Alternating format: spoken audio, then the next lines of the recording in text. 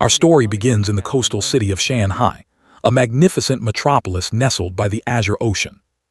Inside a modest apartment, a woman was gently nursing her baby boy, murmuring softly, "Goodness, eating your fill and then sleeping so soundly. Do you know how jealous I am? I've become a night owl ever since I had you." She gazed affectionately at the little one, her eyes filled with boundless love. As long as her son grew up safe and sound, all her hardships were completely worth it. However, this little boy was no ordinary infant. Deep within him, a mysterious system was actively running. Energy plus one, energy plus one, energy plus one. He was a transmigrated soul, now trapped in the body of a baby whose brain had not yet fully developed. A system interface suddenly appeared right before his eyes. Lin Zai-Chen, age, 33 days, biological level, Tier 1 ordinary biological attribute, none. He couldn't help but be astounded, thinking to himself, I transmigrated and even got a golden finger as a bonus. Time quietly passed, and soon Lin Zai-Chen was 3 months old. The baby grew up surrounded by the loving embrace and great expectations of his parents. "Oh my, kicking again. Not crying or fussing, my son is truly an angel, saving me so much trouble." His father, Lin Yansheng, smiled in agreement. "Just looking at our boy, you can tell he has extraordinary potential. In the future, he's definitely going to be an elite gene fuser. At the very least, he'll be a high-end cyborg." Standing next to him was Zhang Wan, Lin Zai-Chen's mother. The system panel appeared once more with a new notification. Achievement. Kicked a total of 10,000 times. Reward. Biological attribute only forward, never backward. Description. As long as you persistently train a body part, its strength will grow limitlessly, but it cannot exceed the threshold of carbon-based life forms. Although the reward sounded incredibly appealing, he was still somewhat confused. So, after 3 months, I've unlocked the system's first achievement. This only forward, never backward skill seems to make me feel my strength secretly increasing. Countless future scenarios flashed through Lin Zai-Chen's mind. He wondered curiously, what on earth are the gene fusers and cyborgs that Dad just mentioned? Could it be like Spider-Man in the comics? Or Superman? Another month passed, and Lin Zai-Chen was now 4 months old. In the dead of a silent night, when the whole family was fast asleep, Lin Zai-Chen was still awake, diligently practicing crawling in the living room. A series of notifications chimed. "You are learning to crawl. Vitality plus 1. Body coordination plus 1. Crawling proficiency plus 1. I'm only 4 months old and I already know how to sit and crawl. To avoid scaring my parents to death with this abnormal development, I have no choice but to practice at night." When Lin Zai-Chen turned 5 months old, he began learning to walk. Naturally, he only dared to do so at night. "You are learning to walk. Vitality plus 1. Body coordination plus 1. Walking proficiency plus 1. Thanks to the only forward, never backward buff, I can already walk steadily at just 5 months old." Nevertheless, he couldn't let anyone discover this rapid progress. He had to wait until he was 6 months old before he dared to start sitting up in front of his parents. "I'm finally half a year old. Now I can openly sit and crawl in front of everyone." On the TV, a news program was broadcasting. Today's focus. Which life do you choose, a mechanical cyborg or a gene fuser? Next is a special report on mutant beasts. Gene fusers and cyborgs, let's unite against our common threat. This was the first time the baby realized that the world he lived in was entirely different from his old Earth. To be precise, it had been fundamentally altered by the appearance of terrifying, unknown creatures, collectively known as mutant beasts. To resist these beasts, humanity struggled for decades and finally pioneered 2 paths of evolution: enhancing the body with machinery, or altering the physique through genetic technology. This led to the birth of cyborgs and gene fusers. Furthermore, there existed a method even more advanced than genetic modification, directly fusing with the genes of mutant beasts, thereby acquiring a portion of their abilities. It was the epitome of fighting poison with poison. Thinking of this, Lin Zai-Chen felt truly fortunate. Thank goodness I have my own system. It will be my safety net to grow up securely, evolve, and survive in this peril-filled world. Just as his thoughts ended, a loud noise suddenly echoed from the door, startling him into turning around. A strange woman appeared and spoke. "Hello, I'm Su Meng, your newly moved-in neighbor. Here is a small housewarming gift, please accept it." Su Meng continued to introduce her family. "This is my husband, Shen Jian Yi, and our daughter, Shen Qinghan. We hope you can look after us as neighbors from now on." That was the first time Lin Zai-Chen met Shen Qinghan, his very first friend in this world. At that moment, He had no idea that their destinies would be tightly intertwined in the future. Time flew by in the blink of an eye. The 7-month-old Lin Zichen could now control his body with great proficiency. You are learning to run. Vitality +1. Body coordination +1. Running speed +1. Running skill +1. You are learning to jump. Vitality +1. Body coordination +1. Jump height +1. Jumping skill +1. And finally, learning to speak. You are talking to yourself. Spirit +1. Language ability +1. Expression ability +1. With the help of only forward, never backward, I have perfected all basic skills in just 7 short months. At 8 months old, Lin Zichen began challenging himself with high-intensity sit-ups. You are doing sit-ups. Vitality +1. Proficiency progress +1. Abdominal strength +1. Even though he only dared to train when his parents were away, as the saying goes, the truth will out. An incident occurred. Upon witnessing her 8-month-old son doing sit-ups in the room, Zhang Wan almost couldn't believe her eyes. She hurriedly rubbed her eyes, wondering, what on earth is going on here? How can Chen Chen be doing sit-ups? But when she looked again, she only saw Lin Zichen sleeping soundly. I must have been binge reading too many novels lately. My brain is foggy and I'm hallucinating. Zhang Wan was actually a novelist specializing in male-oriented fiction. Seeing that his mother was no longer suspicious, the baby breathed a sigh of relief. That was close. Thank goodness I got away with it. I have to be more careful next time. A few days later, while bathing Lin Zichen, Zhang Wan suddenly screamed in panic. Honey, something shocking has happened. Come out here and see. Hearing his wife's call, Lin Yansheng rushed in hastily. Darling, what's wrong? Why are you shouting? She pointed at their son, her voice full of worry. Look, how come Chen Chen already has a six-pack at only 8 months old? Hearing this, he fell into deep thought, connecting all of his son's strange behaviors, from his extraordinary appetite to his current abs. After a moment of contemplation, he cheered joyfully. Ah, I get it. Honey, could it be that our son is a 1-in-a-million genius? The more he thought about it, the more excited he became. It seems Chen Chen's future will be incredibly bright. There's a high chance he'll become a gene fuser or at least a cyborg. Lin Yansheng was also a novelist, and so Lin Zichen's crisis was once again smoothly resolved. My game hack was almost discovered. I didn't expect my old man to make up such a logical hypothesis on his own. Having writers for parents is truly a godsend. Speaking of geniuses, it seems on this bizarre planet, I'm not an isolated case. While he was sitting and watching TV with his mother, a breaking news report appeared. Exclusive news. A teenage genius from a millennium-old martial arts family in the capital, born with divine strength, was able to lift a 20 kg dumbbell with a single hand at just 2 years old. Hearing this, Zhang Wan rubbed her son's head and said, Our Chen Chen is amazing too. Mommy firmly believes your future will be no less than that genius boy's. With large, sparkling eyes, Lin Zichen thought to himself, That's my mom, she's got a great eye for talent. But I wonder by the time I'm 2, will I be able to easily lift 20 kg? Just as expected, on his 2nd birthday, Lin Zichen was already able to lift the 20-kilogram dumbbell in the storage room. I'm finally 2 years old.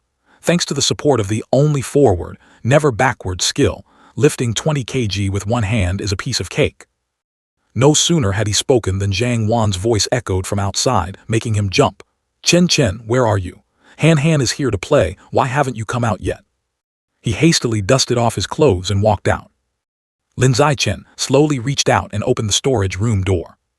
The sight before his eyes completely surprised him, making his large eyes light up.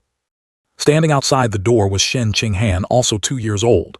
She was wearing a cute princess dress, holding an egg tart in her hand, and babbled, Tart, egg tart. For you, he replied. Thank you, but you eat it.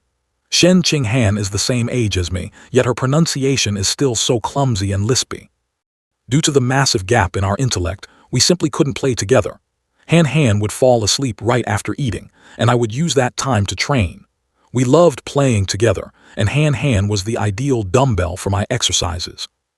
Just as that thought flashed by, Lin Zichen suddenly felt something was wrong. His eyes widened. But there's a small problem with this dumbbell.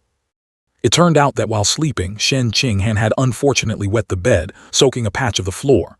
He shouted loudly, Mom, I think Han Han opened the floodgates again. This was the thing that annoyed him the most, the fact that she occasionally had accidents like this. It didn't stop there. By the time he was 3 years old, he could lift a 40-kilogram dumbbell with one hand. The TV once again reported on the prodigy. Shocking news. A 4.5-year-old prodigy in the capital can lift a 30 kg dumbbell with one hand. He thought to himself. As for me, I've already left that prodigy kid far behind. The info panel popped up. Lin Zai-Chen age, 3 years old biological level, Tier 1 ordinary biological attribute, only forward never backward. He pondered intently. The level is still just Tier 1 ordinary. So what would Tier 2 ordinary be like? Could it mean surpassing the limits of a normal human? Carrying these questions, he stepped out of his house for the first time. Watching the stream of people passing by on the street, he secretly guessed. Those people around here are probably cyborgs or descendants of gene fusers. The first place he went to was the library. Because his parents didn't allow him much contact with electronic devices, this was the best place to answer all his questions. Seeing Lin Zai-Chen excitedly running into the adult book section, Zhang Wan asked in surprise, "Chen Chen, the children's section is over there, where are you going?" Shen Qinghan also trotted after him, calling out, "Chen Chen, wait for me." Completely unlike children his age, Lin Zai-Chen engrossed himself in reading the Mutant Beast Encyclopedia. Su Meng smiled and praised, "Truly the genes of a top scholar." Shen Qinghan held out a bag of cookies. "Chen Chen, I still have some cookies, do you want to eat them?" he replied. "Thanks, I want to read. You go ahead and eat." Through the pages of the book, he gradually understood more about this heavily mutated world. An ancient stone tablet recorded that the world was divided into 6 levels. Ordinary, advanced, rare, epic, legendary, and mythic. Each level was further divided into 9 tiers. Normal humans were currently at Tier 1 of the ordinary level. In front of higher-level creatures, humans were no different from tiny ants. He told himself, "It seems I have to accelerate my development speed. Only then will I have a chance to survive in this dangerous world." Just as he finished speaking, the system chimed with a notification again. "You are reading. Spirit +1. Reading comprehension +1. Knowledge +1. Achievement, accumulated reading of 100 million words. Reward, biological attribute heavenly wisdom root." The system truly understood his intentions, immediately assigning him a new task. "Excellent, from now on I can become someone exceptional in both pen and sword." At age 4, he worked hard on training while diligently reading books in the library. In the days that followed, he never slacked off, always combining reading with physical training. When he turned 4, he started attending kindergarten. The person who led him by the hand into the classroom was his homeroom teacher, Ms. Cho Bi-Rai. Shortly after, he smoothly leveled up to Tier 2 ordinary, able to lift 80 kilograms with one hand, do a standing high jump of 1.2 meters, and run 100 meters in under 11 seconds. These numbers were hard to achieve even for normal adults, let alone a kindergarten child. Just as the saying goes, with great power comes great responsibility. In class, Shen Qinghan was frequently teased by her classmates because of her bedwetting.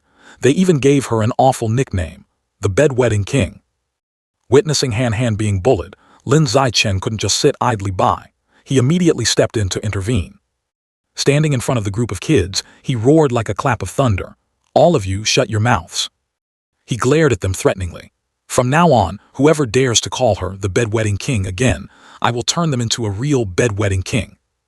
Lin Zai-Chen growled, asking again, "Did you hear me clearly?" Terrified by his shout, the entire class burst into tears in unison. Only Shen Qinghan stood there, her sparkling eyes filled with admiration. The kids wailed, "Wah, Daddy, I'm so scared. I want to go home. I won't dare do it again. I'm not going to kindergarten anymore." The system immediately notified, "You have successfully suppressed the entire class with your domineering aura, acquiring the title Kindergarten King. Achievement, dominate 9 years of compulsory education. Title Kindergarten King obtained. Primary school boss and middle school bully locked. I didn't expect the new task to come so quickly. It seems this task allows me to accomplish multiple things at once. This is indeed good news." Half a year later, he exceptionally completed his reading task, receiving the heavenly wisdom root attribute. From then on, his learning ability reached the peak of humanity. Accumulated reading of 100 million words. Task completed. Attribute heavenly wisdom root obtained. Ability, photographic memory, master-level learning capacity. Time flew by, and soon we were nearly 7 years old, successfully graduating from kindergarten. Lin Zai-Chen's abilities had made astonishing leaps forward. He could lift a 200 kg weight with one hand. During the summer break before entering primary school, he didn't slack off at all, continuing to train his body to push past his limits. Not only that, his jumping ability had also visibly improved, this time breaking the 2-meter mark. Lin Zicheng's speed also reached extraordinary levels. This time, he shortened his 100-meter dash time to under 8 seconds. Thanks to the support of the Heavenly Wisdom Root, during my free time, I had completed most of the primary school curriculum and set a goal to soon claim the title of school boss. On a beautiful morning at Yangguang Primary School in Shanghai City, he finally officially stepped over the threshold into primary school. Because he had already self-studied the middle and high school curriculums, getting high grades in primary school was as easy as flipping his hand. The most important goal was still to quickly establish his position as the school boss. In the National Primary School Math Olympiad, Lin Zicheng excellently clinched the championship. His homeroom teacher was moved to tears, praising him endlessly. "Well done, Zhao Chen. We're all counting on you for the literature exam next week. Do your best." During recess, he would often tutor Shen Qinghan. He pointed at the book, looked at her, and said, "Read it again." "Ran Mazur." She hesitantly followed. "Rescue, mouth, machine." He interrupted. "Completely wrong. It's not rescue mouth machine, it's run Mazi. Do it again." Although Shen Qinghan wasn't a standout genius, her obedience and diligence were undeniable. After just one semester, her grades had climbed to second place in the entire grade, second only to me. To realize my title sooner, besides studying, I also actively participated in sports tournaments and continuously shattered school records. Just when I thought primary school life would remain eternally tedious in this loop, a mysterious transfer student appeared in our class. The teacher walked into the class and announced, "Class, today we will welcome a newly transferred student." As soon as she finished speaking, the new classmate walked in, exuding an unusual aura, completely unlike an ordinary person.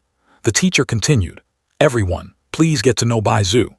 The reason I deemed her special was because I could sense traces of a non-human aura radiating from her body. Bai Zhu's appearance was incredibly beautiful, just like her name. Her glossy platinum blonde hair combined with her smooth white skin and rosy cheeks made her stand out even more in the crowd. The moment she saw her glide by, Shen Qinghan couldn't contain her excitement, turning to Zicheng and whispering, "Zhao Chen, her hair is so beautiful, it looks just like winter snowflakes." He didn't reply. His eyes revealed a thoughtful look, his mind currently having no intention of answering Shen Qinghan. Bai Zhu quietly pulled out her chair and slowly sat down in her seat. Her seat was directly behind Zicheng. He asked himself in confusion, "What bothers me the most is that strange aura. Could she be a Gene Fuser, or the descendant of Gene Fusers?" Time went by just like that. Bai Zhu was extremely secretive, never communicating with anyone. After every class, she would slump over her desk, barely moving. Even her trips to the restroom were very rare. Initially, everyone was curious about her. But as days passed, all attention faded. The classroom returned to its usual tranquility. It wasn't until over a month later that this peace was completely broken. During this period, Bai Zhu's body began to secrete a type of white liquid. I myself didn't know what that substance was. I only knew its smell was extremely unpleasant. The liquid oozed out so much that it soaked her clothes, yet she didn't seem to care, treating it as something normal. The students walking past would all avoid her, pinching their noses and complaining, "What on earth is that stuff on her? It seriously stinks." I feel like it's somewhat familiar, probably because she has poor hygiene. Right after saying that, a male student in the class took a water bottle and poured it straight over Bai Zhu's head, leaving her no time to react. He sneered, "I'm a good person, so I'm helping you wash up to feel refreshed." Enduring those mocking words, Bai Zhu clenched her fists, her entire body trembling uncontrollably. Her soaking wet hair hung down over her beautiful face. She gritted her teeth, biting deeply into her lip. Everyone thought Bai Zhu would explode in anger and make a scene. But no, from the corners of her eyes, streams of aggrieved tears fell. That group of students still wouldn't let her off, standing there laughing in amusement. Shen Qinghan approached Zicheng, asking, "Zhao Chen, Bai Zhu is so pitiful, can we help her?" Zicheng thought to himself, "What's going on? I always assumed Bai Zhu was very dangerous, but why is she crying so miserably now?" Left with no choice, he had to step out to intervene. "All right. Even though Bai Zhu's true identity is still unclear, it seems she's not as dangerous as I speculated. At least until this moment, Bai Zhu is still just a weak girl being bullied." Thinking of that, he reached out and tightly grabbed the collar of that male student, speaking loudly and clearly, "Guan Chen." Zai Chen's face darkened, radiating a terrifying aura. He ordered, "Wipe clean the water stains on Bai Zhu's desk right now." Seeing that expression, Guan Chen was scared pale, sweating profusely, and hurriedly replied, Okay, I'll clean it up immediately." Saying that, he quickly grabbed paper towels and wiped clean the water stains on Bai Zhu's desk.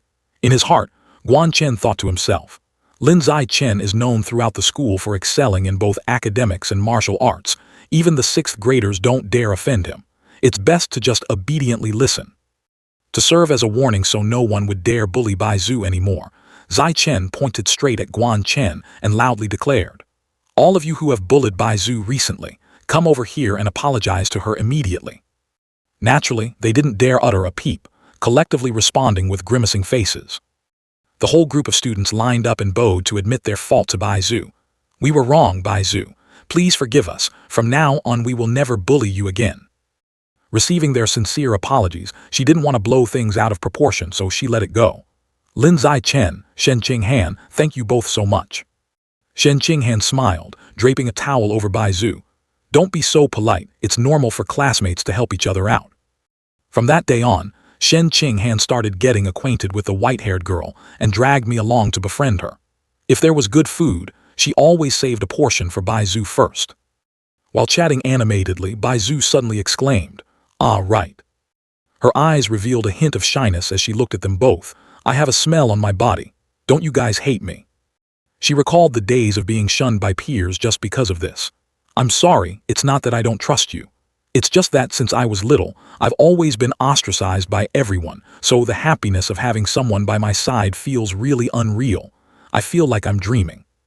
Hearing that, Shen Qinghan interrupted without hesitation. "No way, this is not a dream." She smiled and continued, "I've had similar experiences as you, so I will never hate you. Besides, as long as you agree." As she spoke, Shen Qinghan reached out her hand toward Bai Zhu as if to affirm her sincerity. "We will be best friends forever." Witnessing this scene, Bai Zhu didn't hesitate at all, lunging forward to tightly embrace Shen Qinghan in a surge of emotion. She couldn't hold back her tears, sobbing, thank you guys so much." Speaking of which, she suddenly paused. "Oh, right." After that, she took off the necklace around her neck. Han, Zio Chen, you guys always care for me, cook delicious meals for me, and treat me so well, so I want to give you this." In Bai Zhu's hand was a necklace with a pendant of a pair of beast fangs. "This pair of beast fangs was a birthday gift from my mother last year. Now I want to give it to you too. I hope you won't mind it. And I hope we will always be best friends." Hearing those heartfelt words, Shen Qinghan happily accepted it, as a testament to the enduring friendship of the three. She cheered loudly, "We will be best friends forever." However, joy is often short-lived. Just when Shen Qinghan believed this friendship would last eternally, an unexpected incident occurred. She received a devastating piece of news. "What? You mean Bai Zhu is about to transfer schools?" Zai Chen replied with a stern face. "That's right. I saw her doing the transfer procedures with my own eyes." He recalled the moment he walked past the principal's office, seeing Bai Zhu and her father finalizing the paperwork. "I'm so sorry to trouble you." "Thank you, sir," the principal replied. "It's nothing. Bai Zhu's paperwork is complete. Her information will be kept strictly confidential." Thinking up to this point, Zai Chen became even more certain. Bai Zhu's identity is truly not simple at all. From that day on, we never saw Bai Zhu again. Perhaps she was just a fleeting silhouette in the realm of our childhood memories. Time passed until one night when the moon hung high. Compared to Bai Zhu's departure, the events unfolding next were what concerned him the most. Zai Chen asked while massaging his mother's shoulders, "Mom, is this pressure okay?" She replied, "It's wonderful, son. Mom has been writing her novel all day. Luckily, I have the Zio Chen massage, so I feel much better." He had learned professional massage techniques thanks to the support of the heavenly wisdom root, not expecting them to yield such amazing results. Just as they finished speaking, the TV delivered shocking news. Breaking news: the capital's prodigy continues to perform new miracles. At the age of 10, the boy successfully fused with mutant beast genes, lifting a 1,000-pound boulder with just one hand. Hearing that, Zai Chen couldn't help but be amazed, his eyes widening. Him again, to think he's already started gene fusion. Stepping out of the bathroom, Lin Yansheng spoke up. "Is it that prodigy kid from the capital again? He really knows how to put on a show. Could it be a gimmick to become a KOL and then sell things online?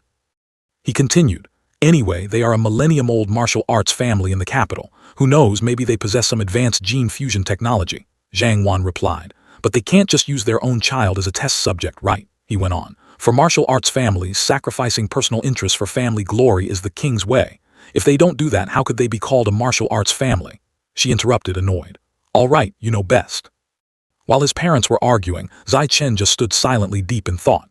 This capital prodigy could previously only lift a 100 kg weight with one hand. After gene fusion, he can lift 500 kg, which is 5 times more. However, when I was 8, I could already lift 300 kg with one hand. Even without using genes at all. Thinking of that, he clenched his fists, full of confidence in his own abilities. It seems my potential is still vastly superior. Initially, he was brimming with confidence about the future, but right when he saw the next piece of news, he finally understood the feeling of being dominated by fear. On the screen was horrifying footage of an attack, smoke and fire everywhere. Urgent news. A severe mutant beast attack has just occurred in a neighboring country. The screen showed horrific-looking monsters rounding up innocent people. According to eyewitness accounts, this attack is related to a giant rat species. A poor girl was unfortunately grabbed by the giant rat. It brought her towards its mouth full of sharp teeth. Help me, save me. Before she could finish her sentence, the mutant beast devoured the girl. In a split second, fresh blood splattered everywhere and her screams were silenced. After the mutant beast riot, people very quickly began to investigate and uncover a mysterious entity pulling the strings from behind. After the investigation, the truth about the heretic elements behind the mutant rat attack was revealed. I hope that all nations will unite to support Yinghua Nation in wiping them out. This heretical organization was composed of anti-humanity individuals, lackeys for traitors. For personal gain, they were willing to act as running dogs to attack the human world. Fortunately, I was born in a powerful country with a stable foundation, which gave me the conditions to develop myself. Just as the thought ended, an earth-shattering explosion from outside left Zai Chen stunned. His face turned pale, his eyes staring wide. He looked towards the window in panic, exclaiming, "There was an explosion outside." Without hesitation, he immediately rushed out to check the situation. Zai Chen hurriedly pulled back the window curtains. An astonishing scene revealed itself. In the sky, countless cyborgs were flying head to tail in the same direction. He asked himself, why has the government mobilized so many cyborgs? I just hope nothing terrible is going to happen. In a flash, it was the next morning. Glaring sunlight dyed the neighborhood golden. At this moment, Zai Chen and Qing Han were on their way to school. He urged, "Hurry up, we're going to be late." Qing Han replied, "I'm sorry for making you wait so long." As soon as she finished speaking, he suddenly noticed something strange, his eyes widening in surprise. "Eh?" He quickly ran over to her, grabbing the beast fang that was glowing on her neck and asked, Han, your beast fang is glowing." She gasped in astonishment. "Huh, it really is." This was the first time Zai Chen witnessed such a bizarre sight. He wondered, could this be the tooth of a mutant beast? No wonder Bai Zhu had always exuded an aura different from normal people. The source definitely lies in this tooth. The light on the fang flickered out right after, so we didn't have time to study it further.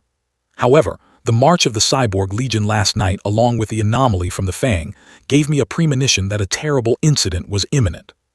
While walking on the street, the two accidentally brushed past a provocatively dressed woman who was standing and smoking. Just as they were about to walk past, she spoke up, "Well, these kids are so cute." She fixed her gaze on both of them, probing, "Are you two brother and sister?"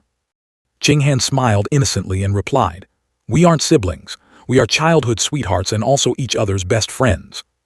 She smirked slightly. "Childhood sweethearts, that sounds so enviable. I wish I had a friend like that too." As she spoke, she probed, "By the way, going to school by yourselves at such a young age, where are your parents?"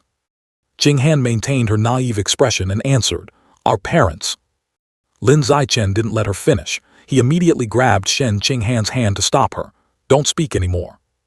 He led her straight ahead without bothering to look back. "We're going to be late for school, hurry up." A moment later, they arrived at school. He turned and reminded her, "From now on, don't answer questions from strangers, got it?" Shen Qing Han obediently replied, "Yeah, I know." Time passed, and the school day ended as the sun gradually set, bathing the streets in the hues of dusk. On their way back, the two passed through a deserted alley. Shen Qinghan spoke up fearfully. Zhao Chen, this alley is too quiet. It feels so gloomy and cold. Lin Zichen reassured her. This place is scheduled for demolition next week, so all the residents have moved out. That's why it's so quiet. Just as he finished speaking, a familiar figure appeared. You two kids, finally done with school. It was the woman they had met that morning. She called out, Brother, no need to look anymore, the two kids are right here. Lin Zichen sensed the threat. Instantly, he shielded Shen Qinghan behind him and thought to himself, It's her. I deliberately took a different route to avoid her, but to think she still followed us. Her eyes revealed a clear malice. Little friends, my house has lots of delicious food, do you want to come and play? The burly man behind her interrupted. You talk too much, woman. Without hesitation, he pulled out a chloroform-soaked cloth and lunged at Lin Zichen and Shen Qinghan, intending to knock them out and kidnap them. He flashed a wicked smile, muttering, Your daddy is in a hurry to make some money. Facing the evil man, Lin Zichen had no intention of standing still and taking the hit. He clenched his fist, pulling it back to gather momentum. Right after, he threw a devastating punch at him. With superior reflexes, Lin Zichen landed a critical blow to the opponent's chest, causing him to cough up fresh blood. Taking this hit, the man's massive body was sent flying backward, slamming heavily into the wall. The woman couldn't believe her eyes. Absolutely ridiculous. How could an elementary school kid send an adult flying? Before she could recover from her shock, Lin Zichen appeared right in front of her, his clenched fist aimed directly at her. In the blink of an eye, a direct hit to the face twisted her jaw and sent her flying away. Not stopping there, Lin Zichen bent down and picked up a brick. Killing intent was clear in his eyes. There are no cameras around here. If I let them blab about this, my abilities will be exposed. My plan to survive and grow stronger will be ruined. Just as he was about to strike, the ground suddenly shook violently, accompanied by terrifying noises. What's going on? Why is there an earthquake? While Lin Zichen was still bewildered, a hideous hand with sharp claws clamped onto the nearby wall out of nowhere. The thing that appeared before his eyes was a grotesque rat. He blurted out, a mutant rat. The monster opened its jaws and lunged at the unconscious woman on the ground. In a split second, it bit off half of her body. She died before she could even feel the pain. The disgusting creature grabbed the burly man and lifted him into the air. Seizing the opportunity, Lin Zichen dashed over to the panicking Shen Qinghan. This is bad, he said. She stammered, Zhao Chen. What the hell is that monster? He pulled her into his arms to shield her, his voice firm. It's a genetically mutated rat. With that said, he didn't hesitate for a second and immediately dragged her to flee the deadly alley. We need to find shelter right now. Just as Lin Zichen was fighting for survival, from high above, a figure in bizarre armor crashed down like a meteor, targeting the giant mutant rat. Seeing that reinforcements had arrived, Lin Zichen couldn't help but exclaim, a cyborg. He was truly stunned by their unbelievably fast response time. The armored girl didn't give the rat a split second to recover. The blonde girl raised her arm high. A glowing energy sphere formed, aimed squarely at the mutant beast. Energy pulse. From her wrist, a series of tiny launch tubes emerged. She coldly commanded, tranquilizer gas. The mini missiles filled with toxic gas streaked toward the rat, causing it to instantly lose its sense of direction and stagger. A series of deafening explosions echoed continuously. Dirt and rocks were violently churned up and scattered, and a thick cloud of dust engulfed the narrow space. A relentless rain of firepower poured down on the massive body of the mutant rat. It quickly showed signs of exhaustion.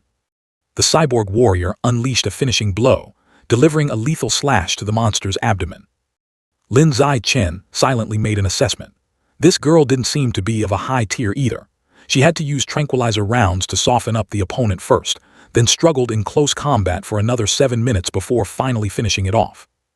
Even so, it was undeniable that the mutant rat was a terrifying threat. Once fully grown, it could reach over 3 meters in length and attain a common Tier 5 biological level. A narrow escape by a hair's breadth. It seems I am still too weak. I need to urgently intensify my training. System notification. Escaped by a narrow margin. Vitality and leg muscle strength +2. Sprinting skill proficiency +1. Even though the threat from mutant creatures remained, life went on. Before long, Lin Zichen and Shen Qinghan celebrated their 9th birthdays together. After making their wishes, the two exchanged gifts. Thanks to the heavenly human wisdom root ability, in just one night, Lin Zichen had figured out how to carve a wooden hairpin to gift to Shen Qinghan. She happily accepted the present. "Thank you, Zhao Chen. This hairpin is so pretty, I love it." Time flew by, and the two graduated from elementary school to prepare for middle school. System update. Achievement dominated the 9-year compulsory education program completed. Reward. Biological attribute the strong prey on the weak. Title Kindergarten King achieved. Elementary school boss achieved. Middle school little overlord waiting to be unlocked. Thinking about soon possessing the strong prey on the weak attribute, Lin Zichen felt a surge of excitement. Throughout the vacation, to quickly conquer the new title and improve his strength, he threw himself into a high-intensity training schedule every day. The system continuously reported, "You have completed 1,000 weighted push-ups. Vitality, arm and chest muscle strength plus 2000. Push-up proficiency plus 1000. Right before the start of the new school year, Lin Zichen's biological level made a breakthrough, reaching Common Tier 3. System notification. You have completed a 10-kilometer interval run. Vitality plus 4396. Speed, endurance, body coordination, running speed and running technique. Each stat plus 1000. Your biological level has reached Common Tier 3. Many other physical indicators also improved significantly. Lifting 700 kg with one hand, jumping 4 meters high, and sprinting 100 meters in just 6 seconds. Lin Zichen still couldn't fathom exactly how strong that capital prodigy was right now. But coincidentally, on the very night before the school opening, the television news broadcasted information about this figure. The 14-year-old prodigy from the capital, thanks to fusing with ant genes, could effortlessly lift a 2,000 kg alloy block with just one hand. Lin Zichen calculated in his head, ant genes could amplify base strength by at least 4 to 8 times. Even calculating at the lowest multiple of 4, the guy's actual base strength was only equivalent to a one-handed lift of 400 kg. In that case, I am still way out of his league. In the future, I will definitely undergo the gene fusion process. I am truly looking forward to it. His middle school career officially began. As the city's top elementary school graduate, Lin Zichen became a highly sought-after target for principals of prestigious schools. Ultimately, he agreed to enroll at Shanhai Middle School on one condition.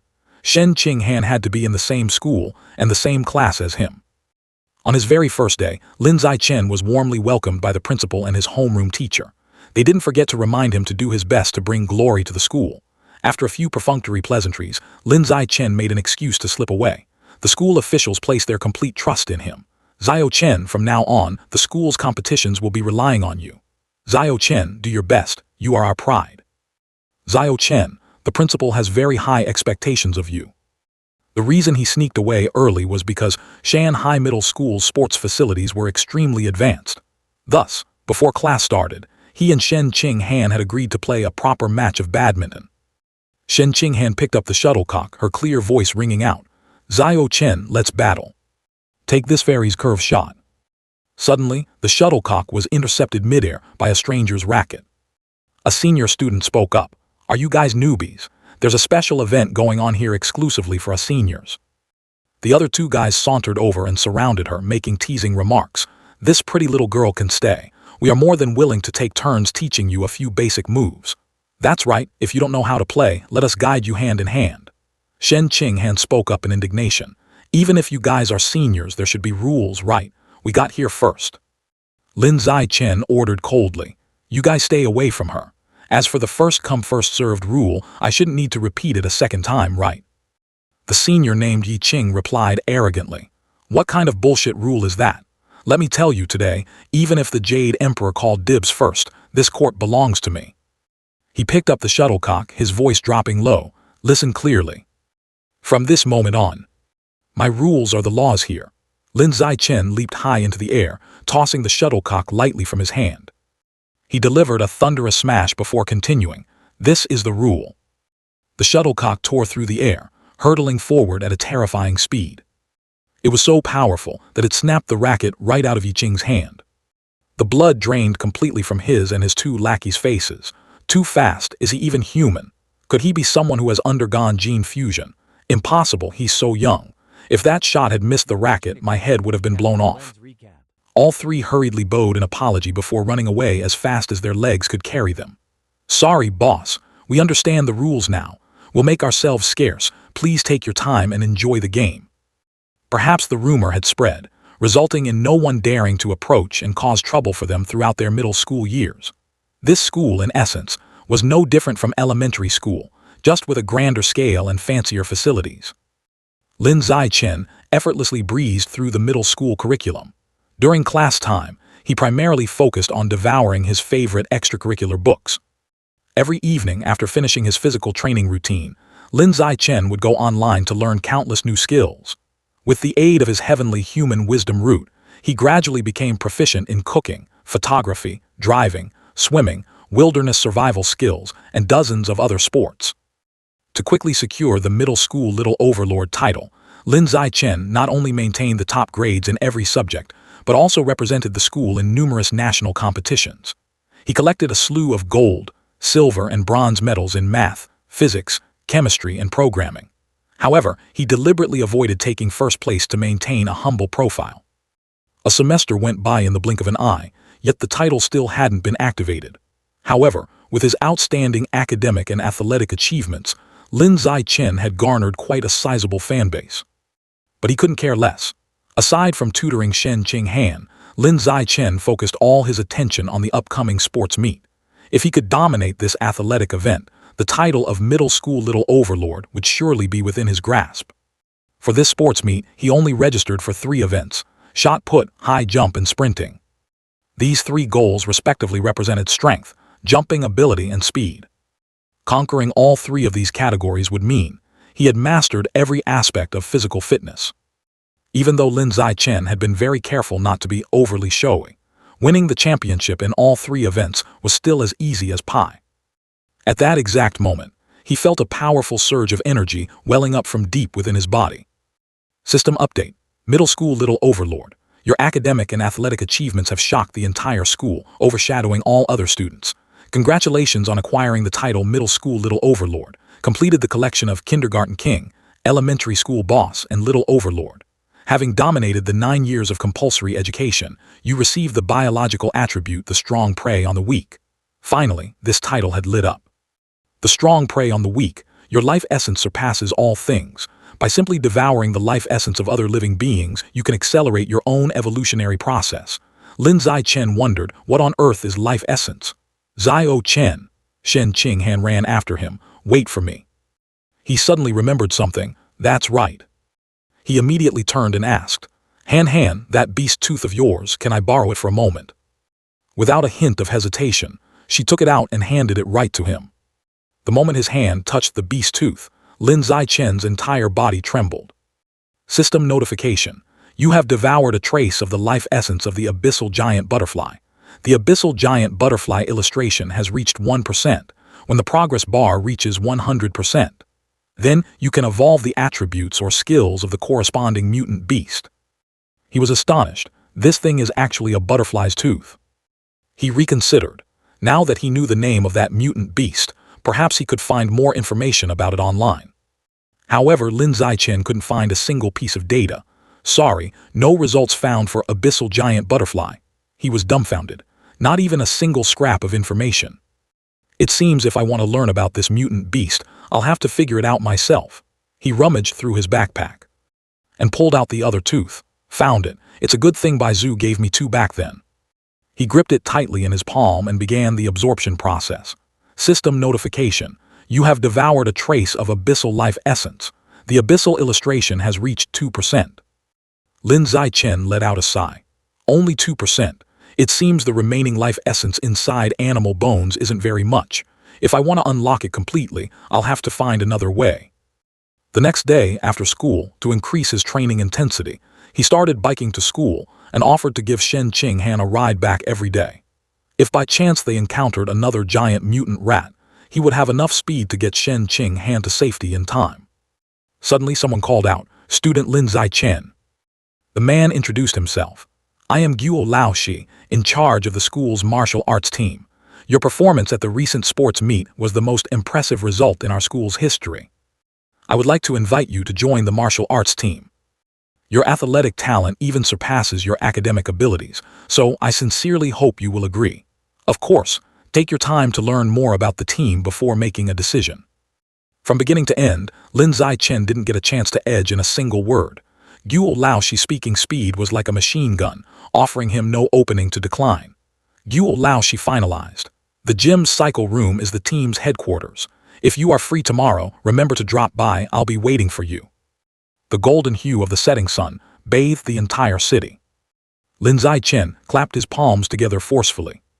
Inside were the corpses of several mosquitoes he had just killed, but no survival attribute skills from the strong prey on the weak were activated. It seems only sufficiently powerful mutant beasts possess life essence worthy of devouring. Lin Zichen took out his phone to check something. Then he hopped on his bike and pedaled straight out. He did this with a clear purpose. To verify a hypothesis, he decided to visit the fresh meat supermarket in the shopping mall to check out the situation. Before long, the two arrived at the supermarket in the city center. Lin Zichen picked up a tray of meat to examine. There was plenty of animal meat here, but it was all carefully vacuum sealed and packaged. I won't be able to verify my hypothesis without directly touching it. Just then, a supermarket staff member announced over the intercom. It's now time for fresh meat carving. Please proceed to the counter to make your selection. Looking toward the stall with the sign Fresh Beast Meat, Unprocessed, Safe to Consume, he rejoiced inwardly. There it is, the boss over there is cutting meat. He hurriedly turned away. Han, wait for me here. I'm going over there to check out that piece of meat. Lin Zichen approached the meat counter. Perhaps this sight was a bit gruesome for Shen Qinghan, but in order to quickly verify his speculation, he didn't bother to explain. Regardless, the truth was already laid bare right before his eyes. As soon as his hand touched the meat, a surging flow of power swelled up. I wasn't wrong at all. Animal meat indeed contains an incredibly abundant source of life essence. Seeing Lin Zichen looking overly excited, Shen Qinghan found it strange, wondering what was wrong with him. He had clearly just touched a piece of beast meat. She asked a bit hesitantly, Lin Zichen, how does animal meat feel to the touch? Is it any different from normal meat? Lin Zichen replied awkwardly, there's no difference, it just feels fresher. Do you want to try touching it once? Shen Qinghan quickly waved her hands in refusal. No, that's unnecessary. You touching it is enough. Lin Zichen continued to persuade her.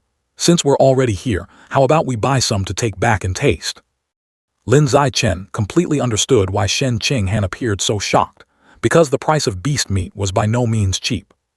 Even the most common phantom squid cost nearly 1,000 yuan per kilo. Lin Zichen firmly declared, let's buy this one this time, the phantom squid. Shen Qinghan looked worried. Lin Zichen, this is too expensive. Why don't you think it over carefully before deciding? Lin Zichen patted her head, reassuring her, don't worry. My mom already told me beforehand. She asked me to buy a bit more. Ryu Wenzin had once told her son that if he decided to buy beast meat, he should just buy a few extra kilos and invite Shen Qinghan over to eat together for fun. Mom would transfer the money later. Lin Zichen added, my mom is going to prepare a grand beast meat feast to treat both of our families. Aside from wanting to share, Lin Zichen had another reason for deciding to buy this meat. He was afraid that directly absorbing the life essence would cause the meat to spoil. Of course, this was only a conjecture, so he needed to verify it through the meat he just bought. The staff finished scanning the barcode and said, hello, 3 kilos of phantom squid. The total comes to 2,995 yuan. Thank you for your patronage, see you next time. Lin Zichen inwardly lamented, what an exorbitant price. Who knows when I'll have enough money for the next purchase. By the time they finished buying the meat, it was already past 9 in the evening.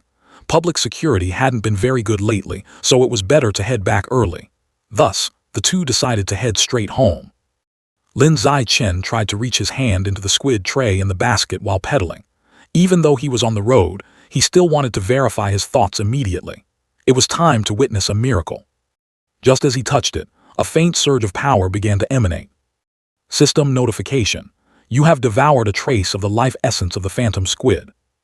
The phantom squid illustration has only been unlocked by 0.1%. On the deserted street, Lin Zichen carried Shen Qinghan home. Just now, Lin Zichen had devoured an amount of life essence from the phantom squid, yet the illustration had only progressed by exactly 0.1%. Calculating it, to reach 100%, he would need up to 100 kilograms. At the price of 998 yuan per kilo, the cost would reach nearly 100,000 yuan. In exchange, the phantom squid's ability to dissolve in water and turn invisible was truly worth every penny. Moreover, this was the cheapest type of material that Lin Zichen could buy at the moment. That's decided then. The next step is to figure out a way to make money. This is an enormous expense, and he couldn't just keep asking his family for money forever. Speaking of which, the initial purpose of buying the meat was to test whether it would spoil after its life essence was absorbed. This thing has been left for a while now. The results should be clear by now. It turns out that absorbing the life essence doesn't spoil the meat at all. Excellent. System notification. The progress of the phantom squid illustration has reached 3%. Shen Qinghan suddenly spoke up to warn him. Lin Zichen, be careful. There are people up ahead. Lin Zichen hastily hit the brakes, and the bicycle jolted to an immediate halt. He had almost crashed into a man and a woman walking by. Lin Zichen hurriedly bowed his head, apologizing profusely. He thought to himself, it must be because I was too absorbed in absorbing the life essence that I got so distracted. But why is the bicycle lane so crowded today? Shen Qinghan urged again. Lin Zichen, look over there. In the distance, a man was holding a knife to a foreign girl's neck and roaring, "Don't come any closer, or I'll kill her right now." The police squad opposite him pointed their guns at the criminal, boldly declaring, "You are surrounded. Calm down and put down your weapon immediately." The captain ordered his subordinate, Bing, don't act rashly. The distance is too close and that guy is a professional. He's using the hostage as a human shield and moving constantly. Sniping right now could easily injure the hostage. Bing replied, "But if we drag this out, the hostage will be in danger. Should we try using hypnotic gas, Captain?" The captain shook his head. "No, hypnotic gas is too obvious. If we make him panic before the drug takes effect, it could easily lead to extreme behavior." Lin Zichen quietly bent down and picked up a stone from the ground. The stone tore through the wind, whistling forward. It struck precisely into the kidnapper's knife-wielding hand. The captain shouted loudly, "Now's the time, attack." The criminal was quickly subdued by the police. Shen Qinghan asked in surprise, "Lin Zichen, did you throw that stone just now?" Lin Zichen signaled her to be quiet. "SHH, let's get out of here first, we'll talk when we get back." The captain suddenly yelled out, "Stop right there, student. You're the one who threw that stone, aren't you?" Lin Zichen pretended to be clueless. It wasn't me, sir." Saying that, the two of them ran as fast as they could. Shen Qinghan wondered, "How strange, why wouldn't you admit it when you did a good deed?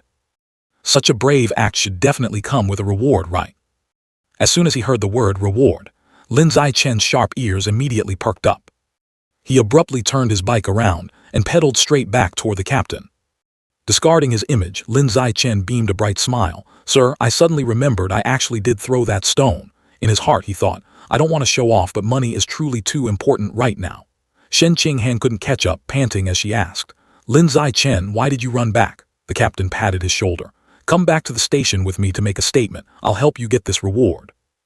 After notifying their families about going to the police station to give a statement, the two locked their bikes in the park and prepared to head to the station to receive the first income of their lives. But right at that moment, disaster struck unexpectedly. The kidnapper suddenly mutated. He transformed into a burly, monstrous beast.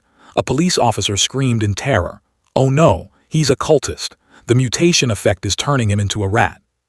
The mutant rat lunged forward, pouncing on a female police officer.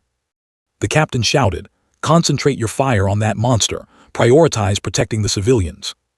Call headquarters immediately. A mutant rat has appeared at West Jiangbei Road Park. Preliminary assessment.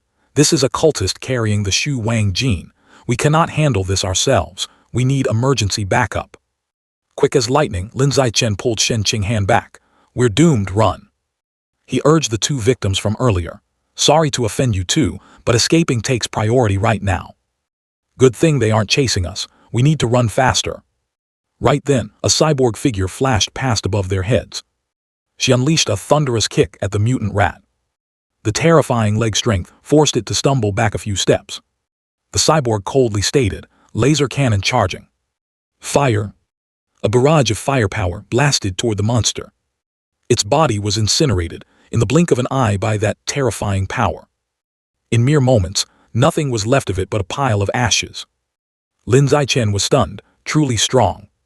It's a good thing my bike didn't get blown to bits, otherwise that would be a heavy loss. The foreign girl breathed a sigh of relief. Thank goodness we're saved. Suddenly Lin Zichen noticed something. Wait a minute. Did the beast meat I bought go bad? It seems that after the life essence is completely drained, the meat will still spoil, just at a slightly slower rate. I have to find an excuse to explain this. It looks like I can only pin the blame entirely on that cultist. Lin Zichen angrily threw the meat on the ground. It's all because of that cultist. That cyborg's attack was so strong that it burnt all the meat to a crisp. Shen Qinghan gently comforted him. It's okay, Lin Zichen. The fact that we're safe and sound is already incredibly lucky. They had originally planned to head home immediately, but per the captain's request, the three had no choice but to get into the security squad's car and return to the station to assist with taking statements. Unexpectedly, upon the charred remains of the cultist's corpse, a faint, strange scent still lingered. Lin Zichen realized, that's right, the guy's fangs still had a bit of life essence left, so doesn't that mean there's still some left in his corpse? I can absolutely absorb the Shu Wang gene from here. A brand new cultist, who knows how much Shu Wang gene can be devoured from him. I'll only know if I try. Lin Zichen stealthily touched his hand to the corpse. His entire body stiffened as a surge of power coursed through him. System notification. Devoured a portion of the mutant rat's life essence. Mutant rat illustration progress reached 5%. Lin Zichen was shocked, that much. It seems the freshness of the host is directly proportional to the amount of essence that can be absorbed. A Bing reminded him, Student, I advise you to sit still, don't move around recklessly. Lin Zichen quickly stretched his arms. Don't misunderstand, it's just that I've been sitting for too long, so I'm stretching my muscles a bit. He was very cautious.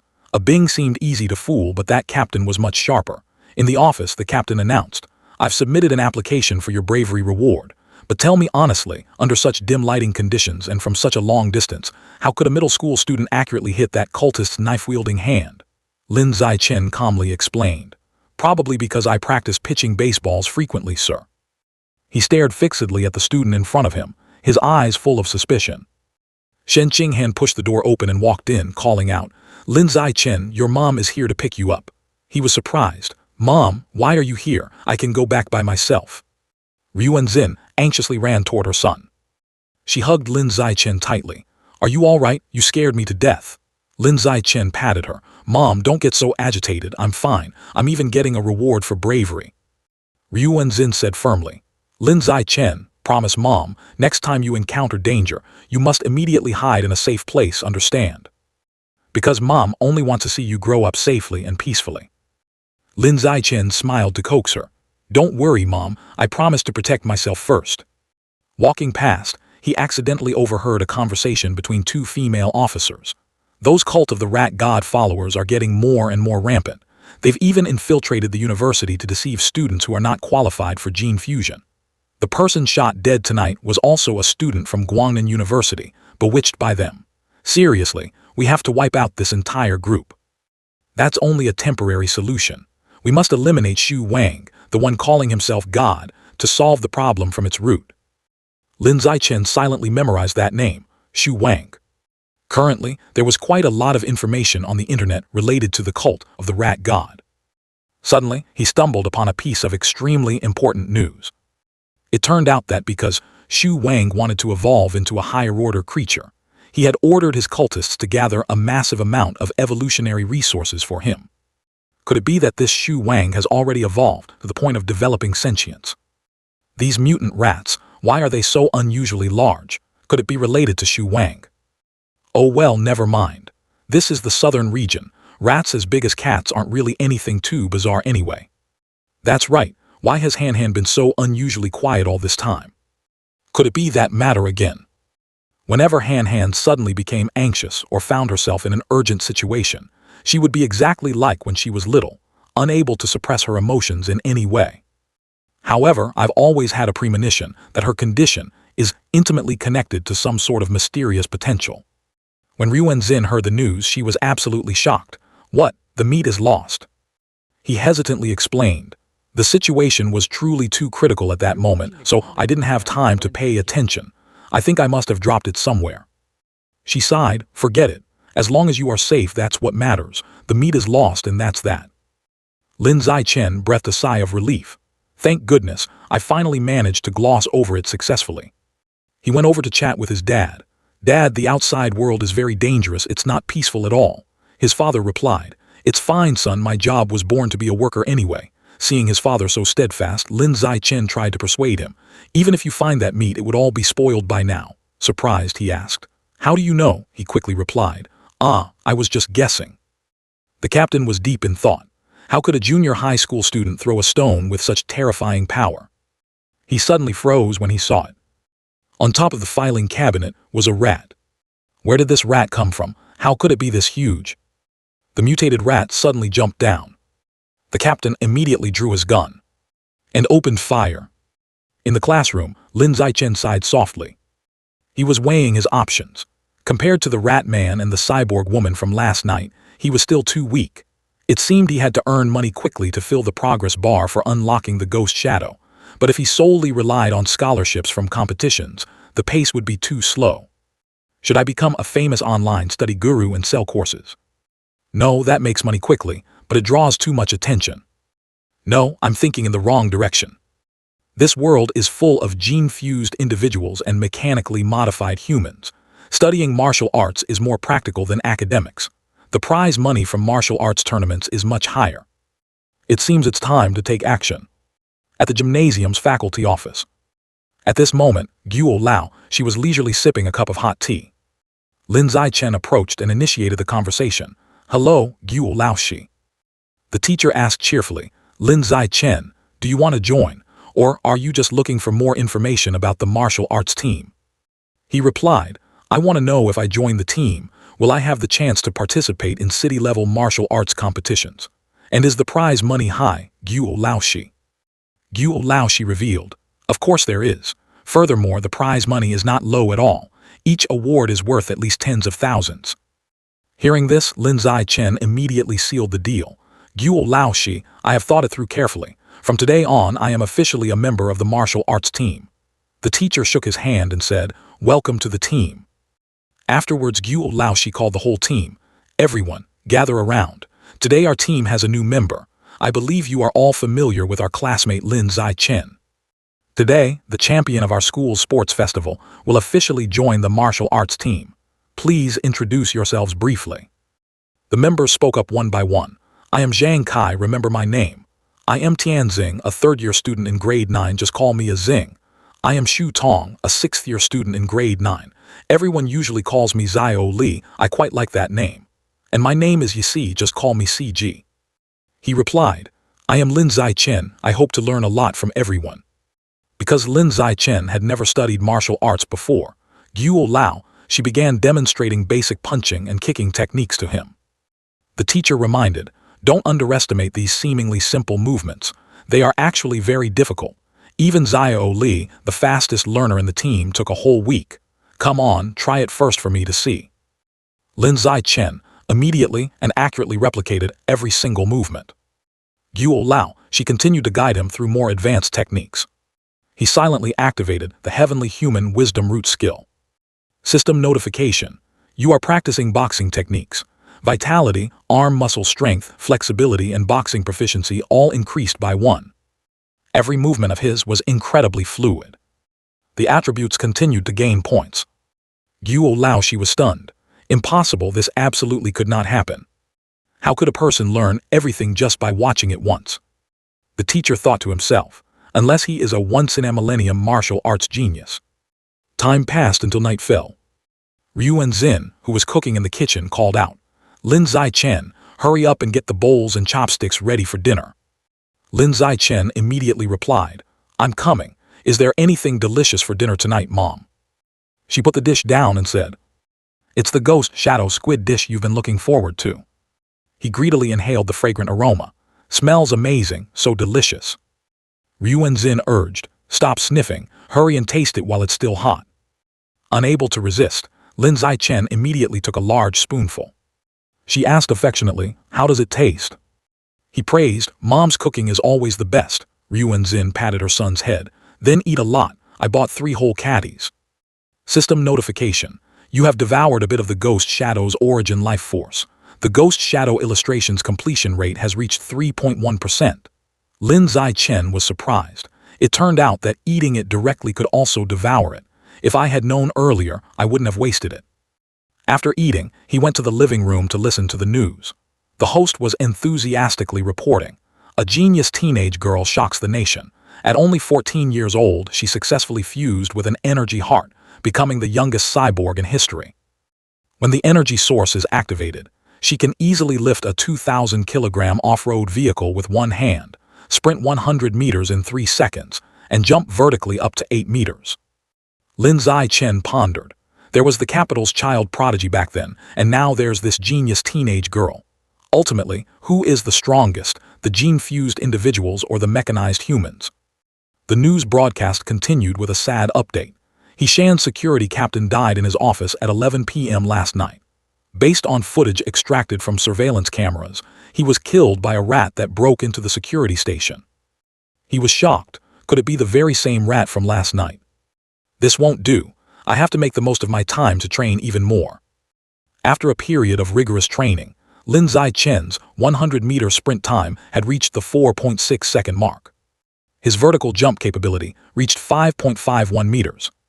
And his single-arm strength could easily lift a heavy object of approximately 1,000 kg. At the same time, the cultivation of martial arts was not neglected by him. He hoped his strength would make a leap forward, ready for the upcoming martial arts tournaments. The next morning, Lin Zichen arrived at the gym to begin his training schedule. And Qinghan also tagged along out of curiosity. Right at this moment, a senior female student approached and struck up a conversation. "Junior Lin Zichen, you haven't had breakfast yet, right? I brought some fresh milk for you." He politely declined. "No need, but thank you for your kindness." Witnessing this scene, a guy standing nearby couldn't help but burn with jealousy. Damn it, this little brat wasn't stealing my sports festival championship enough, and now he dares to reject a goddess. He aggressively stepped out to block the way, shouting loudly, "Halt! Hey kid, where are your basic manners? Even if you don't drink it, you should accept it to make her happy and then give it to someone else like me, for example. Why do you have to hurt her by refusing so bluntly? How uneducated can you be, huh?" The other party was left speechless. "Then drink it all. If you don't drink it, you're disrespecting me, and disrespecting me is rude." Lin Zichen replied, "But I'm allergic to milk." The guy stammered, I don't buy your bullshit." "Lin Zichen, do you have the guts to go one-on-one with me? If I lose, I will never hover around you again. But if I win, you have to chug all this milk." System, new achievement activated. In an official tournament, eliminate 1,000 opponents using the most primitive method of survival. Reward, biological attribute natural selection. Current number of opponents eliminated, 1,000. Lin Zichen cheered inwardly. Finally, the 4th achievement mission appeared after so many days of waiting. Lin Zichen nodded. "Fine, let's do it." The other students immediately gathered around and gossiped. "Did you hear?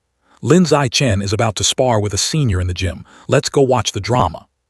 At the gymnasium, the crowd of students had formed a circle, with Guo Laoshi standing between the two as the referee. A senior girl cheered, "Lin Zichen, I'm on your side later. Teach him a lesson he won't forget." Another girl raised her camera. "You can do it, Junior Lin Zichen. I'll take some really cool shots of you." Zhang Kai thought bitterly, "Does this bunch really think I'm going to lose? I'm just taking advantage of this brat before he's fully developed to show my dominance. But Lin Zichen's strength has improved too fast in the past month. If I don't put him in his place right now, I won't have a chance later." Lin Zichen impatiently urged, "I still have to go home for dinner. Can we finish this quickly?" The guy growled, "Fine, I'll indulge you to the end." Guo Laoshi signaled, "Remember, this is mainly an exchange of skills. Winning or losing is secondary. Begin." But Zhang Kai suddenly spoke up, "Wait a minute, Guo Laoshi. Lin Zichen has only been at the school for a month, while I have been here for almost 2 years. To be fair, I will let you have 3 moves." Lin Zichen didn't stand on ceremony at all, and immediately charged forward decisively. 5 consecutive powerful punches were thrown like a storm. Zhang Kai couldn't react in time and took a direct hit, leaving his face swollen. He sprawled flat on the floor, his entire body stiff. Guo Laoshi was dumbfounded. What? A single strike? The team members gasped in astonishment. "Good heavens, that's unreal. Is it over just like that?" Jing Han jumped for joy. He won. Lin Zichen won. The two senior girls also cheered endlessly. Junior Lin Zichen is so freaking cool. Lin Zichen received a notification. System. Congratulations on successfully taking down your opponent, capturing the hearts of the ladies, and becoming an ideal partner. Cumulative opponent elimination progress. 1,000. He realized he needed to send another 999 opponents packing to activate the ultimate skill.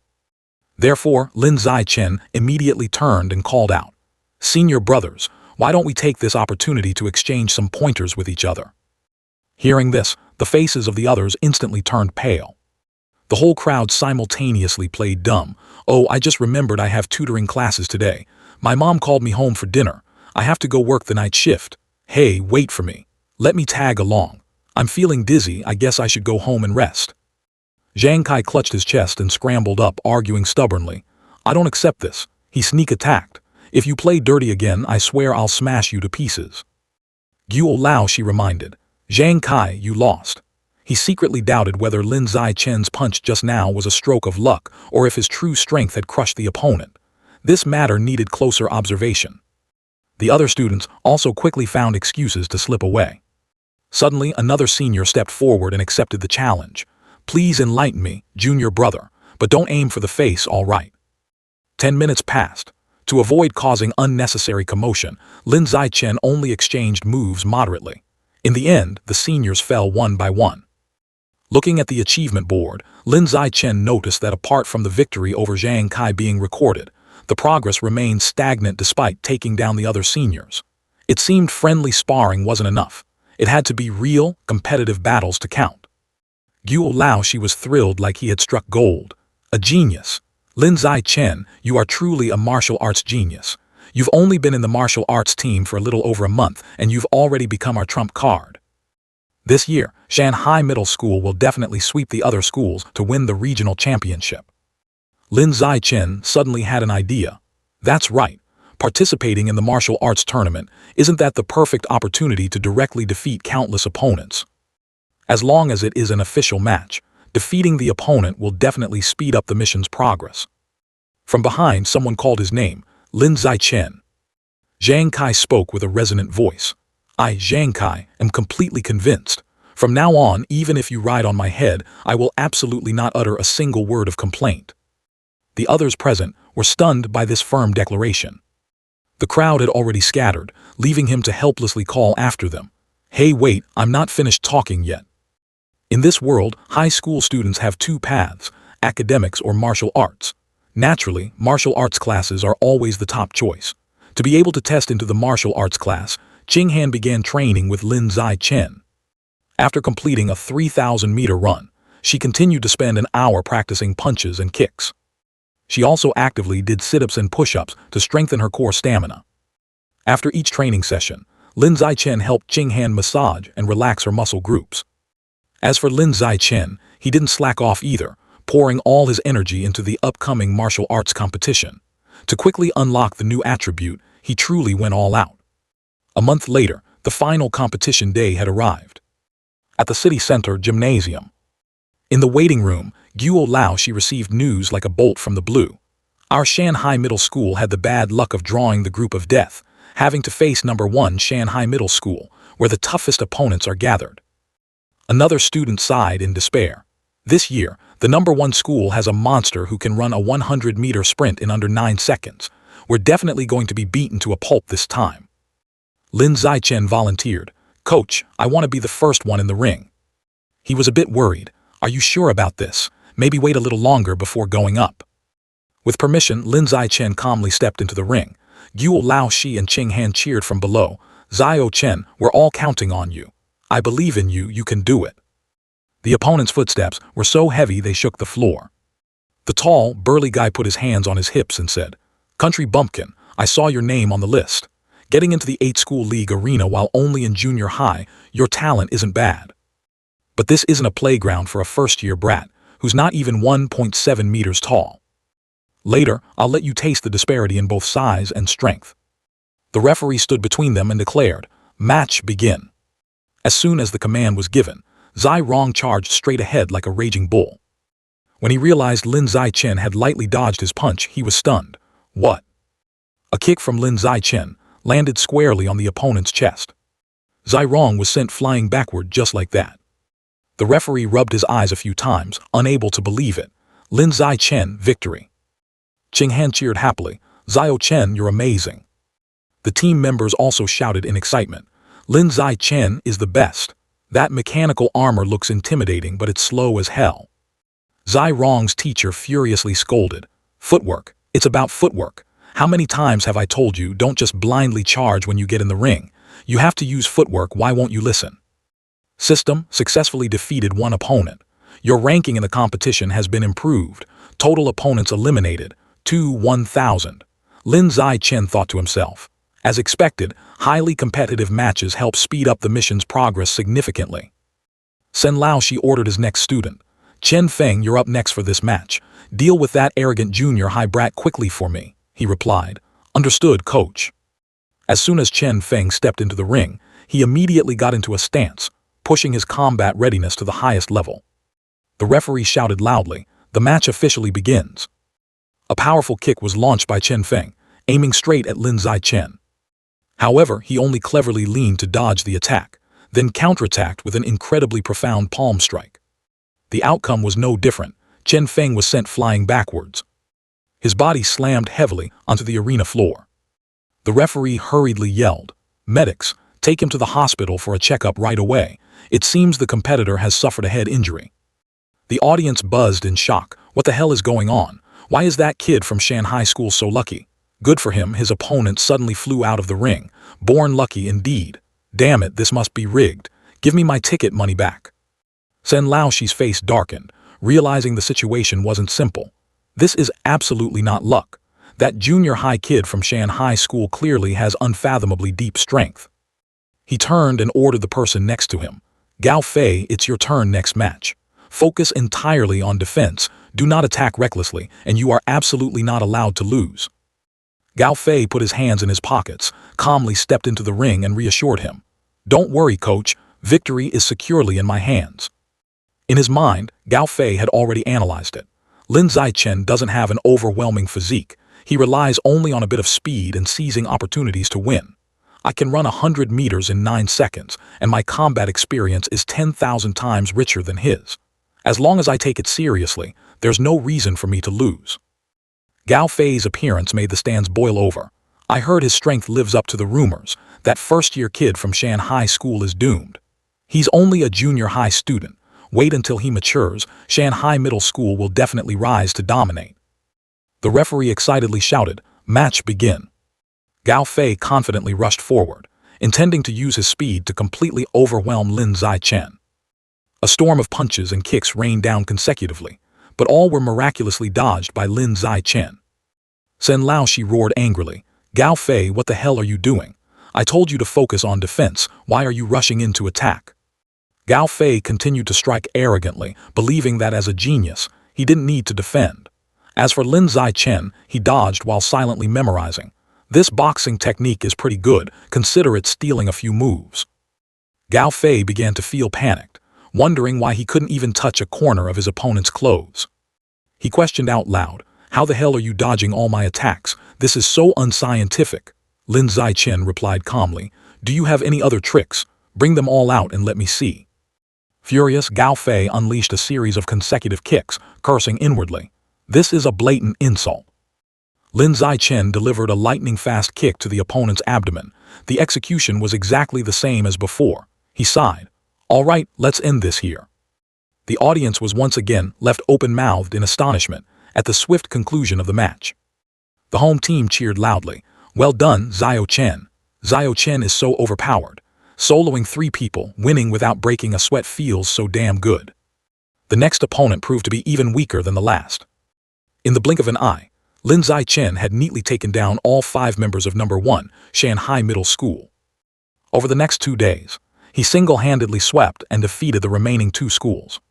Thanks to this, Shanghai Middle School claimed the championship title of the 8-school league. System, total opponents eliminated is 1,000. Lin Zai-Chen muttered to himself. There are still 984 opponents left to take down.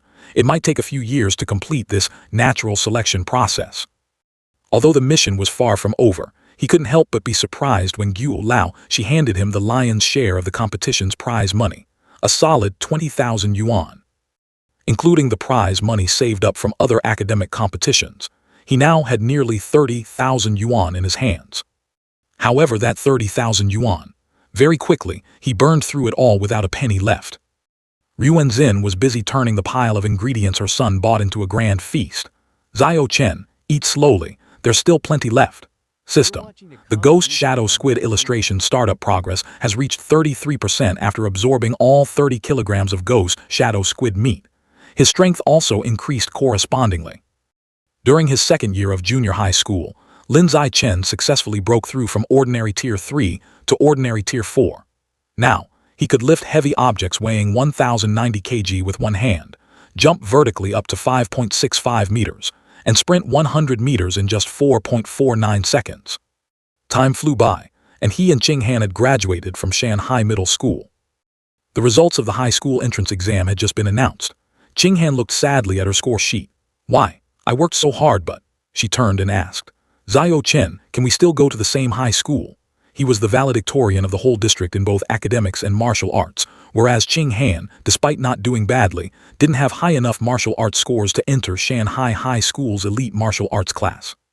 He gently wiped the teardrop rolling down her cheek and asked, How would I know? But the principal of Shanhai High School just called and wants to meet me. Do you want to come along? Qing Han sobbed. The principal is definitely coming to invite you to the top martial arts class. What does this have to do with me? Why should I go? Lin Zaichen held her hand. Don't worry, my only condition for staying at Shanhai High School is that I must share a desk with you. The principal of Shanhai High School spent hours discussing with his family at their home, with the sole desire of convincing Lin Zaichen to continue studying at the school. After everything was agreed upon, the principal stood up to take his leave. Student Lin Zaichen, we have finalized all the necessary conditions. Regarding your final request, as long as you agree to stay at Shanhai High School, feel free to raise any demands to me. Lin Zaichen looked at the person next to him, expressed his gratitude to the principal, and said, I only have one wish, which is hoping that Qing Han can continue to be in the same class as me. The principal looked down at the girl, smiled, and asked, Are you student Qing Han? Then when the new school year starts, you two should come together to Shanhai High School to complete the enrollment procedures. Both happily replied in unison, Thank you, principal. Having finalized the school choice, Lin Zaichen immediately participated in the final martial arts competition of junior high school. Unsurprisingly, he easily helped Shanhai Middle School clinch the championship title. Holding the newly received prize money, Lin Zaichen decided to execute the plan he had been harboring for a long time. He only needed 20% more to fully unlock the Ghost Shadow Squid illustration. This time, the prize money was more than enough for him to pay for the required amount of meat, pushing the progress to 80%. Worried about unpredictable variables during activation, Lin Zaichen carefully moved to a remote mountainous area surrounding Shanhai City. Without further hesitation, he started immediately. The system chimed in, Notification, you have devoured a massive amount of the Ghost Shadow's origin life force. Ghost Shadow Squid illustration, 100%. Congratulations on successfully unlocking the Ghost Shadow Squid illustration and obtaining the biological attribute, Water Affinity and Knowledge. Water Affinity and Knowledge significantly increases compatibility with water, allowing you to move freely in aquatic environments like a fish in water, appearing and disappearing unpredictably. Lin Zaichen couldn't help but be skeptical. Didn't this water affinity and knowledge effect sound a bit useless? He tried diving into a nearby stream and noticed his skin didn't wrinkle after soaking for a long time, and the water resistance was noticeably reduced, making swimming much easier. But besides these points, it seemed to have no other effects. But I suppose it makes sense, he thought. The Ghost Shadow is just a low-level monster, not even worth gene fusion. Later on, when I have the means, I'll gradually acquire better biological attributes. Sooner or later, I will possess them all. Or when my strength is sufficient, I can hunt mutated beasts myself for their meat. For example, the mutated rat. With less than a week left before the new school year began, Lin Zaichen's mother and Qing Han's family planned a beach vacation. To have the opportunity to research water affinity and knowledge more deeply, he suggested choosing this as their destination. Ching Han seemed quite timid standing by the sea. Zhao Chen, the seawater is so cold. He quickly dove into the water like an otter. Everyone feels like that the first time. Just stay calm and get used to it gradually, and you won't feel cold anymore. System continuously updated. You are swimming. Vitality +1, total body muscle strength +1, muscle coordination +1, water affinity +1, swimming skill +1. You are diving. Vitality +1, total body muscle strength +1, muscle coordination +1, water affinity +1, deoxygenation ability +1, water pressure resistance +1, diving skill +1. Ching Han called down from the shore. Zhao Chen, stop swimming alone, come teach me how to swim. He suddenly remembered. That's right, Ching Han doesn't seem to know how to swim yet. Lin Zai Chen patiently guided her, but given Ching Han's average athletic aptitude, he thought it would be very difficult for her to grasp. However, reality slapped him right in the face. Ching Han moved underwater masterfully. Zhao Chen, so swimming is this simple. I just paddled a bit and now I know how to swim. She even excitedly dove headfirst straight down to the bottom. Then she suddenly realized the truth. I can dive.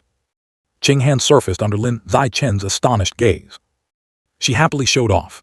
Zhao Chen, am I super or what? Everyone kept saying it's hard to open your eyes in the sea because it stings, but I don't feel anything at all. On the contrary, I feel extremely cool and refreshed. Lin Zai Chen pondered deeply. Ching Han's water affinity is so good that she learned all the swimming skills in an instant. This is truly too abnormal. Lin Zai Chen suddenly paused. Wait a minute.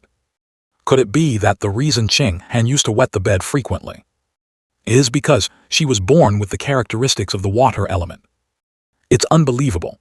Who knows, maybe in her previous life Ching Han possessed some special cultivation spirit body like in those cultivation novels.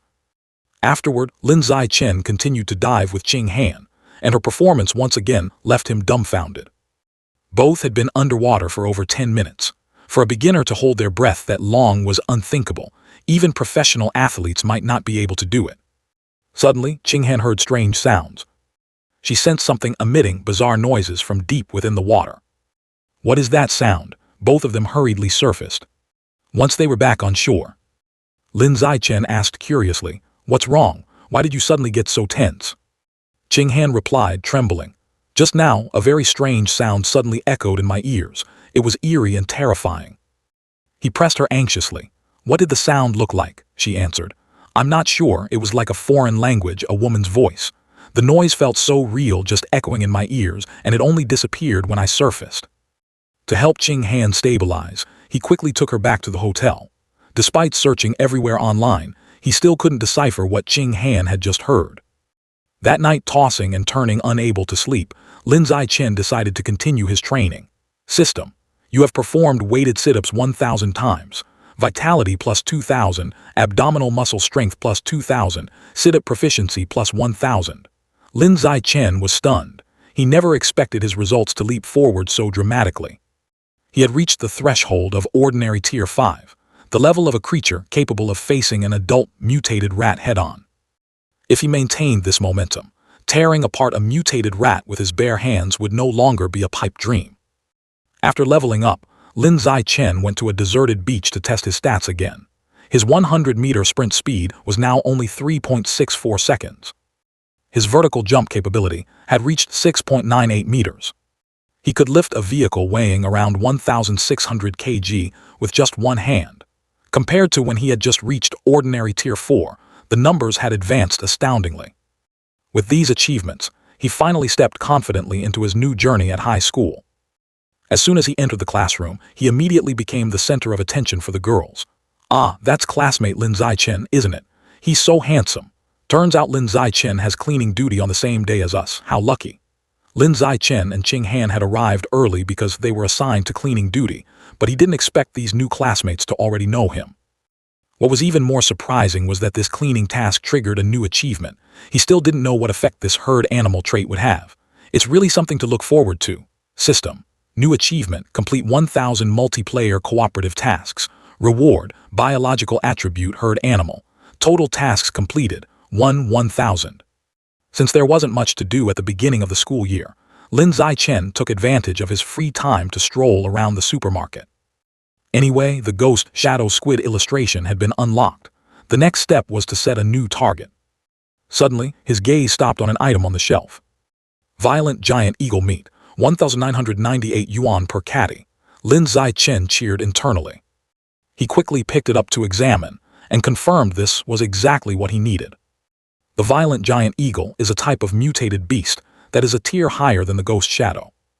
Its eyesight is absolutely terrifying, 30 times that of a normal human. Additionally, its sense of smell is also incredibly keen, capable of locking onto targets that move as fast as lightning.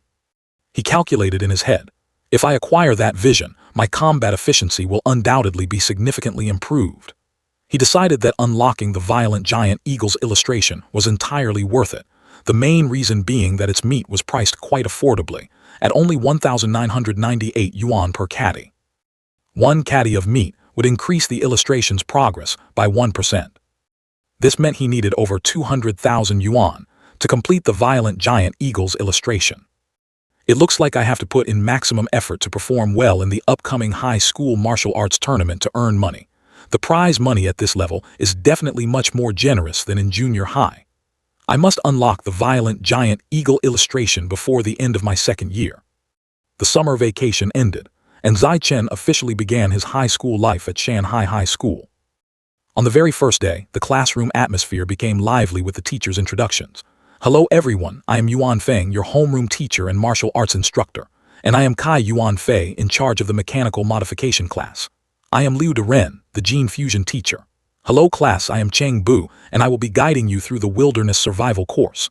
After the teachers settled in, it was the students' turn to introduce themselves to the class.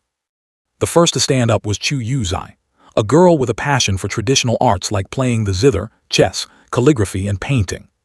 Next was Zhang Yijia. This girl had hobbies ranging from anime and cosplay to sports.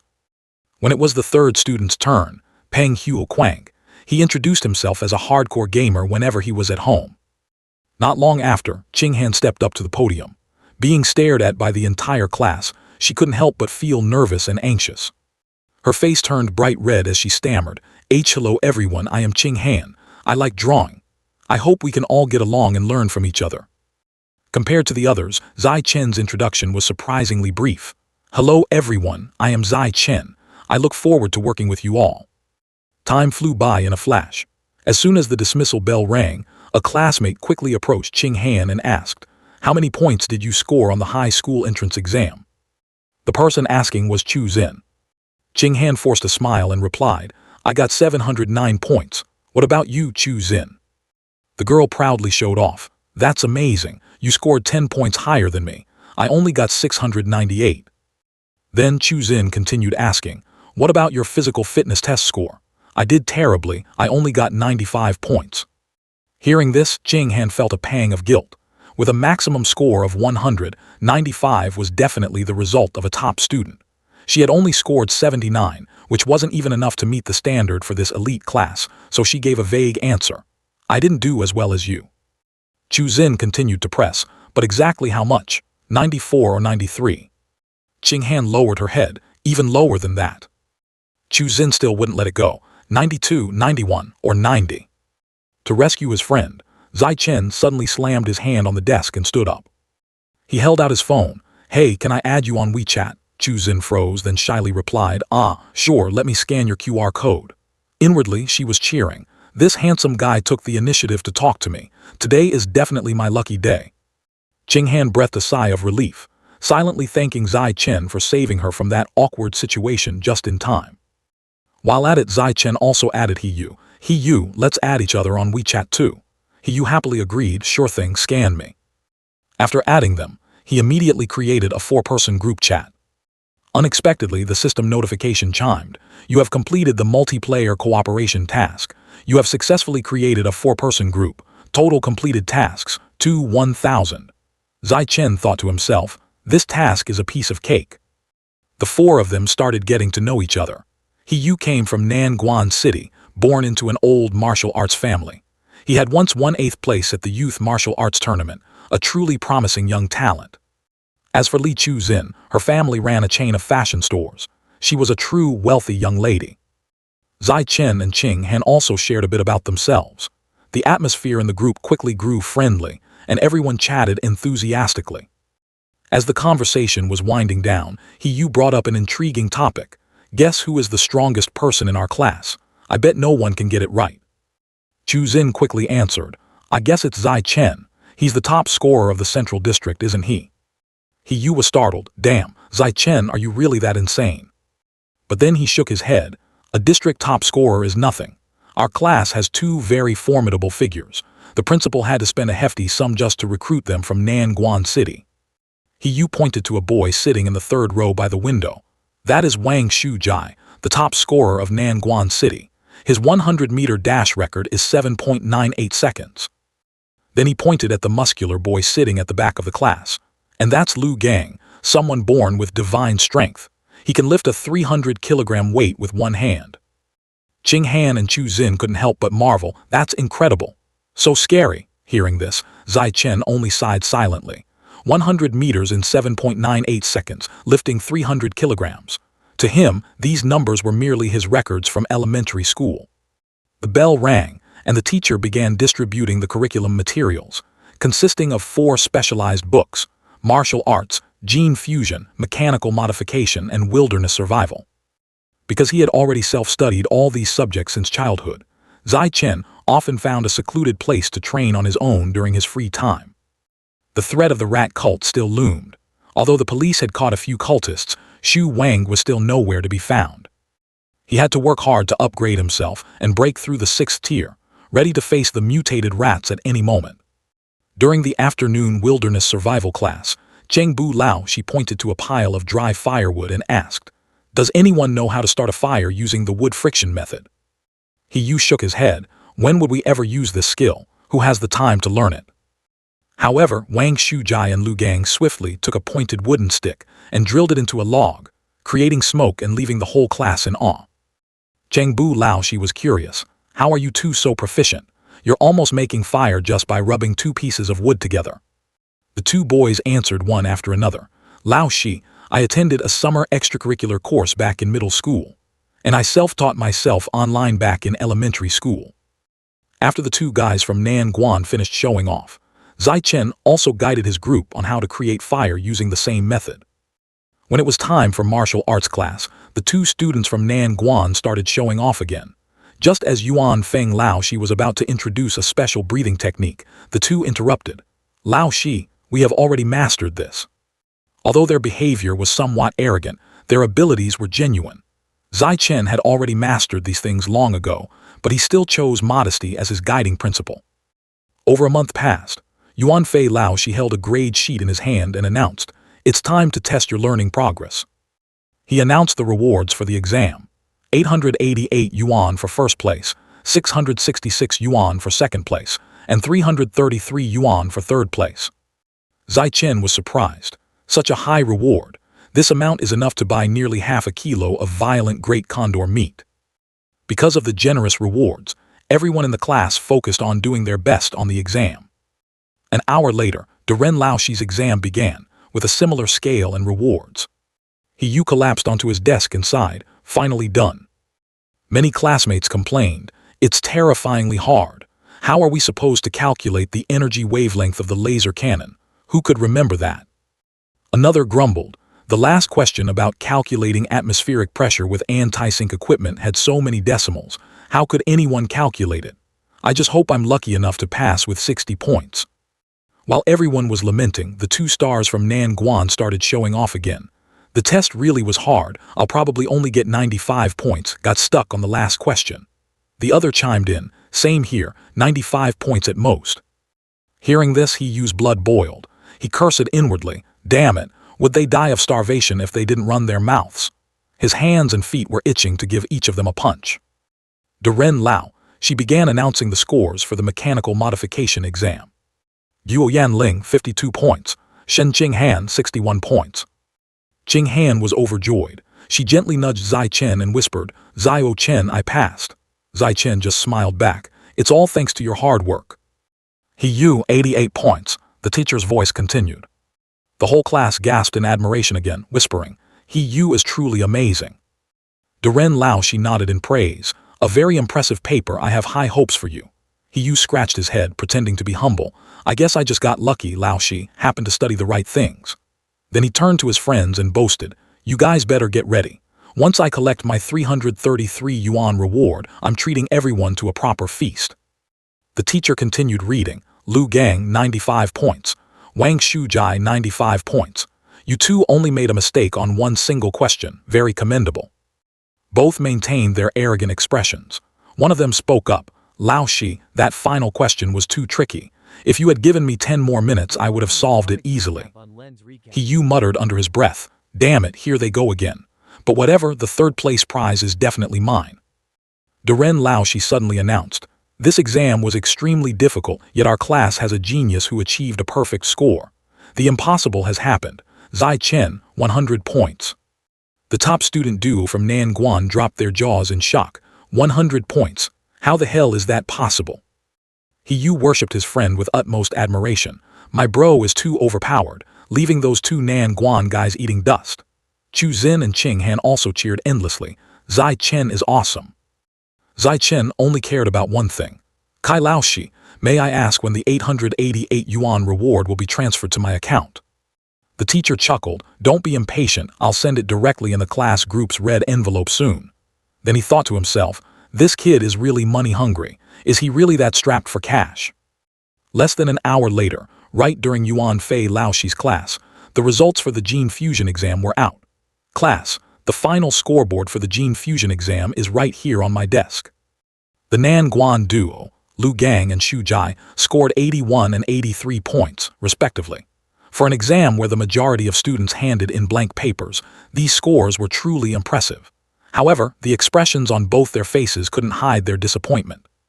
Jing Han also excellently secured her place in the top 5, with 78 points. As for Zai Chen, unsurprisingly, he maintained his form with a maximum score, effortlessly pocketing another cash prize.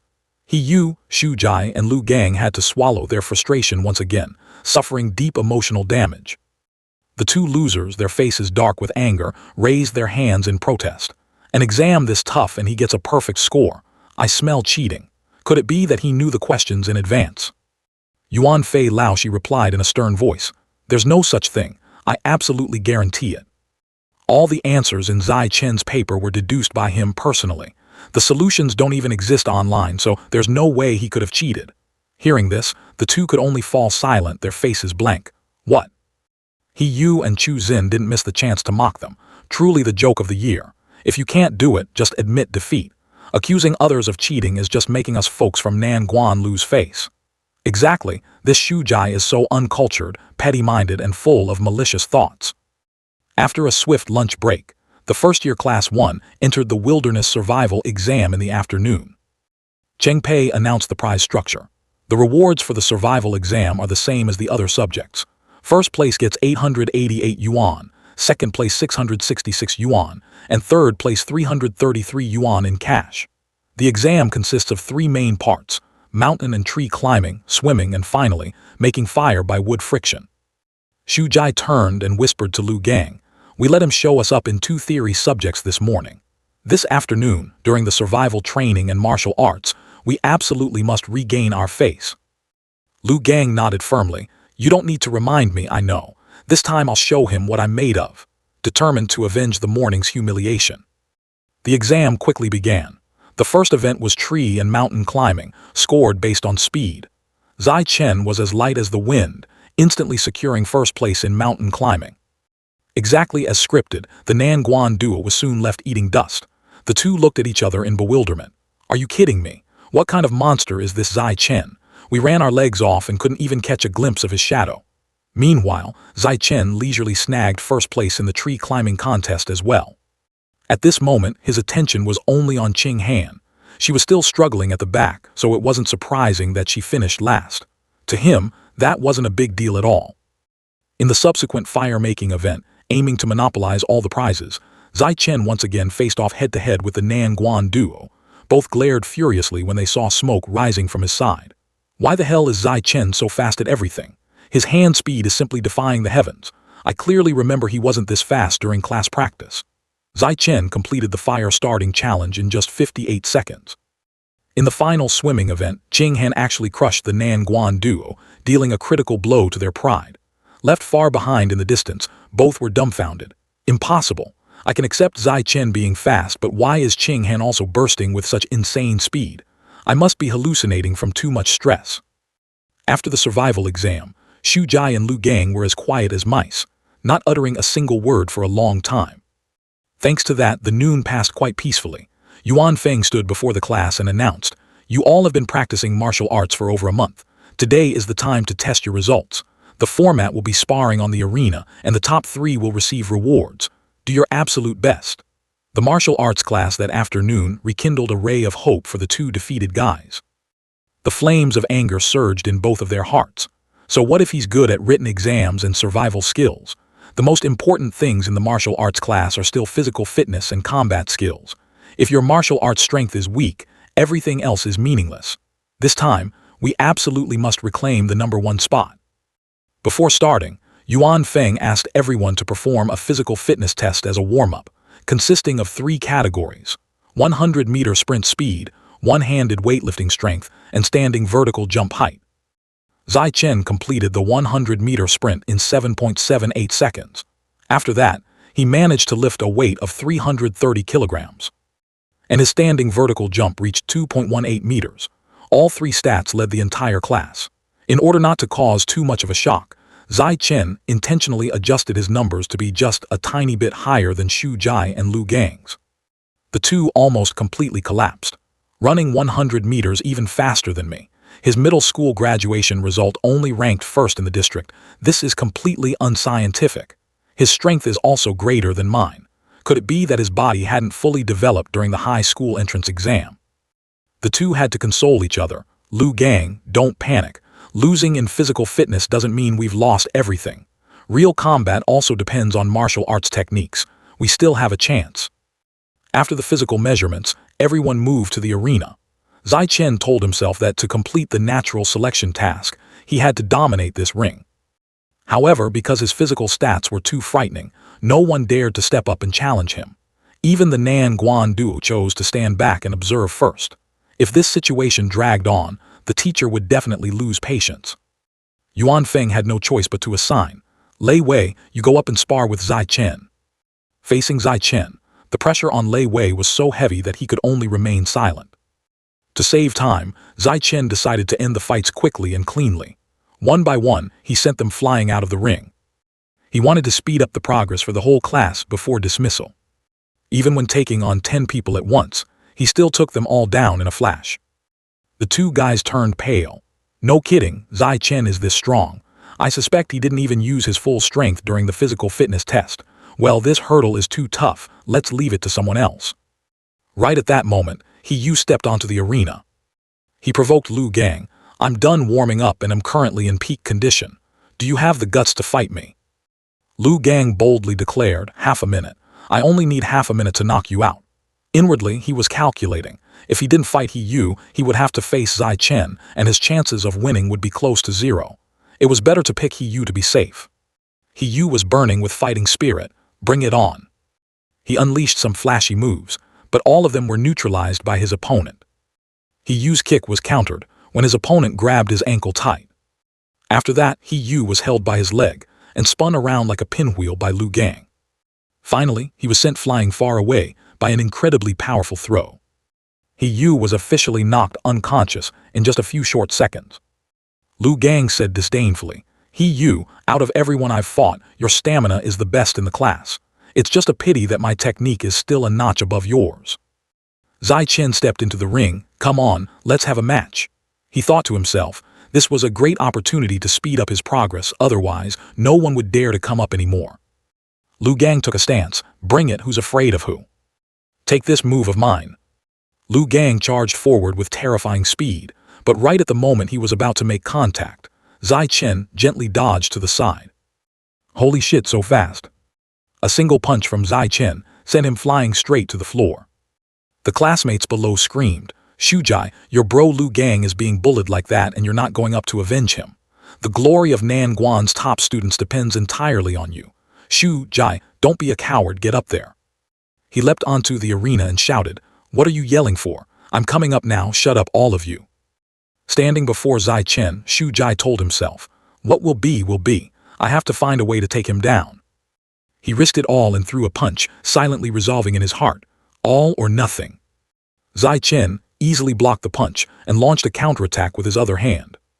He gifted Xu Jai an extra, lethal spinning kick. Xu Jai was kicked flying backward. After that, Zai Chen sequentially took down the other boys in the class. All of them were dealt with beautifully and effortlessly by him. Anyone who stepped into the ring was knocked out in a split second. According to the task's rules, the same opponent only counted once. This meant that from now on, he could only spar with the female students, but he knew very well that they wouldn't be very keen on it. The female student uniformly cast admiring glances at Zai Chen. Yu Zai was the first to volunteer. Classmate Zai Chen, I want to challenge you. She nimbly jumped into the ring. Just as she was about to crash into him, Zai Chen merely leaned aside to dodge. She fell face first onto the floor, inwardly feeling extremely regretful. Just a little bit more and I would have been able to hug him.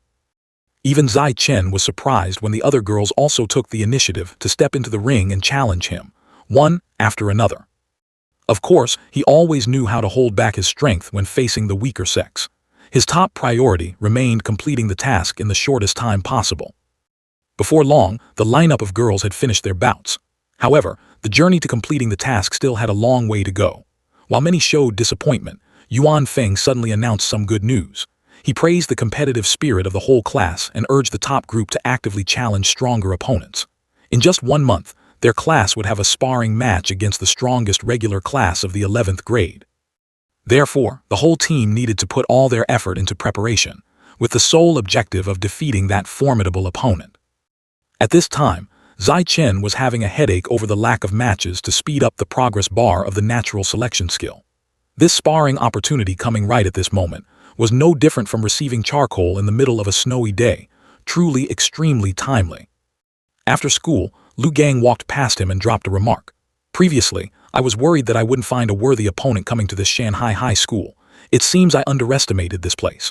From now on, you are my rival throughout my 3 years of high school. Zai Chen silently calculated that with the roadmap Yuan Feng had laid out, completing the natural selection skill within a year was not an impossible feat. Furthermore, to complete tasks and receive extra cash rewards was simply too good a deal. Zai Chen calculated that today he had pocketed over 3,000 yuan. This capital was enough for him to buy more premium beast meat. Right then, Xu Jai approached and declared war. Today's defeat does not mean forever. Before graduation, I will definitely wash away this humiliation. The two defeated guys watched his back with resentful eyes, thinking to themselves, he just brushed past without even giving us a glance and even showed an attitude of disdain. So arrogant. Night fell, enveloping the entire city. Returning to his room, Zai Chen typed clack-clack on his keyboard while deep in thought. Although today's cash reward wasn't small, it was still a far cry from the cost of buying beast meat to unlock the diagrams. To secure an additional source of income, he decided to register an account on a web novel platform, embarking on his writing journey. The next morning, as soon as he opened his eyes, Zai Chen received a contract offer message from the website. Hello, we are the platform's editorial team. Your novel is extremely captivating, and we very much wish to invite you to sign a long-term serialization contract. Right after logging into the system to finalize the contract, a hot news headline of the day caught his eye. Just 2 hours ago, a gigantic mutated rat had attacked a cold storage meat warehouse in the suburbs. This exotic beast was over 5 meters in size and ferociously bit a mechanically modified human in half. In that life-or-death moment, the modified human immediately activated his backup power source and initiated a self-destruct sequence to annihilate the enemy. The terrifying explosion blew the mutated rat beast away, killing it on the spot. Zai Chen couldn't help but wonder just how many mutated rats like that were still hidden in Shanghai City. Moreover, with such a massive size, how could they possibly hide above ground without being detected? At the gymnasium of Shanghai High School. Today was the day of the sparring match between Zai Chen's class and the second-year regular class. Yuan Fei was urgently discussing tactics with the elite group of students. He warned, in one-on-one matchups, the opponent's caliber might not match ours, but overall, the other side holds a numerical advantage. They will definitely use this advantage to play defensively, dragging out the time to use a wheel battle tactic to wear down the stamina of you four. Therefore, once you step into the ring, you must fight quickly and win quickly. Do you understand? The four replied in unison. We understand. Zai Chen nimbly jumped into the arena. He spoke clearly. Han Laoshi, let me fight in the first match. Standing before the opponent, Zai Chen told himself that he had to maximize his natural selection achievements by taking down as many enemies as possible. Thus, being the first to fight was an advantage. The opposing female student spoke up timidly. Lao Shi, the opponent is their strongest person, while I am the weakest in our class. How can I possibly fight against him? The opposing team's teacher turned toward Yuan Feng and questioned, Brother Feng, according to the rules, the weakest person must go first. Why did you send out your trump card right from the start? That's a violation of the rules. Yuan Feng signaled, Zai Chen, come down. It will be your turn later. Yield the opportunity to the other students first. He replied dejectedly, Yes, Lao Shi. Yuan Feng assigned, Yun Tong, you go first. The girl was dumbfounded. Yes, but I haven't mentally prepared yet. Qing Han stepped out and volunteered. Han Laoshi, my strength is the weakest, let me go first. Facing the other female student, she was a bit panicked. What do I do? I'm so nervous. Below the arena, Chu Zin and He Yu cheered incessantly. Go Han Han, take her down. That passionate cheering only made Qing Han tremble more, her heart full of anxiety. While she was still hesitating, the opponent took the initiative and charged forward to attack. Qing Han could only raise both hands to cover her head, bracing herself to block the barrage of punches. She tried her best to endure, telling herself, even if I can't win, I have to hold out for as long as possible to wear down my opponent's stamina. 3 minutes passed. The opponent began to tire, secretly evaluating. She can really take a beating. If this continues, my stamina will be completely depleted. I need to finish this fast. Acting on her thought, she threw a finishing punch, knocking Qing Han far away. She fell heavily to the floor in pain. Qing Han ran back to her team in dejection, her face flushed red with embarrassment. Yuan Feng encouraged her. You did very well. Knowing how to use a defensive playstyle to drain the opponent's energy is very smart. Zai Chen patted her head and praised. Pretty good. Even against a senior who has trained for over a year, you still managed to hold out for 3 whole minutes. That is no small improvement. The second girl took the initiative to attack as soon as she stepped into the ring, thinking, here's my chance. The opponent is exhausted. I must take her down right now. She swung her leg and delivered a straight kick toward the senior. However, the senior successfully and nimbly dodged. A series of precise punches from the senior landed squarely on her face. Pinned down by the senior, the girl panicked and begged, let me go, I concede.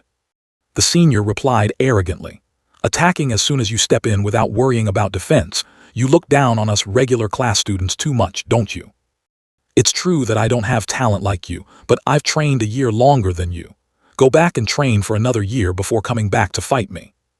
Chu Zin was the third person to step into the arena. She declared with determination, Han Han, let me avenge you. Watch me take down that senior right here. Chu Zin charged decisively, unleashing a strike that knocked the senior down. Qing Han cheered with full excitement. That's incredible. Zai Chen praised Qing Han. You did great too. If it weren't for your persistence in wearing down that senior's stamina earlier, Chu Zin wouldn't have been able to win so easily. 2 hours later, the opposing class's teacher teased. Brother Feng, your class only has 4 people left. It looks like we've definitely won this meal bet. Yuan Feng remained calm. It's too early to call it, just wait and see. The real battle has only just begun. He placed his complete trust in his trump cards, Zai Chen, Xu Jai, Lu Gang, and He Yu. Yuan Feng ordered, He Yu, it's your turn.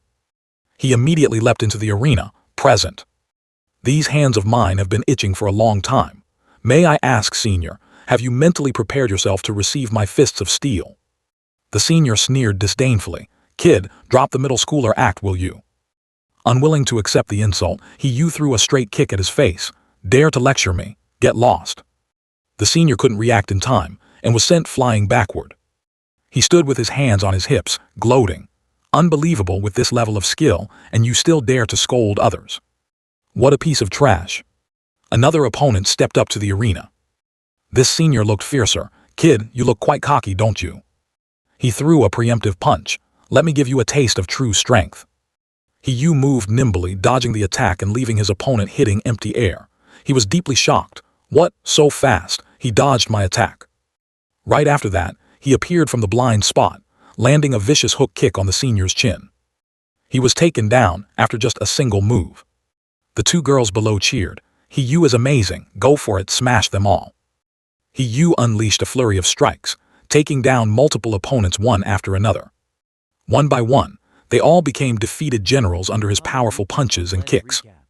Fists filled with strength rendered the opponents defenseless, and people fell in succession.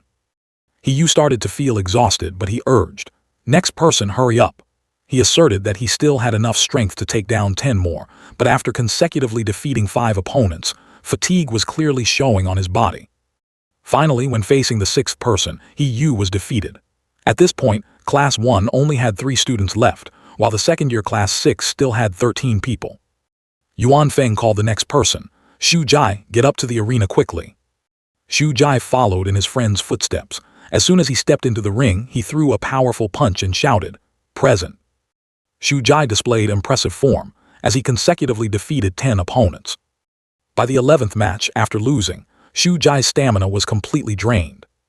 Right after that, Lu Gang stepped into the arena, in less than 10 minutes.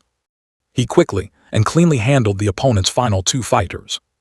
Yuan Feng took this opportunity to snap back at the other teacher's sarcasm. "Your class only has 1 person left. How about admitting defeat early to save time?" He still maintained a confident look, casually replying, "I don't see the need. Go up, Jinhee, it's your turn to perform." A guy with a massive, obese build stepped out into the arena, answering clearly, "Present." Lu Gang, being subjective and underestimating his enemy, merely thought, "Just a big, fat guy, right? I still have more than enough strength to beat you." A direct punch smashed hard into Jinhee's body, but the fist sank deep into his thick layer of fat. Lu Gang felt as if he were punching a block of cotton, entirely lacking the sensation of impact. He proceeded to unleash a combo of strikes, determined to try again. But then he was forced to accept the harsh reality. This is bad, his layer of fat is too thick and tough. I can't make him budge even a single inch. At this moment the opponent leisurely spoke up. "Are you done hitting? If you're done, then it's my turn." Choked by Jinhee's hand, Lu Gang struggled in vain. "Oh no, I'm suffocating. This guy's strength is absolutely terrifying." Jinhee effortlessly lifted Lu Gang and threw him out of the ring like a rag doll. Yuan Feng exclaimed in astonishment, "Impossible. I don't remember any student in your class being this strong." The man sneered. "I'm sorry, he just transferred this semester, so it's normal that you don't remember him. It seems you're bound to lose this time. Don't forget our bet. The loser has to treat my whole class to a meal." Yuan Feng grew pessimistic, thinking to himself. So he kept Jinhee hidden as his trump card. No matter how strong Lin Zichen is, it will be hard for him to defeat this monster. I was totally tricked by him. Yuan Feng forced a smile to reassure his student. "Lin Zichen, it's your turn. Just do your best to spar and gain some valuable experience. Don't worry too much about winning or losing." On the contrary, the student confidently assured him, "Don't worry, Han Laoshi, I will definitely win." Jinhee sized up his opponent. "Is this the best fighter in their class? He looks a bit scrawny." He then spoke up, "Junior, I'm not the type to bully the weak." The girls from the opposing class cheered in unison. "Fatty, stop bragging. Lin Zichen will definitely teach you a lesson. Just wait to be beaten into a meat patty. Go, Lin Zichen, teach this dead pig a lesson." Hearing these words, Jinhee flew into a rage, his pride deeply wounded. He roared, "Junior, I will stand right here and let you have 10 free moves. So that later, you and your fans won't get mad and badmouth me behind my back, saying I relied on my size to bully the weak." Lin Zichen flashed a bright smile. "All right." He patted his belly heavily and declared boldly, "Come on then, Junior. I will stand completely still, just hit me with everything you've got." Lin Zichen's fist, heavy as 1,000 pounds, crashed down, causing the fat guy so much pain that he suffered psychological trauma. His massive body flew backward into the distance like a deflating balloon. His heavy frame crashed hard onto the arena floor. A dead silence fell over the place in the face of this spectacular sight. It took a while for his classmates to snap out of it, cheering joyfully, "Lin Zichen won." Jinhee was in sheer panic, muttering, "Why am I over here? What exactly just happened? This makes absolutely no sense. There's no science to it at all." The teacher of the other class couldn't help but admire. "Yuan Feng, Your class's level is truly formidable. Knocking out Jinhee with just one punch, this performance is almost catching up to freshman Wu Tiancheng's record. Yuan Feng humbly replied, "That's still uncertain. Wu Tiancheng is no ordinary person.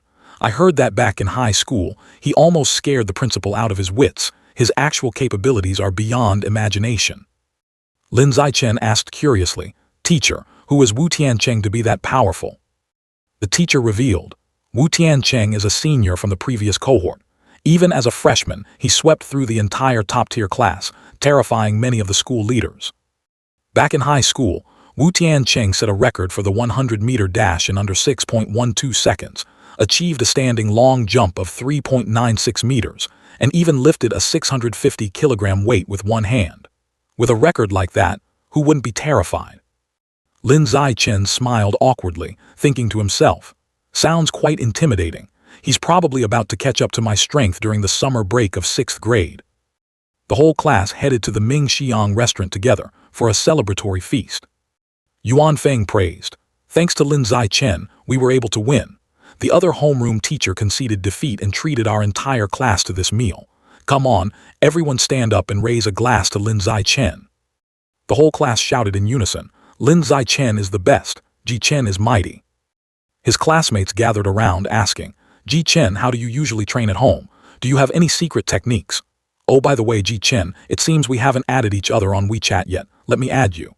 After defeating Class 2, Lin Zichen suddenly became the center of attention in the school. This overwhelming enthusiasm made him feel a bit flustered. However, Shen Qinghan remained unchanged. Afraid that Lin Zichen would be too busy socializing to eat, she persistently piled food high into his bowl. Shen Qinghan suddenly paused for a moment. She unexpectedly stood up and left the table. "Zio Chen, I need to go to the restroom for a bit." Lin Zichen understood, knowing that the misery of not being able to control her bladder still haunted her. In the restroom, there were whispers about her. "Shen Qinghan keeps pouring water and peeling shrimp for Lin Zichen. What a flatterer. She looks just like a servant, always waiting to serve her master." With her skills, if she hadn't acted as a tail clinging to Lin Zichen, how could she have gotten into the top class? I guess it won't last long anyway. The gap in their strength is too wide. They'll definitely drift apart in the future. Hearing this, Shen Qinghan's face darkened and she retorted, "I'm not a flatterer. I am his childhood sweetheart." Upon returning home, seeing her downcast, Lin Zichen asked worriedly, Han, why do you look so dispirited? Did something happen?" Shen Qinghan said sadly, "When I was little, my mom always told me that I wouldn't wet the bed anymore when I grew up. Yet even now, I still have to wear diapers to sleep every night. It feels so humiliating and uncomfortable. Zio Chen, I feel like a disabled person, someone who can't even control her own urination." Lin Zichen firmly denied it. "You are not a disabled person. Your inability to hold it in is actually a type of superpower. It's just that it is still in an underdeveloped stage." Shen Qinghan looked at Lin Zichen with eyes full of hope and surprise. "A superpower?" He affirmed with certainty. "Exactly. Your affinity with water is so good. That is precisely a manifestation of a superpower." Shen Qinghan asked curiously, "What about you, Zio Chen? You've always been so outstanding since we were kids. Do you have a superpower?" Lin Zichen nodded seriously. "Just like you, I also possess a superpower." She asked eagerly, "If I really have a superpower, what kind of ability would it be?" He assured her, "It will definitely be an incredibly powerful superpower."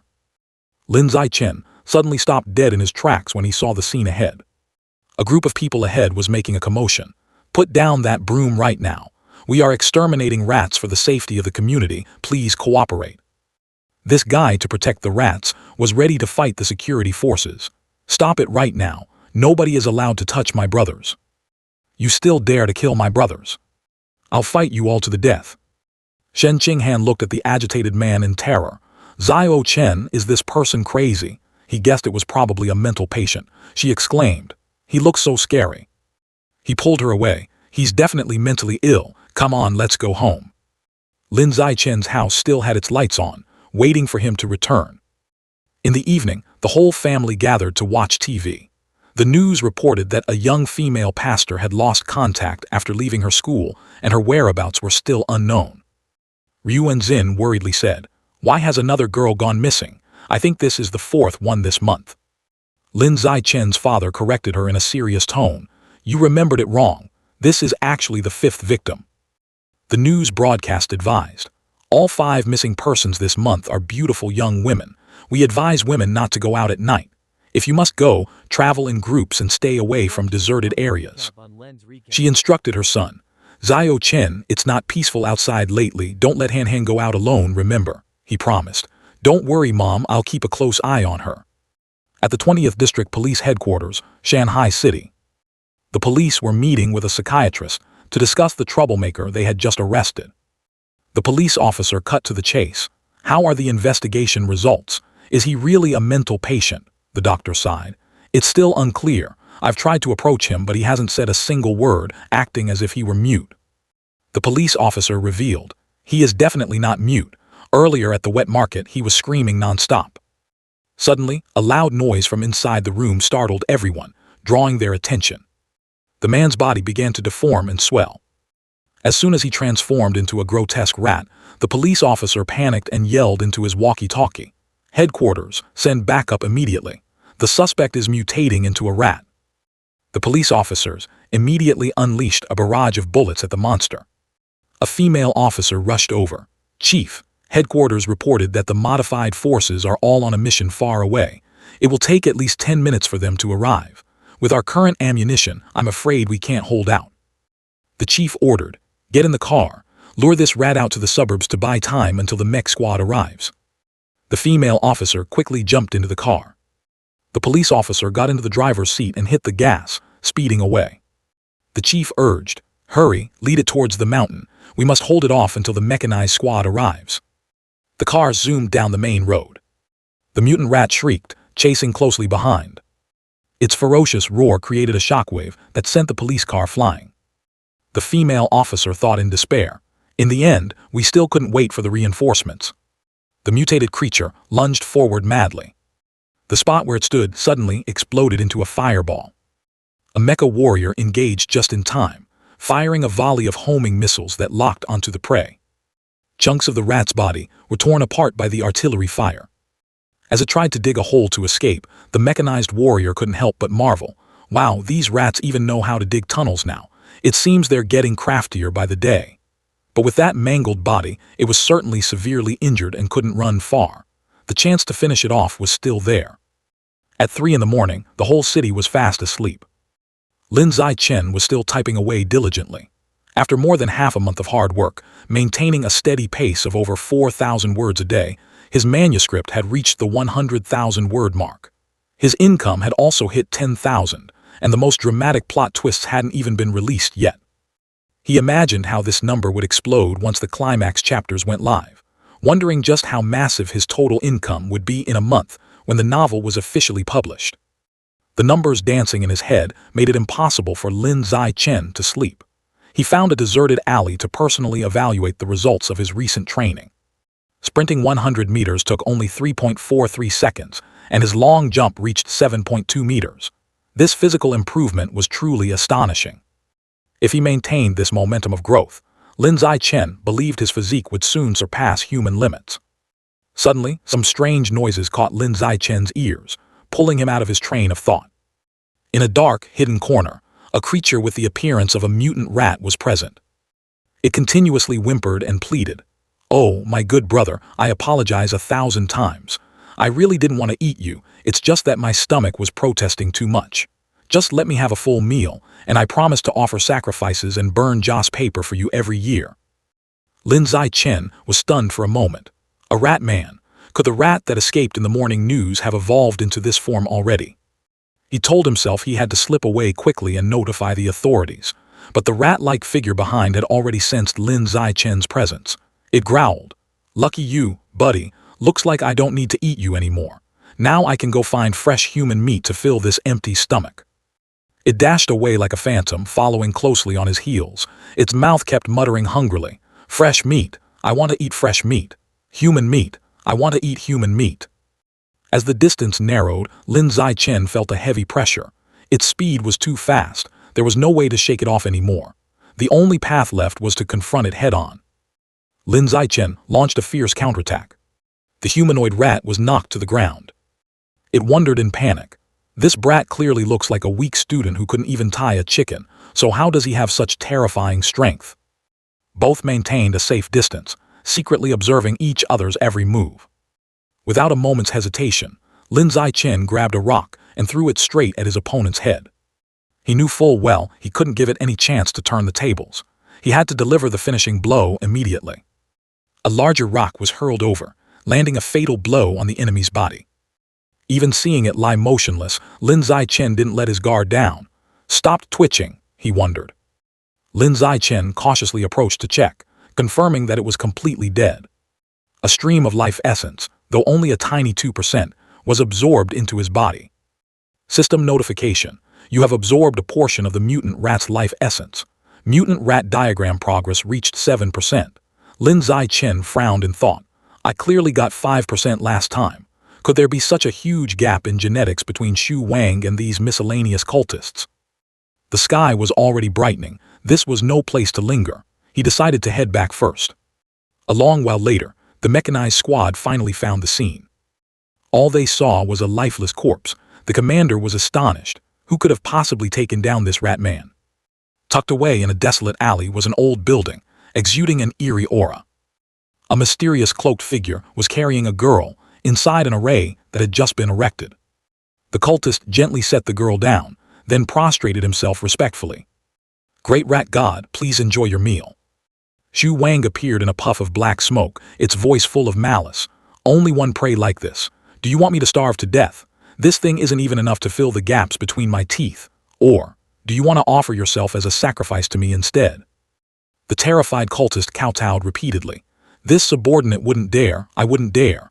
Please listen to my explanation, Lord Rat God. My lord, girls nowadays are very smart. They don't dare to show their faces on the street after dark, and during the day they always travel in groups. It's incredibly hard to make a move. Xu Wang ordered, then next time catch some strong young men for me. The cultist strictly obeyed. Understood, Lord Rat God. A piece of fresh meat was thrown down as a reward. He snatched the meat and chewed it ravenously. Thank you for your grace, Lord Rat God. Meanwhile, the young girl had been tightly entangled by gruesome tentacles. And then she became a delicious meal for Xu Wang. The entire structure was dyed in an eerie, blood-curdling red hue. Its terrifying voice echoed again. Don't catch commoners next time. Their meat is bland. I want to taste those from the upper class. They eat well and dress well, so their meat will surely be much richer and more succulent. To help Shen Qinghan improve her martial arts scores, they frequently held private practice sessions at home. Lin Zichen patiently guided her. Your punching angle is too high. Lower your center of gravity a bit. That way you can exert your full power. Your legs are also too close together. Widen your stance a little more. You need to change your posture. Don't face forward directly. Angle your body to reduce the striking surface. Come on, let's try actual combat now. Use all your strength to attack me. Shen Qinghan clenched her fists. All right, then I won't hold back. Lin Zichen effortlessly neutralized her punch. Not bad. The angle of your strike is very accurate, and the power has increased significantly compared to before. Shen Qinghan tried to break free, but was still easily subdued by Lin Zichen. Her kick was also quickly blocked. This leg sweep is wrong. Don't pinch your legs together before kicking, you must open them wide. Come on, try again, use full power. Shen Qinghan followed his instructions, continuously launching a flurry of stormy attacks. A while later she panted, That's really exhausting, but I can feel my martial arts have improved by leaps and bounds. Zhao Chen, I don't think 3 sessions a week is enough. Can we train every day? Lin Zichen shook his head. There's no need. 3 sessions a week is already pushing your limits. If you train with high intensity every day, your body won't be able to recover in time. She agreed regretfully. All right, then let's stick to 3 times a week. Suddenly, the phone in Lin Zichen's pocket buzzed incessantly. Shen Qinghan glanced over curiously. Emergency news alert. The news reported. The Mecha God Corporation announced on their homepage that they will fully sponsor the medical treatment of a genius teenage mechanic who was disabled due to undergoing mechanical modification too early. The genius of Jingcheng University has successfully fused with the mutant spider gene, breaking the record for the youngest person in history to complete a second gene fusion. Lin Zichen couldn't help but be surprised. Jingcheng University's genius. Could it be that child prodigy in the capital back then? Normally, one has to wait until adulthood to have a strong enough physique to fuse genes. Otherwise, the body won't be able to withstand the influence of the mutant beast and will easily be reverse mutated. Yet this girl, not even 18, had already reached that level. Could it be that early gene fusion is the correct path after all? At home, Lin Zichen was still hard at work writing. His work had started to receive its first comments. 50,000 words already, that's fast. Waiting for it to hit the shelves. The author's speed is truly godlike, read and appraised indisputable. Thanks to the cognitive acceleration from receiving the heavenly human wisdom root twice, after a month of practice, Lin Zichen could now type 10,000 words an hour. Every day, he only needed to spend 1 hour to finish his work, completely unaffected by his training schedule. Ryu Wenzin sat nearby, praising profusely. Zhao Chen, your book is selling really well, if you can steadily write 10,000 words a day without a drop in quality. Then in the first month you could earn about 50,000 yuan in royalties. Later on, as the word count increases, a monthly income of 100,000 is not a far-fetched dream. Lin Zichen was startled. With this stable source of income, he would no longer have to worry about the cost of unlocking mutant beast diagrams. He hoped that the royalties from the next 2 months would be enough to unlock the explosive giant eagle's diagram. The next day, in martial arts class, Yuan Feng organized an internal sparring session to check the students' progress. The students took to the arena one by one. Lin Zichen, as usual, remained an unstoppable force. He easily defeated all his opponents without giving them any chance to fight back. He just earned an extra 888 yuan and accumulated several dozen experience points for the natural selection achievement. Contrary to all expectations, Shen Qinghan still couldn't win a single match and sadly remained at the bottom of the rankings. However, a major difference from before was that during her bouts, she had started to pull off some counterattacks. Remembering her last encounter with Yun Tong, who was second from the bottom, she was kicked out of the ring in just 3 seconds. But this time, she managed to hold her ground against Yun Tong for almost 3 minutes. It wasn't just huddling in defense, but a direct confrontation with very beautiful techniques. Yuan Feng, who had witnessed the entire process, did not hold back his praise for her progress and encouraged her to keep it up. He announced, "In a month our whole class will have a friendly match with the strongest key class of the 2nd grade. Our goal is that, aside from their top 3 fighters, we must defeat all the rest. Does everyone have confidence?" The whole class shouted in unison, "Yes, sir." Yuan Feng nodded in satisfaction at the class's fiery spirit. Excellent. Time flew by like a flash of lightning. It had already been over a month since Lin Zichen's novel was published. As soon as he received his first royalty payment, Lin Zichen immediately went to the store. He told the clerk, "Hello, I'd like to buy some explosive giant eagle meat." The clerk quickly replied, "Yes, sir, how much would you like? We currently have a promotion. If you buy 100 kilograms at once, you get a 5% discount." He rubbed his chin in thought. "Then I won't buy it just yet. I'll wait until I have enough money to buy 100 kilos all at once. After all, I only need to wait until next month." The next day, Lin Zichen had classes at school. Shen Qinghan invited him. "Zhao Chen, the cafeteria opened a new food stall. I heard the chef there cooks super delicious food. How about we go check it out?" The two walked into the cafeteria, where the chefs were busy preparing the dishes. Waiting at the counter, the girl couldn't hide her excitement. "It smells amazing." They received their hot trays of food and quickly found an empty table. Looking at the long line of people still waiting, Shen Qinghan breathed a sigh of relief. "Zhao Chen, luckily we came early. Otherwise, we would have been waiting forever, right?"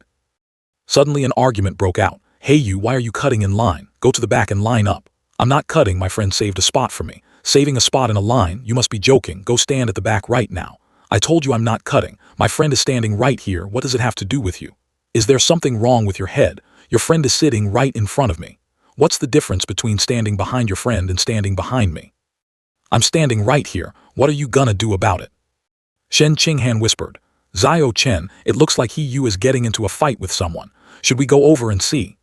Lin Zichen didn't want to get involved in trouble, so he replied, "Probably no need. He-Yu is so fired up, that line cutter must be scared pale by now."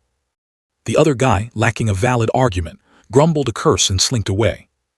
However, right nearby, 3 other guys were glaring at He-Yu with provocative looks. Seeing that group lining up in front of him, He Yu asked in annoyance, "What the hell are you doing? You guys want to start something?"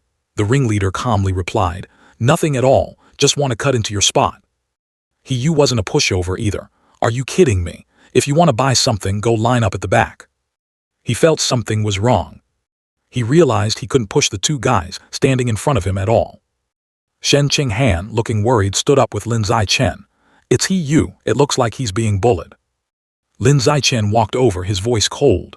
"Classmate, please go line up at the back." The guy maintained a defiant attitude. "I'm not going, what are you going to do about it?" Lin Zichen pulled out his phone. "Fine, then I'll report this to the school administration." He sneered, still playing the snitch. How cowardly. He held up his phone to record, saying sarcastically, "I think your line-cutting behavior is many times more shameful." All four guys had to leave in a huff. In Shanghai City, inside a luxurious villa, a leader announced, "Sha Qiang is dead. He had an episode earlier, ran to the market to cause trouble with the security team, and was dealt with." A subordinate sitting below added, "It's a good thing that idiot is dead. He was always causing trouble. Sooner or later he would have implicated the whole cult." The commander pointed to another person, "And this is a new member who will replace Sha Qiang's position. Introduce yourselves." Besides, Xu Wang left a message. "Ordinary people's meat is tough and bitter, very hard to swallow. From now on, target those aristocrats. Remember this well, don't offer up any more low-quality sacrifices." Some cultists expressed concern. "Cult master, messing with the upper class is very dangerous." That's right, one or two ordinary people missing goes unnoticed, but if someone of high status disappears, it will definitely become a big deal. He analyzed. "Just target those rich kids who lack their family's attention. Doing so will greatly reduce the risks." Then he turned to the newcomer. "You're new to the trade, so you don't need to touch the upper class just yet. Just grab an ordinary young man, someone reasonably good-looking, to practice your skills. Then bring him as a sacrifice for a divine son under Lord Rat's command." The guy immediately agreed. "Rest assured, cult master, I will definitely offer the most perfect sacrifice in this city." Back at school, He Yu was still fuming. "I just finished looking into it. Those line cutters from the other day are all third-year high schoolers, specifically from the key class we are about to face. Truly a top class with manners worse than anyone else's. I'm amazed." Lin Zichen replied calmly, "Being good at studying doesn't equate to having a good personality." Just then, he happened to read a shocking news alert on his phone. The prominent headline read, "Huge reward offered for missing son." Lin Zichen exclaimed, "Another young master, this is the fifth case." Moreover, the culprit's motive wasn't money, as no ransom calls had been made. Could these mysterious disappearances be linked to the Rat God cult? Today, High School Class 1 would have an official friendly match with the Key Class 3. The students who cut in He Yu's line last week occasionally glanced at him with provocative eyes. He Yu didn't hesitate to retaliate with a similar gesture. Not long after, both teams finished their warm-ups and the match began. As usual, Shen Qinghan was the first to take the arena. The senior girl from the opposing side took the initiative to attack with a powerful kick. Shen Qinghan was quickly sent flying backward. She thought to herself, "The seniors from the key class are truly strong. Even though I defended with all my might, I still couldn't hold on." The second member of the class was also taken down in the very first strike. The next girl was no luckier, taking the full brunt of a devastating kick. Not only Shen Qinghan, but even Li Chuzin and the others were completely overwhelmed by this senior girl. It wasn't until a short-haired girl with superior physical strength took the stage that the class finally secured their first victory.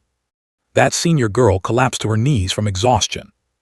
However, another senior girl from the opposing team quickly stepped in and took control of the situation. In just 10 minutes, she had continuously taken down 9 people, including 3 boys. Before long, the whole class was almost wiped out, leaving only 4 people: Lin Zichen, Xu Jai, Lu Gang, and He Yu. Meanwhile, High School Class 3 only had 5 people eliminated, with 36 people yet to take the stage. All 5 eliminated were girls, and the opponent hadn't even lost a single boy. Yuan Feng worried. With such a massive gap in strength, there's no chance of winning. He turned to remind He Yu, "It's your turn. They still have 6 girls left. Can you handle all of them?" He Yu replied confidently, "A piece of cake, teacher." He thought to himself, let alone 6 people, even if there were a few more seniors. I would fight to the end. With just a few basic moves, he uniquely took care of the senior girls. He did not disappoint expectations, spending only a little effort to eliminate all 6 of the opponent's remaining girls. It was then Jai Yun's turn, the guy who had picked a fight with He Yu the other day, to step into the ring, ready to bite the dust. He mocked, thinking to himself, this guy not only lacks manners but also overestimates his own capabilities. Jai Yun assumed that since his opponent was the first boy from his class to take the stage, he must be the weakest. This was a golden opportunity for revenge. He dashed forward like a bolt of lightning, throwing a straight punch at He Yu. He Yu, caught off guard, took the hit. He clutched his chest in pain, so fast, this punch. Jai Yun rested his foot on He Yu's body, taunting, "What a noob, just admit defeat already." But he counterattacked with a straight punch to his opponent's face, roaring, "Get off." Jai Yun nimbly dodged the blow, while simultaneously delivering a kick to his stomach. He Yu's body collapsed onto the floor. He writhed in pain, holding his stomach, thinking to himself, "It hurts. His strength is not inferior to the other boys at all, maybe even stronger. He deliberately came out first just to get revenge on me. Damn it, I was too careless." Jai Yun tilted his head toward Lin Zichen, provoking him. "Didn't you love meddling in other people's business so much? If you have the guts, come up here. Otherwise, keep your mouth shut." Without a moment's hesitation, Lin Zichen leaped into the ring. I was just feeling bummed about not having an excuse to enter the ring, and the opportunity presented itself. Suits me perfectly. His classmates cheered wildly. Ji Chen beat him to death. Humiliate him. Cutting the line at the cafeteria was bad enough, but he even pulled dirty tricks in the ring. Avenge He Yu, brother. Jai Yun maintained his extreme speed, charging forward. He launched a kick aimed right at Lin Zichen's face. He calmly raised a hand, stopping the attack dead in its tracks. With his other hand, he grabbed his opponent's hair and slammed him hard onto the floor. Jai Yun was left dizzy and disoriented by the heavy impact. Lin Zichen arrogantly stepped over his body. Afterward, he followed up with a kick that sent Jai Yun flying far away. The students were amazed. Jai Yun's strength is in the top 5 of his class, yet he was taken down so easily.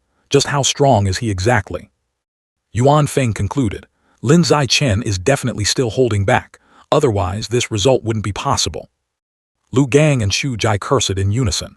Damn it, Lin Zichen is usually so strong already and this still isn't his full power. Is he even human? He glanced at the remaining boys. Who wants to be next? The whole group turned pale with fear. No one dared to make a sound. Half an hour later, the remaining 29 students of regular class 3 were all defeated. Lin Zichen wondered, I wonder what the progress of the natural selection achievement is at now. System notification. Natural selection has accumulated, eliminating 119 out of 1,000 opponents. He was disappointed. Only 119. This pace is far too slow. Every time there's a sparring session, I have to enter the ring last. This can't go on anymore. My true strength has far surpassed the high school level, so why should I follow these nonsensical rules? From now on, I make my own rules. On Monday morning, a shocked scream echoed in the teacher's office. What? The teacher was stunned by his proposal. You want to host an individual challenge arena with a bounty, Lin Zichen confirmed. That's right. I want to challenge the whole school. The principal felt a headache coming on. You are just a first-year student and you dare to challenge the whole school. Are you serious? What qualifications do you have? Lin Zichen replied. Yes, ma'am. Principal, please come with me to the gym. I will prove that I have the strength. He led her to the gym. The principal still didn't understand his intentions. Lin Zichen, why are you bringing me here this late? He took off his jacket. To show you my strength, of course. She began to speculate. What is this kid trying to show off? Lin Zichen, wait a moment. He bent down and grabbed a heavy weight. Lin Zichen easily lifted a 700 jin weight with one hand. The principal standing behind him was dumbfounded by the sight. She finally understood. So this is the strength you were talking about. 700 jin. This strength even surpasses Wu Tiancheng, the strongest student in the school's history when he was a first year. No problem. I will arrange a personal arena for you to challenge the whole school.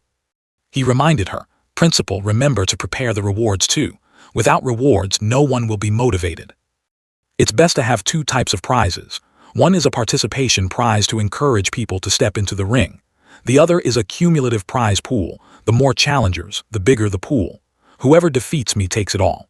If no one can beat me within a certain time frame, the prize pool belongs to me. She assured him, "Rest assured, leave it to the principal. I will do exactly as you said." He requested, "As for my true strength, please keep it a secret for me. If everyone knows beforehand, they will lose all motivation to challenge." She agreed immediately. "All right, the principal will follow your lead on everything." The two of them returned to the principal's office together.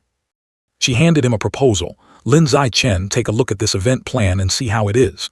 He skimmed through it and replied, "It's absolutely fine. Thank you for your hard work."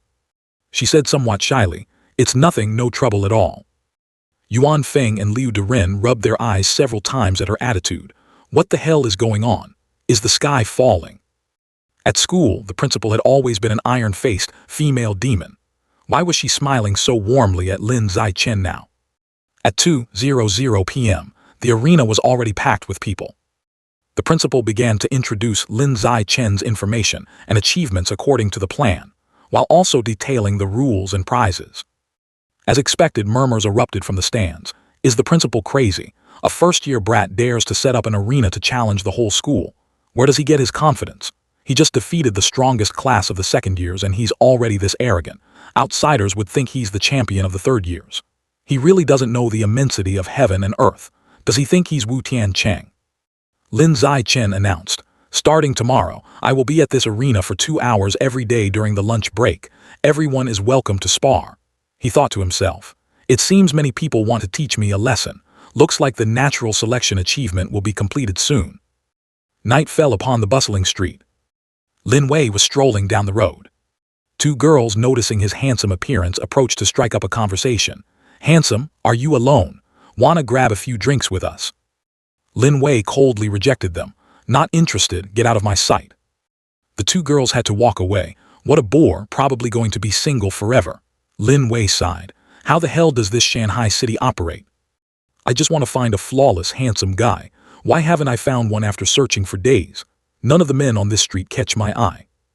If I can't complete this sacrificial mission perfectly, what will the cult leader think of me? Will I be ostracized in the cult in the future? At first, I intended to target a few male celebrities, but they always have bodyguards hovering around them. I'm just a rookie in the rat god cult. I don't have the capability to make a move. The deadline is approaching. What should I do now? Just then, Lin Zai-Chen jogged past him. His appearance made Lin Wei marvel. So handsome. It's truly like wearing out iron shoes in a fruitless search, only to find it without any effort. Lin Zai-Chen was still absorbed in his run, completely unaware that he had become a target. He revealed a satisfied smile. He's the one. Lin Wei stood still, watching Lin Zai-Chen's figure fade into the distance. His face twisted with excitement.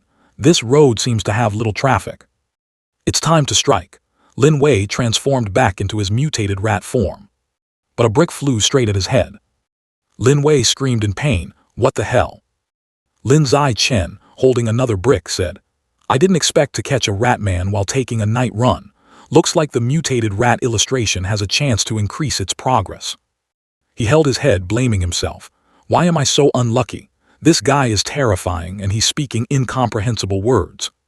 Looking at the mutated rat bowing its head motionless, he wondered, this is the first time I've seen. Lin Zai-Chen was astonished. What? It died from just one brick. Are the believers of the rat god cult this weak? Whatever, let's absorb the life essence first, in case someone walks by. System notification. You have absorbed a small portion of the mutated rat's essence. Mutated rat illustration progress reached 8%. Lin Zai-Chen scoffed. It only increased by 1%. How pathetic. No wonder this rat was such trash. But just to be safe, I shouldn't go out for night runs recently.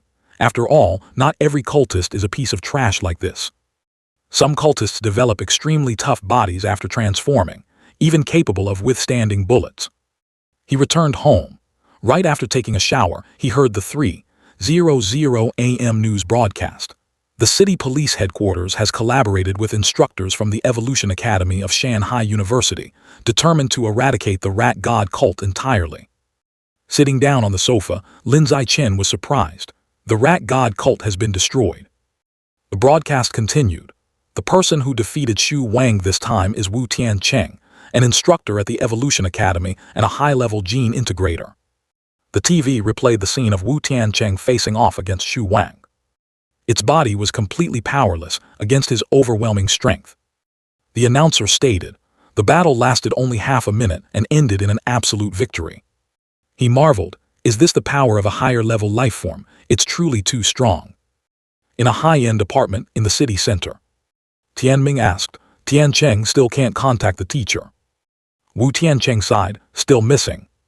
The group of powerhouses that went to Riot Zone 36 back then still hasn't been heard from."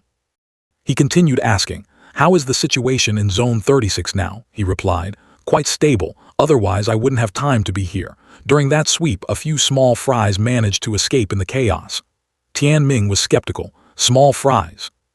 The city's entire security force was helpless against Xu Wang. Yet in front of a high-level genius like you, they really are just small fries.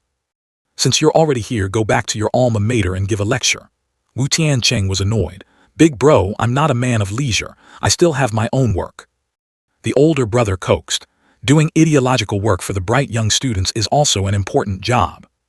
Deep underground in a rat's lair, an angry voice echoed. At first, it was just eating stray animals, then it was eating tender-fleshed young humans. It wasn't until you ate someone from the upper class that you gained this human form.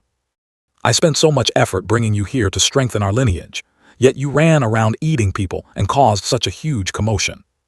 Standing in front of that mutated rat was none other than Xu Wang. He growled, "Tell me, do you deserve to die?" The terrified cultist pleaded, "My lord, please give me one more chance." Xu Wang replied darkly, "I can give you a chance. But..." His claws reached towards the cultist's head. "You must pay the price." In Xu Wang's hand was now the blood-red eyeball of his subordinate. The eyes of these sewer rats truly reek of a foul stench.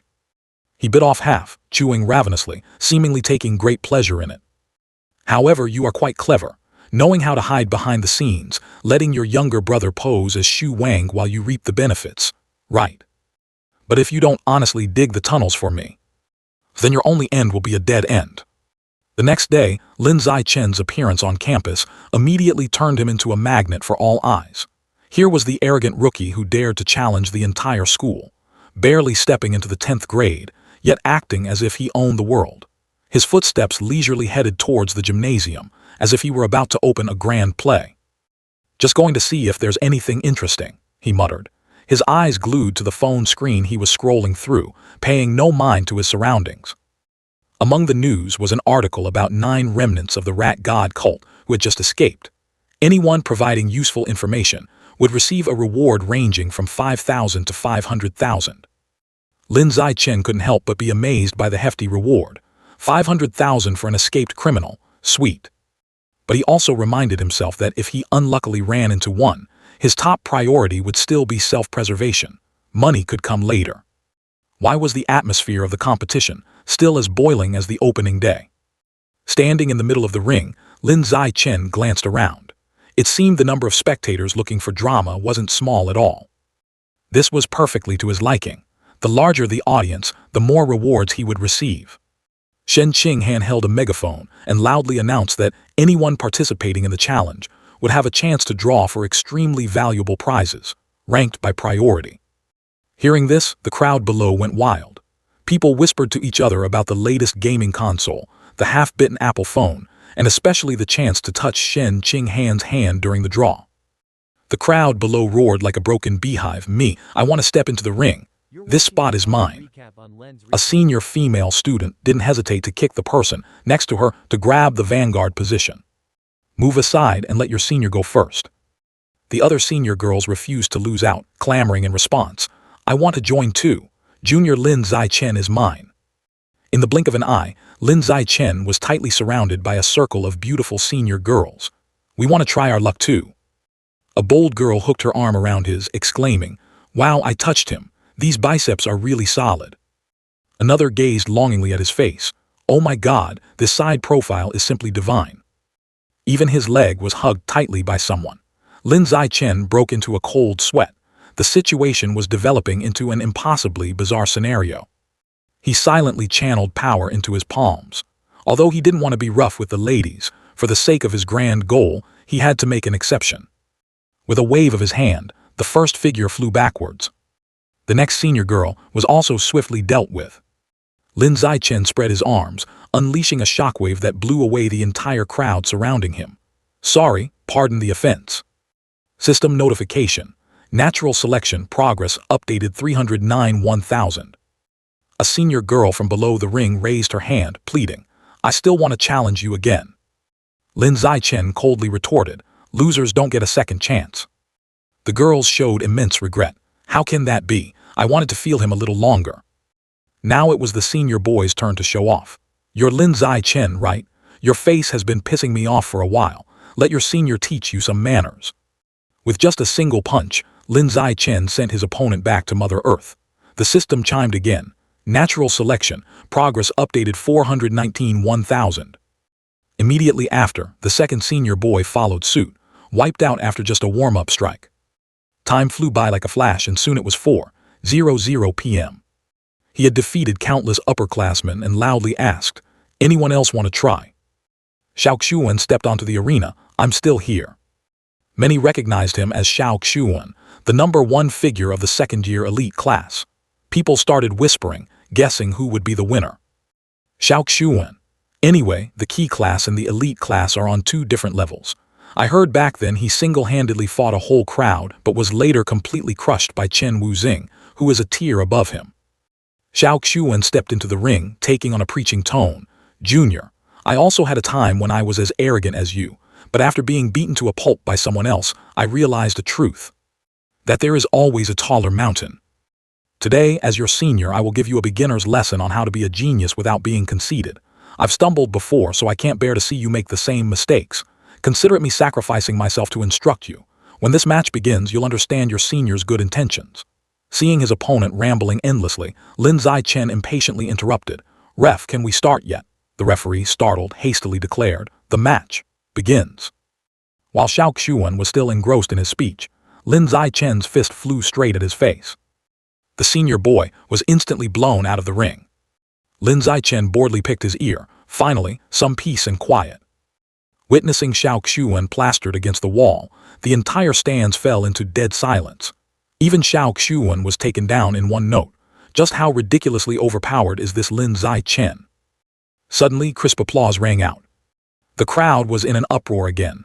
Look, Chen Wuzing is here. He must be here to seek justice for Xiao Xuan. The #1 student of the school has shown up. The real show is about to begin. Lin Zichen thought to himself, the best student in the school, and he plays the can't win, so I call the big boss game. Chen Wuzing jumped into the ring. I can't believe Xiao Xuan lost to a brat like you.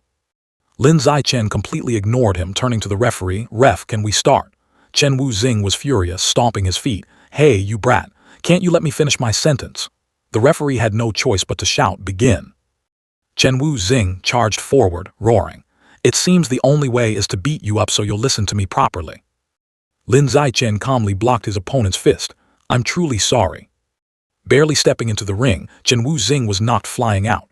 Lin Zichen coldly dropped a line. I'm very busy. Chen Wuzing lay on the ground, his face full of bewilderment. How is this possible? The audience below once again fell into absolute silence. Lin Zichen pointed down. Hey, what are you standing there dazed for? Hurry up and come fight me. A targeted senior boy looked bewildered. Me. He nodded in confirmation. Yes, you haven't tested your strength against me yet. The guy stepped onto the stage in despair. If it weren't for the prize, no one would be foolish enough to mess with this guy. He pleaded, please go easy on me in a bit. Lin Zichen immediately replied, of course. Lin Zichen gifted him a punch. System notification. Natural selection achievement progress +1. The crowd below suddenly became lively again. Just go up. Lin Zichen is so strong, there's no shame in losing to him. I want to win the Apple phone. One by one, they stepped onto the stage and were all taken down by him. Natural selection, achievement progress +1. Everyone received a punch from him as a souvenir. The number continued to rise as time went on. The system issued a notification. In an official competition, by using the most basic biological methods, Lin Zichen has eliminated 1,000 opponents, officially completing the required achievement. Receiving the natural selection attribute, Lin Zichen couldn't hide his joy. Finally, Lady Luck has smiled upon me. The system further confirmed. The natural selection attribute has been activated, significantly increasing the damage dealt to other creatures. Lin Zichen pondered. This was a direct and extremely useful power-enhancing attribute. It was just a pity that the system didn't display the specific number regarding the damage increase. After completing the mission, he had no interest in lingering as the center of attention. He decisively left the arena. The competition ended. The crowd gradually dispersed, leaving only a few senior girls still dazed in regret because time flew too fast. Ignoring all the stares, Lin Zichen calmly led Shen Qinghan away under the gaze of countless eyes. As the competition closed, students began leaving the gymnasium to return to the teaching area. From inside the principal's office, endless bursts of hearty laughter echoed out. Sitting in the center, the principal excitedly praised, "Ha ha, congratulations! You have truly won the title of the school's overall champion." She couldn't hide her curiosity. Even Chen Wu Xing was taken down by you in the blink of an eye. You're definitely still hiding your strength, aren't you? Lin Zichen took a sip of tea and humbly replied, "It's nothing special, just a little bit higher." The principal shook her head in disbelief. "I think it's not as simple as just a little bit." She revealed, Chen Wu Xing is someone who just participated in the special recruitment exam of Jingdu University. His muscle strength allows him to lift up to 690 kilograms. She speculated that Lin Zichen's stat must reach at least 800 kilograms. Lin Zichen put down his teacup, secretly admiring the principal's sharp eyes. His actual number was 795 kilograms. He told himself it was still better to keep this number a secret. The principal nodded in satisfaction. "Haha, I knew it." Before she could finish, Lin Zichen interrupted Principal. He eagerly raised his hand to ask about the 8,810 yuan prize money in the reward pool, wondering when it would be transferred into his account. She immediately took out her phone, transferring the money while muttering, "All right, I'll transfer it right now." In her heart, she secretly scolded, "This kid is truly a money grubber." A second later, Lin Zichen's phone vibrated, notifying him that the account had received the money. With the transaction complete, the principal continued her unfinished sentence, "Lin Zichen in the future representing the school." He interrupted her again, "Principal." She patiently smiled and asked, "What else is it?" He expressed his wish. "Shen Qinghan and I both really like swimming. Could we use the swimming pool at the gymnasium?" Before she could speak, he added, "I mean, we want to use it anytime, and during that time no one else is allowed to enter." The beautiful principal was quite easygoing. She nodded in agreement. "Sure, letting you guys use it is fine." Lin Zichen was slightly surprised that she agreed so quickly. He continued, "I don't want to be stared at by others while wearing swimwear, so when we use the pool, I will cover the cameras." This request made Shen Qinghan blush to the roots of her hair. The principal was an experienced person. She let out an amused "oh," wondering in her heart. A boy and a girl alone is one thing, but they even want to cover the cameras. Is this kid planning to do something shady? In her mind, an image immediately popped up of Lin Zichen and Shen Qinghan in swimwear intertwined together. Despite thinking so, she still trusted her students. She opened her drawer and took out a key. "If you want it, of course I will fulfill it." The principal handed the key to Lin Zichen. "From now on, that will be your private swimming pool." She playfully leaned close to his ear and warned with a hidden meaning, "Just remember to be careful not to create any new lives, all right?" Lin Zichen was stunned, completely failing to understand the deep underlying meaning of her words. After getting the key, the two left the principal's office. Lin Zichen stared at the key, secretly calculating about the upcoming task of discovering what Shen Qinghan's true ability was. Suddenly, Shen Qinghan, who was walking ahead, turned around and called, "Zio Chen, I have a favor to ask you." He immediately put away the key, looked at her and asked, "What is it?" Shen Qinghan shared that she had registered for a singing competition and had been practicing very hard, but for the duet part, she still wanted to find someone to practice with. She asked, "Zio Chen, could you practice the duet with me tonight?" Lin Zichen nodded without hesitation. Shen Qinghan cheered happily. Seeing her so thrilled, he also felt contagious joy. He silently hoped she would regain her confidence through this competition. As night fell, at Shen Qinghan's family apartment. Inside her private room, Lin Zichen and she diligently practiced singing. The atmosphere was incredibly lively. Out in the living room, Shen Jian clearly showed a worried expression. Wife, those two are both grown up now. Is it really okay to let them stay in the same room like this? Su Meng, somewhat displeased, glared at her husband and replied, they are childhood sweethearts, playing together since they were little. Is it an old man like you's turn to have an opinion? She stood up and scolded over him. Hey, Mr. Shen, I advise you not to poke your nose into the children's business. Shen Jian, inherently afraid of his wife, could only swallow his words. All right, I won't say any more. With his sharp hearing, Lin Zichen heard the conversation outside crystal clear. Looking at the clock, he stood up. Shen Qinghan, we've practiced for half an hour. We should get to our studies now. He slung his backpack on, opened the door, and reminded her, tomorrow afternoon after school, we'll go to the school pool to practice skills. Remember to bring your swimsuit. Shen Qinghan nodded in agreement. She waved goodbye. See you tomorrow, Zhao Chen. He closed the door and left. Only after he was out of sight did she start blushing shyly at the thought of going swimming. She opened her wardrobe, wondering which set to choose. She hesitated between the two swimsuits in front of her. On one side was a sexy black two-piece, on the other was a modest blue one-piece. Shen Qinghan picked up the black one, her face burning red.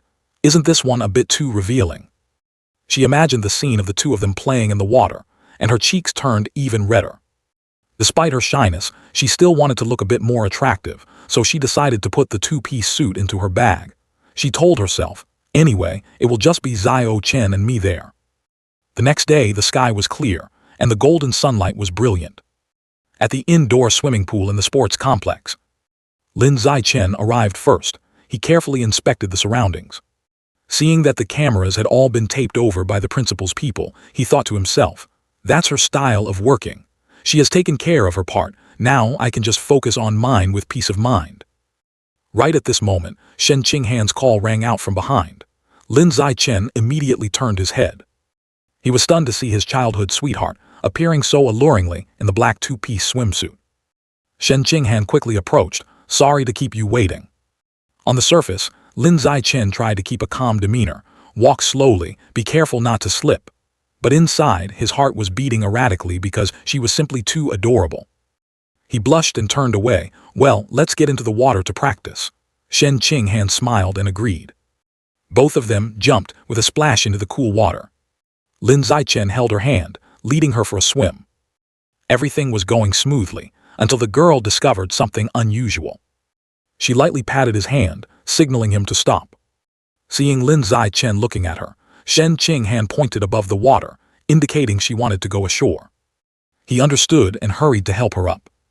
A moment later, they both stood firmly in the shallow area.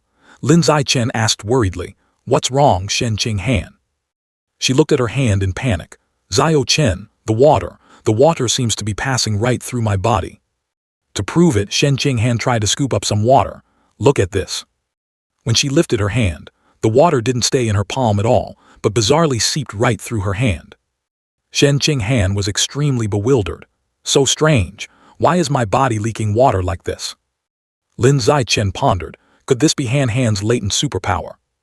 He grabbed his friend's hand. "Let me see your hand."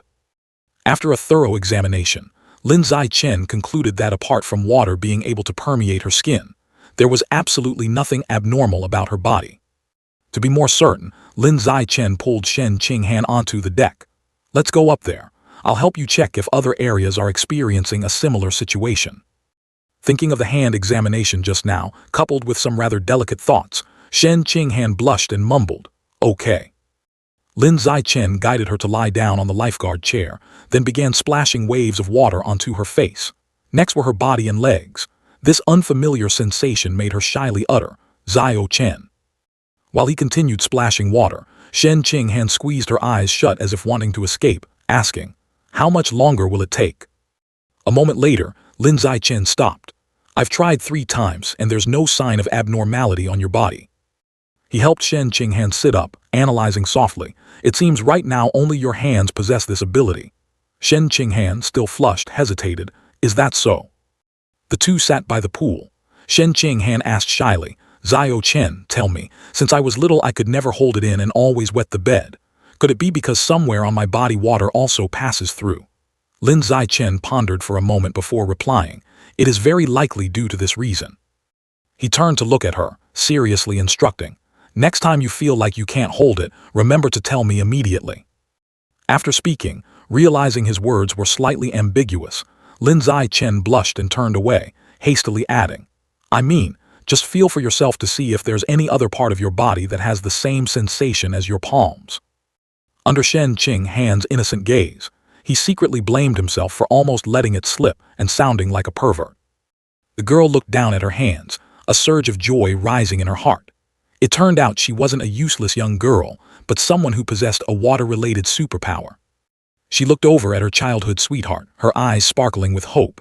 Perhaps one day, this ability would be fully unlocked. Shen Qinghan blushed in her daydream. When that time comes, she could stand confidently beside Xiao Chen, becoming his most perfectly matched life partner. The journey of discovering Shen Qing's ability temporarily concluded. That evening, at a bustling shopping mall in the city. At the meat and fish counter in the supermarket, the staff member greeted warmly, "Welcome to our store." A black card was placed on the counter, causing the staff member to be visibly stunned. Lin Zichen stood before her, calmly requesting, "I want to buy 100 caddies of explosive giant eagle meat." He handed her a piece of paper with an address, "Send it to this place." The staff member stammered in reply, "Yes, yes, sir." Looking at Lin Zichen's retreating back, the staff member couldn't help but be curious. It's him again. I wonder which young master he is to be so free spending. Before long, the order was delivered to the designated location. Yuan Ying reminded, "Please give a 5-star rating for my service." The truck drove away, leaving Lin Zichen standing there checking his finances. Luckily, he had just received nearly 120,000 this morning, so he now had about 210,000 on hand. He opened the crate, thinking to himself, buying 100 caddies of explosive giant eagle meat should be enough. Lin Zichen placed his hand on the meat, his heart full of anticipation. Let's see what surprises it holds when its illustration is unlocked. A strong current of energy swirled around his body. The system chimed with a notification. "Congratulations, you have absorbed a massive amount of the explosive giant eagle's life essence. The explosive giant eagle illustration has reached 100%. For a moment, Lin Zichen felt as if he had transmigrated to another world. Below was the vast sea, above was a colossal eagle. The eagle flapped its wings and plummeted toward the surface of the sea to hunt. Immediately after, its sharp talons tightly grasped an octopus, hoisting it into the air. After observing the hunting process, the system notified, "Congratulations, you have successfully unlocked the explosive giant eagle illustration, obtaining the creature attribute, Eye of the Sky." Returning to reality, the skill description appeared before Lin Zichen's eyes. Eye of the Sky significantly enhances your visual range and motion tracking ability. Having acquired a new skill, he immediately wanted to test it. Lin Zichen's eyes suddenly emitted a golden glow. His line of sight locked onto a group of people walking across the street. Among them, a man was engrossed in scrolling through his phone. Lin Zichen could even clearly see the content on the other person's phone screen. The man was watching a live stream of a gamer playing a shooting game. He couldn't help but exclaim, "The eyesight of an eagle is truly formidable." After finishing testing his skills, he didn't linger on the street and headed straight home. His parents were sitting on the sofa watching the news. The news on TV reported, recently, a thrice-fused gene adapter suddenly mutated in a public area, causing hundreds of casualties. In a press conference, the opposition spoke up. Gene fusion is the wrong path. From ancient times, only monsters wanted to turn into humans. No one wants to turn into a monster. As long as the right method is found, human potential can be fully unlocked to evolve into higher-level creatures. But immediately, someone below stood up to refute. Those words are just unrealistic theories. At the current stage, if we don't rely on gene adapters, should we rely on traditional martial artists like you? You can't even block bullets, so how can you fight against mutant beasts? Yan Sheng, Zichen's father, sat listening and commented, "To be honest, gene adapters are truly like ticking time bombs. Once they mutate, the consequences are unimaginable." Wan Xin, Zichen's mother, spoke up to reassure her husband, "You're overthinking it. The country strictly controls this issue. The probability of a disaster happening is very small." She smiled and said, "Instead of worrying about mutation, it's better to worry about the lineage of the gene adapters because they all lose their reproductive ability. Yan Sheng nodded in agreement. That's true. Therefore, before undergoing gene fusion, one should try to have more children or find a stable partner first. Wan turned around and caught sight of her son already standing there. She immediately stopped the sensitive topic. She smiled awkwardly. Oh, Zhao Chen is back. She felt a bit embarrassed inside, unsure if what they had just discussed was suitable for a child to hear. Yan Sheng scratched his head, changing the subject. Zhao Chen is back. Let's eat then. At the dining table, Zai Chen shared. Tomorrow our school is holding the campus singer competition, and Han Han has also registered to participate. Yan Sheng excitedly responded, Really? Then our whole family must go and cheer for Han Han. Wan turned to look at her husband and nodded. Of course. Han Han is practically like my own daughter. Seeing that his parents both supported Qing Han, Zai Chen felt at ease and continued his meal. Yes. The next evening, a large stage was set up in the school stadium. The audience came in droves, making the atmosphere incredibly lively and bustling. Yan Sheng and Wan Xin were also present. They even prepared an LED sign that read, Shen Qing Han, you are the best. In the waiting room, Zai Chen and Qing Han were together. He was helping her with her makeup, the blush brush gliding gently over her cheeks. Qing Han opened her eyes, her cheeks flushed, unclear whether from the makeup or from shyness. She mumbled softly, Zhao Chen, why do you keep staring at me? Zai Chen half-jokingly replied to help relieve her nervousness, because you're too beautiful, of course. The compliment made Qing Han blush even more, completely at a loss for how to respond. Just then, Chu Xin suddenly appeared from behind the curtain. Hey, are you two done being lovey-dovey? Qing Han was startled and hurriedly explained, I just asked Zhao Chen to help with my makeup because he's very good at it. There's no lovey-dovey stuff. Chu Xin teased. I understand. This is what you call a pure romance game of a young married couple, right? Zai Chen replied confidently. Someone who is good at makeup has to be skilled at everything. Chu Xin announced, All right, I don't want to be a third wheel. I just came to remind you that it's our turn to go on stage after two more people. With that, she left, leaving Qing Han shy and flustered. Got it. As the door closed, the classroom was left with only the private space of the two of them. After finishing the final touches of her makeup, Zai Chen put away his tools. All right, let me take you out to get ready. Right at that moment, Qing Han suddenly shivered. Her brows furrowed tightly, and her face revealed a look of extreme shame. She walked up behind Zai Chen, tugged on his sleeve and tried to hold it in. Zhao Chen. A stream of warm liquid suddenly gushed out. Ashamed, Qing Han lowered her head and mumbled, Zhao Chen. I couldn't hold it in again. Qing Han completely broke down. Tears of distress rolled down her cheeks. Sobbing and wiping her tears, she was filled with panic. What should I do, Zai Chen? It's almost time for me and Li Chu Xin to perform on stage. The gorgeous dress meant for the performance was now soaked in one spot, making her tremble in panic. Would all the hard work and practice over this past period be wasted just because of this embarrassing incident? If everything was ruined, he would definitely hate her to death. Zai Chen gently comforted her, softly wiping away his friend's tears. Stop crying.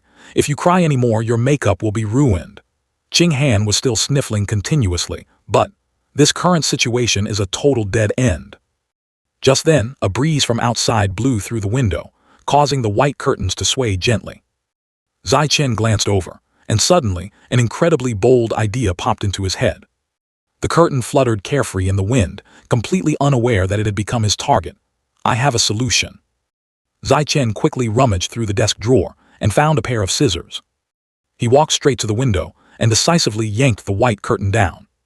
Immediately after, he began to cut the fabric and sew with exceptional skill, no less proficient than a seasoned tailor. Meanwhile, Qing Han was still trying her best to control her emotions. Though tears still lingered on her eyelashes, she had stopped sobbing like before. In the blink of an eye, a pristine new dress cut from the classroom curtain was completed by Zai Chen's hands. Qing Han looked at it, unable to hide her confusion. Zai Chen, what's all this? He placed the new dress into her hands. It's fine now. Hurry into the restroom and change your clothes. Qing Han blushed deeply and mumbled in reply, No, there's no need, Zai Chen. You just need to turn your back. I'll change right here. Zai Chen was equally bashful. He didn't expect his close friend to place such absolute trust in his moral character. However, he also fully understood that she didn't want anyone to discover her wedding incident, so he immediately turned his head away to let her change. All right then. Ching Han hurriedly stripped off her tight black performance outfit, revealing the incredibly alluring curves of her figure. Even though he was facing away, with his exceptionally keen hearing, Zai Chen could still sense every rustling sound, making his ears burn hot. The atmosphere suddenly became ambiguous and intimate. Both of them kept silent in their awkwardness, with only the sounds of clothes changing filling the air. Ching Han put on the dress Zai Chen had just sewn, skillfully tied the fastening strings at her back, and then called out, "Zai Chen, you can turn around now." Zai Chen, still feeling a bit awkward, was slightly startled and turned around. Before his eyes was a Ching Han who looked incredibly pretty, vibrant, and brimming with cuteness. She looked at him with gratitude. "Zai Chen, thank you so much. Maybe having a good cry just now made me feel relieved. I don't feel nervous or anxious at all anymore."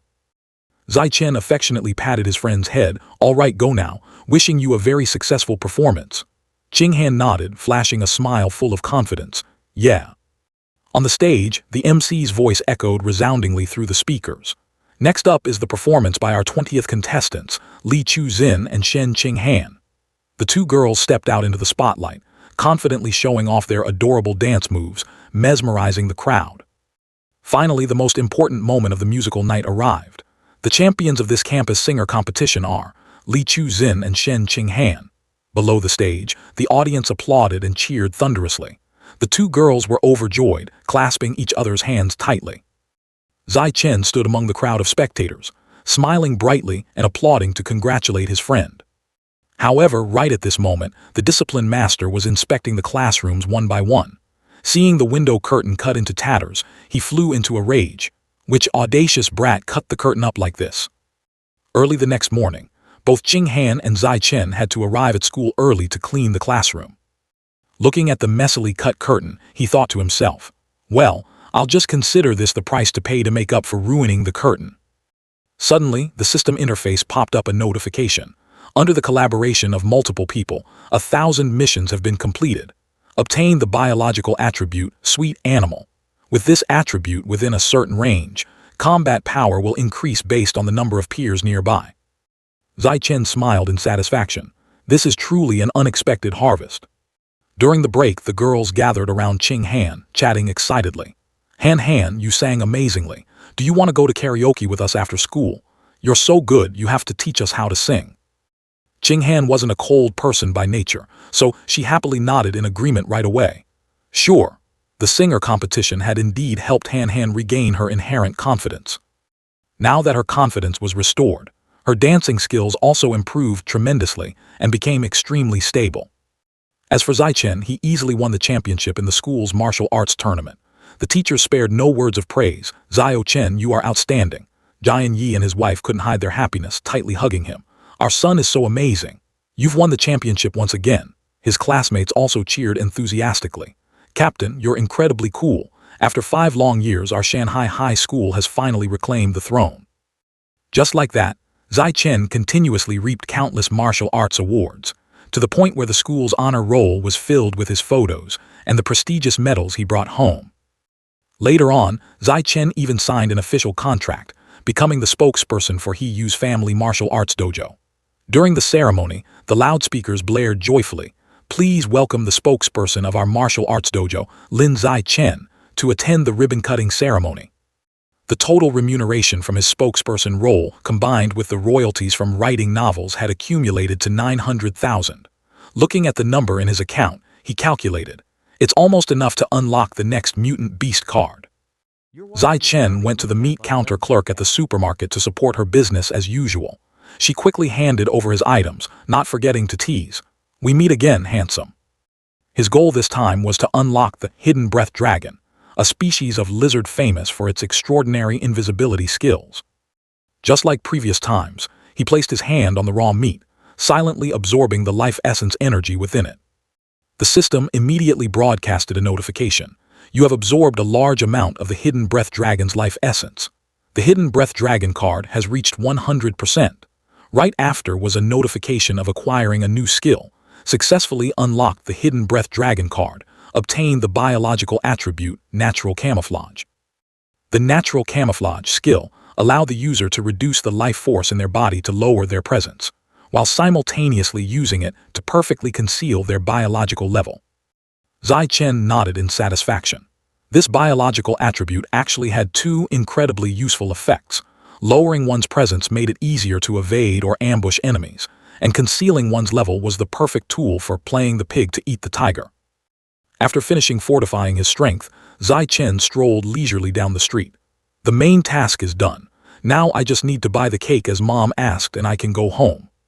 While walking down the street, he suddenly heard strange noises echoing, "Be a little obedient." He couldn't help but be surprised. This voice is. He saw several men escorting a girl with fiery red hair away. Among that group, someone recognized him and greeted him. Zai Chen, what a coincidence.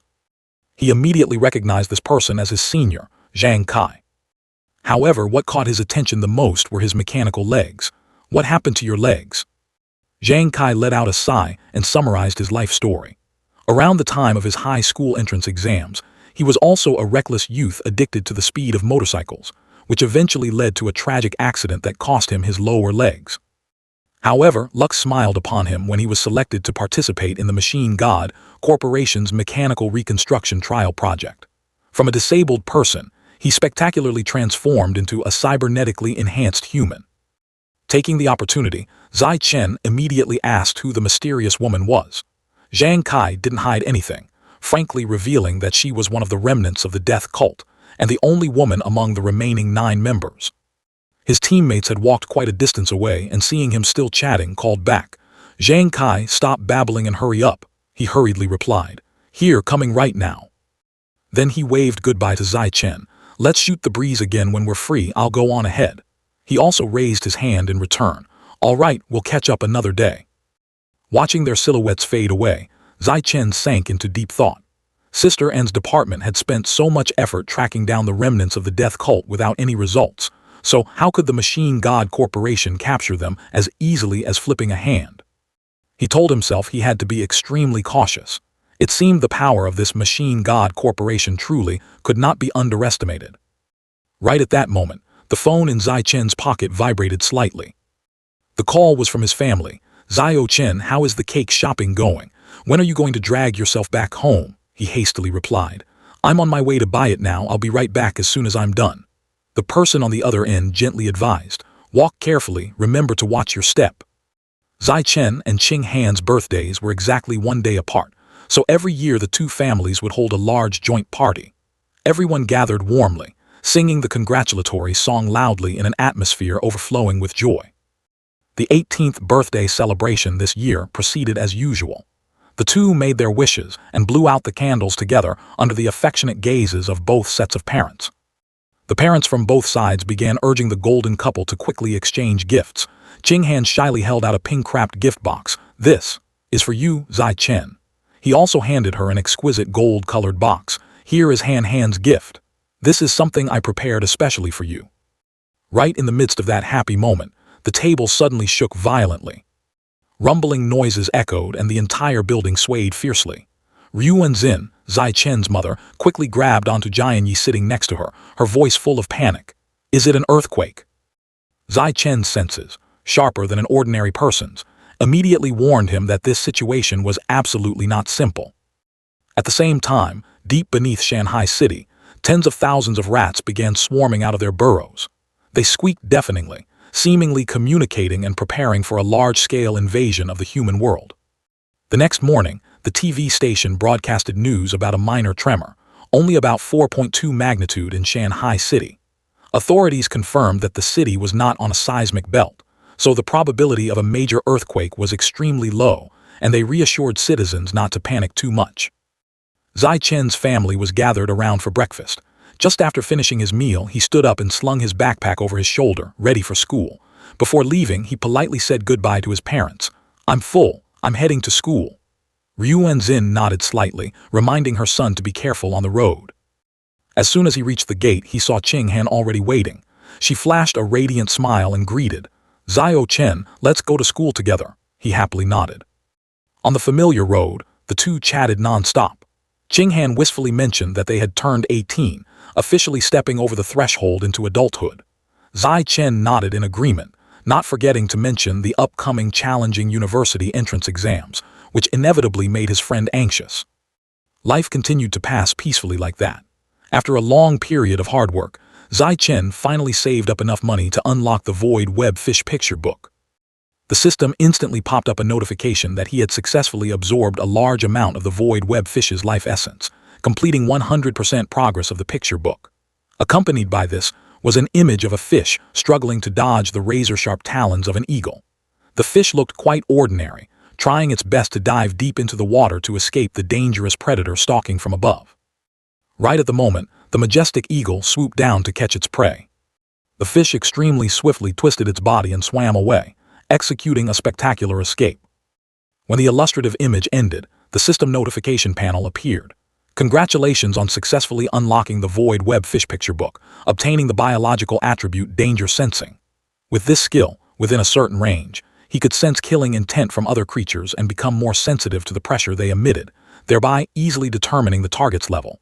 Zai Chen thought to himself, this was precisely the ultimate move to prevent being ambushed. To test out his new ability, he decided to head straight to the mall to try it out. Strolling around the supermarket, he could clearly see everyone's level displayed right above their heads. The vast majority were ordinary people at the common level 1 or 2. As expected, in real life, ordinary folk still made up the grand majority. Zai Chen continued browsing through the fresh food section, his gaze lingering on a carefully packaged type of meat. He determined that this was exactly the target for his next picture book. He silently calculated that if he absorbed this, who knows, he might comprehend the miraculous self-healing ability of the living dead slug. However, when he glanced at the listed price of a whopping 100,000 per kilogram, his head started spinning. This price was too exorbitant. His monthly royalties of 100,000 seemed like a drop in the bucket. Perhaps after the university entrance exams, he would have to find a way to grind and earn some extra income. At the same time, in another magnificent city, inside the headquarters of the Nanjiang Province Department of Education, lively discussions were echoing in the minister's office. A woman with an elegant demeanor sat leisurely with her legs crossed, listening to the report on the educational achievements of the cities within Nanjiang Province. This year, overall results remained stable compared to last year. Kaiyuan City remained firmly in the lead, followed by Changzhou, Nanhuan, Shanghai, Daoshan, and at the bottom of the list was Heiyuan. The woman listening was none other than Yuan Dongjai, a figure possessing both beauty and power. She was the vice principal of Shanghai University and the minister of the Nanjiang Province Education General Department.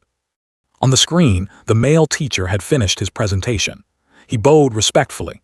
Principal Yuan, the above is the comprehensive educational situation of the cities in the province this year. She gracefully lifted her teacup, took a sip, and softly replied, You've worked hard. He curiously asked further about the situation in Area 36. Dongjai calmly replied that everything was basically under control. Otherwise, she wouldn't be in the mood to sit here directing the province's university entrance exams. Hearing this, the teacher breathed a sigh of relief. Thank goodness everything was fine, otherwise, this entire Nanjiang province would be doomed. Dongjai signaled for him to leave so she could rest. He bowed respectfully. Yes, if there's anything you need, please just call me. Having said that, he quickly left the room, not forgetting to thoughtfully close the door behind him. In the quiet office space, Dongjai unconsciously sighed. It had been so many years, yet she still hadn't found a single disciple to her liking. She stood quietly by the window, casting her gaze far away, watching every wave crashing onto the white sandy beach, lost in a stream of endless thoughts. The murmuring sound of the waves blended with the cries of seagulls soaring in the sky, creating an unusually peaceful scene. In this world, the martial arts university entrance exams took place continuously over 9 days. On the first day, in the morning, candidates would face the theoretical exam. The afternoon would be the physical fitness test featuring athletic events. Additionally, there were sections like weightlifting and a comprehensive health check. From the second to the 8th day was a week-long practical combat challenge. Martial arts candidates from the entire province would be sent into a dense forest to participate in a battle for survival. The final day, the 9th day, would be a test evaluating their compatibility with gene fusion as well as their aptitude for cybernetic enhancements. Today was June 7th, the first day of the exams. Everywhere one looked, there were images of candidates rushing to the examination centers to make it on time. Peeking out from the crowd were Zai Chen and Qing Han. While he appeared extremely confident, she was a bit restless and anxious. Ching Han instinctively grabbed his sleeve, shaking it gently. She was in a full panic, her voice tearful. "Zhao Chen, I'm so nervous. What if while I'm taking the test I open the floodgates right on the spot? Where would I hide my face then?" Zai Chen looked at her with a gentle and doting gaze, completely devoid of any intent to tease. He suddenly pulled her into his embrace, softly patting her head to comfort her. "Don't worry, I'm right here." The thumping sound of her heartbeat made Ching Han blush furiously. Zai Chen leaned close to her ear and whispered that she already had a solid grasp of the theory, and she was even prepared with a diaper, so she just needed to stay calm and give it her all. To hide her embarrassment, she lowered her head and mumbled, "I will try my best. You must do well on the exam too." Zai Chen smiled and replied, "Yeah, let's both do our best." Inside the examination room, the atmosphere was extremely solemn. Everyone was highly focused. There was absolutely no peeking or cheating. Zai Chen blitzed through the exam like a breeze. Resting his chin on his hand, he thought, "Handing in the paper now is a bit too early. Maybe I should use this time to continue outlining my plot." Time passed, and the bell rang signaling the end of the session. The candidates handed in their papers one by one and left the room. Seeing Ching Han looking slightly gloomy, Zai Chen guessed that she probably hadn't done well on the exam. He walked over, placed a hand on her shoulder, and comforted her, saying that martial arts students only needed to pass the theoretical subject and shouldn't stress too much over the score. But Ching Han hesitantly replied that she actually did quite well and he didn't need to worry. Zai Chen was dumbfounded. "Then why do you look so miserable?" It was then that Ching Han blushed deeply, looking away. "Well, I opened the floodgates again." She quickly pointed towards the restroom, telling him to wait a moment and she'd be right back. Zai Chen could only nod, reminding her to hurry up so they wouldn't be late for the afternoon physical tests. In the afternoon, under the witness of a large crowd, the referee officially announced the weightlifting results. The final score for Lin Zai Chen in the one-handed weightlifting event is 950 kilograms. The surrounding boys were stunned in silence for a few seconds before erupting into cheers of admiration. They couldn't help but marvel at his strength. Running 100 meters took only 5.12 seconds. Standing high jump reached 4.91 meters. That's truly monstrous. After completing his events, he stood waiting for Ching Han. Seeing his friend wiping her sweat, he immediately asked about her results. She smiled brightly, showing off her achievements. 100-meter dash in 9.32 seconds, high jump at 1.62 meters, and lifting 125 kilograms. However, she humbly admitted that she was still far behind Zhao Chen. He patted her head, encouraging her by saying that those results were already among the top tier for female students. Being praised, Ching Han couldn't hide her smugness, her eyes curling into happy crescents. At this moment, He Yu walked over from somewhere and broke the news. "Zhao Chen, Han, the theory exam scores are out, you can check them now." He shared further that Wang Shujai and Lu Gang both scored over 80 points, while he himself did a bit worse, getting exactly 80. Hearing that, Ching Han quickly pulled out her phone to check. Looking at the number on the screen, her eyes lit up brilliantly. 82 points. He Yu spared no praise since her score was even higher than his. After that, they both turned to look at Zai Chen curiously. Exactly as everyone guessed, when Zai Chen showed his phone screen, the perfect score of 100 was like an explosion that stunned everyone into silence. Ching Han cheered in sheer joy, while He Yu's face turned pale, stammering, You truly are an academic monster." Finishing the first day of exams, the two walked home together. Ching Han kept talking about the upcoming week-long practical combat exam, her heart filled with worry about the dangers deep in the forest. Zai Chen, the very standard of an ideal boyfriend, immediately spoke up to reassure her. "Rest easy, I will always be by your side to protect you." Ching Han was also very cooperative. I will definitely stick to you without letting go." The scene shifted to a luxurious living room, where a deep voice echoed, issuing a reminder about the practical combat exam tomorrow. The masked figure held out a box, instructing the man across from him to use his identity as a safety personnel to eliminate the 10 geniuses. Inside the box were 10 demonic parasite seeds. The man received the box and curiously opened it to look inside. Just as Yamayan Ju had said, inside were 10 tiny black bean-like seeds that harbored terrifying power. He promised that if the mission succeeded, the man would be recommended to become an official member of the organization. However, this man seemed more pragmatic. What he thirsted for right now was a mutant fruit. The masked figure took a sip of wine, sneering at the youngster's short-sightedness.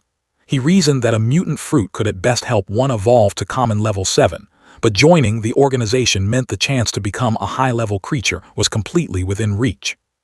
The extremely tempting words of recruitment made the other man gulp down his saliva out of a thirst for power. Finally, he made up his mind and nodded in agreement. He realized that becoming an official member of the organization was clearly a much better bargain. Moving on to the second day of exams, a fleet of buses carrying candidates began entering the dense forest. The loudspeakers continuously reminded the candidates to prepare themselves mentally to disembark at the practical combat site. At this time on the bus, Ching Han was still sleeping soundly on Zai Chen's shoulder, completely unbothered by the exams. Only when the bus came to a full stop did he gently shake her awake. She groggily opened her eyes, her sleep-filled voice asking if they had arrived yet. The two got off the bus together and blended into the crowd. The broadcasting speakers were still guiding the candidates at Gate 9 to quickly move to the assembly point. At the vast assembly area, many stalls selling necessities had been set up to serve the candidates. The teachers began explaining the rules. Many scoreboards were hidden in the forest in treacherous locations like treetops, cliffs, and even on the bodies of ferocious beasts and mutant creatures. There were safety personnel stationed at every dangerous zone. Candidates could call for help in an emergency, but that would mean being eliminated from the competition. The kind teacher continued to remind the crowd. The mutant beasts deep in the forest are trials specifically meant for geniuses who want to break past the score limits. Ordinary candidates should know their own limits. The results of this practical exam are not solely based on individual scores, but also include performance points captured via live broadcast cameras. A total of 100,000 candidates are participating, but only 50,000 scoreboards have been distributed, meaning more than half will go home empty-handed. This game encourages both cooperation and competition. You can join hands to share scoreboards, or if you're capable enough, just snatch them from others. Get everything ready, we will officially start in 1 hour. As soon as the teacher finished speaking, a chubby boy with a mushroom haircut hastily raised his hand to find a bodyguard, boasting that his dad was a high-ranking employee of the Machine God Corporation, hoping an expert would carry him, and money was no issue. Immediately, a heavily muscled guy stepped out to take the deal, introducing himself as a top student from the genius class of Changzhou First High School, guaranteeing to help the chubby boy shine in this exam. But before they could celebrate, a beautiful female teacher rolled up a piece of paper and gave the mushroom-haired boy a painful whack on the head, issuing a first warning against openly forming teams. He could only hold his head, crying out in pain and mumble an apology. In another corner, Zai Chen and Ching Han were leisurely eating snacks to recharge their energy.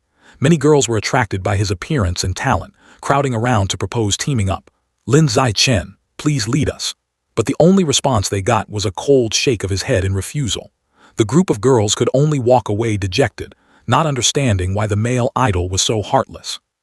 Just as the group of girls left, another young man approached to strike up a conversation, saying that he was a bit hungry and wanted to buy some food from the two of them.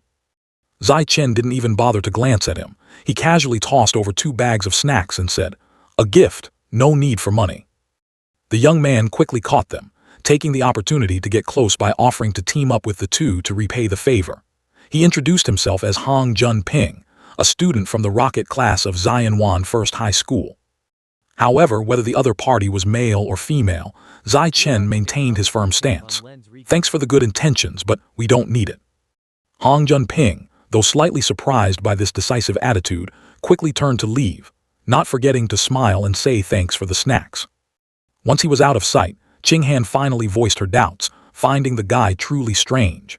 There was clearly no shortage of food stalls here, yet he insisted on coming over to ask for theirs. Zai Chen looked at his friend and exposed Hong Jun Ping's real intentions. The drunkard's real interest is not the wine. His true target is the great beauty sitting right here. Hearing this, Ching Han blushed. So all that just now was a trick to strike up a conversation. After having a light meal and driving away the irrelevant people, Zai Chen pulled Ching Han up. "Time is almost up, we should get going too."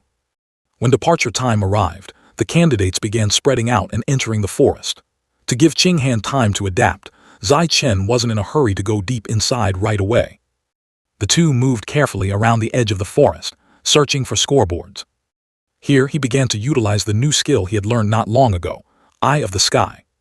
The overarching observational ability from above helped Zai Chen easily locate the scoreboards. He spotted one up on that treetop and told her to go get it. Qing Han was as agile as a squirrel, swiftly climbing up the treetop to carry out the mission. Once she had the score plate in her hand, she joyfully cheered, showing off to Zai Chen that she had gotten it.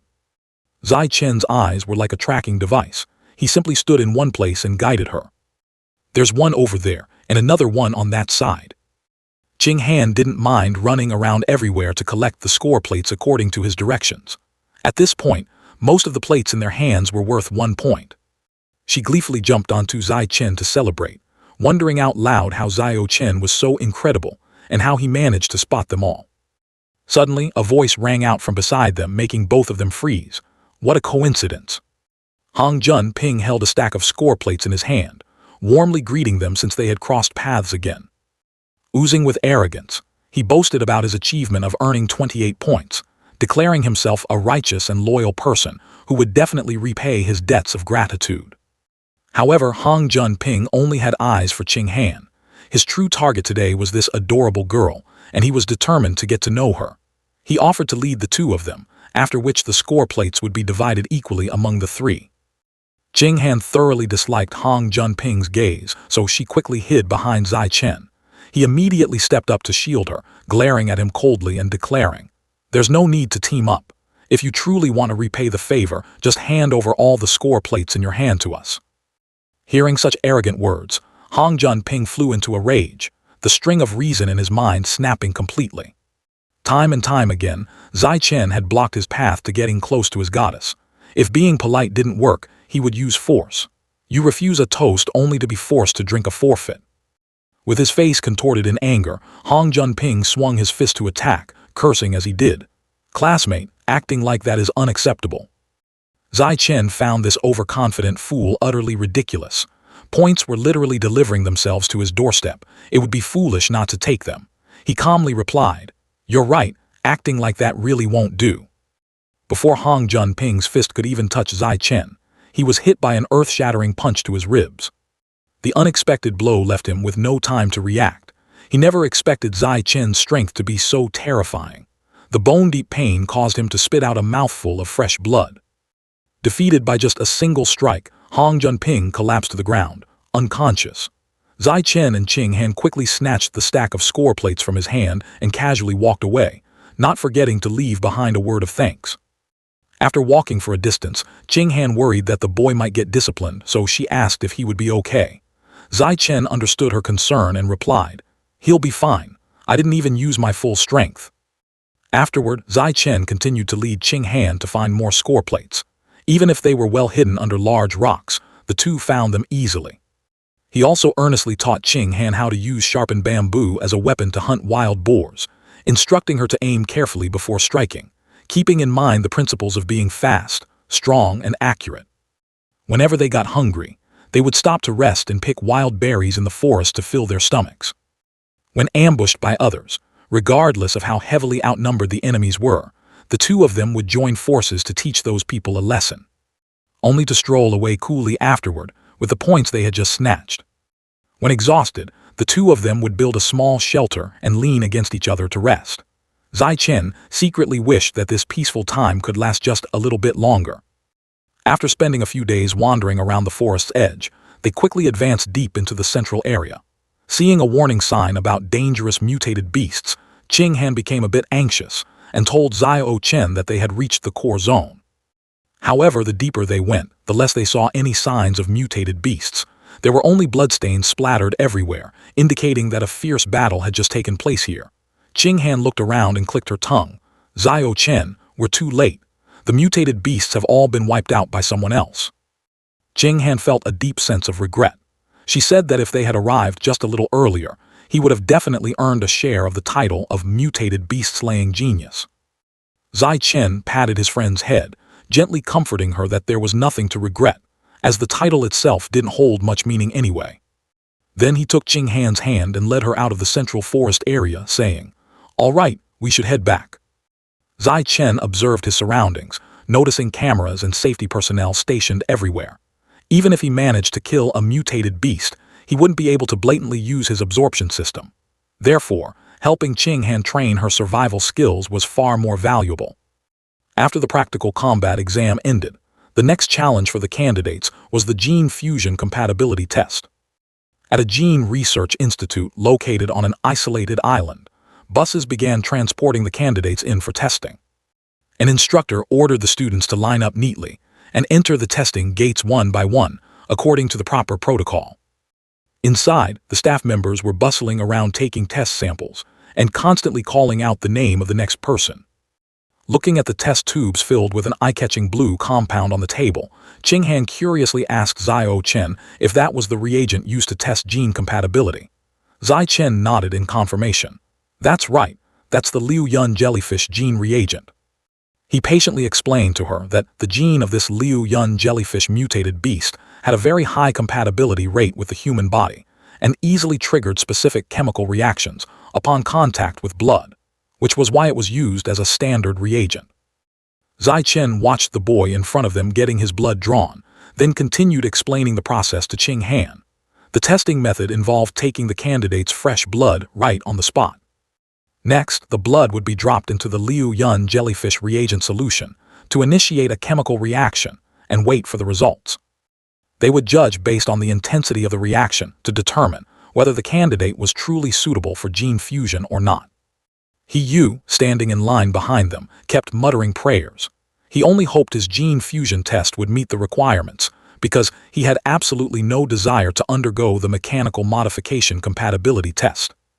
Chu Xin also felt terrified recalling the related materials, saying, "That's right, I heard the mechanical modification test requires implanting a special alloy box into the body.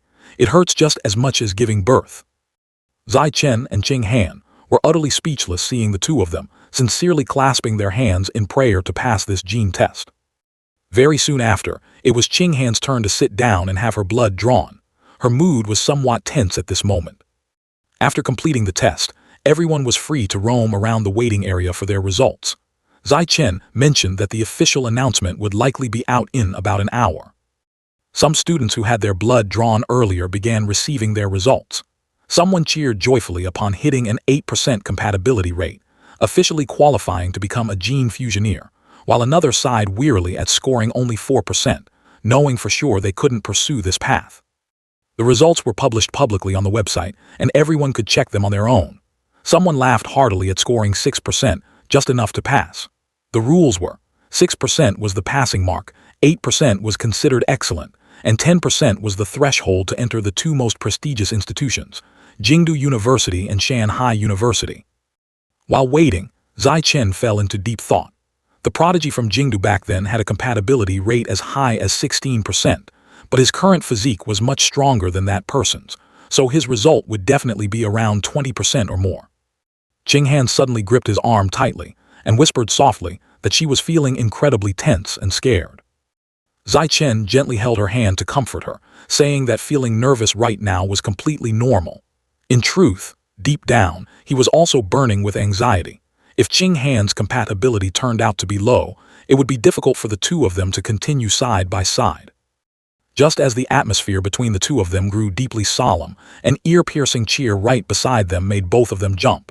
The person shouted, "I got 10%. I made it into the two major universities."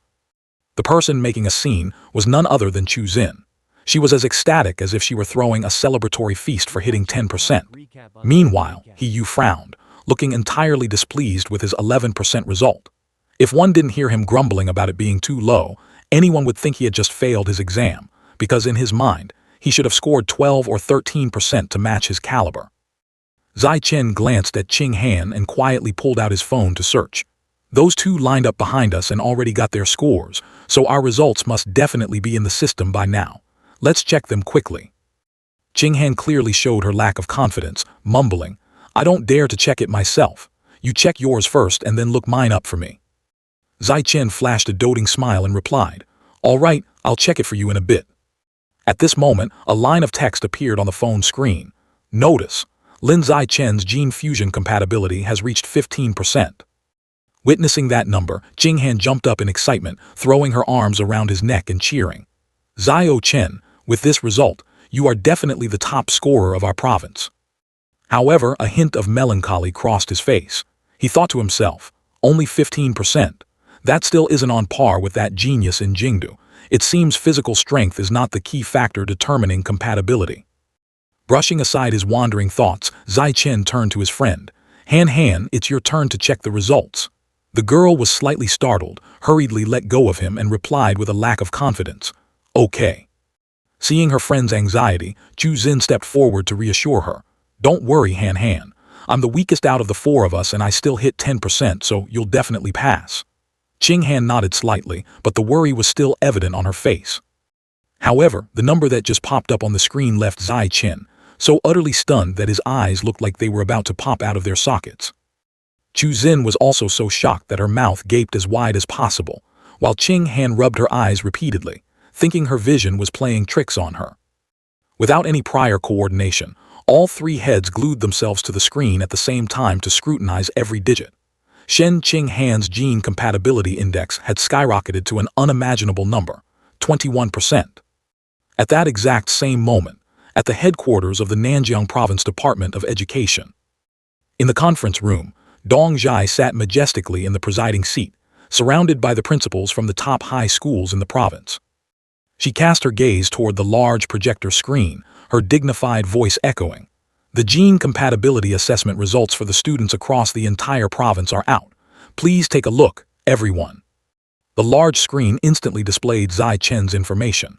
Candidate Lin Zai Chen, registration number 120,732,328, Shanghai High School.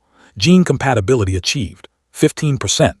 A voice rang out. To think that this year's top scorer comes from Shanghai High School. Instantly, rounds of applauding praise erupted from the principals of the other schools. Congratulations, Principal Bai, your school has bagged another top scorer this year. Although Principal Bai replied humbly on the surface, you flatter me, it's just pure luck. Her heart was blooming with pride. Lin Zai Chen, as expected, I did not place my trust in the wrong person. You truly have brought glory back to me. Right when everyone was absolutely certain that the top spot belonged to Zai Chen, Han Han's result suddenly dropped like a bomb, causing a literal earthquake. Candidate Shen Qing Han, registration number 120,732,467, Shanghai High School. Gene compatibility achieved, 21%. The entire hall immediately erupted into murmurs. What? 21%? Is this number real? Can someone actually reach that level? Principal Bai couldn't help but be flabbergasted. She thought to herself, Shen Qing Han, isn't that Lin Zai Chen's childhood sweetheart? She usually seems so average, with nothing particularly outstanding about her. Dong Zhai shot up from her seat, her sharp gaze locking onto Principal Bai as she asked, what kind of student is Shen Qing Han? Caught off guard by the question, Principal Bai was slightly flustered. Well, Shen Qing Han's daily performance is quite average, nothing too special. Is there any chance that a technical glitch occurred with the test results? Thinking that Dong Zhai would fly into a furious rage, instead, she just let out a soft sigh. I truly am speechless with all of you. Without a shred of hesitation, she made a decisive ruling. It seems I will have to go and verify this myself to set my mind at ease. In another development at the Research Institute, the newly published results sowed no small amount of panic among all the personnel present. What the hell is going on? 21%. The measuring equipment is definitely malfunctioning. Qing Han, feeling both anxious and bewildered, turned to her friend and asked, Zio Chen, why is it 21%? Did the machines short-circuit somewhere? Zai Chen firmly patted her shoulder to console her. I can guarantee this number is absolutely accurate. The girl looked perplexed. Huh. He slowly explained. You naturally have a very high affinity with the water element. Meanwhile, the reagent used this time is the Liu Yun jellyfish, an incredibly powerful water-type mutated beast. His perfectly logical explanation made Qing Han's eyes light up. All her previous insecurity and anxiety vanished, giving way to a radiant expression. So that means my physique is super compatible with water-type mutated beast genes. Turns out I'm a genius too. This thought filled her with overwhelming happiness. Finally, she was qualified to stand shoulder to shoulder with Zio Chen. Zai Chen also smiled in agreement. That's amazing, Han Han. Right at this moment, a piercing scream echoed from somewhere. Look quickly. What is that? The loud shout made both Zai Chen and Qing Han turn their heads to look outside simultaneously. The research institute was situated on a barren island amidst the vast ocean. Now, from a distance, a figure was surfing on the surging waves, dashing straight toward them. That person was none other than the Minister of Education for Nanjiang Province, Yuan Dongjai. The crowd of students gasped in astonishment. There's a woman riding on the waves. Is the princess of the Dragon Palace manifesting? A few candidates began to tremble, looking wary. Could it be someone from a dark cult? This place isn't about to be swallowed by a tsunami, is it? Dongjai controlled the massive wave, slowly bringing it down. She leisurely set foot on the ground, walking with full authority straight into the research institute. Right at the entrance, the staff had already lined up in 2 rows, bowing respectfully in greeting. Vice Principal Yuan. Hearing this, the students immediately started whispering. Vice Principal Yuan. Could that be Yuan Dongjai, the Vice Principal of Shanghai University? The one from the Yuan family, a millennium-old martial arts lineage. Even after she had disappeared inside, the gossip didn't cease. Rumor has it that the Yuan family once slayed a dragon and successfully fused with the dragon clan's genes. Doesn't that make them a water-type gene fusioneer? No wonder she can control the ocean waves so effortlessly. Dongjai walked straight up to Qing Han and asked coldly, "Little girl, is your given name Shen Qing Han?" Suddenly forced to face such a prominent figure, a timid schoolgirl like Qing Han couldn't help but tremble with nervousness. "Yes, that is me." Dongjai waved her hand, signaling a staff member. "Draw her blood 3 times, retest it thoroughly." The staff member immediately complied. "Yes, ma'am." Her order startled Qing Han out of her wits. A while later, on the waiting bench, Chu Xin couldn't hold back her complaints. "Oh my God, they drained all the blood out of you. Are you still alive, Han?" Pointing at her arm, she replied tiredly, "My arm is getting a little numb here." Not long after, a staff member approached and gestured an invitation. "Shen Qing Han, please follow me for a moment." She politely stood up. "Okay." The moment she stepped into Dongjai's office, Qing Han spoke up timidly. "I apologize for the intrusion." Dongjai swiveled her chair around, flashing a thoroughly satisfied smile. "The final results are out." She stood up abruptly in excitement, leaning across the desk. Unbelievable, all 3 tests yielded the same 21% result. Qing Han was so awkward she didn't know what to do, only managing to stutter. Is that so?" Always a straightforward person, Dongjai cut right to the chase. "I'll put it plainly. I want to take you in as my disciple." This news hit like a bolt of lightning, making Qing Han think she had misheard. She pointed at her own face, asking again, Take me as your disciple." Dongjai sat back in her chair, using her abilities to control the water in her glass as a demonstration of power. "As my disciple, you will learn how to ride the waves and command the winds like this."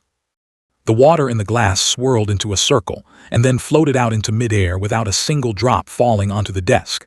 "In the future, you will easily be able to pull off tricks like this." Qing Han stared intently but didn't rush to accept the offer. She replied, "This is all too sudden. Could you give me some time to think it over?" Deep down, she thought it would be better to go home and ask Zhao Chen for his opinion first. Noticing the girl's hesitation, Dongjai retracted the stream of water back into the glass and said, "There's nothing to consider. Taking me as your master will bring you nothing but benefits and no harm." She stood up, lightly smoothing her hair. "I am currently the Minister of Education for the province, as well as the Vice Principal of Shanghai University. If we become master and disciple, a spot at Shanghai University is guaranteed to be yours." She leaned her face close to Qing Han's, questioning, "Do you still have anything to hesitate about?" The girl jumped, her face blushing bright red as she mumbled, "No, ma'am." Sensing that the time was ripe, Dongjai immediately seized the opportunity and pulled out her phone. "Then it's settled. Come on, let's add each other on WeChat." Qing Han naively took out her phone to add her, secretly lamenting in her heart that she was being completely led by the nose, but truly, there was no way she could refuse. After adding her new disciple, Dongjai added, "Oh, right. Besides you, I have another female disciple. Although she joined the sect 10 years before you, her age is roughly the same as yours. You can consider her your senior martial sister." She sent a photo to Qing Han. "That's a picture of her. When there's a chance, I'll introduce the 2 of you." The moment she looked at the picture, the girl was suddenly stunned with shock. The girl in the photo had pure white hair, a face as cold as ice, and held a long halberd in her hand. Surrounding her were thorny vines and piles of white bones. "This is..." That face reminded Qing Han of an old friend. Bai Zhu. She hurriedly asked Dong Zhai, "Master, what is senior sister's name?" She looked up at her student, kindly replying, "Luo Tianzhu. Why, do you know her from before?" Hearing the unfamiliar name, Qing Han shook her head and explained, "Back in elementary school, I had a close friend named Bai Zhu. She looked incredibly similar to senior sister, but she transferred schools very quickly after. I was just wondering if they might be the same person." Although quite surprised by the story, since the two names were completely different, Dong Zhai immediately asserted, "It's probably not her." After finalizing the acceptance of her disciple, she suggested, "Your gene compatibility is abnormally high. I will now help you conduct a comprehensive examination to see if there is anything special about your body." The girl obediently stood still. "Okay." Her hand suddenly emitted a beam of light, much like a scanner, sweeping over the girl's body from head to toe. Dong Zhai observed for a long while, her brows furrowing slightly, clearly revealing a look of bewilderment. She withdrew her hand, her voice failing to hide her curiosity. How truly bizarre. Qing Han anxiously grabbed her master's hand. "Is there a problem with my body?" She shook her head. "No, it's precisely because it's too normal that it's strange. It's clearly a body with a 21% compatibility rate yet. Oh well, if I can't figure it out, I'll just set it aside." She changed the subject. "To protect you, I will alter your public records down to just 16%. This is to prevent those with malicious intents from targeting you." Though Qing Han didn't fully understand, she still nodded. "Understood." Dong Zhai glanced at the clock on her phone and said, "It's getting late. I've said all that needed to be said. You may go home now." Qing Han walked to the door, bowing her head in farewell. "Yes, goodbye, master." With that, the girl closed the door firmly, returning the silence to Dong Zhai's office. Dong Zhai picked up her phone and dialed a mysterious sequence of numbers. Her expression at this moment displayed a rare seriousness. The other end of the line quickly answered. A voice rang out. "Yuan, how is work?" She spoke politely, reporting that she had just accepted a new disciple, the very person with the 21% gene compatibility she had previously mentioned to her father. Hearing this, Dong Zhai's father sounded extremely satisfied and didn't forget to instruct his daughter to pour all her efforts into nurturing this young seedling.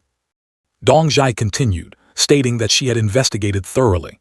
The girl's background was impeccably clean, and furthermore, the runner-up Lin Zai Chen was her childhood sweetheart. The old man nodded in deep approval, concluding that this disciple of his daughter would undoubtedly achieve great things in the future, and the return on investment their family would receive would surpass all imagination. The old patriarch instructed in a stern voice, "You must keep the girl's astonishing talent a secret. It absolutely must not be leaked out." Dong Zhai obediently followed her father's orders. Everything was settled and a master had been accepted. Zai Chen quietly gave Qing Han a ride home on his familiar red bicycle. He felt something was amiss and spoke up. Taking on a master so abruptly like that is a bit peculiar. Even now, Qing Han still hadn't fully recovered from her shock. She admitted, "You're right. Everything happened so fast that I haven't even had time to digest it all." Upon arriving home, Zai Chen stopped the bike, turned to look at his friend and advised, "Just stay calm and observe for a while. If she truly harbors no ill will, then becoming her disciple isn't a bad thing." He attentively helped Qing Han off the bike, not forgetting to add, "If you ever discover a problem with her character in the future, wait until your strength is great enough, and then take the initiative to sever this master-disciple relationship." The young girl nodded softly in obedience. Right at that moment, Ryuan Zin stepped out of the apartment building doors, cheering when she saw Zio Chen and Han Han had returned. Su Meng stood beside her, linking arms with her, and excitedly announced, "Tonight, our whole family is going out for a proper celebratory feast at Ming Xiang restaurant." And so, both families piled into the car together. On the way, Ryuan Zin endlessly praised Han Han for excellently securing the position of the provincial top scorer. Su Meng also beamed brightly, feeling wonderful that Han Han could continue attending the same university as Zio Chen. At the banquet, the two families raised their glasses to toast in an incredibly lively atmosphere, celebrating the dazzling achievements of Han Han and Zio Chen as they respectively claimed the top two spots. After eating and drinking their fill, everyone began heading home. Jian Yi waved goodbye. "It's getting late. Drive safely, everyone." Ryuan Zin also replied, "I hope our two families can gather affectionately like this often in the future." That night, a perfectly round moon hung suspended in the clear sky, dotted with a few drifting clouds. Suddenly, the doorbell at Zai Chen's house rang, shattering the tranquil atmosphere. Ryu Wenzin happily ran to open the door, not forgetting to call out, "Coming right now." Appearing at the door was Qing Han in a cute pink nightgown, her face burning red, too embarrassed to speak. Seeing this, Ryu Wenzin teased, "What's the matter, Han Han? Came over to sleep with Zio Chen like always." Afraid that Ryu Wenzin would misunderstand, Qing Han frantically waved her hands, hurriedly denying, No, that's not it. I just have something incredibly important to discuss with Zio Chen in private." Saying so, Qing Han hastily stepped into the house. "Auntie Zin, I'll go find Zio Chen first." The young girl was completely unaware that behind her, Ryu Wenzin was wearing a knowing, subtle smile, giving off an "I know exactly what you're up to" vibe. She gently closed the door, resting her chin on her hand in deep thought. A matter so important that she has to meet face to face to talk about it. Could she be planning to confess her love? As for Qing Han, she walked straight to the front of Zai Chen's bedroom door, knocked softly and called out, "Zio Chen, I have a very important matter to discuss with you." Since it was already bedtime, Zai Chen was currently wearing his pajamas. He sluggishly walked out to open the door, asking curiously, "What is it?" Knowing the way well, Qing Han walked straight into the room and said slowly, "This matter is related to the master I just took on this morning." Hearing this, Zai Chen's curiosity was immediately piqued. "Your master?" She sat down on the edge of the bed, hugging a pillow with both hands, and recounted, "Today, Master personally conducted a full-body examination on me. The results showed that there is nothing special about my body. I'm exactly like a normal person." Zai Chen pulled up a chair and sat down, listening as his friend continued. "Even regarding the condition where my body occasionally leaks water, Master was stumped and couldn't figure out the cause." Hearing this, Zai Chen couldn't help but be shocked, thinking to himself, Dong Zhai possesses the ability to churn up massive waves and fierce winds, yet she couldn't see through the mystery within Han Han's body. It seems her physique harbors far more secrets than he imagined. He decisively stood up, gently patted Qing Han's shoulder and solemnly instructed, "You absolutely must not tell a third party about this. If the news were to leak, we wouldn't be able to predict the consequences. Let's wait until our strength grows greater and our knowledge deeper. We can slowly study it then. There's no need to rush." Qing Han found this very reasonable and obediently nodded. "I'll listen to you." Suddenly recalling something, she quickly pulled out her phone. "Oh right, there's one more thing. When we were at the Research Institute, Master mentioned that I have a senior sister." As she spoke, she held up the screen displaying a photo of Tianzu for Zai Chen to see. "I've seen senior sister's photo, and I found that she looks strikingly similar to Bai Zhu." Zai Chen took the phone, glanced over it, and thought to himself, the faces do indeed share some similarities, but the aura she gives off is worlds apart. He quickly voiced his doubt. "But..." Zai Chen pointed at the gloomy background, filled with thorny vines coiling around white bones. "Do you know where this photo was taken?" Qing Han took her phone back, shaking her head blankly. "I don't know. Let me try asking Master." Acting on her words, she immediately messaged Dong Zhai, "Master, where was senior sister's photo taken?" Not making her student wait long, she instantly replied with 2 words, "The origin."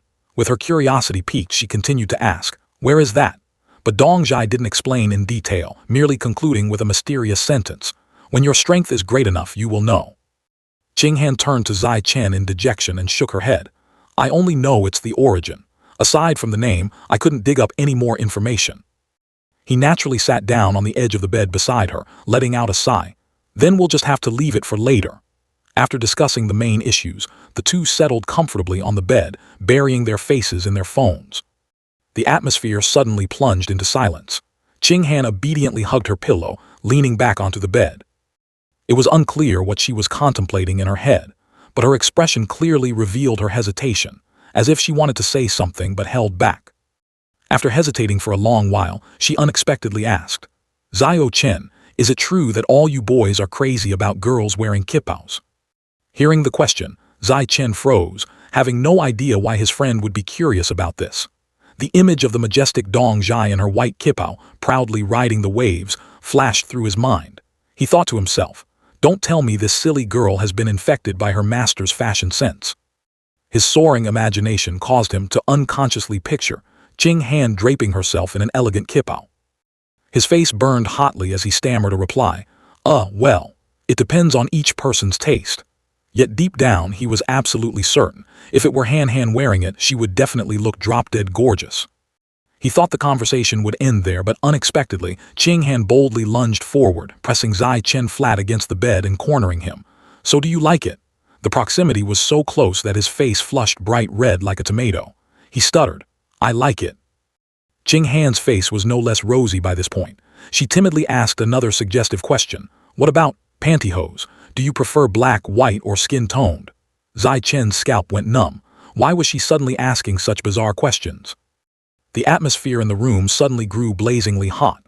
Zai Chen averted his gaze, not daring to look his friend straight in the eyes as he answered, "If I absolutely have to choose, then probably black or white." Having gotten a satisfactory answer, the girl immediately rolled over and sat up, comfortably leaning against the headboard. Her heart fluttered with joy as she secretly schemed. "I need to place an order for a kipao and pantyhose right away." Her abrupt actions left Zai Chen completely bewildered and confused, utterly failing to grasp what his friend was actually playing at. Just then, a knock-knock sound echoed from the door, shattering the ambiguous atmosphere. The door cracked open, and Ryu Wenzin walked in carrying a bag. "Han Han, your mom just sent over your toiletries and said you should just sleep over here tonight." Ching Han scrambled up and walked over, her face showing clear embarrassment as she took the bag. I didn't tell Mom to send them over. Why did she decide that on her own?" Ryu Wenzin gave a mischievous smile, teasing, "It's fine, you're both grown up now. Staying up a little late is perfectly okay." With that, she shut the door and locked it from the outside, leaving the private space to the two newly 18-year-olds. The two already had feelings mutual but unspoken, and now, being so enthusiastically pushed together by both sets of parents, the atmosphere in the room instantly became suffocatingly tense. Both of them were blushing so hard their faces felt like they were burning. Ching Han clumsily returned to the bed and turned the bag upside down. "Well, there's no helping it. I'll just go change my sanitary pads and go to sleep." However, mixed among the toiletries was a completely foreign object. She picked it up, muttering, "What is this?" Ching Han held up the strangely shaped box to examine it closely, and then a line of text printed clearly on the packaging struck her right in the eye. "Condoms, Ultra-Thin Natural Feel Edition." In a state of utter panic, she frantically shoved the box back into her bag. Her face flushed scarlet with embarrassment as she screamed internally, "Mom, oh my God, what the hell did you pack in here?" After a second of freezing up, she grabbed a random stack of diapers and bolted straight for the bathroom. I'm going to go change my diaper first." Lin Zai Chen's mind had been up in the clouds this whole time, so he was completely oblivious to the Three Little Worms box incident. He could only sigh in confusion. Just what on earth is this girl doing? The next morning, under the radiant sunrise, the two of them rode the bicycle together again. Shen Ching Han sat steadily on the back seat while Lin Zai Chen steered. "I'm pedaling. Hold on tight." His mood was exceptionally vibrant today, as both he and Han Han had been admitted to the Evolution Academy of Shanghai University. Shen Ching Han obediently wrapped her arms tightly around his waist. She enthusiastically cheered for her driver, Lin Zai Chen, as he started pedaling. In truth, Han Han was following the same path as Lin Zai Chen.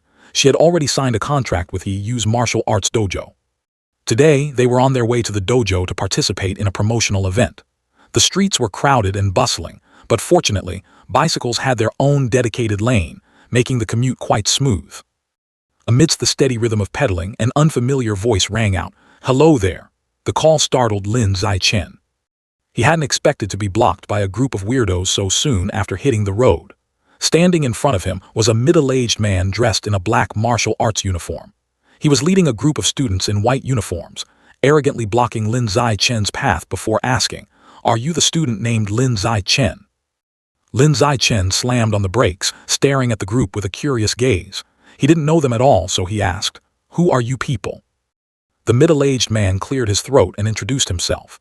"I am the dean of the Martial Arts Academy at Shanghai University, Liu Qiuanwu." Then he loudly declared, "Today, I am here in person representing the Tianren Pavilion."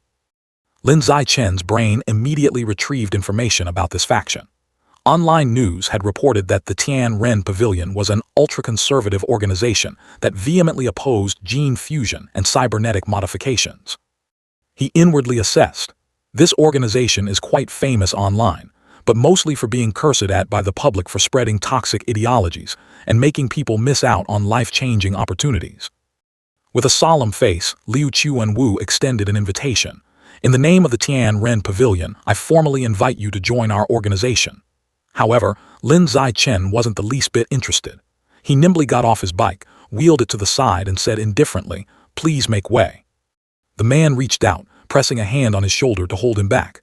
"Could you spare a little time to talk?" Knowing that mere words didn't carry enough weight, he immediately pulled out the economic card. Liu Chuanwu pointed directly at the brand new smartphone in his hand. "I can give you this latest phone model."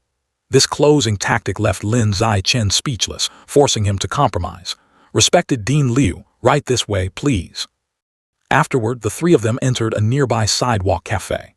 Liu Chuanwu got straight to the point, introducing the organization without beating around the bush. Our Tianren Pavilion is founded on the study of the human body in its pure state, without the need for gene fusion or cybernetic modification, aiming to thoroughly unlock the potential of pureblood humanity. Stroking his chin with satisfaction, he proudly shared, "Our goal is to break all limits at the common tier, progressively evolving into high-tier creatures, rare-tier creatures, and even reaching the pinnacle epic-tier creatures." To provide a vivid illustration, Liu Chuanwu opened a video on his phone and held it out to Lin Zichen. "Although it's a new path, we have achieved certain milestones." "What exactly?" "You'll understand after watching this video." He raised his voice to explain. "My current creature tier is only at common tier level 9. However, this is a video of me fighting above my weight class, successfully slaying an opponent with high-tier fused genes."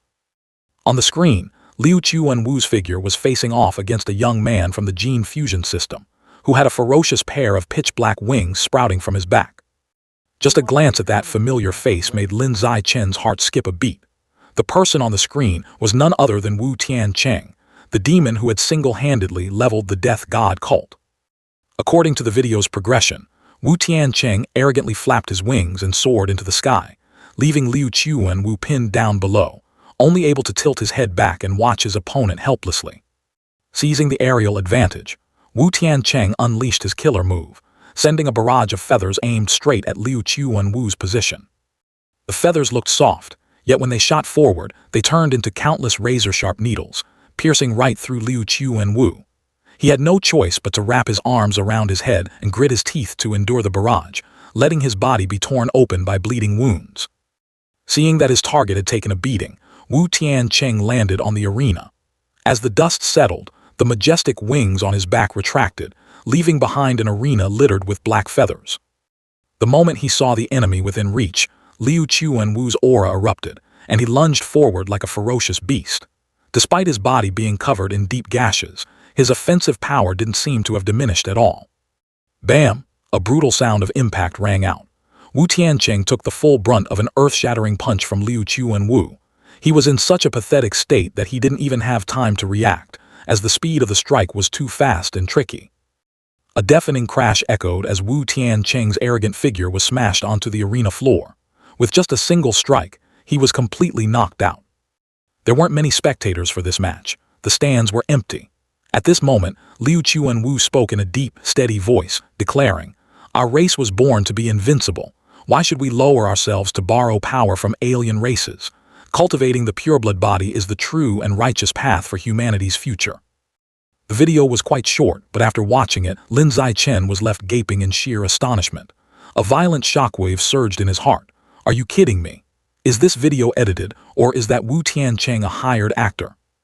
As if reading his thoughts, Liu Chuanwu immediately patted his chest and affirmed, "The video is completely authentic, with no special effects whatsoever.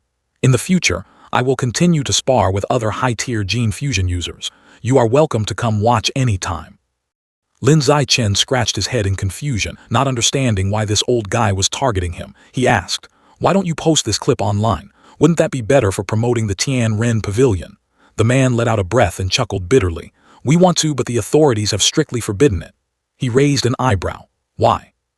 Hitting a sore spot, Liu Chuanwu's face dropped, full of frustration. He said, "Those conservative higher-ups believe that any method incapable of upgrading one's creature tier is trash, devoid of a future. They think it's entirely unworthy of wasting resources on promotion."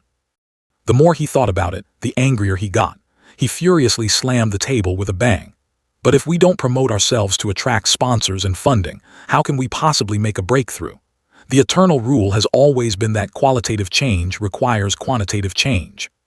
Lin Zai-chen and Shen Qinghan sat in silence, absorbing every word he said. He continued his analysis. Suppose a genius like you joined our team.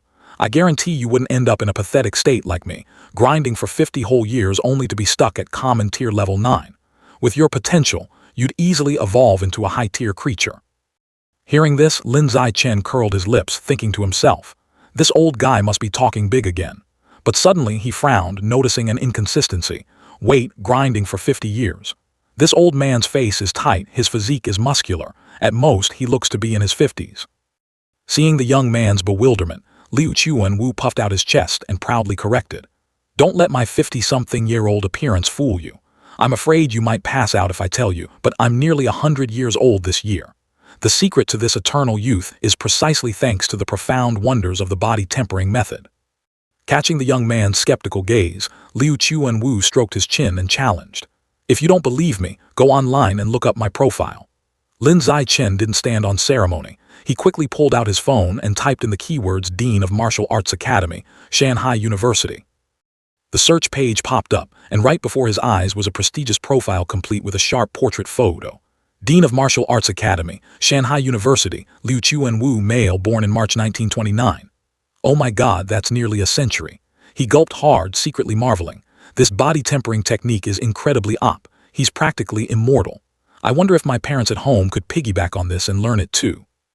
Lin Zai-chen pursed his lips, his fingers scrolling nimbly down the page, his eyes darting rapidly as he tried to unearth some juicy drama. Unfortunately, there was nothing particularly special, until he scrolled all the way to the bottom and spotted a youthful photo of the old man posing proudly in a dojo. It turned out his background was anything but ordinary. In his youth, he was the bona fide eldest young master of the Liu family, a prominent martial arts clan, renowned throughout Nanjiang province. The twist in the story began when the era of gene fusion hit like a storm. He stubbornly clung to his conservative views, resolutely turning a blind eye to the changing times. As a result, an entire clan that once commanded the winds and clouds steadily slid down the slope of decline. From the status of a wealthy young master, Liu Chuan-Wu plummeted straight into the mud in the blink of an eye, ending up with a broken home. Yet, despite being battered by the storms of life, he stubbornly refused to undergo gene fusion. Ironically, his wife and twin children swam against his current, packing up and chasing after the genetic mutation trend.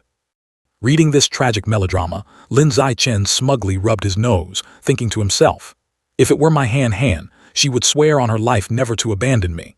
As expected, only an unbreakable childhood sweetheart bond can achieve great things. As his finger scrolled down just a bit more, a sudden chill ran down his spine, and his pupils dilated as large as marbles. What the hell is this?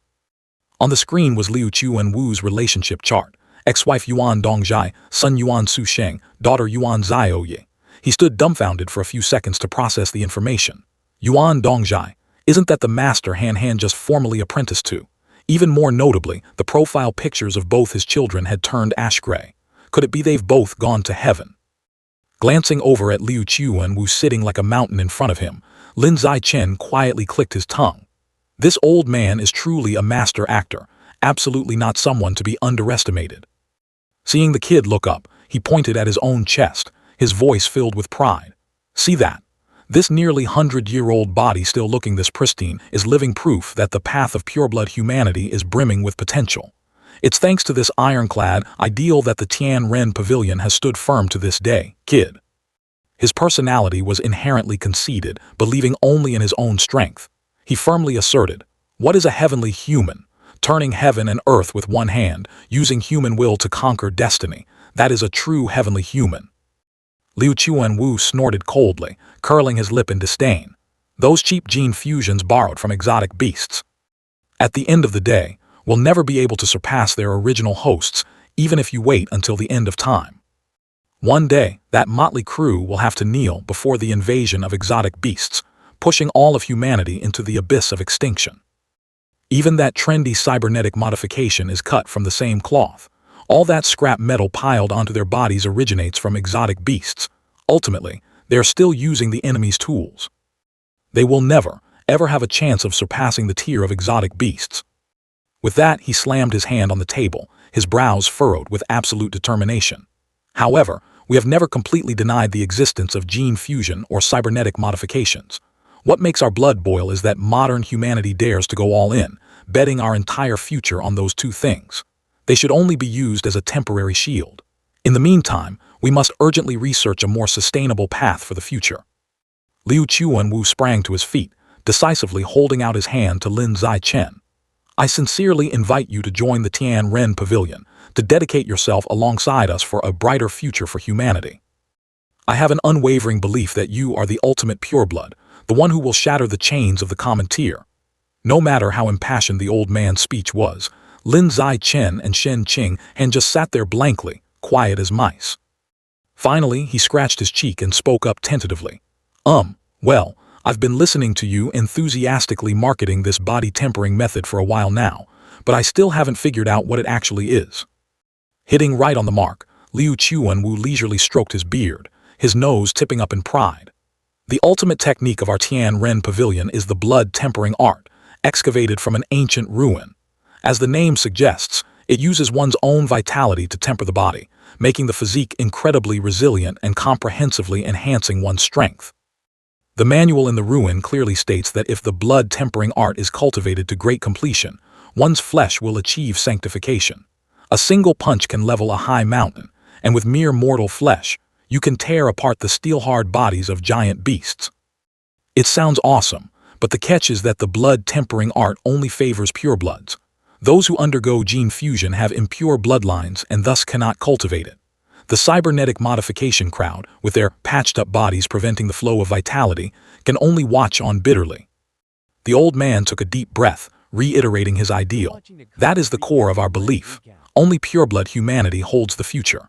As for those borrowing genes or assembling machine parts, they don't even warrant a discussion. Liu Chuanwu winked, continuing his temptation.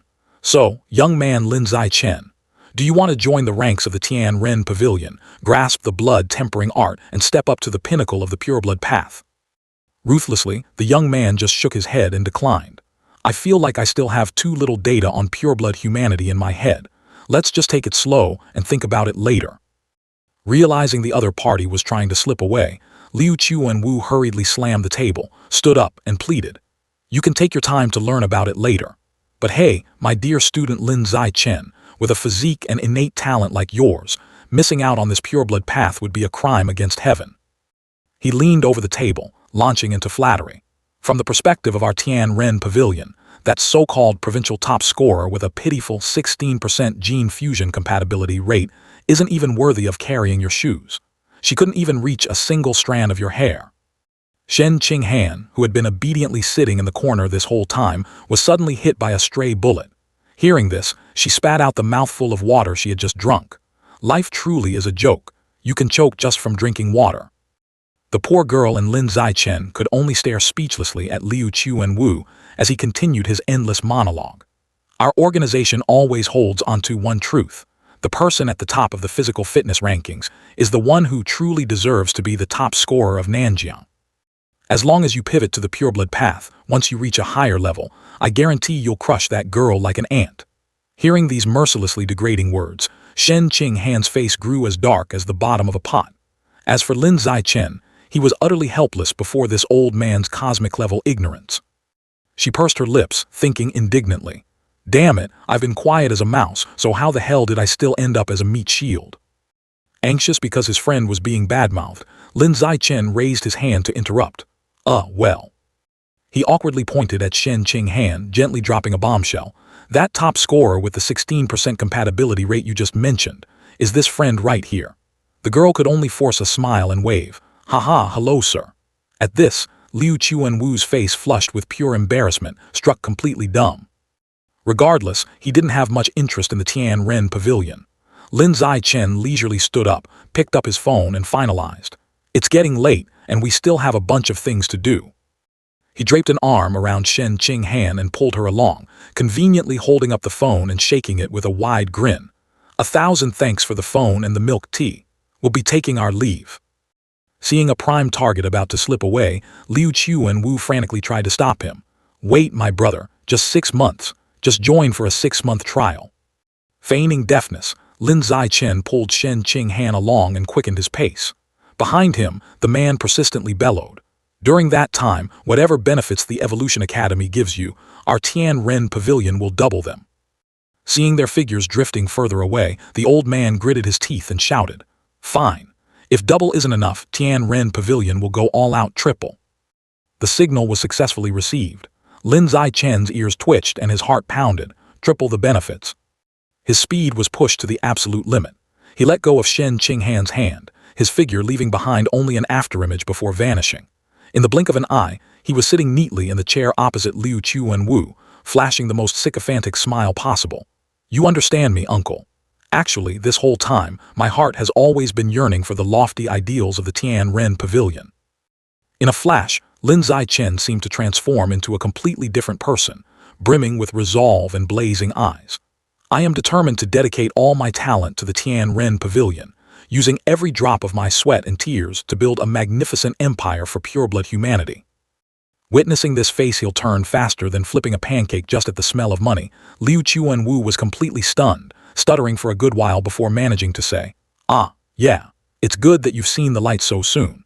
His mouth offered praise, but inside his heart was bleeding, shedding invisible tears over the expense. Triple the resources. Who knew how much money it would take to fill the bottomless pit that was this kid's mouth? The deal was practically sealed. Lin Zichen looked up at him and asked directly, "By the way, boss, I have a question. Do you know what kind of place the Origin Land is?" Upon hearing the question, Liu Chuanwu's eyes widened in sheer shock, wondering where on earth this kid had gotten hold of classified information to know the name Origin Land. Retracting his look of astonishment, he lowered his voice and whispered, "It's a desolate place, known to the world as the land that nurtures life. Every single one of those swarming exotic beasts out there crawled out of that very hole." Lin Zichen's gaze darkened. A factory churning out exotic beasts, so that implies humanity actually possesses the detailed blueprints of their anatomy, and is entirely capable of marching straight into the heart of the Origin Land. He pressed on relentlessly, so the exotic beast meat sold everywhere in high-end shopping malls is also sourced from that stockpile. Liu Chuanwu nodded decisively. Of course. How could the free-roaming supply on Earth ever be enough for the big shots to divide among themselves, leaving only scraps for the commoners? Lin Zichen narrowed his eyes and cornered him. "So you're hiding a clip related to the Origin Land, aren't you?" Liu Chuanwu immediately waved his hands, denying it vehemently. "Hell no. In that cursed place, all electronic devices are jammed and completely useless. If you want a souvenir photo, your only option is to drag out an easel and paint it." His brain immediately connected this to Tian Zhu's blurry picture from before, and realization suddenly dawned on him. Holy crap, so that picture wasn't taken with a camera, it was a painting. Just as they reached the climax of the conversation, the phone on the table buzzed vigorously, cutting them off. The caller was his friend, He Yu. In his ear came his friend's grumbling, "Hey, you two beauties, the dojo's promotional event is about to start. What time are your majesties planning to descend from the heavens?" Lin Zichen replied calmly, "We're on our way." The other party immediately rushed him. "Seriously, then get your asses moving and hurry up." Shaking his head and tossing the phone aside, Lin Zichen and Shen Qinghan stood up in unison. "Well, we have to go now. We'll drop by to hear the rest of the story when we're free." Quick as a flash, Liu Chuanwu tossed him a stack of yellowed papers. "This is the complete translated copy of the blood tempering art. It contains a meticulously detailed cultivation guide." Catching the lucrative bait, he also absorbed the old man's warning. "But let me tell you up front, this blood tempering art has a rather high entry requirement. Your body must at least reach the level of a rank 4 common tier creature with abundant vitality before you can cultivate it." At this, Liu Chuanwu stroked his beard again, looking scholarly. "With your terrifying physical stats, you're hovering right around the rank 4 common threshold. Just read through it and study it this summer. Once school starts and you break through to rank 4, you can start cultivating it right away." Lin Zichen nodded in understanding, casually stuffing the manual into his bag. A surge of extreme excitement rose in his heart. "Sounds intense, but wait, I broke through to rank 6 a long time ago. With my current level, cultivating it right now would feel absolutely incredible." Meanwhile, in a hidden corner of the city, inside a training room, A graceful yet powerfully internal figure was unleashing rapid-fire kicks into a punching bag. The young woman exuded a commanding aura, her energetic ponytail swaying, revealing toned abs. Her powerful kicks rang out with heavy thwacks. This was Song Yuyan. Seeing Liu Chuanwu leisurely whistling as he walked in, she immediately stopped. Grabbing a towel to wipe her sweat, she asked, "Dean, what's got you in such high spirits?" Liu Chuanwu smugly showed off his achievement. "Under the sheer magnetism of my personality, the runner-up of Nanjiang University, who is also the provincial top scorer in physical fitness, has officially joined our Tianren Pavilion." Hearing this, Song Yuyan was astonished and asked doubtfully, "Are you joking or being serious?" Liu Chuanwu didn't mind, immediately holding up his phone screen as proof. "Of course it's real. I've already added the kid's contact right here." She still couldn't hide her amazement. "Dean, how on earth did you manage that?" The old man remained unfazed. "Through the magnetism of my personality, of course," she pouted. "Tell me the truth." Knowing he couldn't hide it, Liu Chuanwu scratched his beard, awkwardly looking away. Well, I promised the kid that whatever benefits the Evolution Academy gives him will triple them." The moment he finished speaking, Song Yuyan bristled like a porcupine and yelled, "Triple? Do you have any idea that we are drowning in debt?" However, Liu Chuanwu clearly had a plan. He calmly reassured her, "Calm down. I've already secured appointments with 3 wealthy sugar mamas. With backing like this, covering triple the benefits will be a breeze." Although, Song Yuyan still wasn't entirely convinced, advising, "Dean, please be less reckless in the future for my sake." Brushing the money issue aside, he suddenly changed the subject. "Yuyan, back when you cultivated the blood-tempering art, how long did it take you to sense your vitality?" She pondered for a moment. "That was almost 10 years ago, if I remember correctly, about a week." He asked further, "What about the step to control your vitality?" She replied briefly, 2 months. Liu Chuanwu stroked his beard in satisfaction. "Truly worthy of the former runner-up of Jingdu University. Your talent is indeed outstanding. Even a self-proclaimed genius like me took 2 whole weeks to sense vitality back then." Contrary to his praise, Song Yuyan lowered her eyes in sorrow, looking at her hands calloused from martial arts training. "Please don't bring up that title of Jingdu runner-up anymore. Ever since the day I gave up gene fusion to join the Tianren Pavilion, I've been stuck in place all these years, unable to evolve into a high-tier creature. Do you know how many mocking looks I've had to endure?" Seeing his student downcast, Liu Chuanwu smiled and comforted her. "Let them laugh if they want to. In a few years, when you break through to become a high-tier creature, won't that be the most resounding comeback? Then you can slap them in the face all you want." Song Yuyan shook her head in depression. "I've already gone through the second body tempering, yet I haven't managed to open a single acupoint. Make a guess, Dean. How long will it take Lin Zichen to sense his vitality?" Liu Chuanwu narrowed his eyes, recalling the data. "That kid's physical stats are very high, only slightly inferior to you at your peak. I estimate 10 days tops." Hearing that this was a budding genius, Song Yuyan immediately regained her spirit. "Really? Then I definitely have to teach this junior brother of mine properly." Night fell, a crescent moon hanging in the sky. The scene shifted to Lin Zichen's home. In the bedroom, the young man was sitting cross-legged on the bed with a serious expression. In front of him lay a secret manual. Reading every word carefully, he began to channel his energy.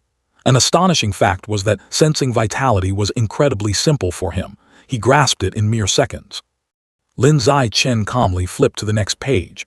The next crucial step was manipulating vitality, officially beginning the body tempering process. He decided to use his right arm as his first testing ground. The system instantly detected the changes in his body, and a notification popped up. "You are utilizing vitality to temper your flesh. Flesh durability +1, blood tempering art proficiency +1. Half an hour later, Lin Zichen walked into the room holding a fruit knife, eager to test the results. His right arm had completed 1 cycle of tempering. Now, it was time to see just how hard it was. Without hesitation, he dragged the blade across his arm. Fortunately, a bloody scene didn't occur. He himself felt intrigued.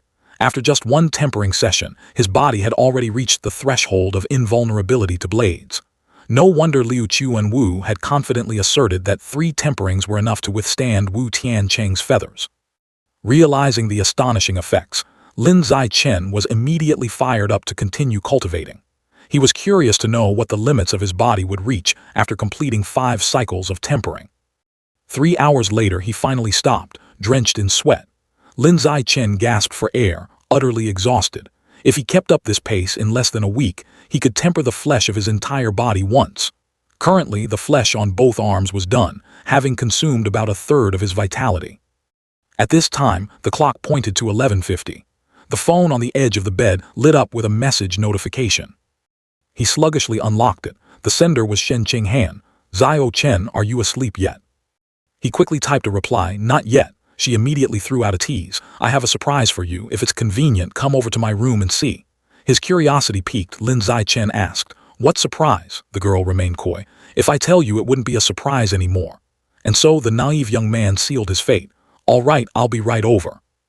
Looking at the clock nearing midnight, he couldn't help but mutter, "What kind of crazy surprise is this that she's calling me over in the middle of the night?" Their houses were right next door to each other. He hurried over and knocked. The person who answered the door was Su Meng, Shen Qinghan's mother. She asked kindly, "Zio Chen, are you here to see Han Han?" He nodded obediently. She then said, "She prepared a surprise for you. Go on and see." Su Meng invited him in, the smile on her lips just as mysterious. "Go find her quickly, lest she get impatient waiting." Lin Zichen stood in front of her door and knocked lightly. "Han Han, I'm here." From inside, a clear voice called out, "Come in." The door wasn't locked. He gently turned the handle and walked in. What met his eyes was the sight of Shen Qinghan, blushing to the roots of her hair, curled up in a blanket on the bed. He froze. "What on earth are you doing?"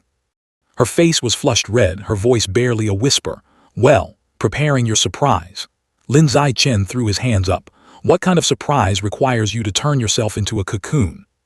For a fleeting moment, the young man's mind involuntarily fast-forwarded through R-rated movie scenes. A dark thought flashed by.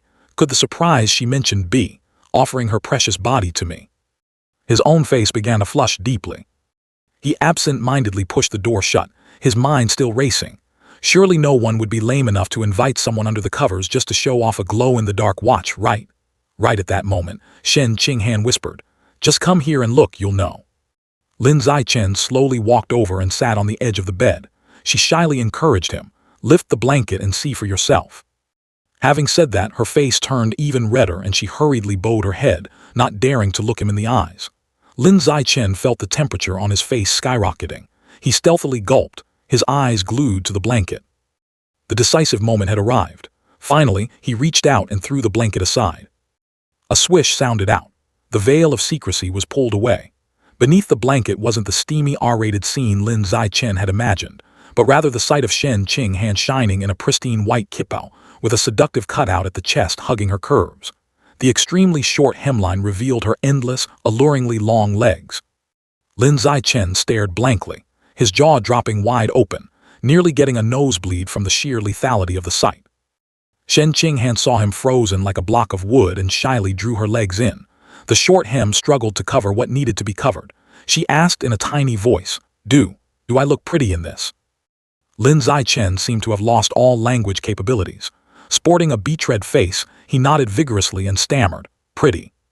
Shen Qinghan absent-mindedly twirled a lock of hair and used a sweet, enticing voice. "Oh, I also bought some black stockings. Do you want to see me try them on?" The meat was already at the cat's mouth. If he refused such a stimulating invitation, he wouldn't be much of a man. Despite his face still being as red as a tomato, the young man mustered all his courage and boldly answered, "Try them on." So she pulled out the black stockings and quickly slipped them onto her legs. This style of black pantyhose, when paired with the kippao, had the perfect thickness. It superbly completed the task of covering sensitive areas while still maintaining breathability. Lin Zichen's eyes were glued to the fair legs peeking through the mysterious black stockings. He couldn't help but swallow hard. His childhood friend was truly an expert at testing the limits of a man's endurance. In the blink of an eye, Shen Qinghan had finished putting on the stockings. She gracefully leaned against the headboard, flashing a heart-melting smile. "Does it look good?" Lin Zichen quickly switched to flattery mode. "It's beautiful. It suits you perfectly." Shen Qinghan took it a step further, stretching her legs straight toward him with a provocatively inviting remark. "The material of these stockings feels really nice. Do you want to touch it?" Only a fool would refuse. Lin Zichen's ears turned bright red, and the temperature in the room kept rising. The moment his hand stroked along the black stockings on her leg, he marveled. It really does feel very comfortable to the touch." Shen Qinghan went all out, resting her legs right on his lap.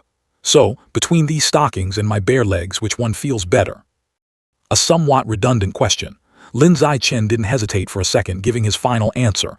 Of course, your bare legs feel better. Hearing this, she smiled in agreement. I think so too. Just as the two were immersed in the ambiguous atmosphere, a knock-knock at the door tore through the night, making Lin Zichen jump in shock. Su Ming's voice echoed from outside. Zio Chen, your mother just sent a bag over. I've hung it on the door handle for now. Come out and get it later. Swallowing his frustration, he trudged to the door and replied, Yes, I got it, Dai Ming. Lin Zichen, curiously, grabbed the bag to see what was inside. The peak of his speechlessness was when, right at the top, a glaringly blue box of condoms caught his eye, complete with the promotional text ultra-thin. The young man was completely helpless against his mother's overly open-minded way of thinking. Truly, the older the ginger, the spicier it gets. Lin Zichen tossed the box of condoms straight to the bottom of the bag, his face dark with exasperation. I haven't even gotten a kiss yet, and they're already thinking this far ahead. At this moment, Shen Qinghan tiptoed out of bed, whispering softly, Zio Chen, it's late. You should sleep here tonight. Now I have to put on a diaper, turn your face away, no peeking. He hurriedly turned away, his face flushing red once again. Behind him, Shen Qinghan pulled out a diaper and put it on with lightning speed. Once done, she patted his shoulder. All done. Let's turn off the lights and go to sleep. Lin Zichen nodded obediently like a machine. Okay. And so the two openly shared a bed, lying on the same pillow and sleeping under the same blanket. Lin Zichen's sense of smell was naturally sharp. He caught a fragrant scent radiating from the bed and asked, Han, why does the bed smell so good? Did you put on perfume? She curled her lips into a radiant smile. Not at all. That's my natural body scent. If you don't believe me, come closer and take a sniff. Half doubting, unsure if she was joking or serious, his heartbeat suddenly skipped a beat, his mind in a mess. How could this be happening? Right in front of him was the girl he had secretly loved. The beauty had just uttered an inviting remark, and now she just wore a smile full of hidden meaning. Lin Zichen also suddenly fell silent. The atmosphere became stifling, on the verge of exploding. He only felt his face burning up. His gaze was now seemingly magnetized to Shen Qinghan's plump, seductive lips. He swallowed softly, his lips parting unconsciously as a bold thought flashed through his mind. Acting on his thought, he decisively reached out to support the back of Shen Qinghan's neck, pulling her close against his chest. Their lips intertwined. Shen Qinghan not only didn't resist but also actively pressed closer, making the atmosphere in the room scorching hot. Amidst the silent night, the thumping of their hearts echoed clearly. Right in that passionate moment, Shen Qinghan suddenly widened her eyes.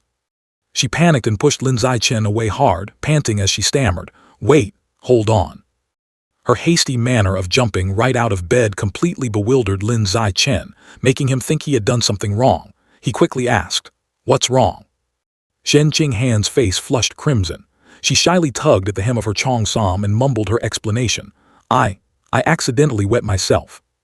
This bolt from the blue announcement instantly shattered the romantic atmosphere that had just been built. However, Lin Zichen's mind raced incredibly fast. He asked, Wait, how did you feel just now? Your mental state fluctuated intensely, didn't it? Shen Qinghan tried to recall the strange sensation from earlier, her body trembling involuntarily as she replied. At that time, my heart was beating so fast, I felt a tremor, my whole body suddenly grew hot, and then, the floodgates opened. Seeing her nod to confirm that her spirit indeed had a massive fluctuation, Lin Zichen immediately came to a realization, muttering, As expected, everything is exactly as I guessed. He began to analyze seriously. I suspect that your mysterious superpower is closely linked to your spiritual power, and it's highly likely that it's controlled by this very power. Shen Qinghan listened blankly as he passionately imparted his knowledge. As long as your spiritual power is strong enough, perhaps you can fully unlock and control this superpower. Without even giving her time to change her diaper, Lin Zichen forcefully pulled her back onto the bed, urging, Come here, let's keep kissing. Let's see if the same phenomenon happens when your spirit fluctuates intensely. This blunt proposal left her incredibly flustered. By then, the clock had struck nearly 1:30 a.m. Shen Qinghan shyly whispered to wait a moment so she could change her diaper, but Lin Zichen stopped her, saying, It's going to get wet again anyway, let's just continue first. In the quiet of the late night, only the sound of heavy breathing mixed with passionate kisses remained. The temperature of the room seemed to soar as their two bodies pressed tightly together without a gap. Only after a long while did Lin Zichen loosen his embrace and part from Shen Qinghan's lips. He leaned close to her ear and whispered, "How does it feel this time?" leaving her gasping for air from exhaustion. She muttered softly, "Same old script. When my emotions surge, I break the dam again." Hearing this, he cupped her cheeks and nodded expertly. "After all these trials, I can conclude that your superpower is triggered by your psychological state." Drenched in sweat, Shen Qinghan sprang up from the bed, declaring, "I have to take a shower right now. My body is all sticky and uncomfortable." A few minutes later, her clear voice echoed from the bathroom, "Zio Chen, could you fetch my pajamas for me? I completely forgot them." He immediately replied, "Okay, babe." Lin Zichen leisurely walked over to Shen Qinghan's wardrobe and slowly opened the door. Inside, everything was arranged impeccably. Outing clothes hung straight in a row, while underwear and loungewear were neatly folded in the lower compartment. His hand accidentally brushed against a tiny, cute pair of panties, making his face blush involuntarily. He secretly marveled in his heart, "Wow, it's so tiny and adorable." He hastily put it back in its place, his mind starting a serious analysis. Does my Han still wear a diaper to sleep? If so, she probably doesn't need this item right now. After fumbling around for a bit, he finally picked out a cute nightgown to bring to her. After Shen Qinghan had washed up, the two of them peacefully drifted into a deep slumber until dawn the next day. The first rays of morning sunlight gently pierced through the curtains, waking Lin Zichen from his sleep. He tenderly gazed at his lovely girlfriend sleeping soundly beside him. He didn't know what she was dreaming about, but a trail of drool lingered at the corner of her mouth. Lin Zichen didn't mind at all. Instead, he attentively reached out to wipe the wet trail for her. Next, he tiptoed out of bed, gently closing the door to avoid disturbing her sleep. Right at that moment, Dai Ming was setting breakfast on the table. Seeing him, she warmly invited, "You're awake, kid. Stay and have breakfast with us." Lin Zichen politely obliged. At the dining table, Jian Yi asked, "Is Han awake yet?" He quickly replied, "She's still sleeping. Let her sleep a bit longer to regain her strength, uncle." The uncle sighed, "If only my girl were as disciplined as you." Lin Zichen hurriedly chimed in, Han is already the provincial valedictorian. She totally deserves to sleep in during this vacation." Hearing that, he could only chuckle, "You make a fair point." After finishing breakfast, Lin Zichen stood up to take his leave. "Goodbye, Dai Ming, you don't need to see me out." Watching his silhouette fade away, Dai Ming, plotting goodness knows what, closed the door and began to smile with deep meaning. Dai Ming nudged her husband's arm, whispering, "Last night when I went to the bathroom, I heard running water from the upstairs shower. Our young couple must have made a breakthrough." Jian Yi, having already been enlightened from the previous incident, simply went along with his wife's idea. Thrilled, Dai Ming pulled out her phone and immediately texted Zhang Wan to share the good news. As for Lin Zichen, he only needed to walk a few steps to return to his familiar home. The first thing he did was strip off the clothes he wore last night and toss them straight into the washing machine. Immediately after, he threw on a tracksuit, intending to go out for a quick warm-up, when Wan Xin's call from behind made him jump. He turned around in confusion, catching his mother grinning from ear to ear, giving him a thumbs up in praise. "My son is top-notch." At the same time, at Liu Chuanwu's martial arts academy, Ma Zhen he led a group of burly men, faces brimming with murderous intent, to find Liu Chuanwu, demanding a proper explanation regarding Lin Zichen's case. Liu Chuanwu had just finished a round of cultivating his energy and feigned ignorance, asking, "I don't understand what issue you are referring to, my friend." Zhen He roared furiously. "Lin Zichen clearly submitted his application to the Evolution Academy, yet you, old man, dared to play dirty tricks behind our backs to lure the kid into martial arts. Truly shameless." Chuanwu was no pushover either, he yelled back. "I recruited students fair and square. What's sneaky about that? Are you saying only your academy is allowed to recruit people and mine isn't?" Zhen He tried to reason about the rules of first come, first served, but Chuanwu waved it off. "As long as the semester hasn't started, anything can change. I haven't violated any regulations." Zhen He angrily retorted, "You broke the unwritten rules." Chuanwu mocked, "Those are your rules, what do they have to do with me?" He crossed his arms, confidently declaring, "My recruiting students is fair competition. If you're not satisfied, you can go ahead and try to pull Lin Zai-Chen back to the Evolution Academy. Zhen He ground his teeth and hissed, "You shameless scoundrel." Then he challenged, "If you're so capable, let's step onto the arena for a one-on-one match and see what true fairness is." Chu Wenwu picked his ear provocatively and sneered, "I'm not foolish enough to accept your challenge." He bluntly refused, mocking, "A Tier 5 expert like you wants a solo fight against a Tier 9 commoner like me. That's just the strong bullying the weak. You sure have thick skin." Zhen He was about to argue about age, but Chu Wenwu finalized, "That is an act of bullying the elderly," leaving the other man speechless with rage. Unable to win a war of words with this old man, Zhen He swallowed his anger and left, not forgetting to drop a sarcastic remark. "Without gene fusion in your entire life, you will only ever be a Tier 9 common old man." With that said, Zhen He indignantly led his men away. His heart was still filled with resentment, always believing that common creatures were nothing but insignificant ants, and despising the pure-blood human theory that the old man worshipped. As soon as he returned to the academy, he immediately reported the whole incident to Dong Zhai. She calmly reassured him, "Don't worry, just let him study there for a while. Once he sees his peers surpassing him by leaps and bounds through gene fusion or mechanization, Lin Zai-Chen will automatically change majors." Even so, Zhen He still felt unresigned. "Principal Yuan, you must take action against that old man Liu Chu Wenwu for breaking the rules." Dong Zhai leisurely took a sip of tea. "If you're still dissatisfied, just use his own trick to retaliate. Go recruit the runner-up to our academy, and it will be settled." Unable to sway the principal, Zhen He had no choice but to comply. Afterward, he quietly left her office. Dong Zhai gently shook her head and sighed.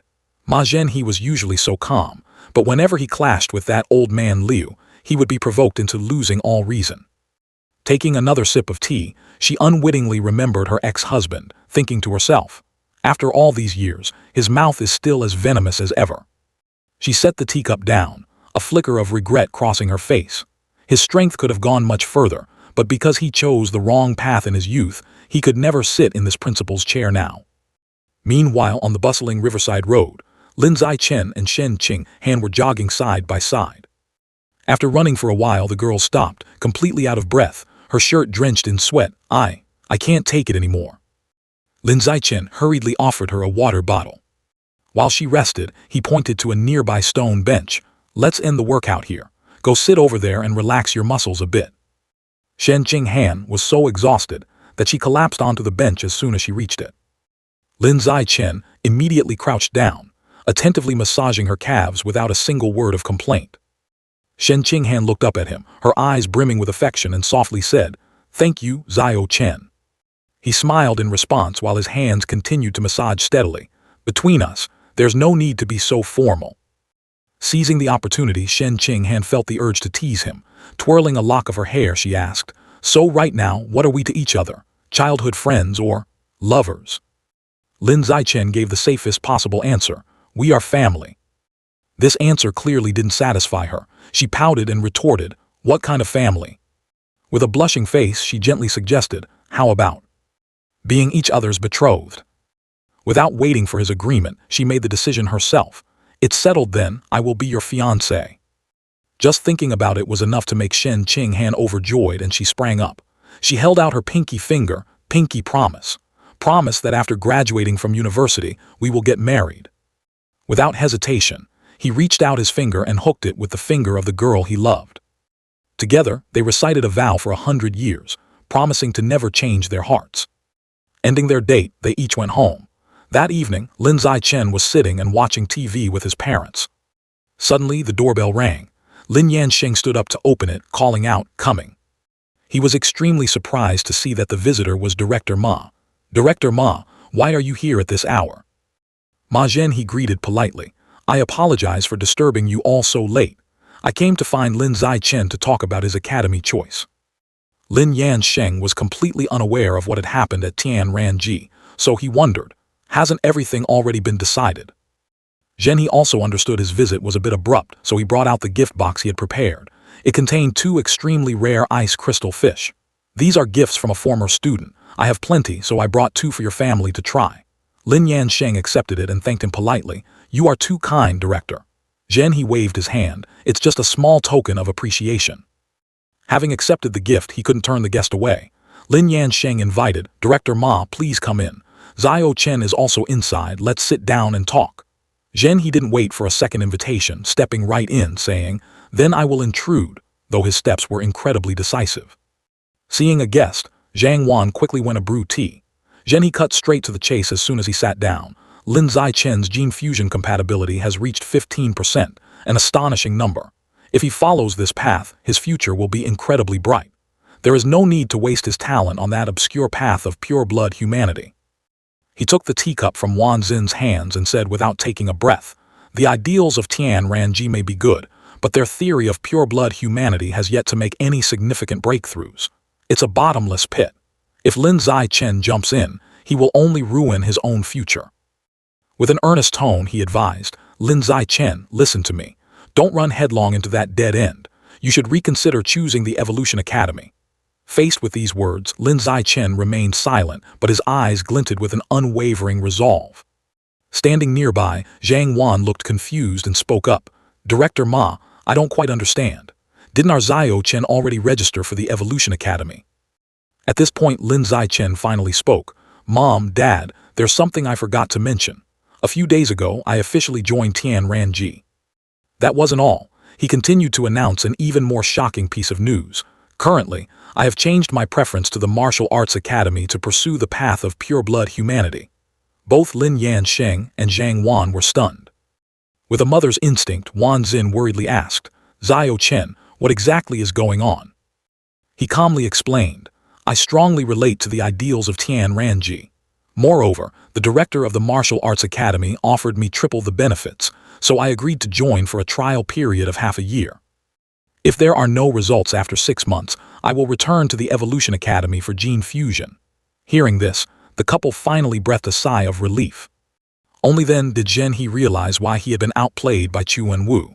He angrily muttered, "I didn't expect that stingy old man would dare to go all out and pay triple the benefits to recruit talent." Seeing the boy's resolute attitude, he knew this trip was a complete failure. Before leaving, he said, "Young man, let me give you a piece of advice." He said a piece of advice, but he poured out a whole speech. Triple benefits might sound like a lot, but that is only an immediate gain. Don't lose out on greater opportunities later because of it. Half a year is short, but it's enough for you to miss out on countless precious knowledge that money can't buy. I've seen too many cases like this. Don't waste your time in vain." Understanding his good intentions, Lin Zai-Chen smiled and replied, "Thank you for the reminder, Director Ma. But right now, I am truly attracted to the ideals of Tian Ranji. If I don't try it once, I'm afraid I'll always regret it later, and it might even become a heart demon." However, in his mind, he secretly thought, "Actually, I didn't want to either, but the triple benefits are just too sweet, uncle." Zhen He sighed wearily. He knew saying anything more would be useless. He quietly stood up, dropping a final sentence, "If you've made up your mind, I have nothing left to say." Saying so, he walked straight to the door. "I still have some matters to attend to." Lin Yansheng hurriedly followed. "Let me see you out." The next day, as dusk fell, the sun gradually set in the west. When the fiery orb had completely disappeared, the deep night enveloped the space, giving way to twinkling stars. While leisurely drinking milk and scrolling through his phone, Lin Zai-Chen suddenly froze when he saw his name plastered all over the news. What the hell is this? On the screen was a massive headline. "Family outraged. Tian Ranji deceives, brainwashes Nanjiang's runner-up into abandoning gene fusion. A genius about to be turned into a mediocrity." Startled, he clicked to read. The article wrote that Lin Zai-Chen's decision was a mistake that would soon render him a nobody, just like the case of the Jingdu University runner-up 10 years ago, a female genius who plummeted from the peak to the abyss because she joined this organization. Below were countless negative comments. "Tian Ranji is truly a den that harms people. Is there something wrong with this runner-up's brain? Lin Zai-Chen, if you don't use your brain, just donate it. Report to the police and have this whole bunch arrested." He realized something was off. All the comments were attacking in the same direction. Clearly someone was pulling strings behind the scenes. What worried him the most was that his personal information had been exposed. Being attacked by netizens was one thing, but if he fell into the sights of the cultists, it would be a huge trouble. He gripped his phone tightly, forming many hypotheses in his mind. Was it Ma Zhenhe, or was there another force trying to bring down Tian Ranji? But now was not the time to investigate. Lin Zai-chen immediately called to file a complaint against the news site for leaking an examinee's personal information. 2 hours later, he checked the news site again and breathed a sigh of relief seeing the article had been taken down. However, his joy didn't last long, as his phone continuously notified him of new messages. It was his high school class group chat. His classmates were excitedly discussing his case. Some were wondering, others were spreading his personal photos everywhere, and the group continuously tagged his name, demanding him to speak up. Witnessing this, he understood that things had spiraled out of control. With his personal photos leaked, this was going to be truly troublesome. That night, a crescent moon hung in the sky, shedding a gentle light down on the city. Shen Qinghan gently opened Lin Zai-chen's door, whispering, "Zio-chen, I want to sleep with you tonight." She climbed onto the bed, sat next to him, and started complaining, "Those people on the internet are too much. How could they criticize you like that?" Lin Zai-chen, however, was very calm. In battles like this, whoever sticks to their principles will be the loser. Only those who disregard methods will gain the upper hand. Suddenly, Shen Qinghan had an idea. "Zio-chen, my master seems to be very powerful. How about I ask her to solve this mess for you?" He only shook his head slightly. "This is a war between two factions. Your master belongs to the opposing side. There's no reason for her to help me." Ignoring his dissuasion, Shen Qinghan still took out her phone and texted Dong Zhai, "Let's just give it a try." Unexpectedly, just about 30 minutes later, she received a reply, "All right, it's been resolved." Shen Qinghan exclaimed in astonishment, "How could it be as fast as a rocket?" Hearing this, Lin Zai-chen couldn't help but be stunned, finding it hard to believe. Shen Qinghan hurriedly searched for the name Lin Zai-chen online, but there was no longer any trace of the scandal. She cheered in excitement. Everything has really been wiped clean. Taking the phone from her hand, a feeling of extreme shock surged in his heart. Why did she help me? To pamper her disciple, or because of some old sentiment with Liu Qiu and Wu? Lin Zai-chen didn't think too much about it. After all, he was the beneficiary. He turned to look at his girlfriend, Han, "Pass on my sincere thanks to your master. I am truly grateful to her." Shen Qinghan blushed and playfully asked back, "You thank my master, but what about me? How do you plan to thank me?" Lin Zai-chen played along and asked, "So what do you want?" Shen Qinghan proactively leaned closer and softly replied, "Then, give me a kiss." The next morning, after Shen Qinghan had gone home, Lin Zai-chen plunged back into cultivation. The surrounding energy swirled around his body, creating a powerful scene. He took a deep breath, feeling the flow of qi running through his body, and slowly exhaled. He only stopped when the system notified him. Creature level has increased to Tier 7 Common. His whole body was drenched in sweat, but the final stage of full-body tempering was complete. He excitedly opened the system panel to check. Name Lin Zai-chen, age 18, creature level Tier Common. His list of creature attributes was now extremely diverse. Use it or lose it. Heavenly Human Wisdom Root, Survival of the Fittest, Harmonious Flow, Natural Selection. Eye of the Sky, Gregarious Animal, Natural Camouflage, Danger Sense. As for body tempering, he had completed skin refining once, while muscle and bone refining were still at 0 times. Looking at his 9 existing attributes, he was secretly satisfied. With this strength, he could easily overwhelm geniuses who had only fused genes 4 times. Just then, the phone on the bed buzzed, notifying him of a new message. Opening it, he saw a message from Shen Qinghan. "Zio-chen, Chu Zin booked an appointment for me to have my eggs retrieved next Monday. Can you come with me?" He thought to himself that because she was going down the path of gene fusion, Shen Qinghan would lose her reproductive ability, so she wanted to preserve her eggs first for future in vitro fertilization. Accompanying her to offer moral support was a given. He immediately texted back to agree. Next Monday, beneath the clear blue sky, both of them were present at the city hospital. On the hospital bed, Shen Qinghan couldn't hide her nervousness while waiting for the injection. A female nurse gently approached and gave her an injection, advising, "I have administered the ovulation-stimulating medication. Come back tomorrow for the egg retrieval procedure." Shen Qinghan nodded slightly in thanks.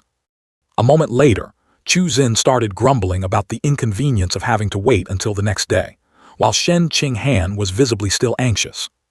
To help her friend relax, Chu Zin draped an arm over Shen Qinghan's shoulders and suggested, "How about we go window shopping to clear our minds?" The idea was immediately supported by her best friend. "Sure." Chu Zin turned to invite Lin Zai-chen as well, but wanting to focus on his cultivation, he tactfully declined.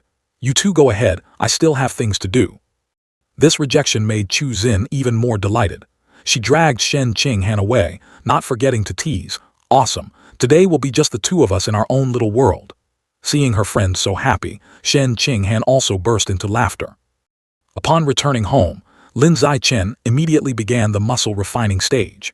He sat cross-legged, mobilizing his qi and blood to circulate throughout his body according to his cultivation method. The system continuously reported flesh and skin intensity +1, blood refining technique proficiency +1. He felt the room gradually heating up.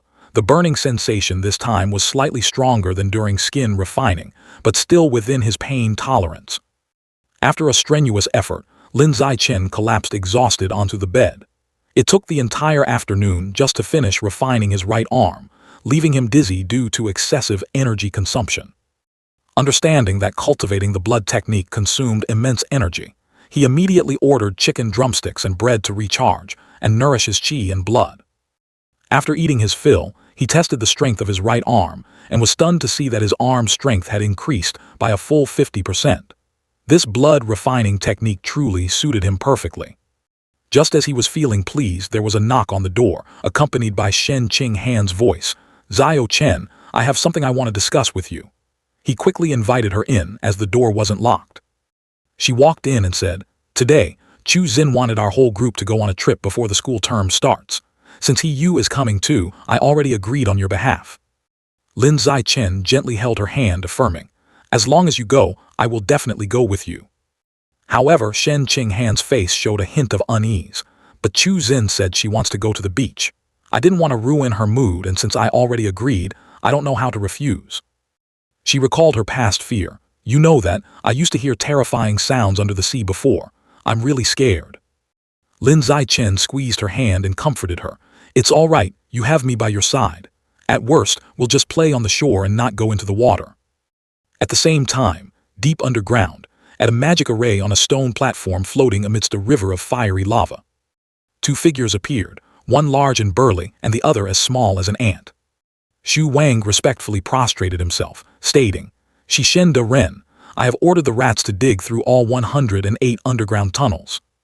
The one it was reporting to was Yamayan Ju. It nervously continued, "Please set a biological coordinate here, my lord." No one knew the true identity of the masked man, nor did anyone understand his motives. They only saw him give a slight, cold nod. Right after, he raised his scepter high and slammed it heavily onto the ground. Bang! The ground where the array was struck cracked open a small hole, just the right size to deeply embed the scepter. However, that was still not enough. Yamayan Ju needed to use his own blood as a conduit. He lightly sliced his wrist, letting drops of fresh blood fall onto the scepter. Dark energy blended with the stream of blood, seeping into the array. He looked satisfied and instructed Xu Wang, "The biological coordinate here is set. Later, we just need to find a similar boundary point in the origin realm and set up an identical coordinate." Yamayan Ju and Xu Wang stood silently, waiting for the array to fully form. As long as these two coordinates could resonate with each other, the tunnel leading to the origin land would officially open. Over the weekend, under a crystal-clear blue sky, a car was cruising along the coastal road. From inside the car, a voice asked, "He, when did you take the driving test?" He drove while smiling smugly. "I had my license 10 days into the summer break. My dad had someone sign me up for a crash course." Chu Xin was surprised. "There's such a class," he excitedly offered. "If you guys want, just let me go back and say a word to my dad." Immediately, all three of them shouted in unison, "Young Master He, for something this good, of course we have to register." The sweet call of Young Master He made him ecstatic. Before long, He had brought the group to the tourist resort's parking lot. "We're here." The group of four, consisting of He, Chu Xin, Shen Qinghan, and Lin Zichen, set foot on the beach. The cool sea breeze blew, and He spread his arms wide. "Here is the sea breeze." He looked around the crowded golden sand, listening to the murmuring sound of the crashing waves. Seeing sexy girls in bikinis frolicking in the water, He couldn't hold back and practically got a nosebleed. Chu Xin found it an eyesore and gave him a hard knock on the head. "Curb that lecherous habit of yours." Saying that, she pulled Shen Qinghan's arm. "Come on, Han, let's go over there and change into our swimsuits, ignore him." Shen Qinghan smiled in agreement, while He hugged his head, crying out in exaggerated pain. But he was also quick to forget, immediately putting his arm around Lin Zai-Chen's shoulders. Let's go change into our swim trunks too. He laughed gleefully. I'm so impatient to jump into the sea. However, they had only taken a few steps when some whispering reached their ears, making He Yu freeze. Isn't that this year's runner-up of Nanjiang province over there? Right behind them was a group of people discussing. The first one asked, is he the guy who joined Tian Ranji? The second chimed in, he must have been brainwashed or there's something wrong with his head. The third sighed, truly ruining his own future. Hearing this, He Yu flew into a rage, spun around and scolded. Who do you think you are to judge the runner-up of Nanjiang province? He was burning with righteous indignation. Why the silence?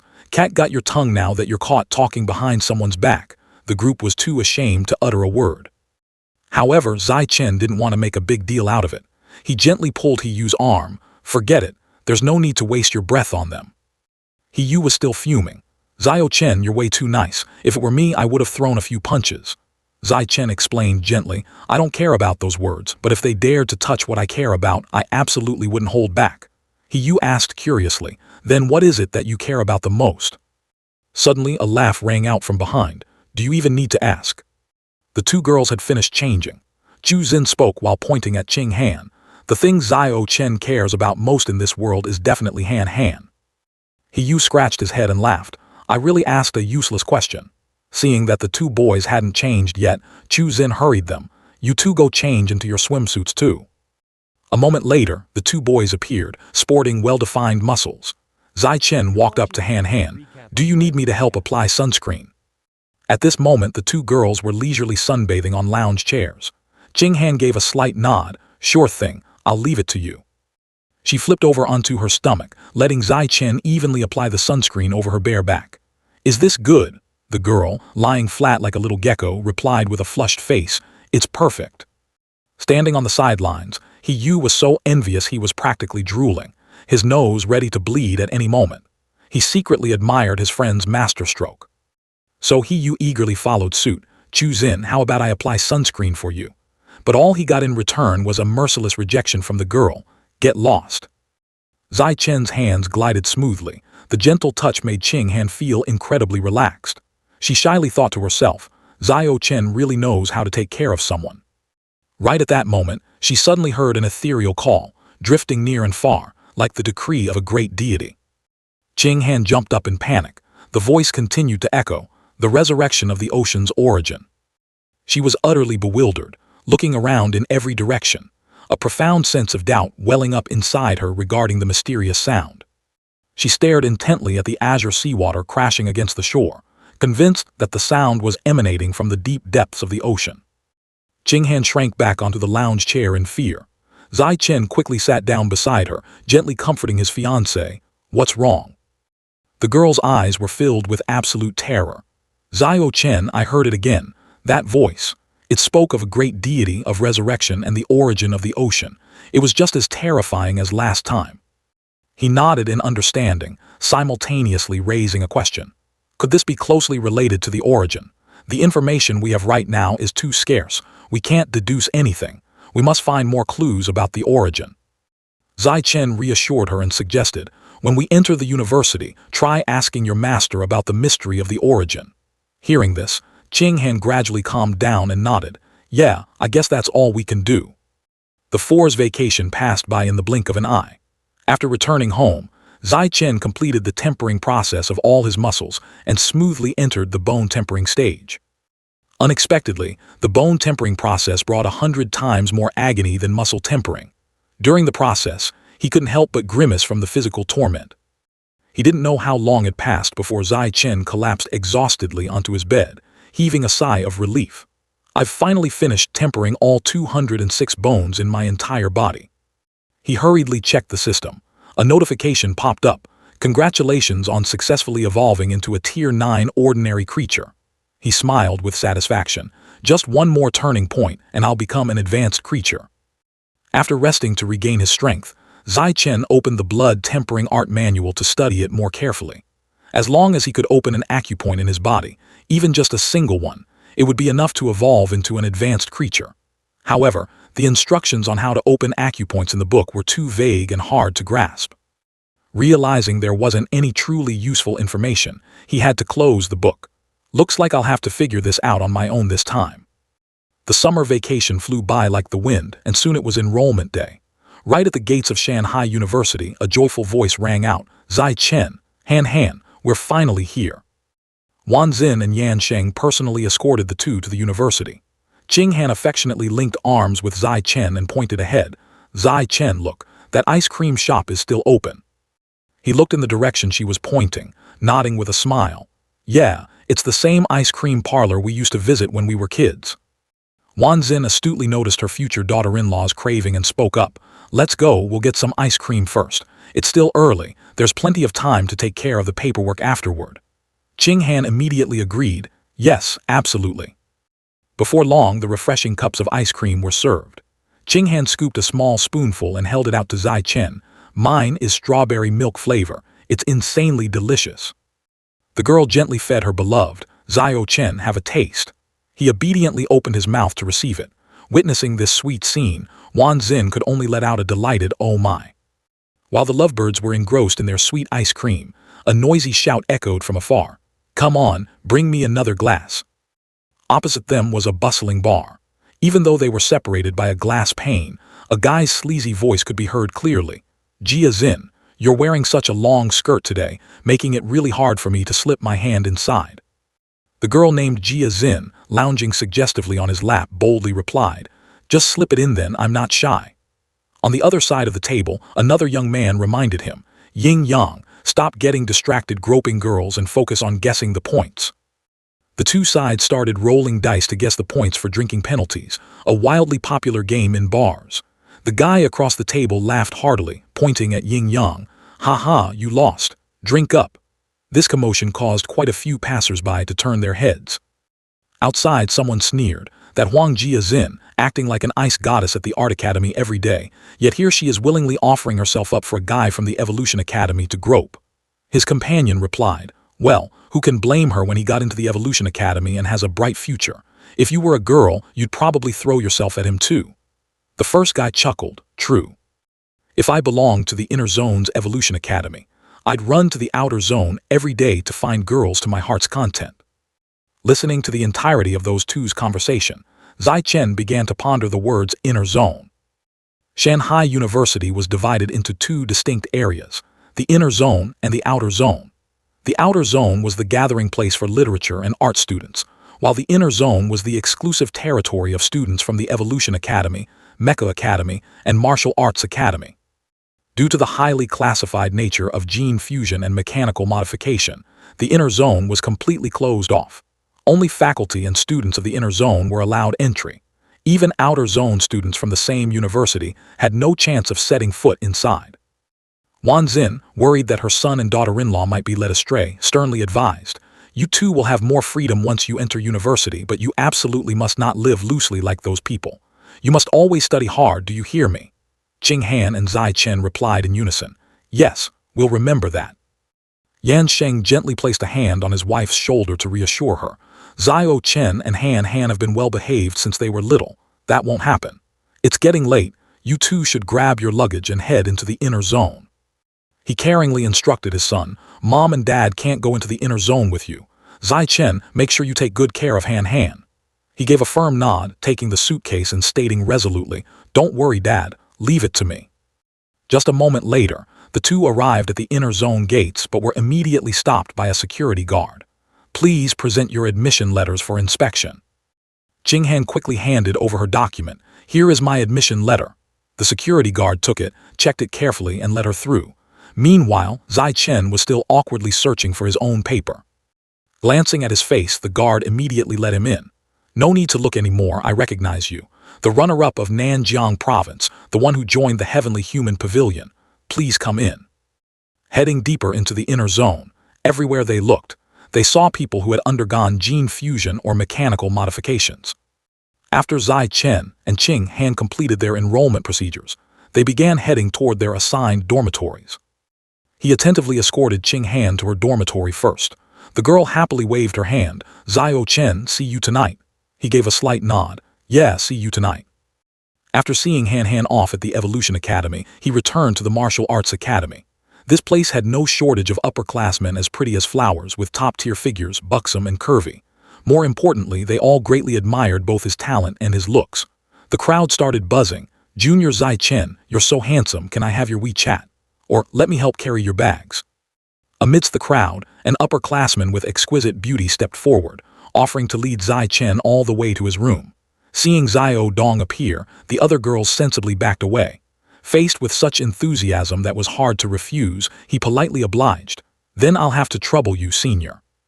As she led the way, she eagerly introduced the area. "Over there is the Student Combat Power Ranking Board. Do you want to go take a look?" He replied politely. "Yes, please lead the way, senior." Xiao Dong smiled radiantly. "It's no trouble at all. Getting to guide a handsome junior like you is my lucky day." The two briskly walked up to the authoritative Combat Power Ranking Board. Zai Chen observed it intently. This board was divided into two categories, the Pinnacle Rank and the Freshman Rank. One side featured the top 500 strongest individuals in the entire school, while the other displayed the top 100 most outstanding freshmen. The top three of the Pinnacle Rank were entirely made up of high-level powerhouses from the Evolution Academy and Mecha Academy, all of whom were seniors. Meanwhile, the Martial Arts Academy modestly contributed only 3 names, all seniors and with relatively low rankings. After viewing the ranking board, the two continued their way to the dormitory. Xiao Dong shared further. "Actually, the Martial Arts Academy once had an outstanding senior sister who ranked 6th on the Pinnacle Rank. She was just like you, a runner-up when she entered the Martial Arts Academy," Xiao Dong continued. "But because the pure-blood human path has its limits, she was gradually surpassed by those who underwent gene fusion and mechanical modification. Her name is Song Yuyan. She is currently an instructor at the academy, as well as a core researcher at the Heavenly Human Pavilion and Dean Liu's right-hand woman." The distance to the dormitory wasn't far, a short walk and they were there. Xiao Dong brought him right to his private room and announced, "Junior Zai Chen, we've arrived." His room was a fully furnished single room. As soon as she stepped inside, Xiao Dong exclaimed, "The treatment for a runner-up is certainly different. Getting your own private room like this, anyone who sees it would be jealous." Then suddenly, she subtly unbuttoned her collar, fanned herself with her hand, revealing a seductive charm, and looked at Zai Chen with a suggestive gaze. "Junior Zai Chen, it was so hot walking outside just now. Could I borrow your shower for a bit?" However, the young man didn't fall for the trap at all, merely flashing the most innocent smile. "You've worked hard, senior. There's a bubble tea shop right across the street. Let me treat you to a cup." Being tactfully rejected, Xiao Dong felt a bit embarrassed but could only nod. She secretly sighed with deep regret. Why is this kid completely immune to flirting? After treating his senior to a cup of bubble tea brimming with boba to repay her favor, he returned to his room. Right at that moment, the phone in his pocket started vibrating continuously. It was a message from Ching Han. She had sent him pictures of her luxurious dormitory, featuring everything from a gym and a home theater to a high-end massage chair, along with an inquiring text. "Xiao Chen, have you reached your dorm yet? Quick, take a picture of your room so I can see." He held up his phone, took a picture, and sent it to her, feeling a sudden twinge of jealousy. Compared to Han's extravagant apartment, this cramped room of his looked like a real buzzkill. He had to admit, the Evolution Academy was filthy rich. Seeing the picture of Zai Chen's room, Ching Han frowned tightly. She immediately sent a voice message. "Your room is so tiny. Why don't you move over here and live with me? The bed in my dorm is even bigger than the one at home." Receiving such an enticing invitation from his fiancée, he instantly grabbed his suitcase and bolted out of the room. "I'm moving. I definitely have to move tonight right now." It didn't take long before he arrived at the lobby of Ching Han's dormitory. He couldn't help but marvel inwardly. The Evolution Academy was truly overly wealthy. A student dorm looked no different from a luxury villa. He quietly observed his surroundings and evaluated to himself. Compared to this gorgeous apartment, the Martial Arts Academy's dorm was essentially a slum, even though it was the best room they could arrange. Seeing the facilities differing like heaven and earth, Zai Chen stepped into the elevator and sighed inwardly, wondering if that old man Liu Chuan-Wu would actually keep his promise of giving him triple the benefits. A ding sounded, the elevator doors opened, and Ching Han was already standing there waiting. She cheered joyfully, "Xiao Chen, you're finally here." She quickly pulled her boyfriend inside. "Hurry and come in. I turned on the AC in the living room, it's so cool." He started unpacking his luggage to move in with his girlfriend. This dorm is not only beautiful but also incredibly clean. You can tell your master spent a lot of effort arranging this. Truly, you didn't judge the wrong person. Ching Han nodded vigorously. I think so too. Master really treats me very well. Once the unpacking was done, she exclaimed excitedly, from now on, this will be our little love nest. Our parents aren't here, so even if we ran around naked, no one would care. Hearing this, Zai Chen blushed and lightly scolded. What do you mean naked? Don't spout such nonsense. No sooner had he spoken than the girl decisively stripped off her clothes, tossing them carelessly onto the floor, and nonchalantly walked into the bathroom, not forgetting to leave a remark. I'm all sweaty again. I'm going to take a shower. Flustered, Zai Chen hurriedly picked up her clothes, muttering, Don't just throw your things around like that. After tidying up his girlfriend's clothes, he focused on his phone. Seizing this free time, he wanted to explore what interesting features the freshman app he downloaded earlier had. The university had a dedicated app for students. Zai Chen quickly logged in. Here it is, the Shanghai University Campus app.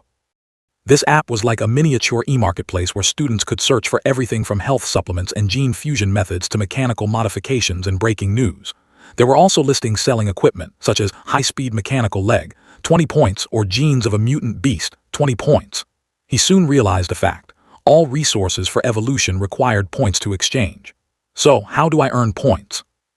Zai Chen quickly found the necessary information. There were 3 ways to accumulate points. 1 was to climb the pinnacle rank or freshman rank. 2, completing missions assigned by the university. And 3, representing the school in competitions and achieving high results. This seems even easier than making money. Right then, Ching Han's voice echoed from the bathroom. Zai Chen, I'm done showering. Could you please grab me a change of clothes and bring them in? He immediately put down his phone and replied, All right, I'm coming in right now. He grabbed the clothes and gently pushed open the bathroom door. Here are your clothes. Inside the spacious bathtub, Ching Han's figure was faintly visible beneath the water's surface. She flashed an inviting smile. Zai Chen, sitting in this tub is so comfortable. Do you want to come in and bathe with me? Zai Chen remained shyly silent. Ching Han added, Such a large hot tub, it'd be a waste if I'm the only one soaking in it. To refuse an invitation like this would indeed be a waste. He started taking off his clothes. Then, let's soak together. The bathtub was spacious enough for 2 without feeling cramped at all. Zai Chen offered proactively, Let me scrub your back for you. She happily replied, Sure. In the bathtub, the 2 whispered intimately. Ching Han said, You help me scrub my back and later I'll scrub yours too. Zai Chen nodded in agreement. After bathing and eating, he began stepping into the second layer of skin tempering for his entire body. This tempering session was exponentially more arduous. It took him 2 full hours just to complete his right hand. As soon as he finished tempering, he was eager to test the results. Han, do you have a sewing needle? She nodded. Yes, let me go get it for you. She asked curiously, What do you need a needle for? Zai Chen poked the needle into his hand and explained, To test the hardness after completing the second tempering of the blood tempering art. The system displayed a notification. You are using a sewing needle to poke the back of your right hand. Right hand's toughness +5. Ching Han exclaimed in astonishment. The needle is so sharp, and you used so much force, yet it still couldn't pierce your skin. You really are invulnerable to weapons. Zai Chen exerted so much force that the sewing needle snapped in half. Ching Han gasped in admiration. The needle just broke. The blood tempering art is truly incredible. Just looking at it makes me want to pursue the pure blood human path. But he didn't stop there. He also wanted to test the heat resistance of his right palm. He walked over to the gas stove, turned on the flame, and thrust his right hand in to test it. The system notified, You are burning your right palm with fire, heat resistance +5. Zai Chen also felt surprised. It took over a minute before I felt slight heat. The tempering effect of the blood tempering art is truly overpowered. With the biological attribute compensation, sooner or later I'll temper the physique of a saint. Right at that moment, the phone in his pocket vibrated. A message. He took out his phone to check. It was Liu Chuanwu. He asked Zai Chen, Have you registered at Shanghai University yet? He replied, I arrived this morning. He asked again, Is the luxurious private dorm I prepared for you all right? He answered, It's quite all right. Chuanwu asked, Are you free right now? Do you want to come over and tour the Heavenly Human Pavilion headquarters for a bit? I'll show you around to familiarize you with the environment and introduce you to the other members while we're at it. Zai Chen replied briefly, I'm free. He texted back happily, All right then. Wait downstairs at your dorm, I'll send someone to pick you up. He responded, Dean, I'm not at my dorm right now. I'm in the central courtyard area, building 8, room 603. Chuan Wu received the message and informed him, then I'll tell someone to pick you up at building 8 of the central courtyard. Zai Chen sighed, guess I'll have to go downstairs and wait. He put on his jacket and said goodbye to Qing Han. The dean of the Martial Arts Academy arranged for me to tour the Heavenly Human Pavilion headquarters. I'll be heading out for a bit. She waved, go ahead. Coming downstairs, the sun was scorching hot. He found a cool spot under a large tree to stand and wait. Then he took out his phone to surf the web while waiting for the person from the Heavenly Human Pavilion to arrive. At the same time, Mo Yu walked past and saw him. He proactively greeted him, I recognize you. You're Lin Zai Chen, the runner-up of Nanjiang Province, the one who joined the Heavenly Human Pavilion. Zai Chen looked up and greeted him back, inwardly amazed, I'm quite famous. He thought the guy would just say hi and leave, but nope. Mo Yu kept pacing back and forth in front of him, his mouth blabbering non-stop. I really admire you, being able to give up gene fusion to embark on the pure-blood human path. I've always believed that with a good starting point, any path should be encouraged. I'm like you, also a freshman, but I'm from the capital. My home is near Capital University, and since I was a kid, I've often wandered around there. Capital University also used to have a pure-blood human research institute, but after 20 years of research without progress, it was eventually disbanded. I hope Shanghai's Pure Blood Human Research Institute can be sustained long-term and achieve a world-shaking breakthrough in the future. Zai Chen felt dizzy just listening. Where did this chatterbox come from? After finishing, the guy left, not forgetting to cheer him on. I hope you achieve great things in the Heavenly Human Pavilion. Keep it up. Just as he left, the roaring sound of a motorcycle startled him, making him turn his head. Yu Yan was riding a very eye-catching bright red motorcycle. She asked, Hello, may I ask if you are Lin Zai Chen? Seeing her get off the bike, he nodded in confirmation. Yes, that's me. She held out a hand to introduce herself. I am Song Yu Yan, an instructor at the Martial Arts Academy and also a researcher at the Heavenly Human Pavilion. I'm here to pick you up to the headquarters. Zai Chen shook her hand. Hello. He had heard of Song Yu Yan, a runner-up who pursued the pure blood path yet ended up as ordinary as anyone else. Because the motorcycle was traveling at high speeds, Yu Yan teased and advised simultaneously. Zai Chen, it's okay to hold on a bit tighter. As they rode, she asked, having a beautiful senior come to pick you up like this, are you happy? Zai Chen replied, it's an honor. Yu Yan seemed curious. She inquired, oh right, you're a student of the Martial Arts Academy. Why were you standing under the high-end dormitory of the Evolution Academy just now? He didn't mind sharing, my childhood sweetheart lives there, I've already moved in with her. Yu Yan sighed in awe, how lucky. The youth nowadays are so fortunate. Someone like me is almost 30 and hasn't even touched a man, let alone lived with one. She drove very fast and before long they arrived. We're here. The building had a sign hanging that read Pure Human Research Institute. Yu Yan led the way. Let's go in. Looking at the signboard, Zai Chen asked curiously, is Pure Human Research Institute short for Pure Blood Human Research Institute? The inside of the research institute looked quite modest. Yu Yan introduced, this is the living and recreational area. When you're tired of researching, you can come here to relax. It was hot outside, so she opened the fridge and took out a can of soda.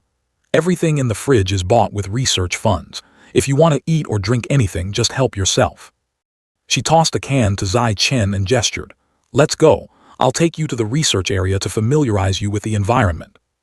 Seeing the place so quiet, he wondered aloud, Yan Jai, why is the research institute so deserted? There isn't a single soul in sight. She explained awkwardly, well, the Heavenly Human Pavilion isn't exactly favored by anyone. The funding provided by the university is quite low, so we can't support many people. Yu Yan specified, actually, the current members of the Heavenly Human Pavilion are only the dean, me, you, and 3 seniors from the Martial Arts Academy. Only then did Zai Chen realize he had been tricked. So that crowd of people standing beside him the first time we met were just hired to put on a show. Though slightly disappointed, he told himself, whatever, as long as they provide triple the benefits, anything is fine. Yu Yan stopped in front of a door, knocked, and called out, Dean, I've brought Zai Chen. Chuan Wu came to open the door, looking like he had just woken up. He had no vitality at all, trembling like an old man with one foot in the grave. Zai Chen is here. Come on in, both of you. The research room was quite messy. Yu Yan asked with concern, "Dean, why do you look so haggard? How long have you been in here without coming out?" He replied, "Almost half a month. I've been constantly researching the acupoint opening section of the blood tempering art, but unfortunately there's been no progress. I'm a bit hungry, to be honest." Saying that, he looked at Zai Chen and patted his shoulder. But now that Zai Chen has joined, the future of the pure blood human path will definitely flourish. He turned and pointed at Yu Yan. Don't be fooled by Yu Yan's seemingly frail appearance. She was the runner-up of the capital back in her day. Praised by her teacher, she beamed with pride. "Back then, my physical fitness score in the college entrance exam was even slightly higher than yours." Shocked, Chuan Wu stopped her. "All right, we know you're impressive, don't scare your junior." He shared, "Thanks to Yu Yan joining, I was finally able to research the third tempering after being stuck at the second for decades, aiming to use an ordinary pure blood physique to crush high-level gene fusion users." Chuan Wu placed his hopes on him. "Zai Chen, your college entrance exam results might not match Yu Yan's, but life is long. Accumulate enough strength and explode later. There won't be a lack of opportunities to surpass her. I think very highly of you." Yu Yan also patted his other shoulder. "The dean is right, as long as you accumulate enough, surpassing me isn't impossible." After catching up, Chuan Wu began inquiring about Zai Chen's cultivation progress. "Oh right, the blood tempering art manual I gave you during the summer break, how's your progress? Have you learned to control your blood flow yet?" He replied seriously. "I have learned it." He asked further, "Has your creature level evolved to tier 4 ordinary yet?" He nodded. "Yes, it has." Chuan Wu praised him and arranged the subsequent study program. "Very good. Next, let Yu Yan guide your tempering." Back then, she completed the first tempering within less than 3 months of enrollment. With her guidance, you can definitely complete your first tempering during your first semester. Yu Yan proudly patted her chest. "Leave it to me." But Zai Chen declined. "There's no need, I already completed the first tempering during the summer vacation." The two of them were stunned for a few seconds. Yu Yan was surprised. "What did you say?" Chuan Wu thought he had misheard. "There must be something wrong with my ears." Yu Yan couldn't believe it. She questioned loudly, "You're joking, right? You were home alone during the summer break with no one to teach you. Just learning the skill to control your blood flow is already impressive enough. How could you possibly temper your skin, let alone temper all of it?" In reality, it only took Zai Chen half an hour to learn it, but he didn't dare share such a shocking fact, so he tactfully explained. "The blood tempering art has very detailed annotations. I studied it for a few days and knew how to temper." Chuan Wu smiled kindly. "Zai Chen, you probably mistakenly thought you had successfully tempered it, but in reality you haven't yet. Come here, give me your hand so I can check." Before extending his hand, he used the system. Natural camouflage activated. Disguise creature level as tier 5. Tempering progress disguised as 1 skin tempering completion. A wise man must know how to hold back some of his true strength. He calculated inwardly, "I'll just camouflage it for now." After that, he held out his hand. "Please take a look, Dean." Chuan Wu was genuinely dumbfounded. "How is this possible? It really is 1 completion of skin tempering." Yu Yan's eyes lit up. "What? How did you do that?" Chuan Wu asked with a trembling voice. "Zai Chen, what is your current creature level?" Concealing his true level, he scratched his cheek and shared, "Tier 5 ordinary." Hearing this, he went wild with joy. "A genius, a peerless genius. We're saved. Our pure blood human path is saved." He hugged Zai Chen and laughed out loud. "Ha ha. With you here, the pure blood human physique can definitely break the shackles of ordinary creatures and evolve into an advanced creature." Yu Yan was astonished and thought to herself, "There really is always a higher mountain." However, she didn't feel jealous but rather full of admiration, seeing that the future was no longer bleak. Having someone stronger to take the lead and pave the way further on this path was a good thing. She then suggested, "Dean, we should quickly announce Zai Chen's potential to attract more geniuses to join the Heavenly Human Pavilion, and we could also apply for more funding." However, Chuan Wu rejected the idea.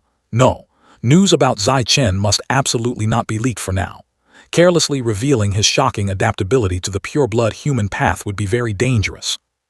He analyzed calmly. "Furthermore, true elite geniuses are valued for quality, not quantity. Now that we have Zai Chen, what we must do is pour all our resources into him to break the shackles of ordinary creatures." Yu Yan agreed. "So that's how it is." She turned to Chuan Wu thoughtfully and asked, "But doing that would cost us how much funding? If the funding isn't enough, how can the pure blood human research continue?" He reassured her, Don't worry, I will use all my connections to prepare resources for Zai Chen. Wait until he displays a truly shocking performance, then I will help find a backer to protect his safety. Only then will we announce it and promote the ideals of the Heavenly Human Pavilion." She nodded in agreement. The dean is still the one who considers everything thoroughly. Chuan Wu stroked his beard, smiling genially. Of course. Zai Chen stood nearby listening, keeping an unspeakable secret in his heart. If they knew he had already reached Tier 9 Ordinary, completed his muscle and bone tempering, and was currently undergoing his second round of tempering, who knows how astounded they would be. Chuan Wu made clear calculations and declared, "Zai Chen, from now on you don't need to go to the Martial Arts Academy. Those beginner classes won't be of much help. You should come to the Research Institute and Yu Yan will take on the role of your assistant." Hearing this, she pouted slightly. "Dean, making me an assistant to my junior, did you not consider my dignity at all?" He turned and retorted sarcastically, "We're researching the pure-blood human path. What do we need dignity for? Our thick skin is already practically a bulletproof vest." Suddenly remembering something, Chuan Wu announced, "Tomorrow afternoon, the university will hold a welcoming ceremony for the freshmen, followed by a start-of-year assessment to determine the freshman king." He looked at Zai Chen, his favorite student, and said, "With your current strength, barring any unexpected accidents, this title is 80 or 90% yours." Chuan Wu excitedly added, "When you participate in the test, remember to help me torment the freshmen from the Evolution Academy and the Mecha Academy. Just win back some face for our Martial Arts Academy, and after it's done, I'll reward you with 10 blood vitality pills." Yu Yan was speechless at this idea. "Dean, this is your true goal, isn't it?" Initially, Zai Chen didn't care much, but the subsequent offer genuinely tempted him. Furthermore, the title of Freshman King will bring 10 reward points. Zai Chen's eyes lit up with hope. 10 points. Before long, the Freshman Festival of Shanghai University arrived. Seeing Zai Chen and Qing Han sitting together, many people couldn't help but wonder, isn't that the salutatorian of Nanjiang Province, the guy who joined the Tian Ren Pavilion? Why is he sitting next to Shen Qing Han? What's his relationship with our goddess? Right at this moment, Mo Yu suddenly appeared. "Hey, Lin Zai Chen, remember me?" Having an impression of this tireless chatterbox, Zai Chen nodded and replied, "I remember." He asked on behalf of everyone, "What's the relationship between you two?" Zai Chen seized the opportunity and clearly declared their relationship. Childhood sweethearts, already engaged, just waiting for graduation to hold the wedding. Hearing this firm affirmation, the boys who were dreaming about Qing Han felt their hearts shatter, and the smile on Mo Yu's lips also stiffened. The crowd pouring into the hall grew larger by the minute, and everyone quickly found a steady seat for themselves. Among the crowd, there were quite a few individuals who had fused with high-level genes, typically the girl with cat ears sitting not too far away. Seemingly sensing someone looking at her, the girl turned her head, casting a probing glance. That unfriendly look made Zai Chen a bit uncomfortable. Mo Yu was clearly an extrovert and extremely talkative. He constantly struck up conversations with everyone around him. On the stage, the host solemnly invited the representative of the incoming freshman to give a few words. A tall, burly figure stood up amidst the astonishment of those sitting nearby. The sight of Mo Yu stepping onto the stage immediately sparked a wave of whispers. "The freshman valedictorian is that guy. I was so sure this position would belong to Ma Zaiwei, who successfully fused with a gene. This Li Mo Yu guy, besides his flashy blonde hair and his blabbermouth, doesn't exude any genius aura at all. You really can't judge a book by its cover." Mo Yu seemed to enjoy the crowd's shock. He thought to himself, "That's right, be shocked, be surprised. It's exactly to create this dramatic contrasting effect that I dyed my hair blonde and turned into a chatterbox. It's finally time for me to shine." He took the microphone and asked loudly, "I'm sure everyone here knows Li Yijin, right?" An image flashed in Zai Chen's mind, and he muttered to himself, "Who wouldn't know him? He's the #1 genius of Jingdu University." Mo Yu continued, his voice full of confidence. "But perhaps everyone doesn't know, Li Yijin also has a younger brother, who is also a genius, the valedictorian of Jingdu's entrance exam this year. His gene fusion adaptation index reached 16%, tied for first place nationwide with the valedictorian of Nanjiang. His physical fitness index also ranks first in the country." He boldly pointed at himself, his voice brimming with pride. "And that genius is none other than me, Li Mo Yu, the person standing right in front of you all." He continued his showing off. "Back in middle school, I made a pact with my brother. In the future, he will break all the records at Jingdu University, while I will sweep all the records at Shanghai. All the achievements of these two prestigious universities will end up in the pockets of our Li brothers. Afterward, Mo Yu began to flaunt his power. Next, let everyone taste a bit of what the coercion of a rank 5 common creature feels like. Below, many unprepared students were suppressed by the pressure to the point of struggling to breathe. Is this the coercion of a rank 5 common creature? Most of us are only at rank 3 or even rank 2.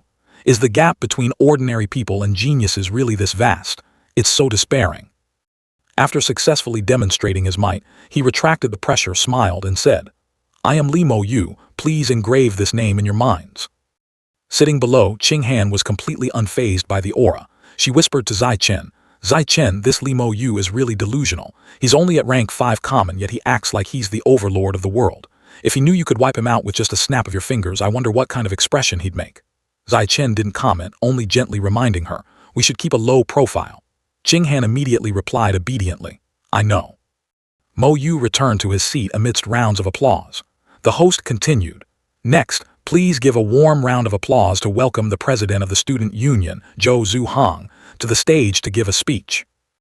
Zhu Hong strode up to the podium, and the host respectfully handed over the microphone. President Zhou, here is your microphone. Not long-winded like Mo Yu at all, he went straight to the point. Welcome, freshmen. I am Zhou Zuhang, the president of the Shanghai University Student Union. Today, I have 3 things to announce. First, discipline within the school is not supervised by the teachers, but fully decided by the student union. The student union holds authority that you cannot even begin to imagine. Second, every year in the second semester, the student union will recruit 10 new members from the freshman class.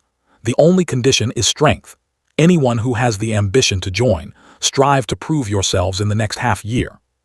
Third, the inner courtyard of Shanghai University is a place where strength dictates everything. The harsh law of survival, where the strong prey on the weak, is the supreme rule. Upperclassmen bullying underclassmen is a common occurrence. Everyone had better mentally prepare yourselves. His demeanor was extremely decisive and swift. Before leaving, his expression suddenly changed. Those are the things I needed to say before leaving the stage. Zhu Hong's eyes glinted with a cold, ruthless light. Let yourselves feel a bit of the power of a high-level creature. Boom, a terrifying pressure crashed down like a flood, forcing most of the students to bow their heads. This coercion is too strong. I can hardly breathe. It's so uncomfortable. Zai Chen and Qing Han were sitting at the back, so they only suffered a negligible impact. Mostly Qing Han felt it, whereas for Zai Chen, he was completely unaffected. The might of a high-level creature is indeed formidable, but at this distance, it poses absolutely no threat to a rank 9 common like me. The pressure was quickly withdrawn. Zhu Hong left the stage, leaving behind a crowd of trembling freshmen wiping their sweat. Thank goodness, he only released his coercion for 5 seconds. I thought I was going to die here. Is this a high-level creature? It's terrifying. When everyone had gradually calmed down, Principal Dong Zhai stepped up and announced, right after this assembly, you will begin the opening trial right here. The rules are very simple. She stood in the center of the arena, her voice echoing throughout the hall. The rules are extremely simple. The first person to hold their ground alone on the arena for over a minute will become this year's freshman king. The reward is 100 academic credits, 10 times more than last year. The second person to last for a minute will take second place, receiving 90 credits, and so on for the following ranks. The 10th place will receive 10 credits. Hearing this, the students of the genius class became extremely excited. Last year, the top 10 were entirely monopolized by our class. This time will certainly be no exception. Dong Zhai added, if any freshman from the regular classes makes it into the top 10, then excluding the genius class, all the remaining freshmen will be rewarded with 1 credit. The regular class students' fighting spirit flared up upon hearing this. 1 credit is equivalent to 10,000. Uniting to secure a spot in the top 10 is a massive bargain. Right at this moment, a voice rang out, overpowering the noisy discussions. Everyone, please quiet down a bit. Unbeknownst to anyone, He Yu had already taken over a microphone. I am He Yu from Class 6 of the Evolution Academy. I have a close friend named Lin Zai Chen. Everyone knows he is the salutatorian of Nanjiang Province and has joined the Tianren Pavilion. His words caused all the regular class students to fix their gaze on Zai Chen. He Yu did not hesitate to lay out the strategy. Zai Chen's strength is the greatest among us. In a moment, Let's all work together to besiege the genius class and cover for Lin Zai-Chen to get into the top 10. The regular class students, knowing that their individual strength was hardly enough to stand against the genius class, quickly agreed to support Zai-Chen, considering this the most logical strategy. From a high corner of the stands the teachers were observing, Zhen He spoke up with a mocking tone, "President Zhou, you're being a bit petty." Zhou Zuhong remained silent. He pressed his advantage, getting beaten to a pulp by Li Yijin on the arena at the start of the year, and now you have to vent your anger on his younger brother to feel satisfied. Zhen He scoffed coldly. When it comes to pettiness, out of the 20,000 teachers and students in this school, no one can surpass you, Liu Chuanwu. Chuanwu was not only unangry but also burst out laughing. If I'm petty, it's only directed at the person involved. I've never implicated their family members. As the two were about to engage in a heated argument, Zhu Hong spoke up. Dean Ma, I heard your daughter achieved excellent results in the college entrance exams this year. Is that right? Mentioning his daughter, Zhen He's expression instantly softened, full of pride. It was all right, she only made it into the top 3 of Jingdu. Zhu Hong suggested, Sir, you should let your daughter join the student union. I will personally cultivate her to become the succeeding president. He smiled contentedly. Of course. In the future, I hope President Zhou will look after my Zai Wei. Zhu Hong replied, As long as they are a genius, I will look after them. Looking down at the arena from above, he asked the person next to him, Who do you all think will become the freshman king this year, between Li Mo Yu and Ma Zai Wei? A man in a suit with a scar on his forehead offered his assessment. It's probably Li Mo Yu. His creature tier is already at rank 5 common. This physical intensity is almost unmatched among the freshmen. The purple-haired girl beside him added, Dean Ma's daughter may be slightly inferior to him, but she has successfully fused with the Shadow Cat Dark Gene. Her current strength might not necessarily lose. Zhu Hong gave his final judgment. I still lean towards Li Mo Yu. Ma Zai Wei may have fused a gene, but her potential for power growth is still quite limited. A highly arrogant sentence rang out, startling the group. The way I see it, neither of those two has a chance to be the freshman king. It was Chuanwu. He confidently declared, This year's freshman king must be the member of the Tianren Pavilion led by me, Lin Zai-Chen. This statement left the group not knowing how to respond. Zhen He raised an eyebrow. The college entrance exam results showed that Lin Zai-Chen's physical data couldn't even make it into the top 10. What is he relying on to win? Or is he just relying on the label of a Tianren Pavilion member to be praised to the high heavens by you? Chuanwu provoked. Dean Ma doesn't believe it. Dare to make a bet. Zhen He flared up. Why wouldn't I dare? Chuanwu set the stakes. 100 credits. Zhen He accepted instantly. A bet is a bet, don't you go back on your word. Chuanwu started trying to rope in the other teachers. Everyone want to place a bet for fun. No one responded. He looked towards his ex-wife. Principal Dongjai, with your status, how about betting 1,000 credits to make it exciting? She wanted to see what tricks he was up to, so she also agreed. Zhen He suddenly felt something was amiss. Why is this old man so confident? Could he have bribed Li Mo Yu? But it's fine, I still have my daughter. A thought flashed through his mind but was quickly dismissed. Could Lin Zai-Chen actually win? Impossible. At this time, the dean of the Mecha Academy approached and mocked Zhen He. Dean Ma, the provincial salutatorian who originally belonged to the Evolution Academy, ended up being snatched halfway by Dean Liu. Don't you feel regretful? Zhen He appeared indifferent. It's just a salutatorian. Our Evolution Academy has no shortage of them. The Mecha Dean thought to himself. I heard this old Ma had 3 of his senior students snatched away by the Tianren Pavilion, yet he still acts so calm. He really is just putting on a brave face. After successfully setting up the bets, Chuanwu stroked his beard, extremely satisfied. 9 people betting 100, 1 person betting 1,000. I'm going to make a killing this time. Below, the crowd of freshmen had begun to turn chaotic.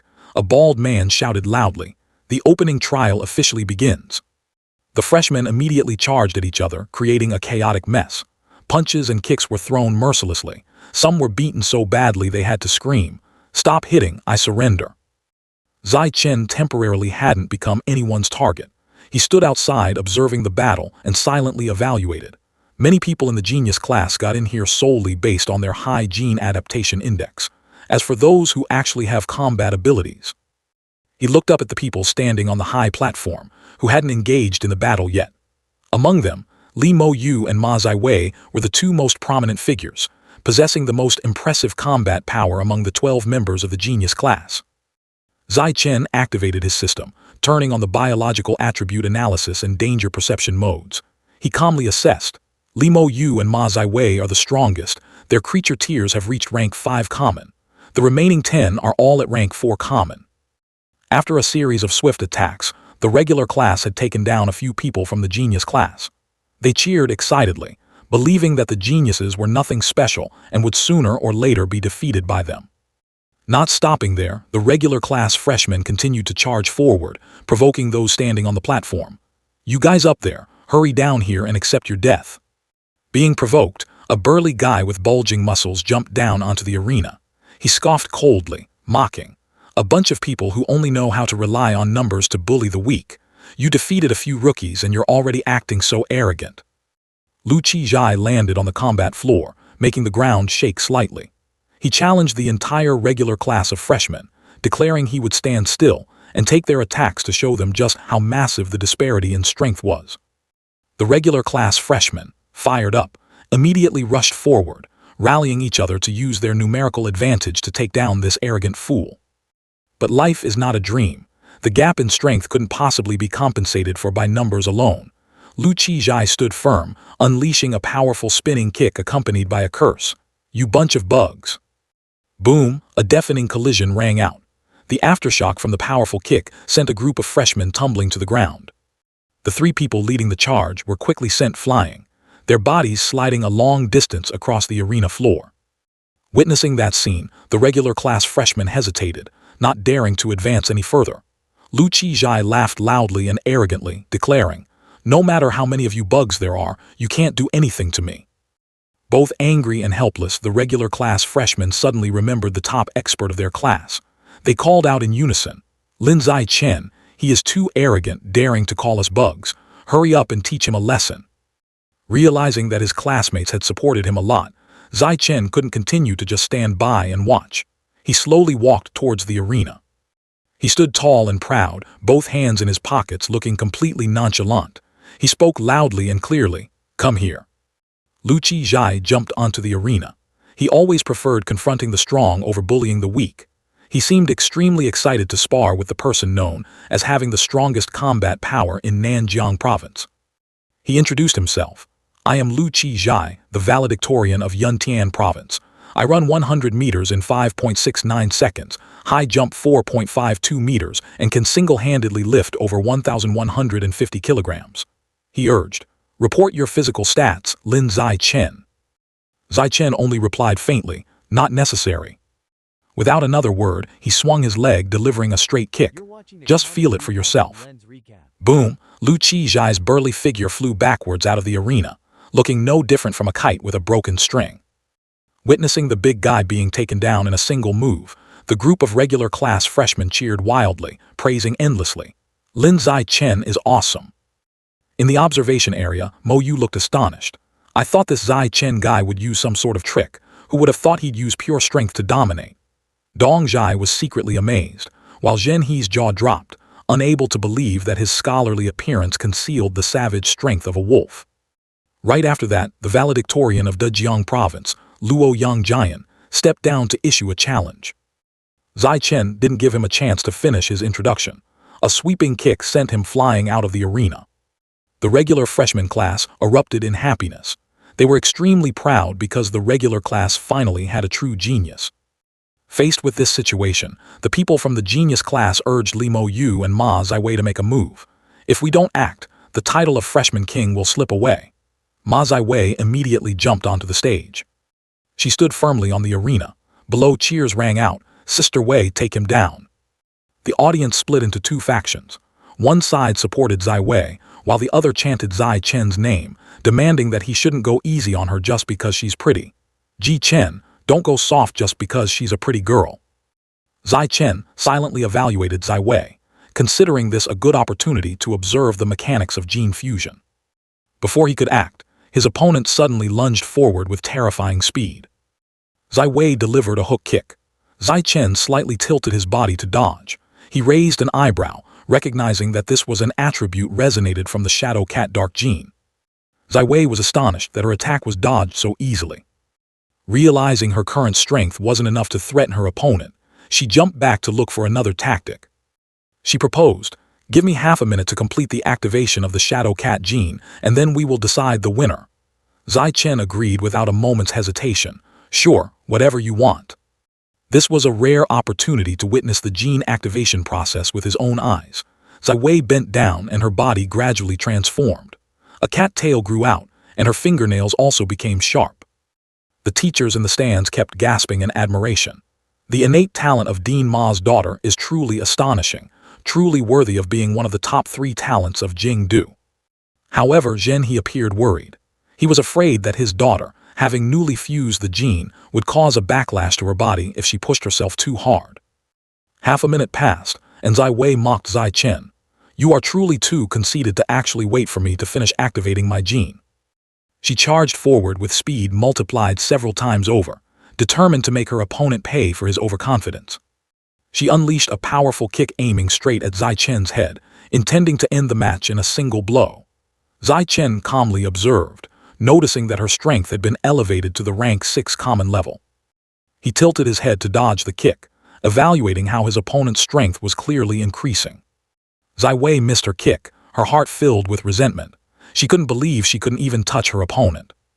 Zai Wei attacked like a storm, unleashing a continuous flurry of kicks, but all of them missed by a hair's breadth.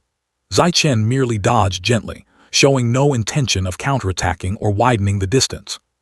The more she fought, the more flustered Zai Wei became. She didn't understand why she was completely powerless against her opponent. After a series of masterful dodges from her opponent, left and then right, Zai Chen felt he had gathered enough information about the characteristics of the Shadow Cat Dark Gene.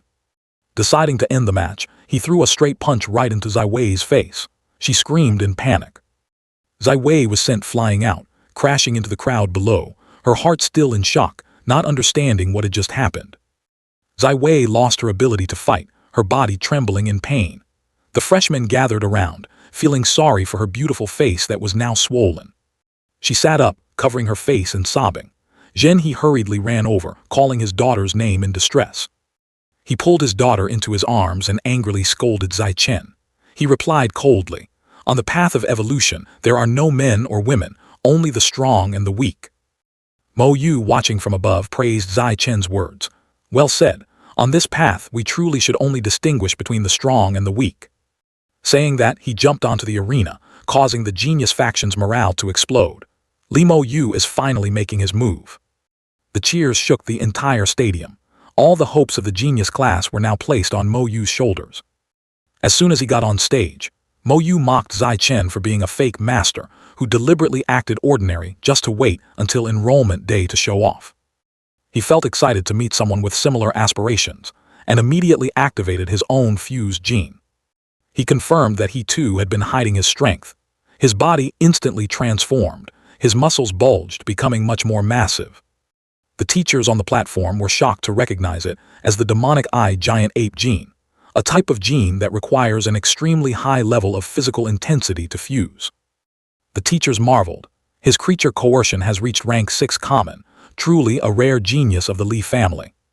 Qiuan Wu clutched his head and wailed, feeling that he was definitely going to lose this time, losing 1,900 credits for nothing. Meanwhile, at a corner near the exit, 2 suspicious figures separated from the crowd to receive a secret mission. Lu Gang's communication device emitted a deep, muffled voice, ordering them to bring a high-level demonic seed into the suburban park to find an opportunity for Li Mo Yu to swallow it. Xu Jai expressed concern about the risks of messing with the young master of the Li family in Jingdu. The mysterious figure firmly stated that the organization's background was much more terrifying, and a mere Li family was nothing to worry about. Lu Gang heard the order and asked for Xu Jai's opinion. They realized they had no other choice. Returning to the arena, Zai Chen evaluated Mo Yu. Demonic Eye Giant Ape, strong in power and defense, but a bit slow in speed. Its growth potential can reach the rare tier.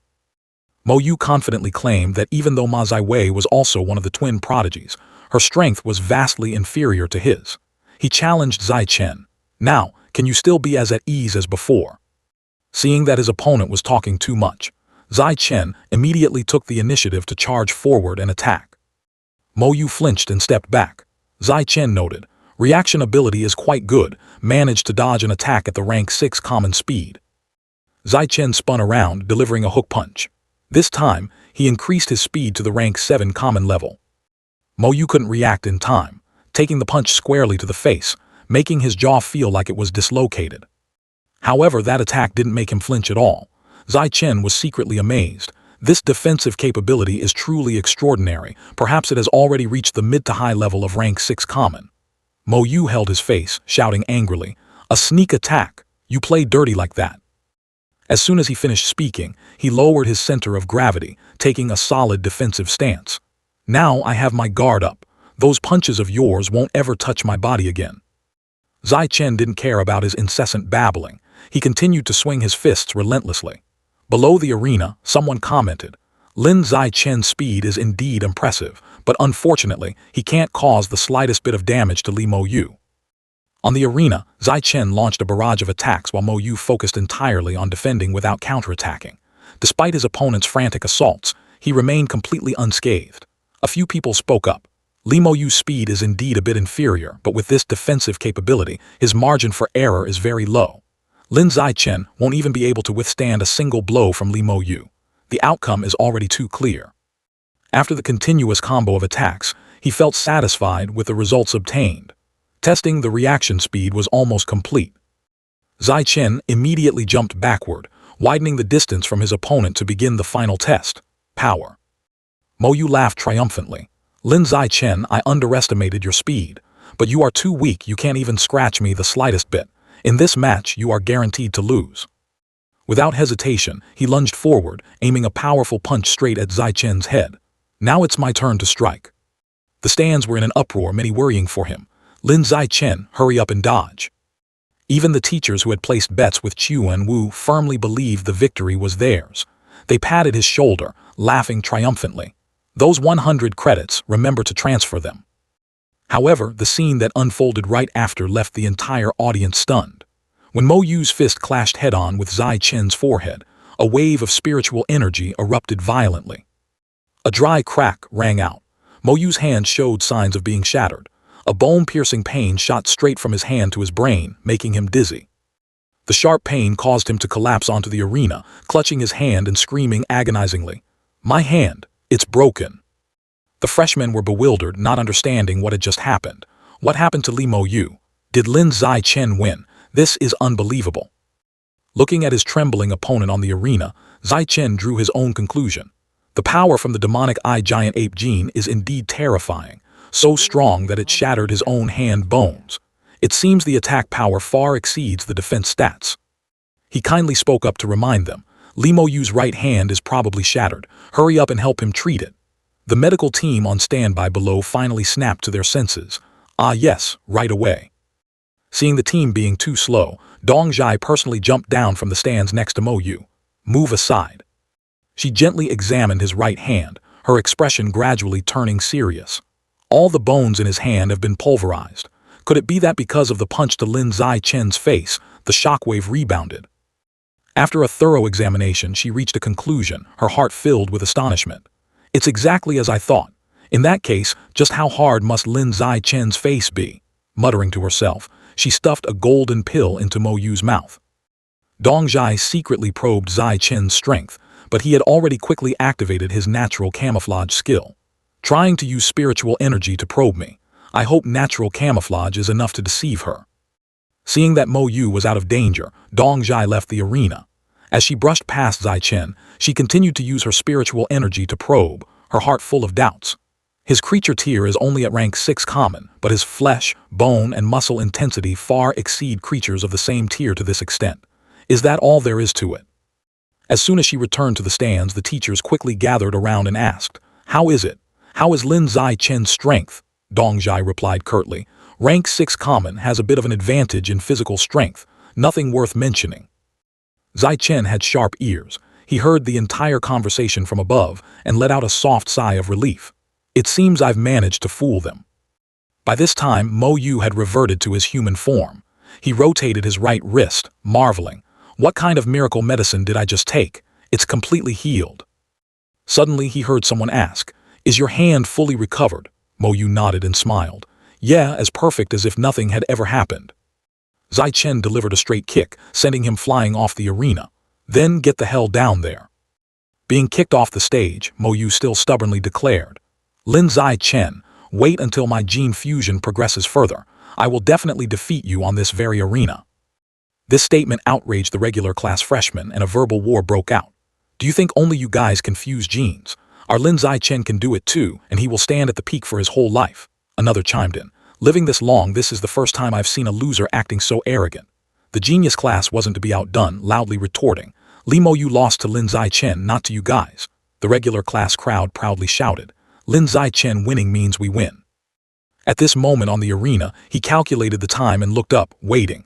A full minute has passed. Immediately after, a voice from the loudspeaker announced, Lin Zai Chen from Martial Arts Class 1 officially claims the title of Freshman King. The regular class freshmen were ecstatic, feeling incredibly proud. Ji Chen is amazing. He is the glory of our regular class. Amidst the passionate cheers, he channeled his inner energy and leaped down from the arena, flying over the heads of the entire audience, to everyone's astonishment. I've already won the title of Freshman King, so. Zai Chen walked over and embraced Shen Qinghan, who was standing there in a daze. Whispers broke out. Isn't that Shen Qinghan from the genius class? What is Lin Zai Chen looking for her for? In front of thousands of curious eyes, he hugged Shen Qinghan and then jumped right back onto the arena. She thought to herself in fluster, Zai Chen wouldn't announce our relationship at this moment, would he? As soon as the thought crossed her mind, they were standing firmly on the stage. Setting her down, Zai Chen stepped to the edge of the arena and loudly declared, From 2nd place to 10th place, I'll take them all. Witnessing Zai Chen's arrogance, the freshmen of the genius class couldn't contain their fury and charged up all at once. They screamed, claiming that Lin Zai Chen was looking down on others too much, and called for the whole class to join forces to teach him an unforgettable lesson. Amidst the chaotic crowd, some despicable people aimed directly at Qinghan, scolding her for being a traitor and demanding to vent their anger on her as well. Those insults were like a spark that ignited Lin Zai Chen's anger. He no longer held back. His figure moved elusively, launching lightning-fast attacks. Incredibly, he dashed left and right, punching and kicking, reducing the genius class, despite their numerical advantage, into nothing more than moving sandbags, mercilessly sweeping them away. Taking advantage of him being busy clearing out the underlings, Zai Wei viciously rushed straight onto the arena, aiming for a sneak attack on Shen Qinghan. She screamed bitterly, Die, you traitor. However, at that hair-breadth moment, a resounding bang echoed. Lin Zai Chen appeared like a descending god, delivering a powerful sweeping kick that sent her flying straight off the arena, crashing down in agony. Witnessing his precious daughter being ruthlessly kicked away, Zhen He could not sit still, panicking as he cried out her name. Zai Wei, my daughter. After clearing the chaos, Lin Zai Chen stood calmly in the middle of the arena, looking at the geniuses lying all over the floor. Having swept away his opponents, he felt entirely at ease, certain that no one would dare utter a word of objection now. Soon after, the PA system announced, startling Qinghan, who was waiting to receive her prize. Congratulations to Shen Qinghan for excellently securing 2nd place in this entrance trial. Lin Zai Chen stood proudly on the arena and turned to the regular class freshmen. The following ranks are for you. Just take turns coming up. The rankings belong to you, but the reward points belong to me. Hearing this, the regular class students scrambled, everyone wanting to be chosen by Ji Chen to enter the top 10. The next person called was Chu Xin, and just like that, following the script, the total reward points from the top 10 had reached 550. After Chu Xin came He Yu. He leisurely stood on the platform for a full minute before easily claiming his long-desired rank. Adding the 9 points from all the lucky regular class freshmen who made it into the top 10, the total points Lin Zai Chen raked in was 559. Standing on the observation deck, Zhen He was sweating with anxiety. Seeing Principal Dong Zhai remaining silent, he anxiously instigated. Principal, Lin Zai Chen is breaking the rules. He is already the freshman king. How can he blatantly monopolize the top 10 to help others like this? Right at that moment, a provocative voice rang out. Chuan Wu stroked his beard and mocked. Is there any rule forbidding helping others secure the top 10? Zhen He furiously retorted. Even if it's not forbidden, Lin Zai Chen's actions are clearly exploiting a loophole in the rules blatantly. Sensing the tense atmosphere, Dong Zhai finally spoke up to arbitrate. Dean Ma makes a valid point. This is indeed a loophole. However, we can only amend it next year. Intervening now would be extremely unfair to Lin Zai-chen's efforts. Hearing the principal's words, although still resentful inside with his brows tightly furrowed, Zhen He had to bite the bullet and accept the reality. Meanwhile, in a hidden corner of the arena, Lu Gang and Xu Jai silently received new directives from the Dark Faction. The plan had completely changed. They no longer needed Li Mo Yu.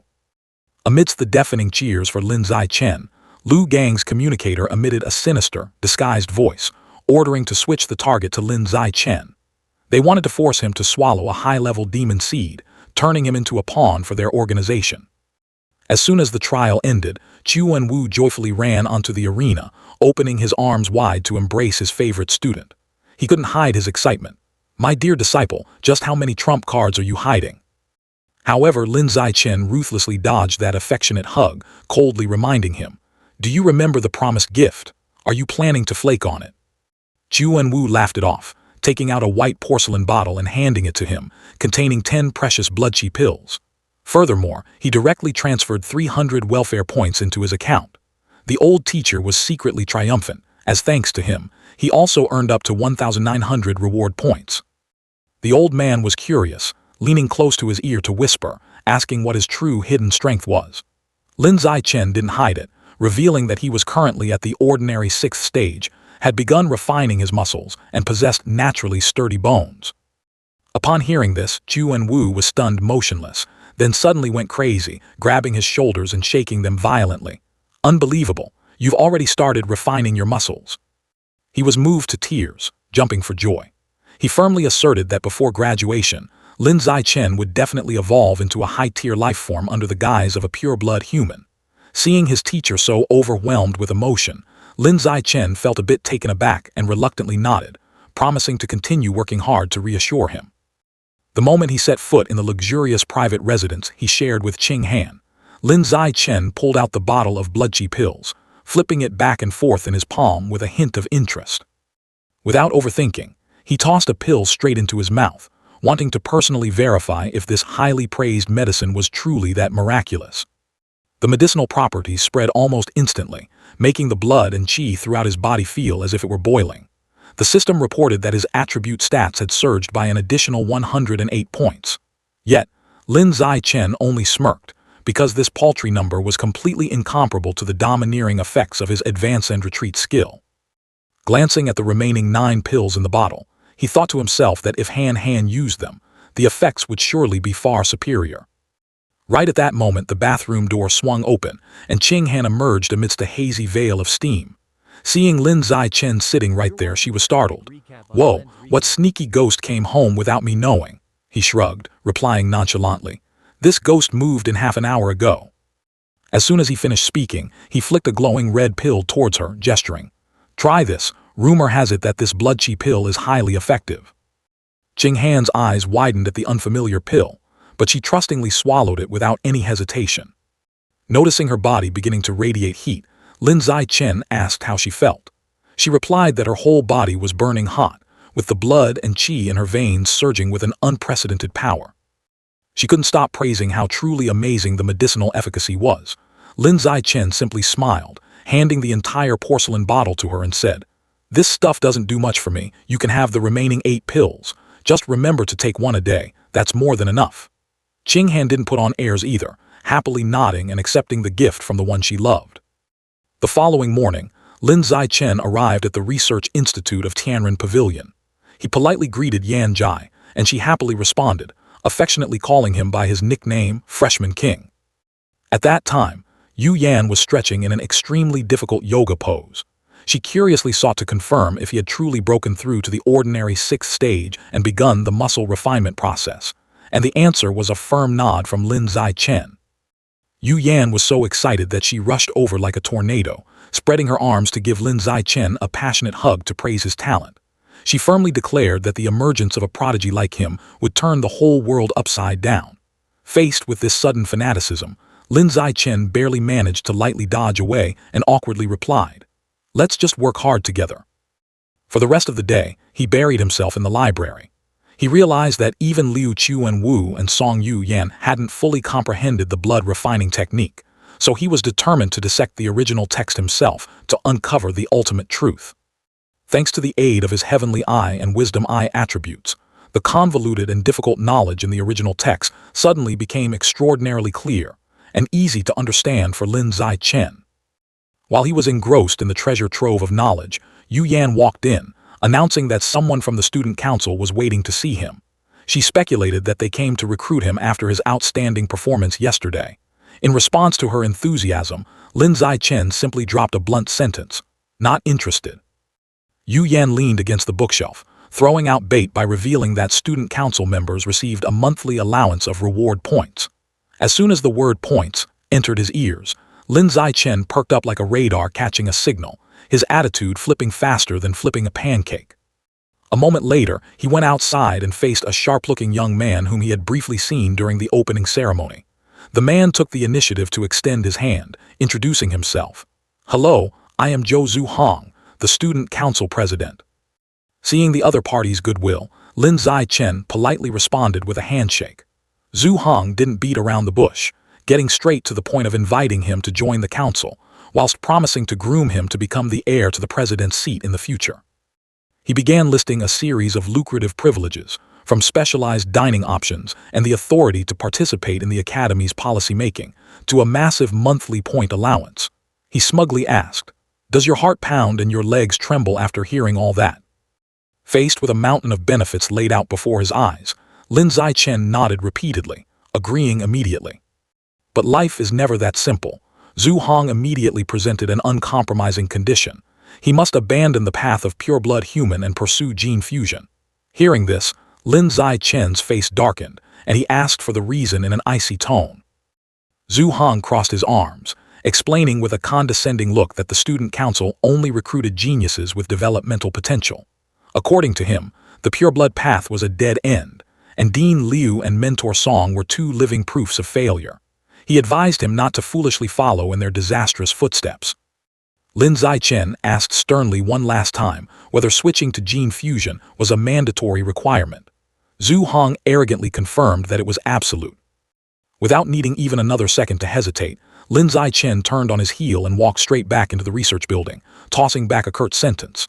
"Then forget it, I don't have the time." This decisive action left the entire group from the student council standing there dumbfounded. To him, even if those benefits piled up like a mountain, they couldn't compare to the value that Tianren Pavilion provided. Zhu Hong was so furious that his face turned pale, while his lackeys started whispering to each other, cursing Lin Zai-Chen as an idiot brainwashed into delusion by Tianren Pavilion, and asserting that he would definitely pay the price for his foolish decision in the future. Ultimately, Zhu Hong had no choice but to lead his group away in resentment, not forgetting to throw back a scornful remark. "A genius without a future is nothing but trash." When she heard the news, Yu Yan was so enraged she slammed the table repeatedly, cursing the student council as a bunch of youths with conservative minds no different from antiques, truly a hopeless lot. Just then the door cracked open, and a weary figure staggered in. Yu Yan immediately recognized that the dean had returned. Chuan Wu walked in looking utterly exhausted. He resembled a warrior who had just been drained of all energy after a life-and-death battle. Yu Yan gave a thumbs up, praising the dean's noble sacrifice for selling his body to secure sponsorships for the pure-blood human path. Chuan Wu shot her a gaze as sharp as a knife, secretly cursing that if this brat didn't add the words "selling his body," she probably wouldn't be able to eat or sleep well. He walked over, patted Lin Zai-Chen's shoulder, and offered advice steeped in bitterness.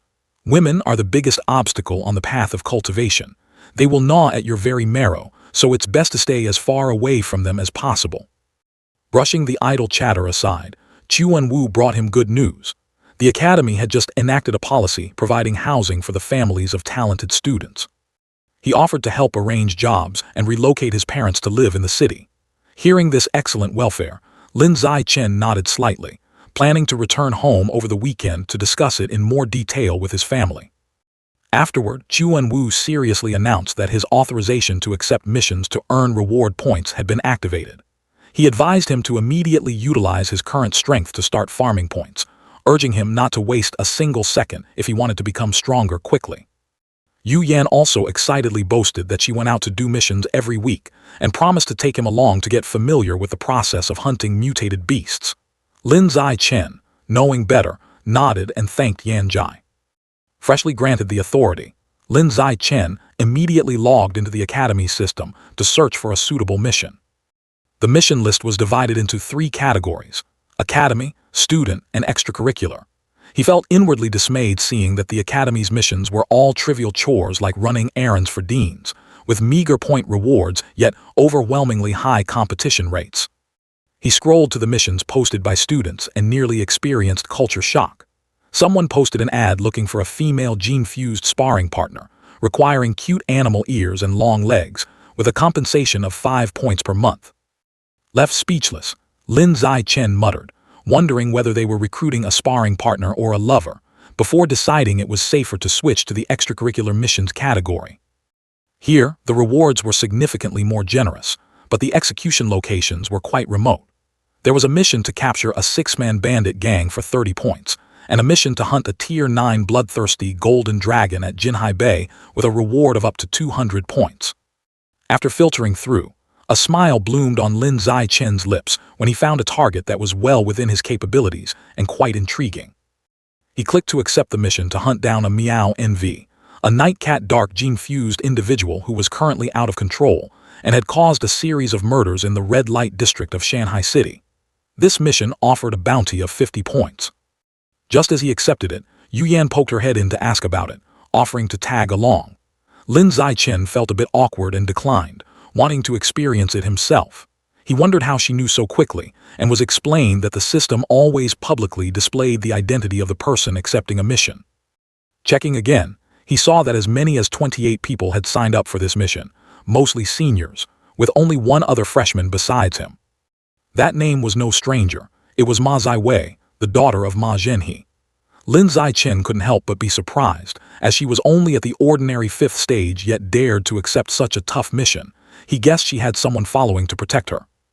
Having grasped the situation, he waved goodbye to Yan Jai to head back for lunch and began planning for his very first hunt. On the way back to the dorm, a mysterious dark silhouette quietly trailed behind Lin Zai-chen. He furrowed his brows slightly, wondering whose crosshairs he had stumbled into. Without a moment's hesitation, he activated his danger perception ability, easily seeing through the stalker's strength. Just a lowly, ordinary 7th stage nobody. Seeing his prey still walking alone, the tailor recklessly dashed out to block the path and loudly shouted Lin Zai-chen's name. As soon as he turned around, this guy unleashed a barrage of insults. He questioned why he kept continuously picking fights with Zaiwei, from bruising her face in the trial to competing for extracurricular missions. He even suspected that Liu Chuanwu was pulling the strings behind the scenes. "What's so great about only knowing how to bully girls?" he loudly challenged. Being berated for no reason, Lin Zai-chen felt extremely irritated and realized there was no need to waste his breath on this kind of person. He coldly asked back, "Did Ma Zaiwei or Dean Ma send you here?" The aggressive young man replied, "Nobody sent me. I just find you an eyesore and want to teach you a lesson." He continued to yell, demanding a duel. Lin Zai-chen looked at him with an indifferent gaze and countered, "And if we fight, then what?" After clearly understanding the other party's intentions, Lin Zai-chen simply remained silent, turning his back to walk away. He sighed wearily, not expecting to still run into this kind of smooth-brained moron even in university. Seeing himself being ignored, the guy screamed furiously. He aggressively reached out to grab Lin Zai-chen's shoulder, ordering him to stop right there. Lin Zai-chen didn't even bother turning his head, casually throwing a lightning-fast punch right into the guy's face, muttering, "So noisy, get out of my sight." With just a single blow, the smooth-brained youth collapsed. He nonchalantly shoved his hands into his pockets and walked away, secretly mocking in his heart that the guy must have gotten what he wished for now. A while later, Lin Zai-chen opened the door and walked into the shared dormitory apartment with Qing Han. As soon as he voiced a greeting, his friend happily replied, saying that the meal was ready, just waiting for him to wash his hands and come to the table. She added that the 10 caddies of living corpse meat he had ordered using reward points yesterday had just been delivered, and she had neatly stored it in the fridge for him. Lin Zai-chen gave a slight nod, indicating he knew. He walked to the fridge, took the meat out, and started calculating. Initially, he had planned to buy out the entire store to fully unlock the bestiary, but fearing it would draw unnecessary attention, he decided to test the waters by buying 10 caddies first. Placing the slab of meat on the table, Lin Zai-chen began channeling his energy to absorb all of its essence. The system immediately popped up a notification that he had devoured a large amount of life origin from the living corpse. The progress for unlocking the living corpse bestiary had now reached 10%. Right after that, he threw the now shriveled bag of meat into the trash can. Witnessing this scene, Ching Han couldn't help but wonder, "Why are you using a trash bag to hold the living corpse meat?" Lin Zichen replied nonchalantly, "It went bad, so I had to throw it away." She was bewildered because when they were delivered, they were clearly still fresh. Without hiding anything, Lin Zichen explained that all the essence inside had been completely sucked out by him, which was why it spoiled so quickly. Astonished, Ching Han asked if that was his superpower, receiving a nod of confirmation. He revealed that he could absorb the essence from the meat of mutated beasts to seize a portion of their strength. Ching Han exclaimed in admiration, believing this was truly an extraordinary ability. Now she understood why he was so steadfast on the pure-blood human path instead of gene fusion. With this ability, that kind of fusion was indeed utterly redundant. Lin Zichen helped her set the dishes on the table, then mentioned that Dean Liu had said the academy would support the families of geniuses in settling down and finding jobs. He expressed his desire to bring his parents to the city, and Ching Han fully agreed. Both decided they would return home together this weekend to discuss it with their parents. During the meal, Ching Han excitedly talked about a peak bracket match taking place at 3 o'clock this afternoon in the arena. It was a highly anticipated showdown between a rank 9 cyborg student and a rank 8 gene-fused student. Sounding intriguing, Lin Zichen agreed to go watch it with her. That afternoon at the arena, not only were there teachers and students, but even personnel from the Machine God Corporation had come to attend. They were the strategic partner of Shanghai University's Mechanical Academy, so their presence was not surprising at all. Ching Han excitedly pointed at the second-floor corridor, telling Lin Zichen to look. The female mechanical genius who was highly popular on the internet was also present. Conversely, Lin Zichen seemed quite indifferent. He perfectly understood that the Machine God Corporation was utilizing events like this to flaunt their power and influence. She curiously asked him who would be more outstanding between the genius from Jingcheng University and that female mechanical genius. Lin Zichen observed the two fighters on the platform and gave his assessment that the outcome of this match would be the most accurate answer. He analyzed rationally. If the rank 8 evolver won, then the genius from Jingcheng University would be rated higher. But if the victory belonged to the rank 9 cyborg student, then that female mechanical genius clearly had the upper hand. Amidst the lively atmosphere and endless discussions, the referee raised his voice, declaring the official start of the match. Instantly, the rank 9 cyborg young man activated the mechanical wings on his back, soaring into the air to maintain a safe distance from his rank 8 gene-fused opponent. In the blink of an eye, he opened fire, unloading countless warheads aimed straight at the gene-fused individual standing motionless below. On the arena, the rank 8 gene-fused fighter was completely forced into a passive state, continuously enduring the relentless rain of bullets with no way to dodge. The audience began commenting that the rank 8 was being completely overwhelmed and had almost no chance to counterattack. After exhausting a volley of long-range missiles, the cyborg landed on the ground. The crowd below buzzed, guessing that he was about to switch to close combat mode. Both clenched their fists and charged at each other at an astonishing speed. Despite having endured numerous attacks, the gene-fused individual still had enough strength to put up a real fight.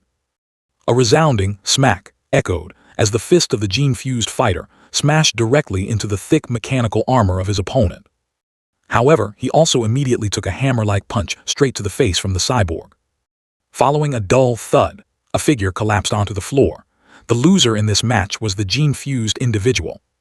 Victory had fallen to the cyborg a bit too easily, causing the entire stadium to erupt, as no one expected the cyborg faction to win so overwhelmingly. At the same time, in Dong Zhai's office, she was receiving a report from Xu Yun over the phone. The secretary reported that Origin Land number 36 had been unusually quiet lately. It was unclear whether the enemy had given up or was plotting a bigger scheme. She nodded slightly and inquired about Tianzu's situation. Xu Yun reported that she was adapting very quickly, her growth rate was astonishing, and she was about to evolve to the advanced second stage. Unable to hide her curiosity, Xu Yun then asked who Tianzu really was, since her special physique was completely different from that of Earthlings. This question earned her an ice-cold warning from Dong Zhai, telling her never to pry into matters that weren't her business. Xu Yun turned pale, hastily apologizing for her lack of thought. She ended the call to focus on watching the student match. Dong Zhai coldly pressed the button to switch channels, and a mechanical voice rang out confirming the command execution. As the screen displayed the footage of the recent battle between the cyborg student and the gene-fused student, she secretly acknowledged the mechanical faction's advantage, realizing the Machine God Corporation was indeed more formidable than she had thought. Even so, she still furrowed her brows slightly, pondering the adaptability of mechanical modifications. Dong Zhai believed that no matter how strong the cyborg faction was, they would become useless upon entering the origin land, because there, all electronic devices would be completely neutralized. After watching, she turned off the screen and no longer paid any mind to that match. To her, no matter how strong a cyborg was, they were nothing but a pile of scrap metal if they couldn't fight inside the origin land. Over the weekend, Lin Zichen and Han Han returned home together, upon hearing their children's proposal to settle in the city. Both sets of parents happily agreed, and even threw a grand feast together to celebrate. As night gradually fell, Lin Zichen began preparing for his mission, hunting down Miao NV. He reviewed the target's information as he moved. Miao NV was an ordinary 6th-stage creature, famous for her terrifying speed, and often hid in Shanghai City's red light district to seduce and murder men. The mission description specifically noted that she was extremely adept at disguises, exceptionally cunning, and knowledgeable about various drugs. Lin Zichen implicitly understood why this bounty had been pending for so long without anyone completing it. The area of operation was too vast, and the target was too difficult to catch. Entering the red light district, Lin Zichen began his search by combining the Eye of the Sky and his danger perception ability to conduct a wide-area scan. Although he wore a pair of dark glasses to conceal it, the glow emitting from the Eye of the Sky still startled and frightened those around him. People walking in the opposite direction all showed apprehension at his terrifying gaze. A few even started whispering. Some wondered about his eccentric behavior, while others marveled at his handsome appearance, yet possessed eyes that sent shivers down one's spine. A burly thug found him an eyesore, so he approached, threatening and yelling to ask who he was glaring at. Lin Zichen didn't want to waste time. He just coldly demanded the guy to get out of the way, then released an extremely powerful biological pressure. The thug was immediately shocked and fainted on the spot. After sweeping this area without finding any trace of the target, he decided to move on to the next red light district. However, just as he was about to leave, he was inwardly surprised to bump into acquaintances. In front of him was Ma Ziwei, accompanied by 2 ordinary 7th-stage seniors. It seemed they were escorting this young lady to complete the mission of hunting Miao NV. Recognizing Lin Zichen, the senior female student immediately stepped up to shield Ziwei. As for Ziwei, upon seeing him, she let out a cold snort full of disgust. She immediately urged her teammates to leave quickly to avoid him. The whole group swiftly disappeared per her wishes. Witnessing that attitude, Lin Zichen was left speechless, completely unable to understand their behavior. At another corner of the red light district, Ziwei's group stopped to discuss. They were determined to find Miao NV before Lin Zichen to humiliate him. The senior male accompanying them confidently took on this responsibility. He patted his chest, declaring that he bore the demon hound gene with a transcendent sense of smell, and would definitely track down the target's traces a step ahead. He started sniffing the air to search for Miao NV's scent, and quickly announced that he had a lead. Luck smiled upon them as the demon hound guy pinpointed that the target was in a bar right across the street. Ziwei smugly led the team across the street, resolving to capture her alive and then drag her right in front of Lin Zichen just to piss him off. They aggressively barged into the bar. Ziwei coldly swept her gaze around to search for the figure of Miao NV. Following the demon hound guy's guidance, they targeted a girl sitting alone on a sofa, looking completely detached from the noisy atmosphere around her. Ziwei was slightly skeptical because she looked no different from a normal female college student. But the demon hound guy guaranteed that this scent perfectly matched what he had smelled from the target's belongings. He judged that this Miao NV was indeed very good at disguises and extremely cunning. Not wanting to miss the opportunity, Ziwei ordered the whole group to charge in together to apprehend her. The beautiful Miao NV, busy texting on her phone to find prey, was startled upon discovering their presence. Quick as lightning, she spun around and shattered the window to escape. Zai Wei's group panicked and chased after her, determined not to let the target get away. All three simultaneously leaped out of the window, fiercely tailing Miao and V's tracks into the night. Dashing through the narrow alleys, Zai Wei's group gradually felt exhausted as the opponent started to widen the gap. She anxiously exclaimed, "Damn it, Miao and V's speed is too terrifying, we're about to lose her." The demon hound guy immediately reassured her. "Calm down, I still have her scent locked on. Even if she runs to the ends of the earth, sooner or later she'll have to stop to rest." A while later, at a dead-end alley, all three stopped, panting heavily. The demon hound guy firmly affirmed, "We've caught up, she's hiding right here." Being an action-oriented person, Zai Wei decisively ordered, "Charge in, finish this swiftly, absolutely do not give her another chance to escape." Suddenly, Miao Envy's body began undergoing strange transformations. She flashed a bewitching smile. "If I truly wanted to run, do you think you'd have the skills to tail me all the way here?" The scent from Miao Envy's body began spreading pungently through the air. She leisurely took off her glasses, dropping a cryptic remark. "Smart hunters always prefer to appear under the guise of weak prey." In just the blink of an eye, she completely transformed, with perked-up cat ears and razor-sharp claws. She laughed smugly. "Don't tell me you still haven't realized such a simple truth." As soon as she finished speaking, an extremely powerful biological pressure erupted from Miao Envy, leaving all three of Zai Wei's group frozen in terror. The biological pressure she was radiating was truly too horrifying. Looking at Miao Envy laughing maniacally, fear began invading their minds. That was definitively the level of an ordinary ninth stage. It was only now that Zai Wei belatedly realized a cruel truth. This Miao Envy had always been hiding her true strength all along. Seeing Miao Envy starting to turn back to hunt them down, Ma Zai Wei frantically fled while turning her head back to observe, screaming, "Retreat now! We can't possibly complete this mission." Seeing this, Miao Envy triumphantly replied, "HMPH, only wanting to run now. Too late, darling." She launched herself into the air, pouncing hard towards them with overwhelming killing intent. "You won't be able to escape." She slowly approached, dropping a teasing remark, "Oh, handsome red boy. Right from the moment you stepped foot in the bar, this big sister already had her eyes on you." As Miao Envy gradually closed the distance, Ma Zai Wei quickly thought on her feet and forcefully threw a smoke bomb at her, thinking to herself that risking it all this one time was her only option. After temporarily misleading the opponent, the whole group continued running for their dear lives to escape.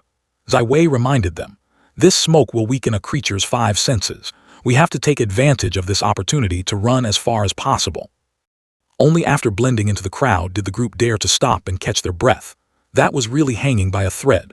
The mission information was terribly flawed. We almost lost our lives there. The Hellhound guy reminded Zai Wei, "Call Dean Ma immediately to report the situation and demand them to correct this damn mission right away." Ma Zai Wei hurriedly pulled out her phone. "All right, I'll call right now." However, she suddenly froze when she remembered an important matter. That's right, Lin Zai-Chen also took this mission. If he unfortunately runs into that Catwoman, it's definitely certain death. No, I have to warn him. Although she found him somewhat annoying, Ma Zai Wei couldn't just stand by and watch someone else fall into danger. Since she didn't have his phone number, her only option was to urgently contact Shen Qinghan. On the other side, the Catwoman looked around with a resentful expression. "Damn it, a fully cooked duck just flew right out of my grasp." Just as the smoke gradually cleared, the Catwoman suddenly spotted a silhouette casually approaching. It was none other than Zai Chen. The moment she saw him, her eyes immediately lit up, her heart pounding with excitement. "So handsome, this is exactly my supreme type." Immediately, the Catwoman bared her sharp claws and lunged forward to attack. "Thought I lost a tasty prey. Who knew I'd catch a supreme prize? Kid, if you're unlucky enough to run into me, just blame your own bad luck." He quickly executed the blood chi cultivation method. At the same time, Zai Chen couldn't help but feel suspicious in his heart. Has this Catwoman actually reached common tier 9? Witnessing his blood chi cultivation method, the Catwoman paused for a moment in shock. How could this kid's speed far exceed her own? A punch carrying terrifying power aimed straight at the Catwoman, leaving her no time to mount any defensive reaction. The punch grazed her heavily, completely distorting the Catwoman's face. The massive impact sent her flying backward, smashing violently into the wall behind. She painfully raised a hand to check her ruined face. Seeing this scene, Zai Chen was somewhat surprised. He had only used half his strength, yet it only tore off a layer of her facial skin. As for the Catwoman, she looked at him with eyes full of doubt. How could this greenhorn kid possess such terrifying strength? Furthermore, it was obvious he wasn't a gene fusion human. Realizing she was no match for him, she immediately decided to flee. Continuing the fight would only mean death at his hands. Preserving her own life was the top priority. Just as she turned to run, the Catwoman was horrified to realize Zai Chen had closed in right behind her. What the hell is this speed? How could he catch up so fast? He continued to gather his power. Then try tasting 100% of my strength. Her neck is completely snapped, yet she still isn't dead. Beaten to a pulp, yet she still refused to yield. However, her biological pressure was clearly beginning to weaken. Zai Chen casually picked up a rock from the ground, intending to throw another strike. He had to finish her off before she had a chance to recover.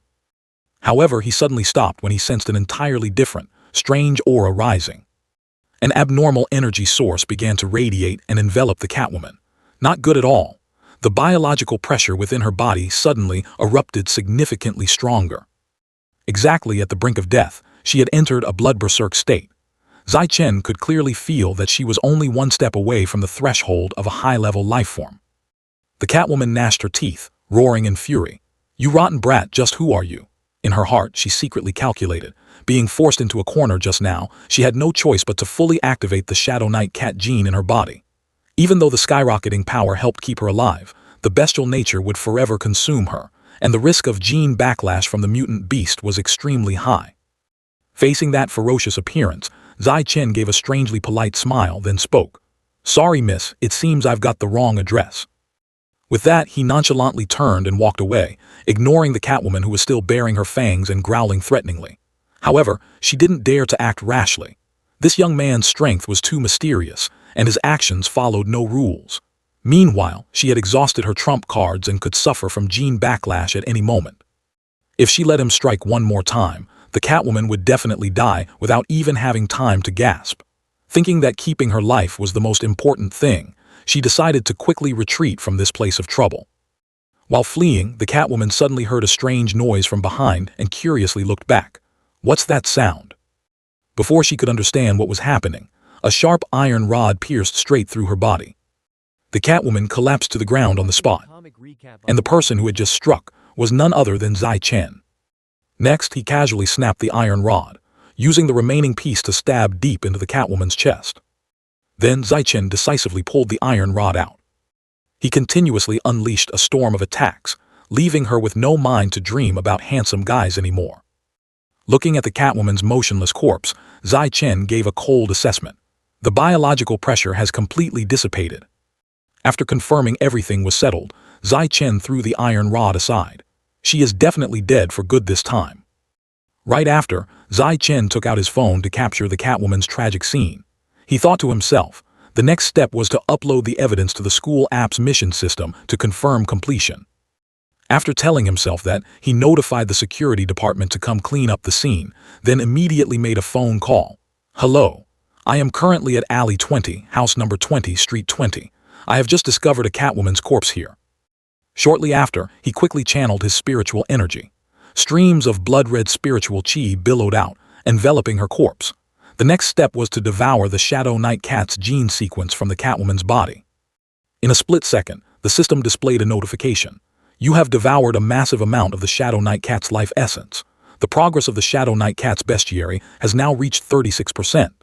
Zai Chen couldn't help but be stunned, an extreme sense of shock rising in his heart. He didn't expect that merely devouring a high-level Shadow Knight Cat gene fusion human would make the bestiary progress jump so much.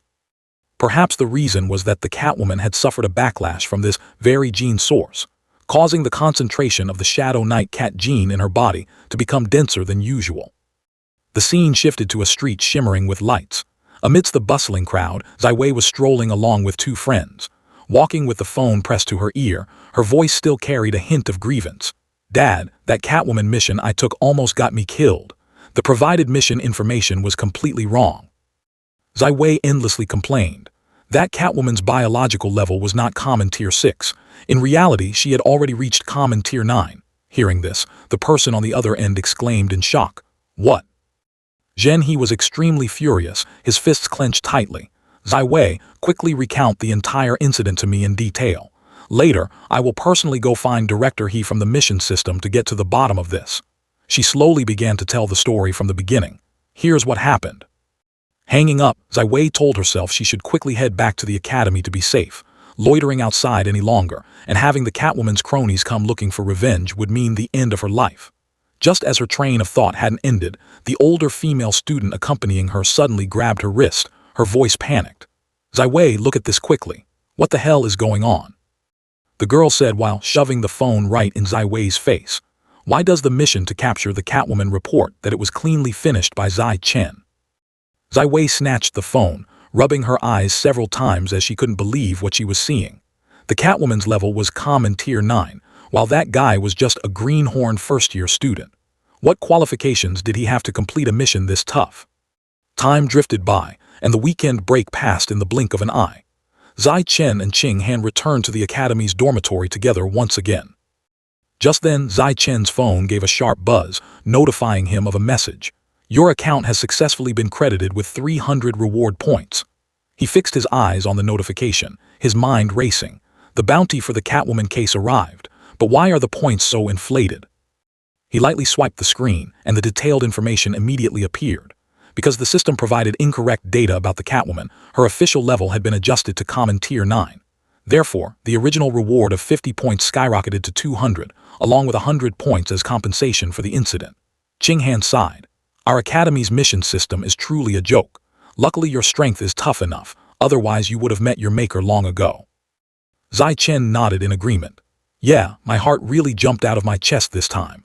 Next time I take a job, I have to scrutinize it carefully. Someday, if there's a good mission, I'll take you along to experience the real world and temper your nerves of steel while we're at it." Hearing this, the girl couldn't hide her excitement, her eyes shining. "Really? Awesome. I finally have the chance to act as a hero alongside Zio Chen." He stared intently at the screen again, calculating in his head. He decided to directly order 90 kilos of living corpse beast meat to see if it would unlock the bestiary. Before, he was hesitant to buy too much for fear of attracting attention, but now that he was flush with reward points, why hesitate? Mutant beast meat is top-tier nutrition, highly beneficial for the evolutionary process. Qing Han's physique was naturally a bit weak, so he had to buy plenty more to nourish her properly. While Qing Han was busy swiping her card to open the door, Zai Chen suddenly spoke up and asked, "Hey Qing Han, do you particularly like eating any specific kind of mutant beast meat?" Just as he followed her into the house, Zai Chen said, "I ordered some groceries for you."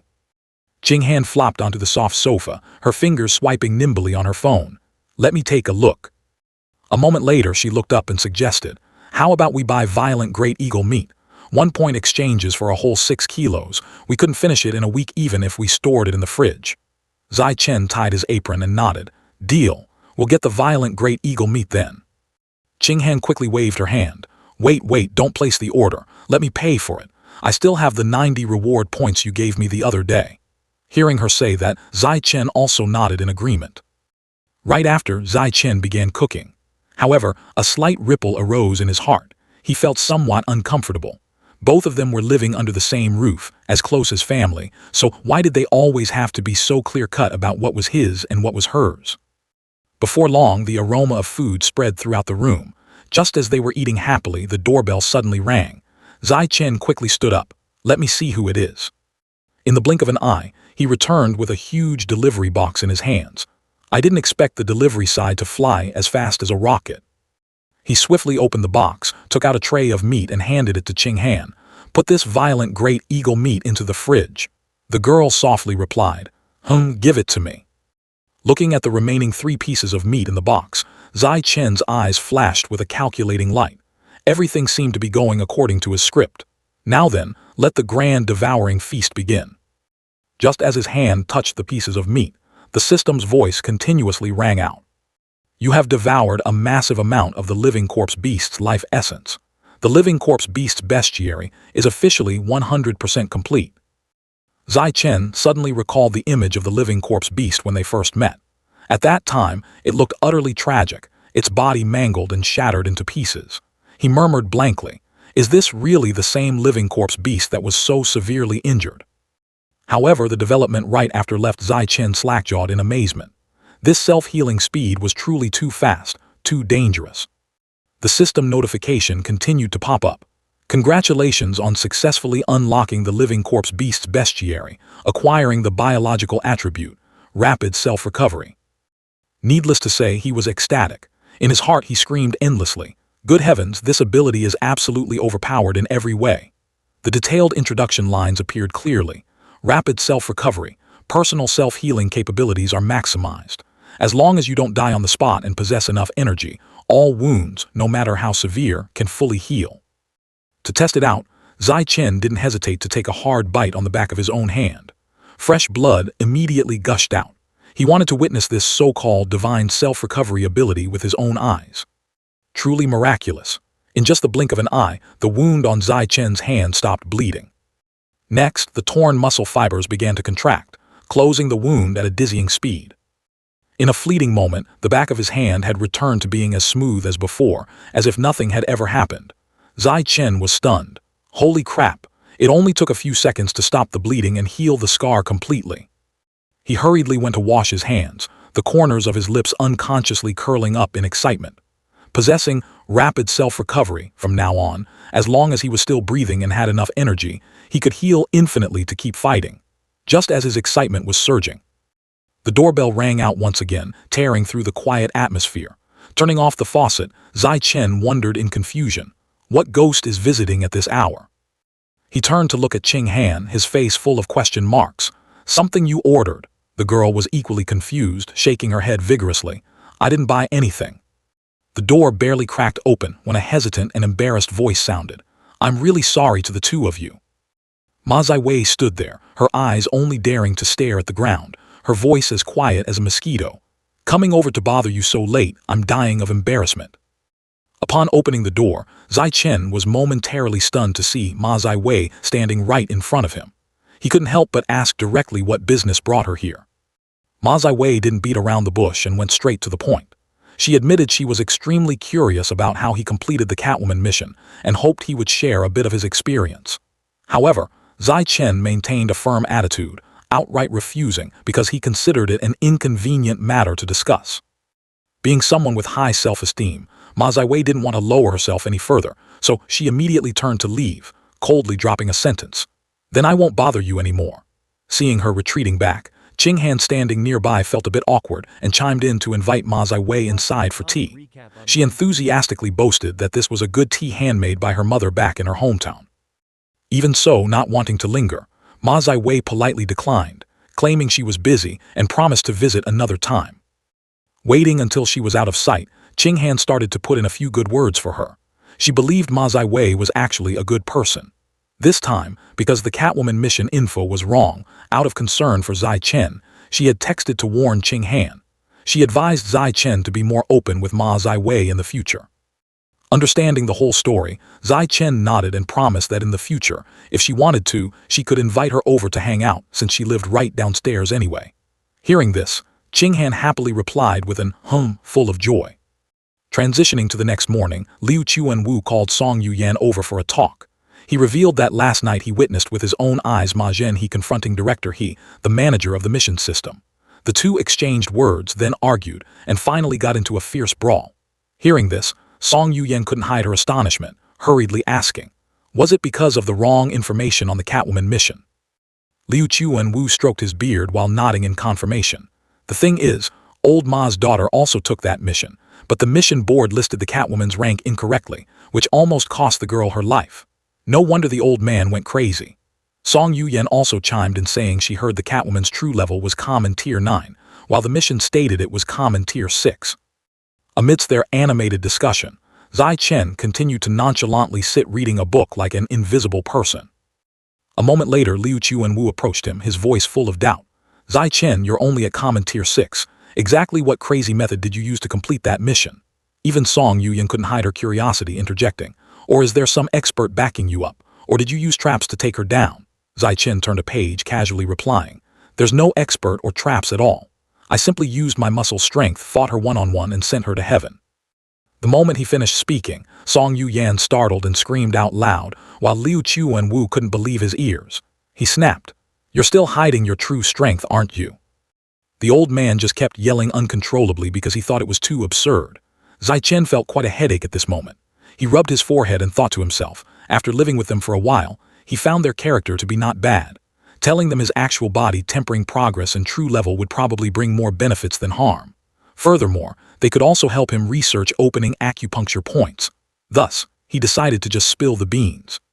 If he didn't give a reasonable explanation, they surely wouldn't leave him in peace. Therefore, Zai Chen turned his head, gave a smile and confessed, "Actually, my strength has already reached the common Tier 9 level." He added that he had completed the first phase of body tempering and was beginning to enter the second phase. The moment these words were spoken, both of them shouted in unison due to the extreme shock. Liu Chuanwu still couldn't believe this truth. He clenched his fists, muttering endlessly about how he had completed the first body tempering. But just a few minutes later, he wept with joy, lamenting that heaven does not let down those who try. His many years of persistent research had finally yielded well-deserved fruits. Shifting the scene to the heavenly human pavilion, he tightly gripped Zai Chen's hands, sparing no words of praise, and asserted that with his appearance, the pure-blood human path would definitely be brilliant. His name, along with the heavenly human pavilion, would soon shake the entire world. Liu Chuanwu wiped his tears while reminiscing about the arduous years of research that led to bankruptcy and family separation, yet yielded no results. Finally, today, he had met a peerless genius who was perfectly suited for the blood-refining art. With him leading the way, this path would surely become humanity's strongest weapon for salvation. Watching the other's mood swing as fast as a pinwheel, Zai Chen couldn't help but feel uncomfortable, wondering why this old man was crying and laughing like he was possessed. Liu Chuanwu patted his shoulder heavily, admiring, "Your physical talent is truly too bizarre. If it weren't for the fact that you have absolutely no source power inside you, I would have suspected you were a mutant from the Origin Land." The phrase "mutant in the Origin Land" left Zai Chen completely stunned. Seeing the other still dazed, Liu Chuanwu took this opportunity to explain that this world wasn't only home to mutant beasts. Corresponding to them, there definitely existed mutants possessing superhuman strength. However, mutants usually only appear in the Origin Land and are not present on Earth, so we rarely ever encounter them. Hearing this, Song Yuyan chimed in, half believing and half doubting, and blamed the pavilion master for being biased, as she had joined the heavenly human pavilion for so many years but never heard him mention it. At this time, Zai Chen curiously asked what exactly source power was. Liu Chuanwu wholeheartedly explained that source power is a special type of energy found only in Origin Land creatures, similar to the blood qi and spirit of humans. Zai Chen became increasingly engrossed, asking about specific usage methods and its effects. But regrettably, even Liu Chuanwu had to shake his head because, in all his years of living, he had only come into contact with exactly 2 mutants. Song Yuyan thought he was bragging, so she immediately retorted, saying his level was still stuck at common Tier 9, so how could he have entered the Origin Land? Zai Chen also quickly asked whether entering the Origin Land had level restrictions. Liu Chuanwu stated seriously that the minimum requirement to enter must be a high-level life form. Otherwise, going in would just turn you into a mobile punching bag. He also clarified that he didn't meet them in the Origin Land, but met them right here on Earth. One of them was a female disciple taken in by his ex-wife 10 years ago. This information surprised Zai Chen, thinking to himself, so Han Han's senior sister, Luo Tianzu, is actually a mutant. Liu Chuanwu continued his story. The other person he encountered in a mysterious super-ancient ruin, which was also the place where the blood-refining art was discovered. He didn't forget to instruct the two that these secrets must absolutely not be spoken to anyone. Song Yuyan patted her chest, guaranteeing her mouth was tight as a vault, definitely wouldn't breathe a word. Liu Chuanwu nodded, showing his trust in the two. To protect Zai Chen's safety, he advised him to continue hiding his skills, avoiding showing off too much so as not to catch the attention of heretics, because they were everywhere, and even the school was full of their eyes and ears. In the future, if he wanted to take missions to earn reward points that match his strength, he could borrow Song Yuyan's account. The girl also happily agreed, saying that since she was also at common Tier 9, he could freely go all out without worrying about being exposed. Zai Chen didn't refuse, nodding in agreement. Still having many things he wanted to learn, Zai Chen asked the pavilion master to provide documents related to the origin land. Liu Chuan-Wu lowered his head this time, saying sadly that everything about the origin land was top secret, so he didn't know much either. He advised him not to be too hasty, because before evolving into a high-level life form, knowing a lot about the origin land wouldn't bring any benefits. He only needed to remember one thing: the vast majority of origin land creatures are enemies of us humans. They are always scheming to find ways to invade Earth. There is a theory that something exists on Earth that makes the creatures of the origin land drool with greed. Right at this moment, Liu Chuan-Wu's phone rang with the song, "You Are My Little Apple." He quickly picked up the phone and called out "Baby," full of sweetness. After that, he turned to inform the two that an old friend had invited him over for a meal, so he had to leave right away. Reminding them to contact him by phone if anything came up, he practically fled as fast as his legs could carry him. Song Yu Yan looked at his retreating back and clicked her tongue. The pavilion master is really hardworking, off to attract investment for the heavenly human pavilion again. Suddenly remembering something, she turned to ask Zai Chen how he managed to conceal his strength so well that neither the pavilion master nor Principal Yuan could see through it. However, because this was a secret regarding his trump card system, Zai Chen tactfully refused to explain. Song Yuyan still didn't give up, pleading, "Little brother, don't be so stingy, share a little bit with your Yan Jai." She even offered to trade another secret for it, but Zai Chen firmly maintained his stance that this matter was truly inconvenient to speak of. Seeing that she couldn't extract anything, Song Yuyan resentfully let it go. But just a second later, she got the urge to challenge Zai Chen, figuring that since they were both at common tier 9, a little sparring session wouldn't hurt. This time, Zai Chen agreed immediately. He understood that fighting an opponent of the same level would help him realize his own strength and improve his actual combat skills. Song Yuyan got into stance, introducing her tempering progress. Both muscle and bone have completed 1/5 of the second phase.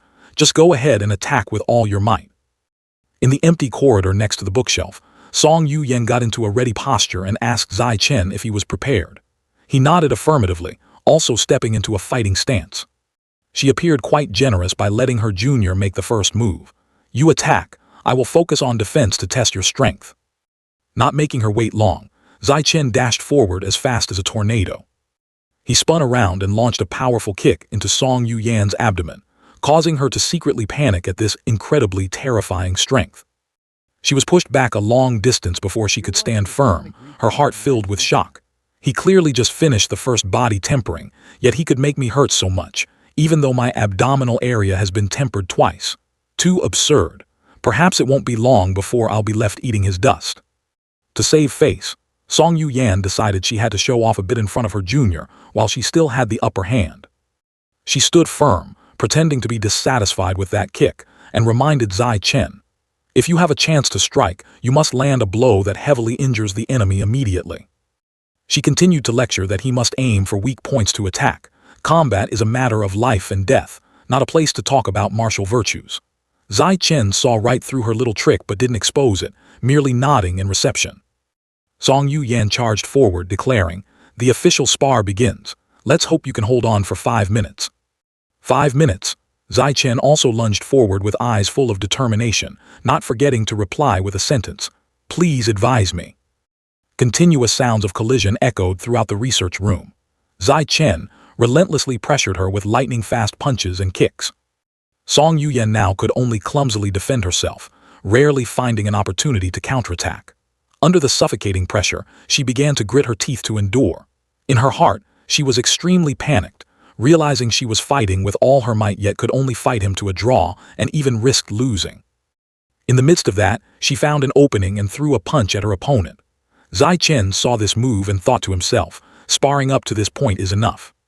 He intentionally took the full brunt of Song Yuyan's punch and tumbled to the ground, pretending he had lost. Song Yuyan stepped up to help him up, but there was not a trace of the joy of victory on her face. She looked even more exhausted than Zai Chen. She panted heavily, praising, "Your future is truly limitless." She sighed, admitting that he had forced her to use up to 90% of her strength just to win by a hair's breadth. Perhaps in just one more year, she would no longer be his match. Afterwards, she decided to teach Zai Chen the newest acupuncture point opening method she had just researched, making his eyes light up with excitement. Both sat down cross-legged. Song Yu Yan began to explain that the human body has a total of 366 acupuncture points, and according to the blood refining art, the 4 points around the heart are the easiest to open. Zai Chen closed his eyes, taking deep breaths to feel it following her instructions. He tried to control his blood qi to clash against the 4 points around his heart at a frequency of 10 times per second, trying to gather as much force as possible while still protecting his heart from injury. However, his efforts remained unsuccessful. Zai Chen opened his eyes, the pain causing him to frown as he realized he absolutely couldn't open them. He stopped, clutching his chest and panting.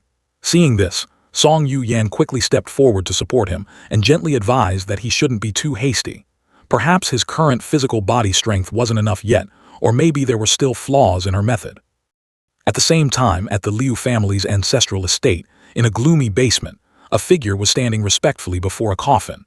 Pavilion Master, I have finally found a peerless genius capable of opening acupuncture points. He can definitely use the pure-blood human path to break the shackles, evolving into a high-level, rare level, or even an epic-level life form. That person was none other than Liu Chuanwu. He excitedly shared with the Pavilion Master lying in the coffin. When that time comes, you can sustain your life using the blood qi he provides every day, no longer needing to temporarily live in this cramped coffin. Escorted by someone with such formidable strength as yourself, plus the genius Zai Chen leading the way, our heavenly human pavilion will surely be able to dominate all of humanity on this earth. The Pavilion Master lying in the coffin remained silent upon hearing this, giving no response whatsoever. Liu Chuanwu began to feel anxious, thinking to himself, why has it been so long with no reply? After a long while, a soft hum finally echoed from within. Liu Chuanwu was slightly startled. He understood that responding with just that single word seemed to have consumed her entire day's spiritual energy. He turned and left with lingering worries. The Pavilion Master was growing weaker by the day. Hopefully, Zai Chen could evolve into a high-level life form in time before she passed away. On this side, Zai Chen returned to the dorm with the groceries he just bought. I bought vegetables to cook dinner. Qing Han came out to greet him and shared, Zio Chen, there's something I need to tell you. She seriously recounted that her master had sought her out this morning, wanting her to proceed with gene fusion earlier, specifically the nether blue jellyfish gene. She affirmed that the nether blue jellyfish gene was extremely suitable for her in the beginning stage. In Zai Chen's mind, the image of a transparent jellyfish immediately appeared. Nether blue jellyfish, huh? A low-level mutant beast, with mature individuals averaging at common tier 7. But if it was a jellyfish king, it would be different. It could evolve up to high level. A characteristic of the jellyfish king is that its spiritual power far exceeds creatures of the same tier. Even in the common stage, it can use a faint sliver of spiritual power to control tens of cubic meters of seawater. He went into his room to get things ready for a shower while replying, that's good, isn't it? I think the nether blue jellyfish really suits you, just follow your master's words. However, Qing Han appeared worried. But right off the bat, Master wants me to fuse with a nether blue jellyfish king's gene. That's a high-level life form's gene. My physical body is still this weak. What if I can't endure it and suffer mutation? Hearing this, Zai Chen's eyes suddenly lit up brightly, unable to help but feel jealous of her.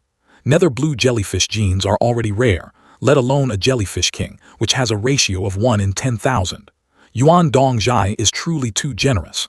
I also wish I had a master willing to play that big. Understanding his fiancée's concerns, he walked over, gently patted her head and reassured her. Don't worry, jellyfish-type mutant beasts naturally have a very high compatibility with the human body. Not to mention, your gene fusion compatibility is as high as 21%. It's more than enough to fuse with high-level mutant beast genes without worrying about adverse mutations. Shen Qing Han was still not entirely at ease and asked further about the side effects. Lin Zai Chen held her hand, sat down on the bed, and explained that she would lose her reproductive ability, and her appearance would manifest some characteristics of the mutant beast. However, since she had already extracted and preserved her eggs, if she wanted to have a child in the future, she could simply use them. As for the physical traits, they could be concealed just by putting the mutant beast genes inside her body into a state of hibernation. He continued to analyze. Besides, many mutant beast traits actually enhance one's beauty when revealed, such as cat ears, rabbit ears, or a fox tail. As you've seen, they are highly popular. Hearing this, Shen Qing Han subconsciously began to imagine herself possessing those features. Gradually convinced, she nodded. That makes sense. Suddenly, her eyes lit up as she thought to herself, I wonder what kind of traits I'll get when I fuse with the deep blue jellyfish king. Will I become even more beautiful? With that, she excitedly pulled out a picture of the jellyfish king to show him. Zhao Chen, look, doesn't the deep blue jellyfish look beautiful? Lin Zichen looked deeply into her eyes and replied, it is beautiful, but it could never be as beautiful as you. Shen Qinghan blushed, shyly praising him in her heart, such a sweet talker. She quickly changed the subject. My master took this video. She didn't even need any equipment to dive directly into the 10,000-meter deep sea with just her physical body. How strong do you have to be to do that? Lin Zichen speculated that her level must be at least of the rare tier. Shen Qinghan gasped in awe. That tier was so high, she wondered if she could ever evolve to that level in the future. Lin Zichen was full of confidence. You definitely can. Your gene fusion compatibility is already at 21%. Let alone the rare tier, even the epic tier wouldn't be a problem.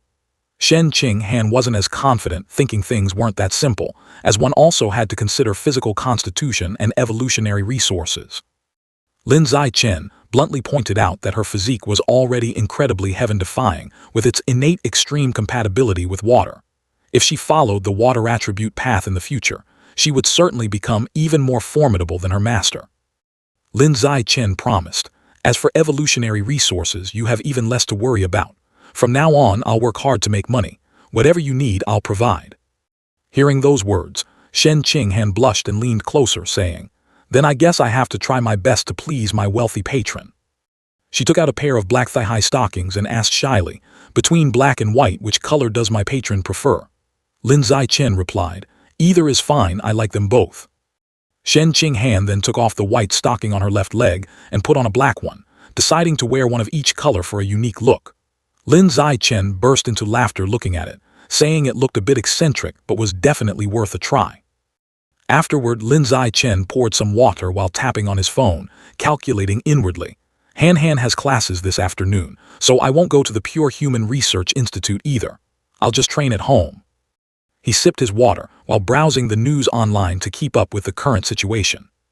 A shocking piece of news popped up. Recently, mysterious plants of unknown origin have been discovered in various areas of Shanghai City. They come in diverse species and bizarre shapes, attracting a large number of botanists for research. Because their harmfulness is still unclear, citizens are strongly advised not to approach them to avoid casualties. Lin Zichen looked closely at the plant covered in sharp teeth and realized they looked exactly like the ones in the background of Han's senior sister. Are these plants from the origin realm? Why are they appearing on Earth? Could it be related to the plant god cult? He shook his head in weariness. We just dealt with the beast god cult, and now the plant god cult pops up. The mortal world is truly full of demons and monsters. After that, he browsed through other products instead of paying attention to the outside news, telling himself he had to improve his strength quickly. After his second body tempering, his vitality depleted too fast, making him feel it wasn't enough, so he needed to find an elixir that could rapidly restore vitality. When he scrolled to this pill, he stopped immediately. Blood recovery pill looks pretty decent. Let's buy 100 of them first. Each pill costs 1 reward point and is refined from precious medicinal herbs and century-old spiritual plants. The recovery efficiency depends on the biological tier. The higher the tier, the longer the recovery time. For a common rank 9, it only takes half a minute. Lin Zichen observed the pill while examining the unlocked fire purple snail bestiary. He decided it was time to unlock the next mutant beast bestiary to find something suitable. Next was something that looked like a tuft of fur. It was the 10,000 poison mongoose. Its meat cost 20 reward points per kilogram. Lin Zichen continued to ponder. Although its name sounded highly toxic, the creature itself was not venomous. Instead, because it specialized in eating poisonous animals, its poison resistance was incredibly strong. If he could unlock the 10,000 poison mongoose bestiary, he might gain poison resistance to avoid sudden death. Even though he had less than 200 reward points left, he still decided to buy a kilogram to activate the progress. He thought to himself that if he still couldn't break through his acupoints, it was probably because his physical intensity wasn't enough, meaning he needed to continue his second body tempering. Just like that, Lin Zichen trained diligently for over 2 hours. After a period of high-intensity training that left him utterly exhausted, Lin Zichen collapsed onto the floor, panting heavily. This isn't good, my vitality is draining too fast. I have to stop and rest. He hurriedly dragged himself to the fridge to find something to eat, as his hunger was gnawing at him, requiring immediate physical replenishment. Lin Zai-chen's arms trembled from overtraining, making it extremely difficult for him to even open the door. A campus delivery girl brought 2 large boxes and asked, "Hello, delivery. Is anyone home? Here are your 2 packages." Right as he opened the door, Lin Zai-chen lost his footing due to exhaustion and crashed into the delivery girl, causing the 2 boxes to free fall through the air. Fortunately, he reached out in time and caught the 2 packages safely. The delivery girl broke into a cold sweat after the sudden incident and asked worriedly, "Are you okay?" Once he received the items, he quickly opened them to test the efficacy of the blood recovery pill right away. The moment he swallowed the pill, its effects kicked in instantly. His dizziness vanished and his limbs were no longer weak. You really get what you pay for. At 1 point per pill, the effectiveness was insane. Next, he proceeded to devour the life essence of the 10,000 poison mongoose. The system immediately notified, "You have successfully devoured the origin of the 10,000 poison mongoose, unlocking 1% of its bestiary." After recovering, Lin Zai-chen took the opportunity to sit cross-legged and continue his cultivation. With the blood recovery pills in hand, his vitality recovery time was significantly shortened, highly boosting his training efficiency. Trading reward points for a faster power progression was truly a worthwhile investment. Lin Zai-chen continued his diligent training until twilight fell over the entire city. A familiar voice rang out from outside while he was still hard at work. "Zio-chen, I'm home. I brought someone back with me, guess who it is?" Chu Xin waved her hand at Lin Zai-chen. She was a friend he hadn't been in touch with for a while. Lin Zai-chen was so surprised he blurted out, "Oh, Chu Xin, the sun must be rising from the west. It's been ages since I last saw you." After being invited inside, she looked around and exclaimed, "Wow, it must be so nice for you two to live in such a high-end apartment. Unlike me, even a single room is an extravagant dream. I have to live packed like sardines in a crowded dorm." Lin Zai-chen enthusiastically suggested, "If you want your own space, just move to Zone B over at my martial arts academy." Chu Xin took a sip of water and politely declined, "Thanks for the offer, but I actually enjoy living with friends right now. It keeps me from feeling lonely." Lin Zai-chen nodded in agreement. "Yeah, that makes sense." Suddenly, Chu Xin's expression turned serious as her demeanor shifted entirely. "Actually, I came here today because I need to vent. You guys can't imagine how outrageous the upperclassmen in the school are. You guys are geniuses, so no one dares to bother you, but commoners like us suffer from all sides." Lin Zai-chen frowned and asked, "Did something happen?" Shen Qinghan also chimed in, wanting to get to the bottom of it. Chu Xin began recounting. "The day before yesterday, a senior girl dropped by my room for an inspection. Seeing my high-end cosmetics, she blatantly swiped them, claiming she was just borrowing them for a few days. There's a guy in my class who had it even worse. He was robbed of a century-old blood ginseng that his family just sent him. He later filed a complaint with the student union, but the people there just brushed it off, saying the school worships the law of the jungle where the strong prey on the weak. If he wasn't satisfied, he should fight back. But we're just freshmen. How can our strength compare to the seniors? They are clearly covering up for each other." Lin Zai-chen slammed the table, his aura blazing. "Chu Xin, from now on, if any upperclassman dares to mess with you, just drop my name. I'll step in and handle it." Shen Qinghan chimed in, "What a bunch of jerks. If they dare act out again, we'll come up with a plan to teach them a lesson together." Hearing their assurances, Chu Xin beamed with joy, endlessly thanking Lin Zai-chen. Right as she finished speaking, the ground suddenly shook violently. Shen Qinghan cried out in panic, "Hey, is that an earthquake?" The danger perception alarm system was automatically triggered. Lin Zai-chen thought to himself in astonishment, always having a bad premonition in his heart. Fortunately, the sense of danger this time hadn't reached an extreme level of tension. In a completely different location, Long Mayan spoke up, "Lord Qishen, this year I hope to break through to a higher biological tier. Could you bestow upon me some evolutionary resources?" The masked man replied, "Your performance this year has not been bad. I will reward you with this demonic flame flower. But remember, this flower has a side effect of extremely stimulating one's desires. It is best to have a woman by your side when you consume it." Long Mayan hurriedly expressed his gratitude and reported further, "Among the freshmen of Shanghai University this year, there is one who possesses an exceptionally outstanding physical body. I have arranged for someone to force him to swallow a high-level demonic seed. If we succeed in recruiting him into our cult, nothing would be better. Yamayan Ju replied indifferently. That is of no concern. All true geniuses are already gathered in the origin realm. Long Mayan gritted his teeth tightly, sweating from a sense of powerlessness. He cursed inwardly. No matter how many geniuses there were in the origin realm, he wouldn't even get the chance to interact with them. At the same time, Yamayan Ju harbored other schemes. His subordinate reported, Lord Shishen, the materials division just informed us that they have found a corresponding boundary point and finished arranging the coordinate creatures. We need you to personally make a trip there to activate the connection. Yamayan Ju answered coldly, Understood, I am on my way. Long Mayan gritted his teeth and barked an order into his wristwatch. If you fail to make Lin Zai Chen swallow the high-level demonic seed within 3 days, I will immediately replace you with someone else for this mission. The voice on the other end hurriedly promised, Understood. We will definitely get it done in the next 3 days. Right after stepping out of the dormitory area, Shen Qinghan and Lin Zai Chen had to say goodbye. Shen Qinghan waved her hand. Zio Chen, I'm heading to class first. He simply nodded lightly in response. Yeah, go ahead. However, before either of them could walk away, a voice called out from behind, Lin Zai Chen. 2 somewhat familiar faces hurried over to Lin Zai Chen. Lu Gang spoke first with a highly urgent expression. Could we borrow a moment of your time? We really have a critical matter and need your help. Seeing this, Lin Zai Chen replied curtly, Speak. He kept his head down, his tone a mix of shame and grievance. There's a third-year senior who keeps picking fights with Wang Shujai and me. Relying on his superior strength, he finds ways to make life difficult for us every single day. Could you step up and help us out? Shujai also hurriedly added, You are the rookie king of this batch.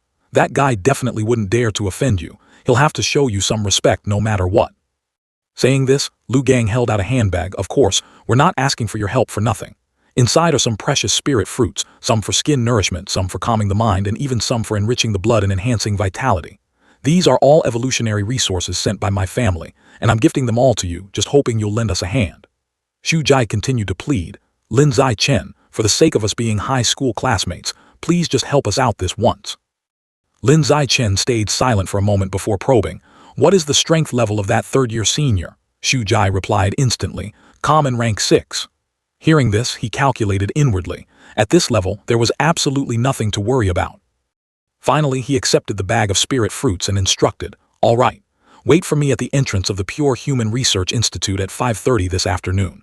I'll help you resolve this matter once and for all.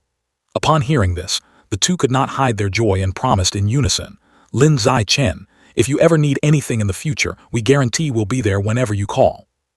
After successfully securing his help, Lu Gang turned around and bid farewell. Since there's nothing else, we'll be taking our leave. See you at 5:30 this afternoon. Shujai also didn't forget to wave. Thank you so much.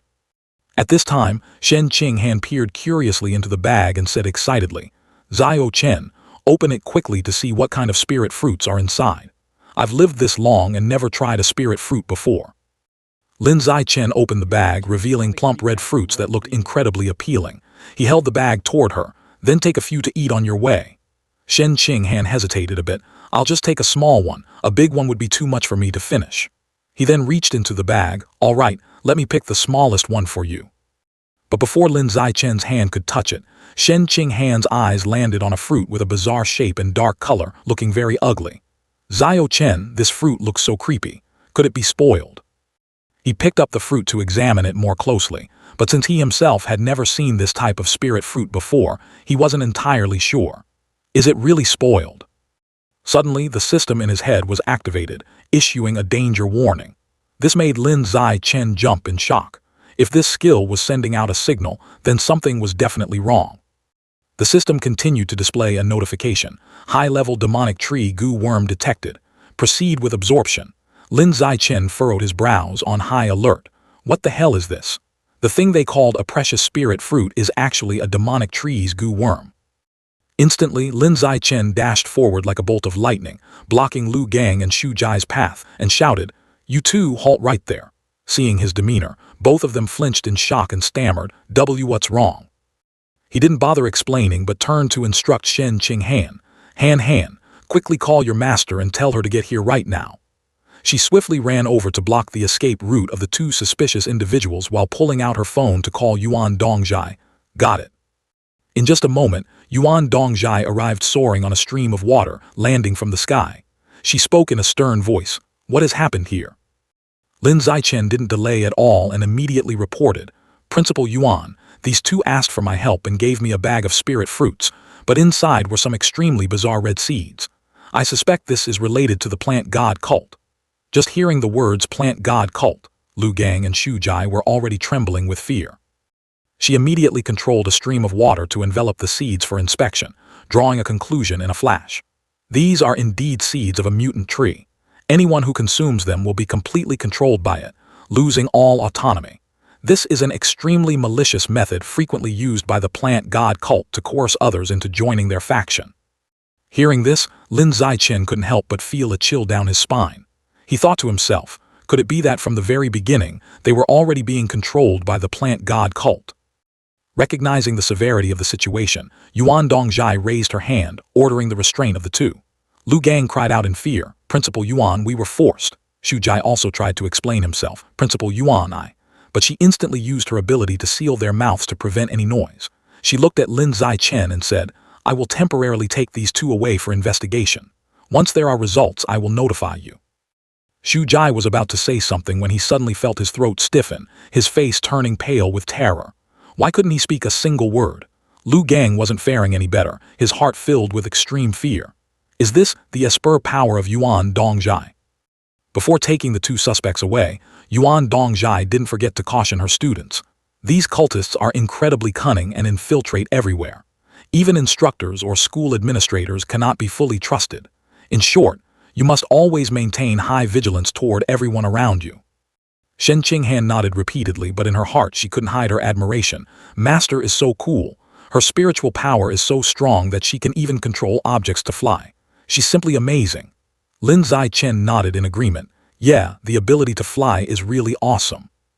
At this moment, Shen Qinghan finally realized what had happened and angrily condemned. Zhao Chen, those two, Lu Gang and Wang Shujai, are real scumbags. You were kind enough to help them, yet they had the heart to try and harm you. Lin Zichen said nothing more, merely tossing the bag of toxic spirit fruit straight into a nearby trash can, and softly reminded her, that's right, we absolutely must be more careful in the future. The next day, the investigation results regarding Lu Gang and Wang Shujai were officially announced. Both were confirmed to have become members of the plant god cult after being forced to consume demonic seeds while working as practical combat safety personnel during the college entrance exams. Their punishment was expulsion from the academy and bearing criminal responsibility. The futures of these two were essentially completely sealed. Around this same time, the parents of Lin Zichen and Shen Qinghan completed their move to live permanently on the campus. Thanks to the tremendous help of the blood recovery pills, Lin Zichen completed his second skin tempering. At the same time, his progress on his second muscle tempering had reached the 40% mark. Finally, the day Shen Qinghan had been anticipating the most had arrived, the day of her gene fusion. She led Lin Zichen to Yuan Dongjai's laboratory, her voice trembling slightly from nervousness. Master, I feel a little tense, so I wanted Lin Zichen to accompany me for peace of mind. Lin Zichen stepped in and greeted politely. Hello, Principal Yuan. She handed Shen Qinghan a glass of water and explained. The deep blue jellyfish is innately a water attribute mutant beast. The more abundant the water in the user's body, the smoother this process will be. Drink up quickly. Shen Qinghan obediently took the glass and drained it in one gulp. The moment she set it down, Yuan Dongjai immediately handed her another. Keep drinking. Just like that, Shen Qinghan continuously drank glass after glass. It wasn't until her stomach was so full it couldn't hold another drop that she groaned, Master, I really can't drink anymore. Only then did Yuan Dongjai stop forcing her. All right, then stop. Now quickly take off your clothes and lie down here. She held up a pre-prepared syringe. This contains the genes of the deep blue jellyfish king. In a moment, I will inject it straight into your heart. I will use my spiritual power to paralyze your nervous system so you won't feel any pain during the injection. While meticulously applying rubbing alcohol to disinfect the area, Yuan Dongjai carefully instructed. However, after the injection is done and the gene begins its actual fusion process, even though the pain from the needle is gone, your body will still endure excruciating agony. If you find it unbearable, absolutely do not hold it in. Just scream out loud. Shen Qinghan nervously swallowed her saliva. Understood, master. Immediately after, the needle containing the deep blue jellyfish king's genes plunged straight into her body. Lin Zichen stood by watching, unable to help but marvel at the principal's power. Usually, the gene fusion process required a myriad of sophisticated measuring devices to monitor the body's vitals, but for Yuan Dongjai, she merely needed to use her peerless spiritual power to grasp every change in the palm of her hand.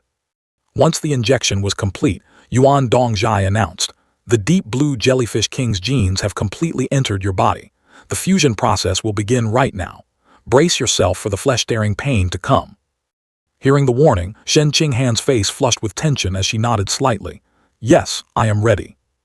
However, 2 minutes passed and nothing happened. Shen Qinghan sat up blankly and asked, "Master, why do I still feel normal? I don't feel any pain at all." Yuan Dongjai also found it incredibly strange. Lin Zichen asked worriedly, "Principal Yuan, could it be that something went wrong with the fusion process?" Suddenly, a thought flashed across her mind. Could such a thing really happen? Under Shen Qinghan's bewildered gaze, she hesitantly voiced her speculation. "Could it be? Your gene fusion process has completely failed." Yuan Dongjai speculated that Shen Qinghan's gene fusion had failed. She couldn't successfully fuse with the deep blue jellyfish king's genes, but it also couldn't be called a total failure. Lin Zichen was puzzled. "What do you mean by that?" She analyzed. Normally, if mutant beast genes are injected into the heart without causing a severe rejection reaction, it is already considered a successful fusion. As long as there's no rejection, with the assistance of the medicinal properties in the reagent, the human genes will automatically and rapidly fuse with the mutant beast genes. From then on, the user will acquire a portion of the corresponding abilities of that mutant beast. She used a visual example. Red represented the jellyfish king's genes, while blue represented Shen Qinghan's genes. But Shen Qinghan's case is extraordinarily bizarre. The injected deep blue jellyfish king's genes did not trigger any rejection reaction, yet they didn't proceed to fuse either. Lin Zichen, worried for his girlfriend, quickly asked, "Principal Yuan, then what exactly is going on in this situation?" Yuan Dongjai explained briefly, "My spiritual power senses that Shen Qinghan's genes seem to have their own autonomous consciousness. They have tightly surrounded the newly invaded deep blue jellyfish king's genes, completely restricting their freedom. During this process, a portion of the deep blue jellyfish king's genes instinctively tried to fuse, but as a result, they were instantly crushed by Shen Qinghan's genes, turning into a pile of fragments that were completely absorbed as nutrients. Currently, all the remaining deep blue jellyfish king genes are imprisoned. I have never encountered a situation like this before." Suddenly, Shen Qinghan touched a strand of her hair and exclaimed, "Zio Chen, master, my hair is changing color." Both of them were startled. Yuan Dongjai was surprised. This is one of the traits of the deep blue jellyfish genes, but the fusion clearly failed. Why can its characteristics still be manifested? Lin Zichen hurriedly asked, Han, do you feel anything strange in your body?" Shen Qinghan closed her eyes to feel it. Her hair had completely turned sky blue. "The feeling inside my body. It's like there's an extra something. I can sense it, and it seems I can even control it." Yuan Dongjai was extremely astounded. She decided to press her forehead against Shen Qinghan's to use her spiritual power for a closer inspection. She can sense it. She can control it. Wouldn't that just be gene fusion? Could there be something else I missed? I have to use my spiritual power to probe again. After a moment, she told Shen Qinghan, "What you're feeling is exactly the deep blue jellyfish king's genes. Now, try using your spiritual power to control them and put them into a state of hibernation." Shen Qinghan was half skeptical but still nodded and followed the instruction. "Okay." She immediately closed her eyes, focusing to do as she was told. "Let me try." Right after, her hair reverted to its original dreamy purple color. Yuan Dongjai was pleased and continued to request, "Very good. Now try letting it manifest again." Shen Qinghan followed suit once more, releasing her control over the deep blue jellyfish king's genes. Her hair was once again dyed a sky blue. Got it. Yuan Dongjai thought to herself with immense pride. Even Li Mo Yu and Ma Zaiwei, who were dubbed geniuses, took half a month after their fusion to grasp how to put their mutant beast genes into hibernation and manifest them. Yet Shen Qinghan managed to do it almost in the blink of an eye. Since Lin Zichen didn't walk the path of gene fusion, he wasn't clear on his girlfriend's situation. He had no choice but to ask anxiously, "Principal Yuan, so what exactly is Han Han's current situation?" Yuan Dongjai smiled. "I have good news and bad news. Which one do you want to hear first?" Shen Qinghan chose. "Then let's hear the bad news first." She placed a hand on Shen Qinghan's shoulder, her eyes gentle. "The bad news is, you might never become a gene fusion user." The girl was dumbfounded. "Huh, why is that?" Then Yuan Dongjai crossed her arms, smiling. "But the good news is, you are even more advanced and powerful than a gene fusion user. You don't need to fuse with mutant beast genes to do things only gene fusion users can do, and you can even do them better than they can." She explained in more detail. "To put it specifically, your genes have the ability to enslave the injected mutant beast genes. You don't need to fuse them, yet you can still make the mutant beast genes manifest and use their corresponding abilities. Moreover, you don't need to worry about mutant beast gene backlash, because you are still a pure-blooded human. Up until now, there has never been a pure-blooded human capable of breaking the shackles of ordinary organisms to evolve into a higher-tier creature. And you are highly likely to become the pioneer on Earth, the very first person to evolve into a higher-tier creature using the identity of a pure-blooded human." Shen Qinghan's eyes sparkled brightly, unable to believe it. Can I really do it?" Yuan Dongjai encouraged her disciple. "If pure-blooded humans truly can break the limits of ordinary organisms, then the first person to achieve it must definitely be you." Lin Zichen stood by, frowning with a hint of dissatisfaction, thinking to himself, "What's that supposed to mean? Looking down on me?" She continued to instruct Shen Qinghan. "Although you are not a gene fusion user, your main path to increasing your strength is still inseparable from mutant beast genes. Therefore, from now on, superficially speaking, Shen Qinghan will still be a gene fusion user.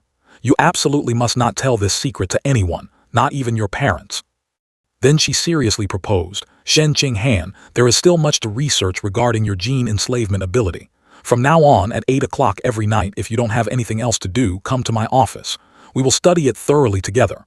She immediately nodded in agreement. "Yes, I understand, master." Half a month later, while Lin Zichen was cultivating in his room, he heard Shen Qinghan cheering excitedly from the bathroom. "Zio Chen, I have some super great news to tell you." Afraid that something had happened to her, he immediately opened the door and rushed in. Shen Qinghan was playing with the water, happily showing off. "I can use my spiritual power to control water now." Lin Zichen sat down next to the bathtub and praised her in awe. "You just learned how to control water and you're already doing it so smoothly. Your talent is really absurdly formidable." She proudly shared more. "There's something even better. I can control the vitality in other people's bodies from a distance. Master said that on a lighter scale, I could cause the opponent's vitality to fall into chaos, and on a heavier scale, I could cause them to explode and die from blood rupture." Hearing this, an idea sparked in Lin Zichen's mind. If you can control other people's vitality from a distance, then surely you can control your own vitality to temper your physical body. Shen Qinghan dejectedly rested her head against the edge of the tub. "But Master said my vitality intensity and physical talent are both too weak. I can't walk the path of a pure-blooded human." Lin Zichen leaned down and gently encouraged her. Han, both you and I are special existences. Things that ordinary people can't do, we are entirely capable of doing. Not to mention, you have me here to guide you. Just give it a try." Shen Qinghan nodded slightly, her face flushing involuntarily. She thought to herself, "We are both special existences. Is Lin Zichen confessing to me?" Having figured it out, she suddenly stood up abruptly, full of determination. "You're right. We are special people. I can definitely use my vitality to temper my body too." Over the following period, Lin Zichen wholeheartedly taught Han how to control her own vitality to carry out body tempering. Not long after, Shen Qinghan looked at her sweat-drenched but much firmer body and panted, "Success! Zio Chen, I've mastered the blood-tempering art." Lin Zichen smiled at his girlfriend.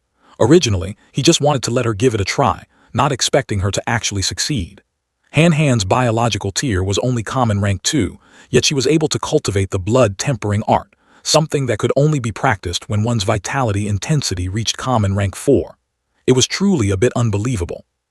She threw herself into his arms, overflowing with happiness. "Zio Chen, I can enslave mutant beast genes to gain their abilities, and you can absorb mutant beast meat to gain Esper powers. What's more, we both can walk the path of pure-blooded humans. This time, we really are the peerless double geniuses. Lin Zichen hugged her, nodding gently. It was always meant to be this way. In less than half a month, Han Han had followed Lin Zichen's example, using the blood-tempering art to complete one round of flesh and skin tempering. Her biological tier directly evolved from Common Rank 2 to Common Rank 3.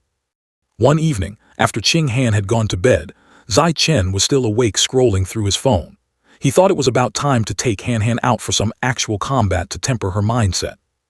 He browsed through the off-campus missions and stopped at one, apprehending a drug trafficking gang.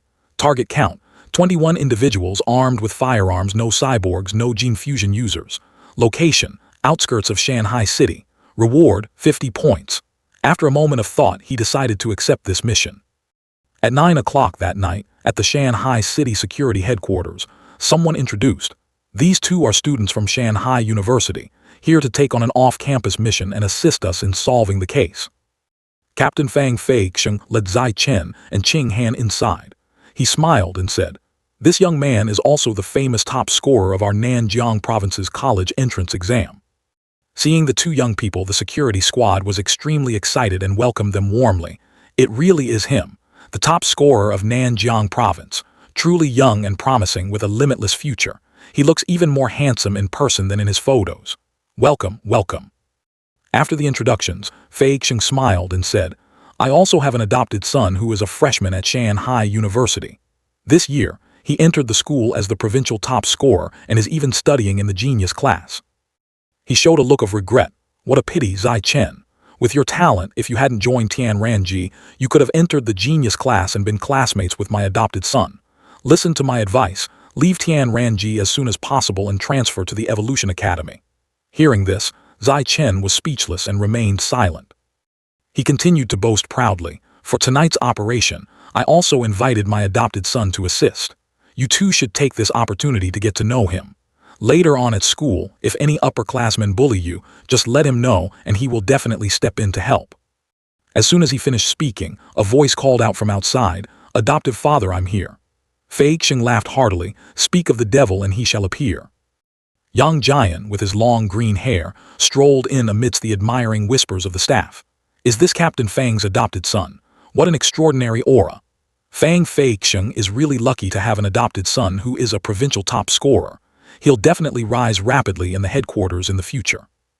Feixiang walked toward Yang Jian and asked in a low voice, "Zio Jian, I heard your father say that you evolved to the 5th tier of the common rank a few days ago. That's really impressive."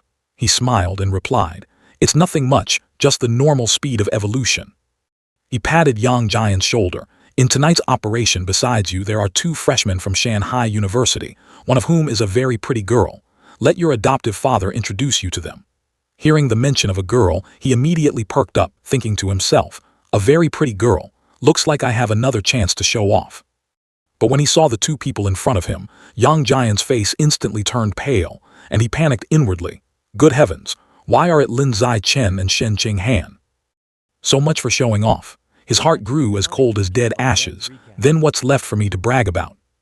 Feixiang didn't notice his adopted son's expression and happily introduced, "Zio Jian, let me introduce you. This is the top scorer of Nanjiang Province." Suddenly noticing Yang Jian's unusual silence, he turned and asked, "Zio Jian, are you feeling unwell? Why do you look so terrible?" On the other side, Qing Han whispered to Zichen, "So it's him, Yang Jian, the guy you took down in a split second during the opening term assessment." Zichen just gave in. Yang Jian regained his composure and scratched his head awkwardly. "I'm fine. I was just a bit surprised to run into acquaintances." Feixiang was surprised. "You know the 2 of them?" "More than just knowing them." Yang Jian immediately stepped forward and introduced the couple in detail to his adoptive father. "This beautiful girl is the top scorer of Nanjiang Province and my classmate. The guy standing next to her is the runner-up, and also the rookie king of Shanghai University this year." He praised Zichen endlessly. During the opening term assessment, Zichen single-handedly took on the entire genius class, crushing all opponents to win the rookie king title. He is arguably the strongest rookie king in the school's history, leaving everyone else in the dust. Zichen felt awkward being flattered so much and quickly waved his hands. "You're exaggerating.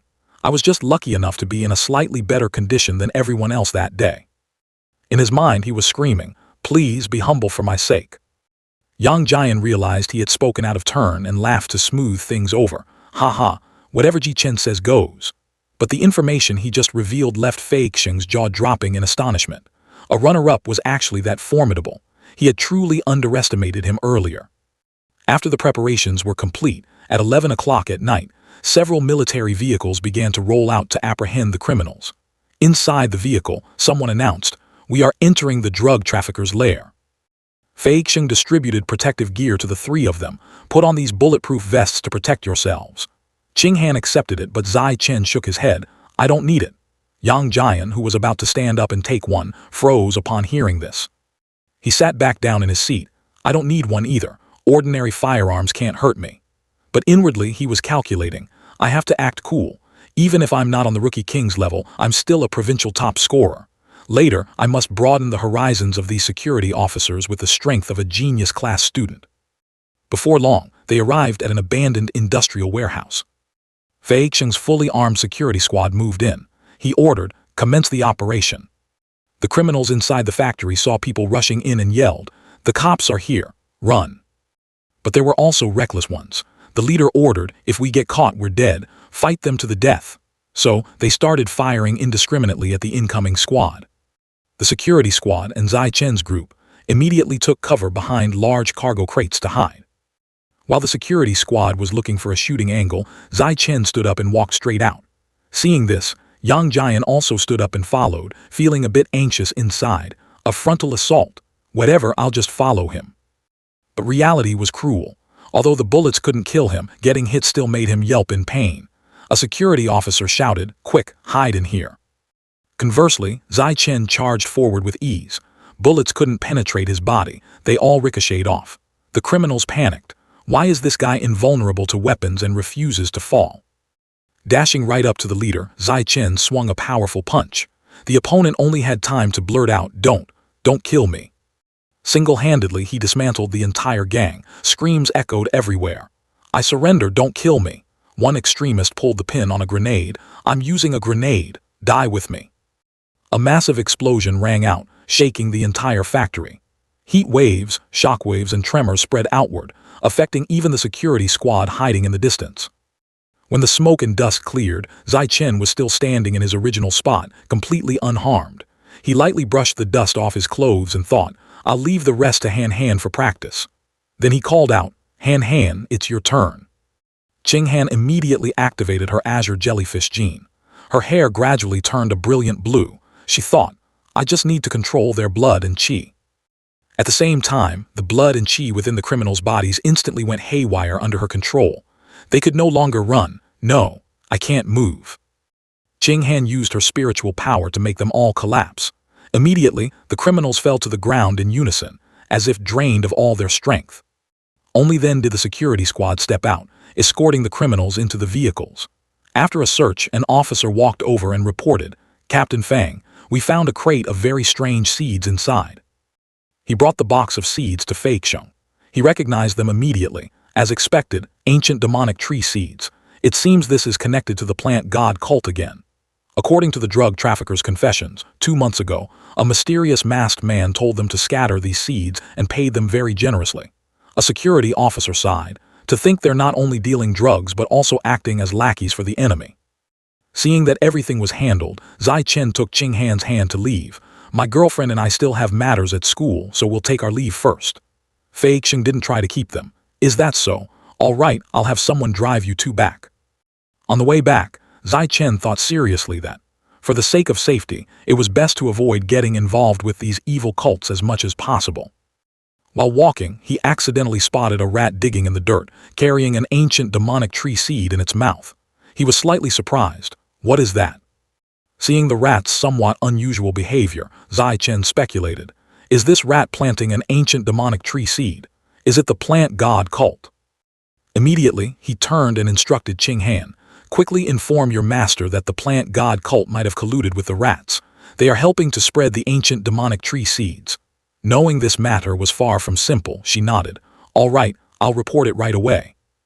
As for himself, he pulled out his phone and called someone. "Hello, is this Captain Fang? I have a matter to report." He figured that cult-related issues were better left to the security squad and high-level entities to handle. 2 weeks passed, and Zai Chen and Han Han recorded another merit by successfully taking down a weapons smuggling ring. Just 3 days later, he teamed up with Yan Jai to cleanly eliminate a high-level cyborg robber. Time flew by, and the first semester of their freshman year was drawing to a close. At the same time, Zai Chen's cultivation also achieved a breakthrough, officially completing his second body tempering. Just as the young man finished his training session, Jing Han unexpectedly threw her arms around him from behind in a tight hug. Her voice chirped with excitement. "Zio Chen, I've finished my first body tempering." He couldn't help but be stunned. "Are you kidding? How was it so fast?" Zai Chen turned around and evaluated his girlfriend. Completing the first body tempering after only 3 months of practicing the blood tempering art, such talent truly left ordinary people in the dust. Jing Han, however, seemed a bit aggrieved. "Wait, didn't you say that after finishing the first body tempering, my life form tier would skyrocket to the 9th tier of the common rank? Why am I only hovering at the 6th tier?" Zai Chen analyzed thoughtfully.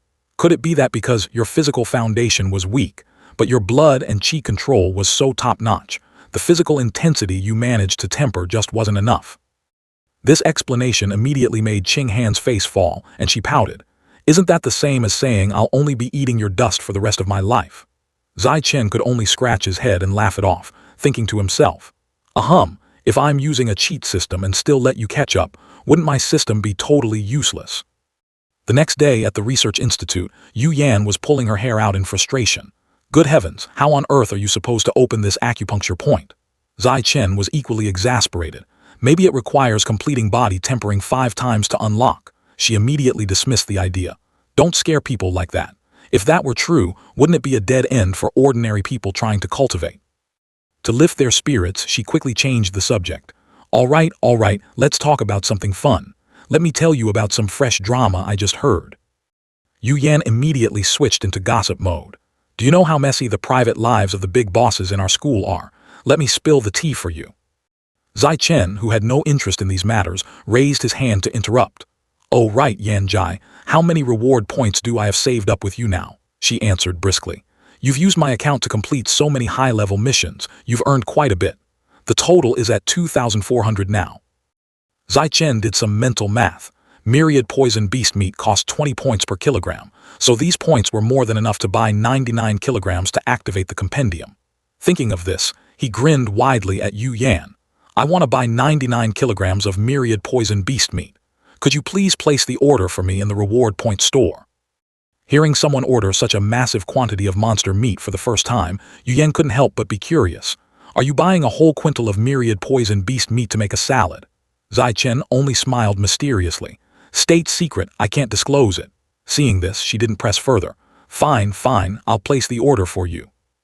The batch of myriad poison beast meat was delivered straight to the Research Institute. To ensure safety, Zai Chen decided to bring it back to his dorm before beginning the devouring process.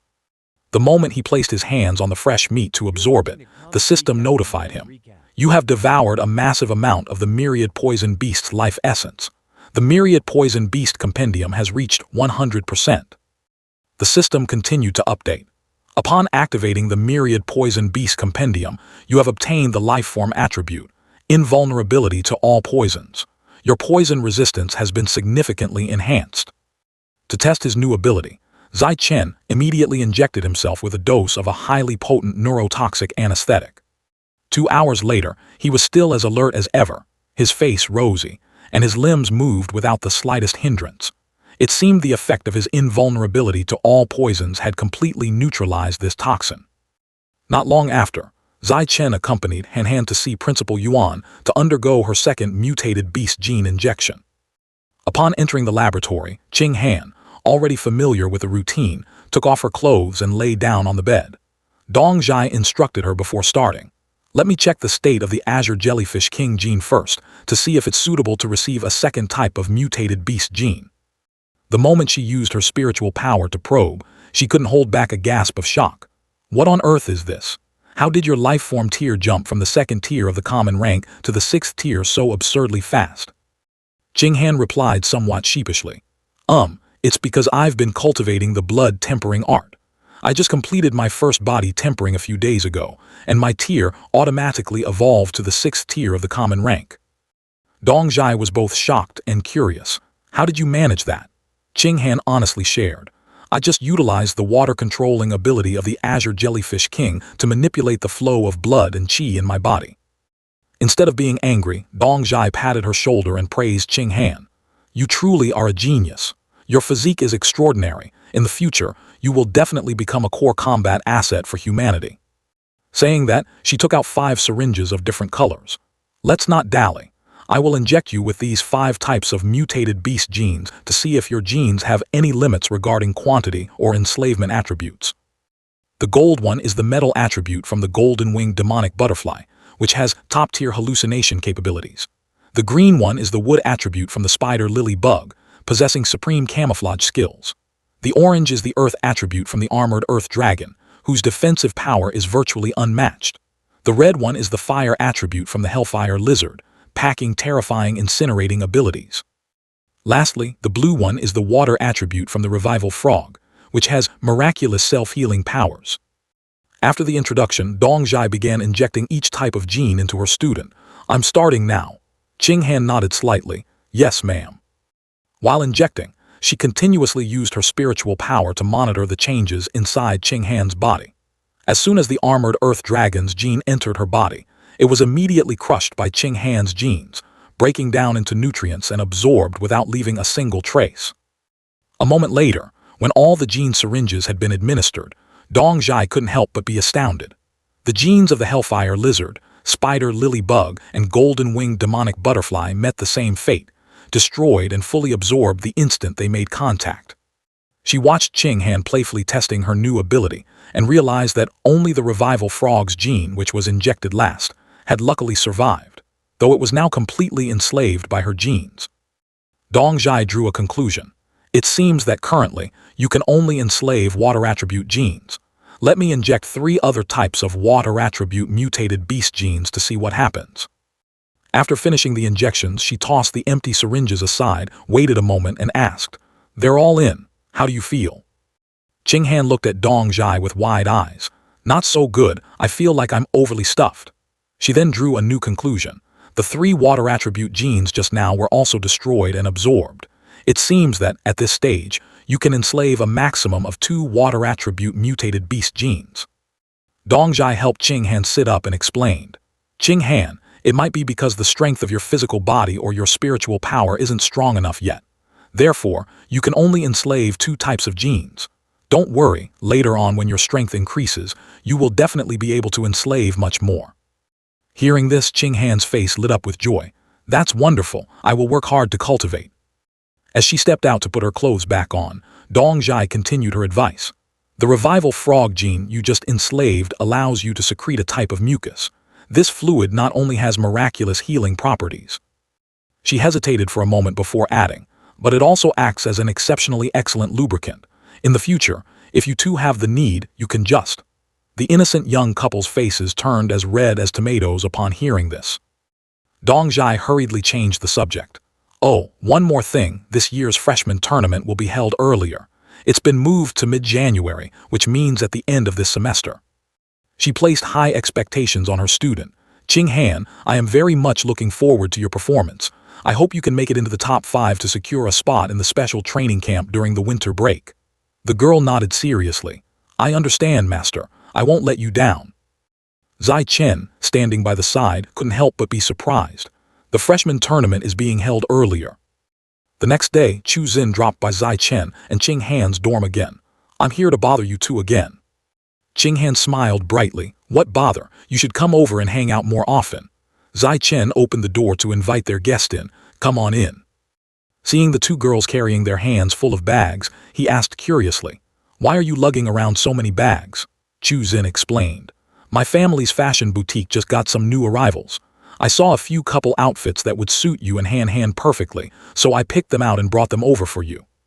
She handed the bag to Zai Chen. I've already washed these cleanly. Try them on and see if they fit.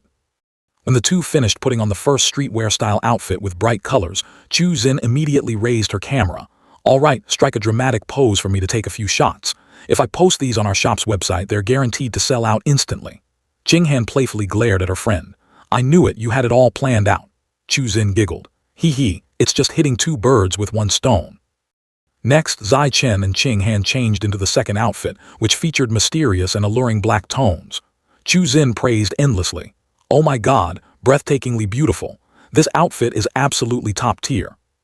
Then they tried on the third set, which was also in dark tones but exuded the aura of a domineering CEO next to his adorable little wife, luxurious yet playful. Chu Zin clicked her tongue in admiration. Wow, absolutely fantastic. With a couple like this modeling, who wouldn't immediately hit the buy button? After finishing their duties as reluctant models for Chu Zin, Zai Chen changed his clothes and set the dining table. Finally done. Come eat, the food is getting cold. The two girls replied in unison. Coming. At the dining table, Qing Han started to recount. Earlier on our way back, Chu Zin and I ran into an incredibly obnoxious upperclassman. She frustratingly narrated. That senior relied on her strong power and tried to snatch our shopping bags. Luckily, someone recognized me as your girlfriend at that moment, otherwise we would have lost our things. Chu Zin let out a long sigh. It's the same person I told you two about last time. The one who borrowed my makeup and never returned it. This time she was targeting me, Han just got dragged into it. Qing Han was furious. She is way too much. After we eat, we'll go get justice for you. Chu Zin quickly waved her hands. No, she's a member of the student council and her boyfriend is even a high-ranking official there. We can't afford to mess with them. Qing Han lightly slammed her hand on the table. What are you afraid of? We have Zai Chen. Zai Chen nodded, showing his support for his girlfriend. I'll go with you. After lunch, the three of them aggressively marched off to seek justice for Chu Zin. At this hour, the sophomores should be having their martial arts class at the gymnasium. Zai Chen confidently led the two girls into the gymnasium. Their appearance immediately drew attention. Isn't that the Rookie King? Another person replied. Yeah, I think his name is Lin Zai Chen. Someone else wondered. What is he doing here? Don't tell me he's here to cause trouble. Chu Zin pointed at a red-haired girl. Zai Chen, it's that girl with the carrot-colored dyed hair. Her name is Li Zai Qi. He walked over and got straight to the point. I heard from my friend that you borrowed some of her makeup and haven't returned it yet. Is that true? Zai Qi turned around in annoyance and glared. What do you mean borrowed and didn't return? You make it sound like I stole it.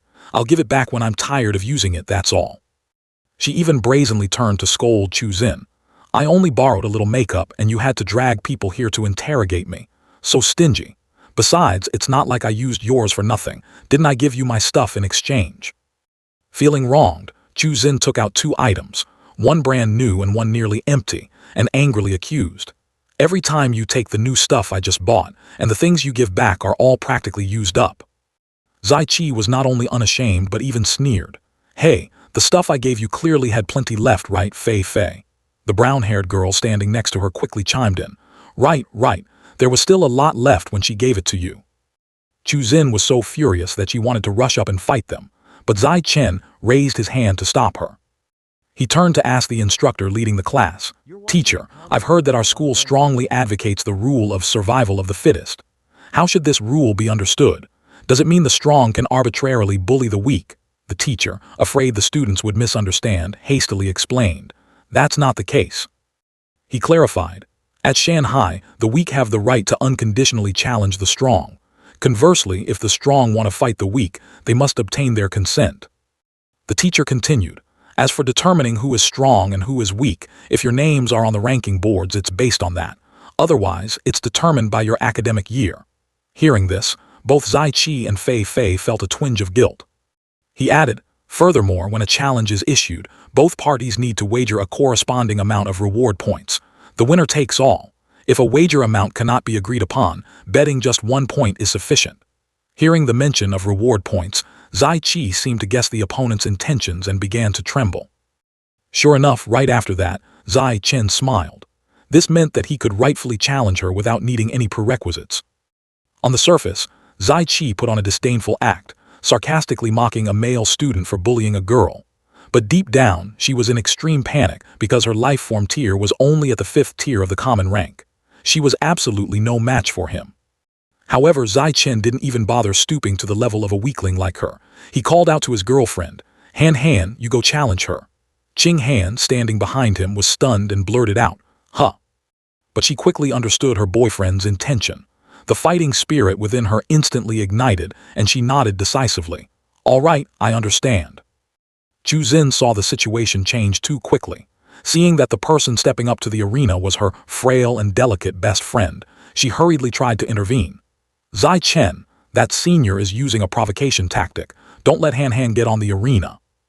Because she didn't know how rapidly Qing Han had progressed, Chu Xin was extremely worried. In her eyes, Han Han had always been at the bottom of the class just like her. Going up to challenge someone now was no different from throwing her life away. Understanding her friend's concerns, Qing Han gently patted Chu Xin's shoulder to reassure her. "Don't worry too much." She confidently and firmly declared, "I can handle her." Witnessing the once frail friend now bravely standing up to protect her, Chu Xin couldn't help but be moved, choking up as she called her name. Han Han. Watching her friend's back, Chu Xin thought to herself, she suddenly looked so cool. At this moment, standing on the arena, Qing Han declared loudly, "Shen Qing Han, freshman genius class." She turned to look straight at Zai Qi, officially issuing a challenge. Li Zai Qi, Evolution Class 252. Seeing the beautiful Qing Han shining on the stage, the other students didn't hold back their praises. Only Zai Qi was boiling with rage.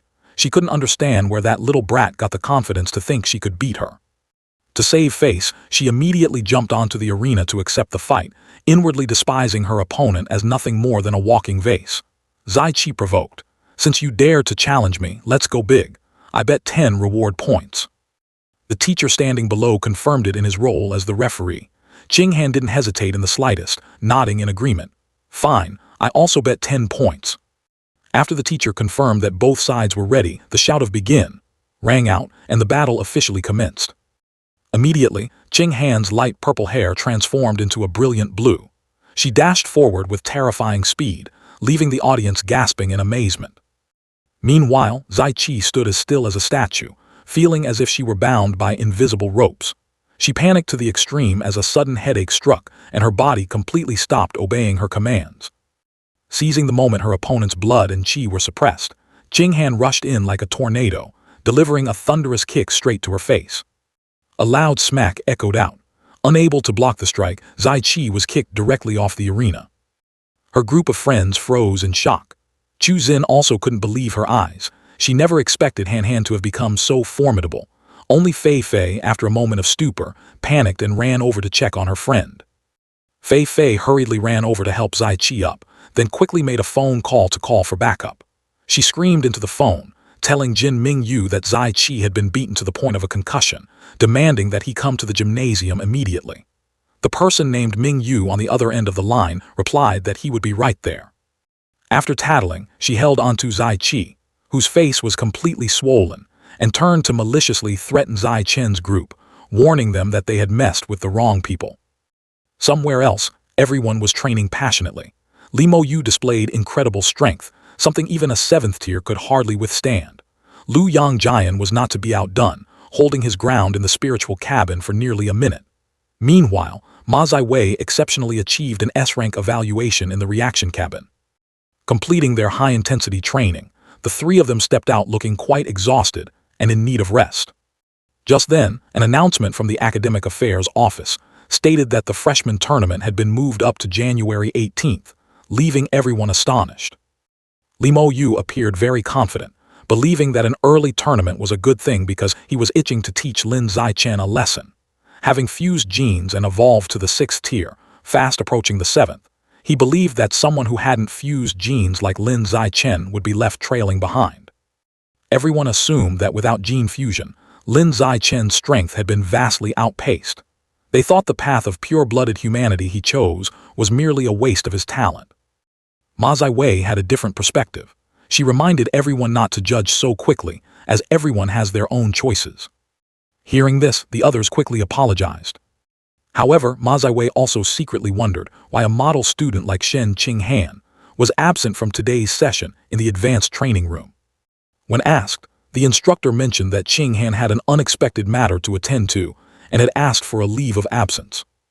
Right at that moment, someone frantically ran in to report breaking news. Lin Zaichen and Shen Qing Han were causing trouble at the gymnasium, and Qing Han had even knocked out the sophomore campus belle of the Evolution Academy. The whole group instantly rushed down in a flurry to see what was going on. Li Ziqi painfully clutched her swollen face, crying that her looks had been ruined. She bitterly cursed Shen Qinghan for being too vicious to aim straight for her face. Qinghan looked worried and spoke up to apologize for not controlling the force of her kick. But Li Chu-zin grabbed her friend's hand and firmly stated that Qinghan had done nothing wrong. It was just because the opponent was too weak. There was no need to apologize. As they were about to leave, Fei Fei suddenly lunged forward to block them, refusing to let them walk away so easily. He directly swatted her hand away and coldly declared, "Lacking skills means you take the loss. If you keep bothering us, don't blame me for showing no mercy." Fei Fei laughed dangerously, challenging his title as Rookie King. "Then why don't you try hitting me in the face?" Faced with such a bizarre request, he didn't hesitate to deliver a straight punch to her face to grant her wish. Not long after, the disciplinary inspector of the student council, Jin Mingyu, who was also Li Ziqi's boyfriend, stormed in furiously. Seeing her backer arrive, Li Ziqi wailed pitifully, accusing his group of deliberately aiming for their faces when they attacked. Jin Mingyu angrily questioned him for going too far against female students. However, he sharply retorted that it was his girlfriend who was bullying the new students, demanding that he shouldn't make empty accusations without proof. Luo Yangjian also spoke up at this moment, confirming that he had witnessed Mingyu's girlfriend bullying regular class students on multiple occasions, which only made him even more bitter. He looked straight at Mingyu and challenged, "If you want justice, get in the arena, otherwise don't waste my time." Hearing this, Mingyu agreed immediately. He set the price at 300 reward points for this match and asked if he had enough. He answered decisively, "I do." Ma Ziwei was secretly astonished by Zai Chen's recklessness, as Jin Mingyu had already reached the 7th tier of the common rank. Meanwhile, some others thought his style was just way too cool. When both of them were in position, the match officially began. Jin Mingyu immediately displayed the entirety of his terrifying beastification power. The powerful biological pressure emanating from him spread outwards, making the people around unable to help but feel oppressed and shiver. Many worried about how Lin Zichen would manage to withstand a 7th-tier opponent. The guy charged madly, intending to smash his face in to avenge his girlfriend. However, he remained standing tall, unmoving. A powerful, wind-tearing punch shot straight towards his face. But at the exact moment of impact, a dry crack resounded from his arm. Jin Mingyu howled in pain as he realized his arm was broken. Standing right next to the defeated opponent, he coldly stated, "Match over." Following that, he delivered a thunderous kick, sending him flying straight out of the arena. Lu Yangjian didn't forget to mock Li Moyu. "This scene looks familiar, doesn't it?" Witnessing his power that could instantly kill a stage 7, Li Moyu couldn't help but tremble in fear. He immediately called his grandfather, demanding a second mutant beast gene fusion by tomorrow to quickly grow stronger. Standing on the arena, he boldly declared, "From today onwards, I'm taking mercenary commissions. Whether you're a freshman or a senior, as long as you pay with points, I will help you punish the arrogant." Luo Yangjian looked at him with admiring eyes, considering him the king of cool, and made up his mind to take him as his master. Elsewhere, the student council was holding a meeting in a tense atmosphere. They were extremely irritated by Lin Zichen's arrogance. Believing this was a direct challenge to the council's authority, they proposed dealing with the matter strictly.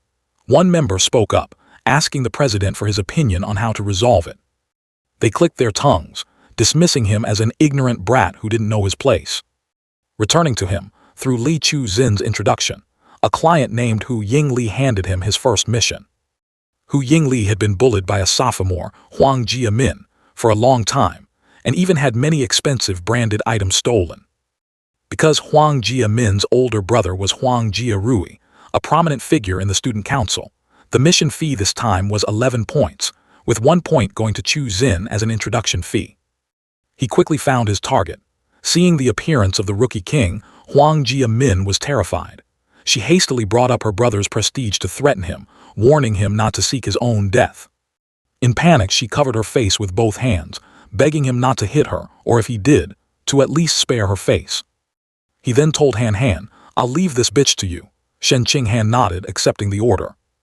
Huang Jiamin still hadn't stopped screaming, threatening that if she lost even a single hair, her brother would never let them off. She struggled desperately, Right at that moment, Huang Jia Rui, a muscular stage 7 warrior, appeared and roared, asking who dared to touch his little sister. Seeing her brother, she immediately changed her tune, crying and falsely accusing Lin Zichen of assaulting her for no reason. Huang Jia Rui glared fiercely at Lin Zichen, warning him not to think he could do whatever he wanted just because he was invincible among the freshmen. He declared that he would let it go if he stopped now, otherwise he wouldn't show any mercy. The surrounding crowd whispered, assuming that even people from the student council wouldn't dare offend the rookie king, and that this battle would likely end peacefully. However, his gaze remained firm as he coldly ordered Han Han, "Continue." Without a shred of hesitation, Shen Qinghan immediately dashed forward to execute her task. Huang Jia-min screamed and cried in terror, calling for her brother to save her. But Shen Qinghan closed in at extreme speed, using her spiritual energy to envelop the opponent. Huang Jia-min felt her entire body tremble, completely paralyzed and unable to move. Seeing this, the furious brother also charged in, cursing that they were courting death. At that exact moment, he released a terrifying aura. The horrifying pressure forced those intending to rush forward to retreat in fear, wondering if this was the power of a high-tier life form. Even Huang Jia Rui was crushed to the ground by this pressure. In his heart, he shockingly realized that Lin Zichen must definitely have an elite expert backing him up. Meanwhile, Shen Qinghan unleashed a barrage of punches and kicks on her opponent without restraint. As a result, Huang Jia-min was pitifully kicked away into a corner. Both of the Huang siblings were completely knocked out, with the brother still bewildered, not understanding what had just happened. That night, Huang Jia Rui returned and reported to his peers that the biological pressure definitely came from a high-tier powerhouse, which explained why Lin Zichen was so arrogant. Zhou Zuhong spoke up, advising everyone to temporarily stay away from Lin Zichen to observe the situation. He emphasized that they should try to avoid fighting him to prevent unnecessary trouble. Elsewhere, Ma Zhenhe was reporting to Principal Yuan about the chaos in the dormitory area caused by Lin Zichen's disruptive antics. He wondered if the establishment of the mercenary service was the principal's intention. The principal replied that it was not. However, the principal seemed quite amused by his methods, believing that the student council structure had been too rigid for a long time, which was detrimental to the school's development. Hearing Vice Principal Yuan Dongjai say this, Ma Zhenhe couldn't help but shiver in fear. Meanwhile, 2,000 meters underground in Shanghai City, the biological passage at origin point number 36 had finally stabilized. The transportation of mutant beasts from the origin area began. However, currently, only low-tier species could be transported. Since the newly opened passage hadn't been firmly reinforced, the intrusion of high-tier creatures would easily cause it to collapse. Everyone was ordered to maintain high concentration, as a single minor mistake could result in being sucked into the spatial void and torn to shreds. Then, a person began casting a spell toward the gate. He commanded the gate to open. Space began to tear apart. The pressure radiating from within grew increasingly immense. Monsters from inside started flooding out like a torrent. When the number reached over 300 ordinary mutant beasts, a subordinate immediately asked if they should continue. Noticing a slight instability in the passage, he immediately ordered the gate to be closed. But unexpectedly, a hand firmly blocked the closing doors. It refused to let the gate close, making the situation incredibly critical. Faced with this situation, Lord Qishen warned everyone to prepare for a fierce battle. It was none other than the Jiu Wei Yaohu. The nine-tailed fox appeared, looked around, and wondered if this was the legendary Earth. Returning to my perspective, thanks to the word of mouth from previous missions, my side hustle took off like a kite in the wind. On average, I received more than 10 orders a day. And in just half a month, I had completed over 200 orders, accumulating more than 3,000 points. Many praised me as the light of justice, the one who stood up to rectify the campus environment. But there were also cynics who mocked me, saying I was just a point-hungry merchant. I didn't care about the gossip. The only thing I cared about was the points I earned. In a corner of the courtyard, Han Han was smiling and waving to everyone. "Hello, Han Han here." Yang Kaiyan appeared looking battered and bruised, speaking with a slur. "Hello. Goodness, what happened to your face?" "I just tripped while walking, that's all." Ma Ziwei immediately exposed him. This idiot tried to copy your fiancé by taking commissions, and as a result, he got beaten to a pulp by the student council. Those damn student council bastards only dare to bully me. They've never dared to lay a finger on Lin Zai-chen. They really are a bunch of bullies who prey on the weak and fear the strong. Just wait, when I get stronger, I'll definitely settle the score with them. Ma Ziwei poured a bucket of cold water on his dreams while treating his wounds. It's not like you're the only one getting stronger. Your talent isn't any better than theirs anyway, so it's best you forget about it. That actually makes sense. The freshman tournament was about to begin. First, we needed to properly nourish our bodies before even thinking about competing. The opening day of the freshman tournament had finally arrived. Han Han and I put on an excellent performance, overcoming all obstacles and effortlessly securing our spots in the top 8. The dean of the Mechanical Academy couldn't hide his surprise. I can't believe Shen Qinghan made it to the top 8. Compared to the qualifiers, her progress is absolutely phenomenal, truly astonishing. It's just a pity that her opponent this round is Ma Ziwei, otherwise she would definitely have a chance to enter the semifinals. The loudspeaker announced, "The match officially begins." Both Ma Ziwei and Han Han simultaneously unleashed an overwhelming aura to clash against each other. Ma Ziwei immediately moved with the speed of a hunting cheetah to launch an attack. She's making her move. Her speed is incredible. At the same time, Han Han remained motionless, secretly executing a blood chi manipulation technique. Instantly, Ma Ziwei felt her head spin, her limbs growing weak and unable to move. What the hell was happening? The blood chi in her entire body seemed to be manipulated by an invisible force, falling into absolute chaos. Ma Ziwei could only watch helplessly, inwardly horrified. To think Han Han's proficiency has reached such a terrifying realm. Seizing the opportunity, Han Han dived from the air, delivering a devastating kick. The full-force kick sent Ma Ziwei flying out of the arena. How could this be possible? Witnessing his daughter's crushing defeat, Ma Zhenhe cried out, "Wei Wei!" Liu Chuanwu, on the other hand, maintained a look full of suspicion. What was the deal with these childhood sweethearts? It was obvious that both of them came from very ordinary backgrounds, so why did they possess such innate talent? Even Han Han herself couldn't believe her victory. Did she really take down Ma Ziwei that cleanly? 10 minutes later, the semifinals officially began. The opening match was a showdown between Lin Zai-chen and Shen Qinghan. "Zai-chen, we've known each other for so long, and this is our first chance to exchange pointers in the arena. Please go easy on me." The bell rang, officially kicking off the match. The moment Shen Qinghan launched a kick, he casually swatted it away with his hand, not forgetting to comment like a coach. "Ah, if you had punched there, you would have scored. Using your leg was a bad move, babe." The angle of this strike wasn't precise enough either.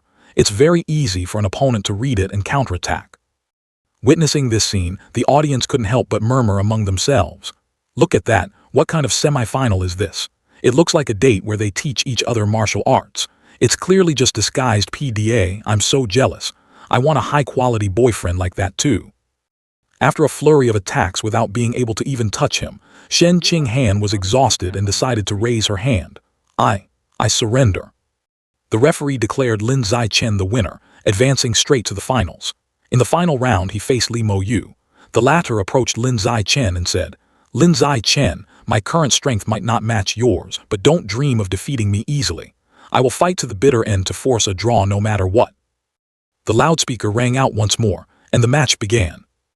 Li Mo Yu's body immediately underwent a violent transformation, turning into an imposing giant ape. Without any hesitation, he charged straight at his opponent. He unleashed a lethal kick that sent him flying out, coughing up blood. The MC shouted in excitement, "Another instant kill! This Lin Zai-chen's physique is truly heaven-defying. With such terrifying strength, perhaps he can truly make a name for himself on the path of pure-blooded humans. He really cannot be underestimated." The MC officially announced Lin Zai-chen as the final victor. Yuan Dongjai stood up and grandly declared, "This year's freshman martial arts tournament has concluded successfully. With the top 8 please remain to receive your rewards." At the same time, the top 5 will participate in a special training camp during this year's winter break. The ceremony will be held at the Nanjiang Military Region Headquarters, which is also the unit responsible for guarding Origin Point number 36. The training camp will officially begin in 10 days. Attention everyone, Gather at 7 a.m. on the day of departure in the main lobby of the administration building. I will personally drive you there. He thought to himself, the military region guarding the origin point. The scene shifted to an entirely different place. Looking down from above, the Jiu Wei Yao Hu spoke. The subordinates of the divine cult have been rooted on earth for a long time. They must have seen quite a few outstanding men. My descent to this world this time is precisely to find a satisfactory slave. A masked individual immediately presented an image of him. Fairy, this young man perfectly meets all of your criteria. Not only does he possess an extraordinarily handsome appearance, but his physique is also exceptionally robust. The Jiu Wei Yao Hu looked at him with a lustful gaze, then ordered her subordinates to report in greater detail about this person's situation. As for him, the beginning of winter break was also the time to set off for the military zone to participate in the special training. Principal Yuan personally escorted the 5 of us via helicopter, flying directly to the military headquarters in Nanjing province. This special training wasn't just limited to the 5 students from our Shanghai University. It also included the top 5 students from Jingdu University, and even young members from the Machine God Corporation and the military region. Quick, look at that armor. I heard its combat power is no less than that of rear-tier powerhouses. Rumor has it that this thing was manufactured by the Machine God Corporation, named after each city in Nanjing province. From a distance, someone called out their names loudly, Zai Chen, Zio Han. A young man in mechanical armor approached. Han recognized him at first glance as Zhang Kai. Are you two also representing Shanghai University in this special training? That's right. It goes without saying for Zai Chen, but Zio Han, I still vividly remember in middle school when you would be out of breath after running just a few laps around the field. How on earth did you make it into the top 5 freshmen of Shanghai University and even represent the school for special training? He chimed in to speak for her. Han's gene fusion compatibility is sky high. She was also the top scorer in the provincial college entrance exam in Nanjing. After fusing genes, her strength improved leaps and bounds. Formidable indeed. Even Zio Han has become so impressive. Zhang Kai, you're no slouch yourself. Being able to represent the Machine God Corporation is enough to show that you're no ordinary person either. Zhang Kai proudly showed off the weapon on his arm as he spoke. My compatibility with mechanical modifications is extremely high, so I frequently collaborate with the Machine God Corporation in experimental projects to enhance my power. I have some business to attend to later, so excuse me for leaving first. Let's meet again tomorrow at the training ground. All right, see you tomorrow, bye. From afar, Luo Yang Jian walked over and suggested, it's getting late, how about we grab lunch at the cafeteria and then go for a stroll around town for a bit? Not long after, everyone had gathered at the cafeteria. Han showered praises as she ate. Zai Chen, this dish is so delicious, it totally beats the food at our school. Zai Chen, try a bite of this. He didn't refuse, eating it naturally. The taste was indeed excellent. The other 3 watched the scene, unable to suppress their internal annoyance. Damn it, is this couple publicly force-feeding us dog food? Li Moyu also pursed his lips playfully and said, Zai Wei, feed me a piece of tofu. I also want to know how wonderful it feels to be fed by a beauty. But the only response he got was a blunt scram. While Li Moyu was still joking around, someone suddenly called his name. Li Moyu muttered, enemies truly do cross paths on narrow roads. It turned out to be the traitors from Jingdu Academy. Li Moyu sprang up, shooting a contemptuous glare at the two useless scrubs who were trampled under my feet throughout high school dare to call anyone a traitor. Qin Chuan coldly retorted, Li Moyu, do you think it's still high school? The moment you decided to enter Shanghai University, your fate was sealed to be left in the dust by Gao Mu and me. Li Moyu, if you've got the guts, let's step outside for a duel. HMPH, that's exactly what I wanted. Witnessing the 2 sides agreeing to settle things outside, the bystanders became excited. A good show is about to start. Let's go watch, everyone. Jingdu University's genius versus Shanghai University's genius. Stop eating, hurry up or you'll miss it. Outside, Li Moyu was already standing on the challenge arena. Why don't both of you come at me at once to speed things up, so I don't have to waste time dealing with you one by one? Qin Chuan smirked. No need, Gao Mu alone is enough to handle you. Gao Mu quickly jumped into the ring. Upon seeing his opponent, Li Moyu immediately activated his giant ape state. Haha, still my defeated opponent. The title of eternal 3rd place was truly made for you. Inwardly, Mo Yu thought to himself. Last week at home, I successfully fused the genes of the Shadow Knight cat, covering my weakness in speed. How could this guy possibly have a chance of winning against me? Unexpectedly, a thick and sturdy layer of scales suddenly grew on Gao Mu's arms this time. He observed and realized. This person has fused the genes of a flying armored earth dragon, an earth attribute mutant beast with extremely tyrannical defensive capabilities. An ordinary stage 9 flying armored earth dragon can even withstand a full-force punch from a higher-tier magicide giant ape. The battle in the arena erupted. Mo Yu's continuous flurry of punches was constantly and effortlessly blocked by Gao Mu. And so, the attacks became increasingly intense, yet they still couldn't pierce through the opponent's impenetrable defense. Why is this guy so tanky? He's like an immovable block of iron. Watching the match, Han couldn't help but wonder. Zai Chen, these two seem evenly matched. If this tug-of-war continues, I'm afraid it'll end in a draw. However, he immediately asserted, that won't happen. That guy Gao Mu from Jingdu will definitely win. He's still hiding his trump card. There's another type of mutant beast gene inside his body that hasn't been activated yet.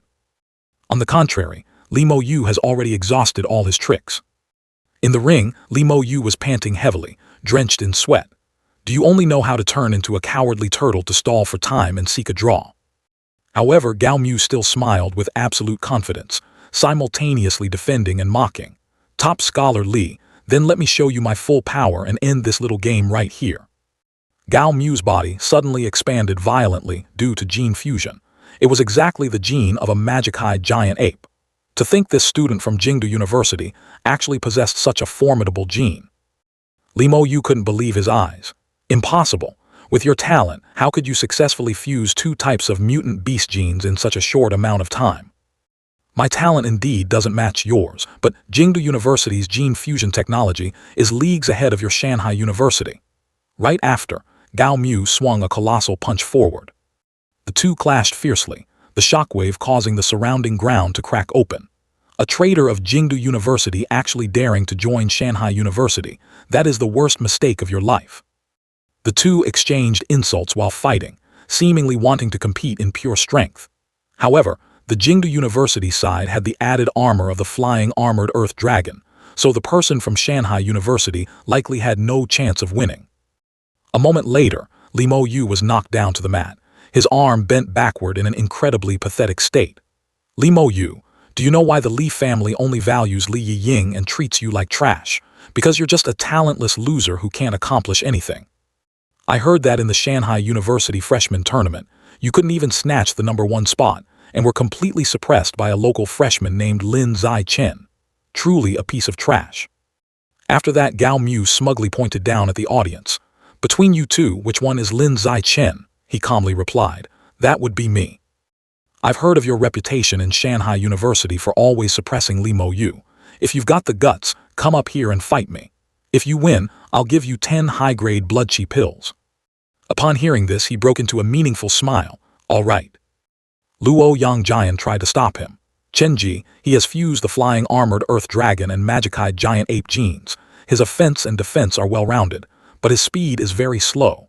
You shouldn't confront him head-on. Those with low-tier gene fusions can't maintain their activated state for long. Just use your speed and agility to wear down his stamina, and you can beat him. Seeing him jump into the ring, Gao Mu smiled triumphantly. I heard you're still stubbornly following the path of pure-blooded humans instead of the highly promising gene fusion. Shanghai University really only raises a bunch of fools. He thought to himself that as long as he defeated Lin Zai Chen, the one holding down Li Mo Yu, he would show his opponent the disparity in their levels. Meanwhile, he remained incredibly nonchalant. Cut the crap, let's just start. Gao Mu aggressively charged at him with a face full of arrogance. He immediately displayed terrifying speed, moving so fast that he left behind afterimages. He threw a punch carrying the might of a thunderbolt. Even though Gao Mu managed to pull his arms back to defend, the sturdy scales were shattered to pieces by his punch. The next attack landed squarely on his face, busting his mouth and sending fresh blood spurting everywhere. He was sent flying out of the ring, his armor completely mangled. Luo Yangjian's jaw dropped in shock. A single move, Lin Zai Chen is truly too heaven-defying. Qin Chuan's face suddenly turned deathly pale. His own strength wasn't much greater than Gao Mu's, yet Gao Mu had been taken down by Lin Zai Chen in a single heartbeat. If it were him, he probably wouldn't even last 2 moves. Someone from below excitedly jumped into the ring. I thought this year would be a showdown between the military region and the geniuses from the Machine God Corporation. I never expected Shanghai University to produce a monster like you. I am Zhao Yuanzhang, 19 years old. This year, I am representing the military region in this special training, and I really want to spar a match with you. He replied that exchanging pointers was fine, but if there was no reward, he didn't want to waste his energy. Zhao Yuanzhang immediately grew eager. I have a spirit fruit worth 1.5 million which has the effect of enhancing blood qi. If you win, it's yours. With a single glance, he saw through his opponent's strength, just an ordinary stage 8 martial artist, something that could be settled with one kick. I definitely can't pass up this spirit fruit. Well then, come on. Just as the two were preparing to fight, someone spoke up from afar.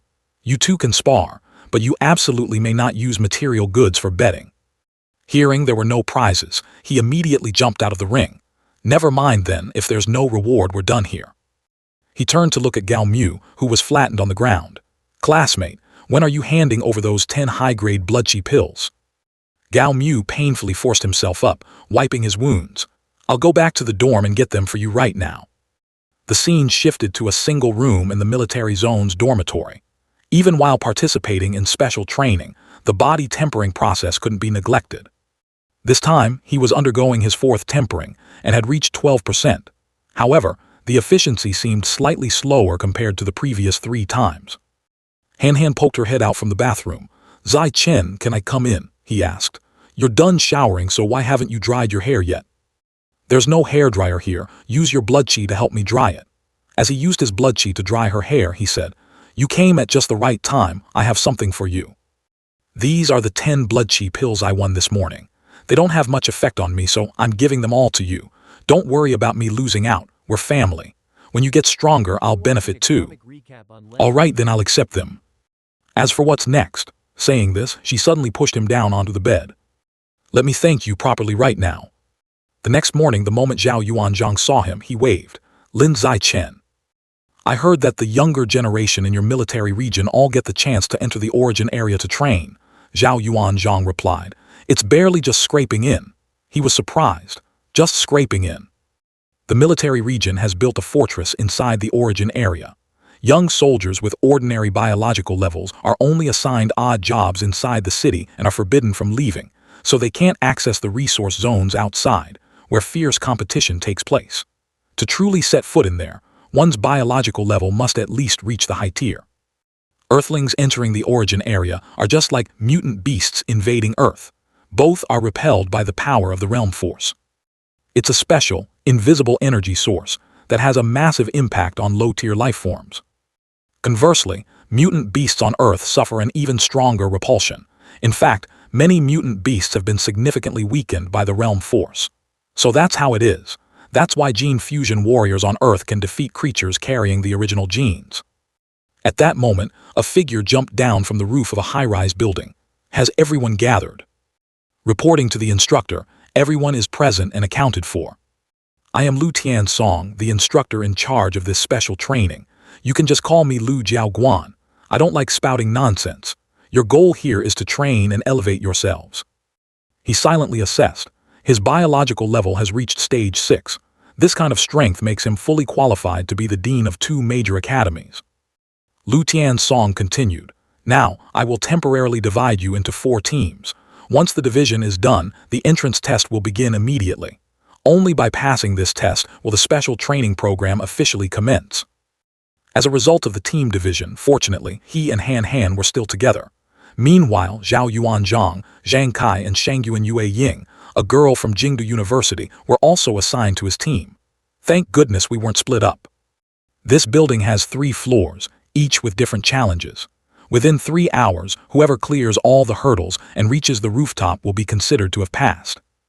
The first floor has 4 walls, each with a door. You will participate in teams, with each team entering a different door. That is all you need to know. I wish you success in passing the test. Begin. Saying that, the instructor jumped straight to the top of the building.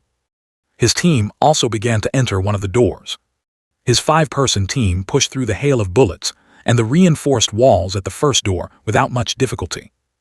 However, while the other 3 teams had already reached the third door, his Team D was just lagging behind as they stepped into the second door, falling quite a bit behind. The second door was a battle of wits playing rock, paper, scissors with an AI. Win once, the door opens 2 centimeters more. Draw, it opens 1 centimeter more. But if you lose, the door closes by 3 centimeters and you suffer an electric shock penalty. An announcement rang out. You have lost. Penalty, 1 electric shock. After realizing this game followed no set pattern, he removed a glass window pane and used it as a direct mirror to force continuous draws until they cleared the second door. However, upon setting foot in the rest area on the third floor, the whole team was astounded. What? The other 3 teams have been completely wiped out. Now, only his team remained, having just scraped past the second door. At this moment, his danger intuition suddenly flared. The other 3 teams were eliminated in the blink of an eye, proving that the third door is not simple at all. I have to use my danger perception to probe ahead first. The third door consisted of 4 rooms, each guarded by a combat robot. Looking at the traces left by the previous 3 teams, one could see that this robot didn't just have formidable defensive capabilities, but its offensive power was also extremely tyrannical. When the door opened, he spoke up to remind everyone, "Let's go in now." Upon entering, everyone looked up. Is our opponent for this third door that robot? The robot quickly directed a menacing glare down at his team. Everyone, be careful. The enemy gave no one a second of rest, beginning to fire frantically. These are all heavy armor-piercing rounds. Absolutely do not get hit, or even your bones will be blown to dust. Let's just wait for it to run out of bullets, and then we'll charge forward together. Wait until pigs fly. That robot has a massive ammunition depot. We must take the initiative to act before this shelter gets leveled by it. Shangyuan Yue Ying from Jingdu University said tremblingly, "Why don't we just give up? The others all failed miserably, so we probably have no chance of passing either. Even if the chances are slim, we absolutely cannot give up. Otherwise, we'll definitely get chewed out mercilessly by the instructor. Let's just give it a try. Who knows, maybe we'll get through." Han Han still placed her complete trust in him. As long as Zai Chen is here, everything will definitely be fine. Lin Zai Chen and I are in top condition, so we'll be responsible for the main assault. Zhang Kai and the 2 girls will handle support from the rear. Let's move. With those words, he and Zhao Yuanzhang immediately charged straight forward. Zhang Kai, quickly fire some thermal smoke grenades to buy us some time. A dense purple smoke screen engulfed the robot. Once we hide in this smoke, its thermal sensors won't be able to detect our positions at all. Han Han, quickly use your ability. I'll find a way to hinder its movement speed. She used her spiritual power to manipulate the fluids inside the robot, causing a malfunction that made all of its movements and reactions sluggish. As for me, I'll step out to draw its fire toward myself. Realizing the golden opportunity had arrived, Zhao Yuanzhang clenched his fist tightly. He threw a thunderous punch straight at the robot's head. However, its armor was so tough that it couldn't be breached. Hurts like hell. It felt like the bones in his hand were about to shatter. Immediately, he also lunged forward with a powerful elbow strike. Closing in, he unleashed a heavy kick that forced the robot to stagger back a few steps. Even ordinary Stage 8 strength can't phase it, which proves that its combat prowess has reached the absolute peak of Stage 8. Zhao Yuanzhang shouted a warning. This robot's defense system is ridiculously tough. We have no way to break through. We need to find a way to recover first. But just a few seconds later, the wall right next to Zhao Yuanzhang collapsed.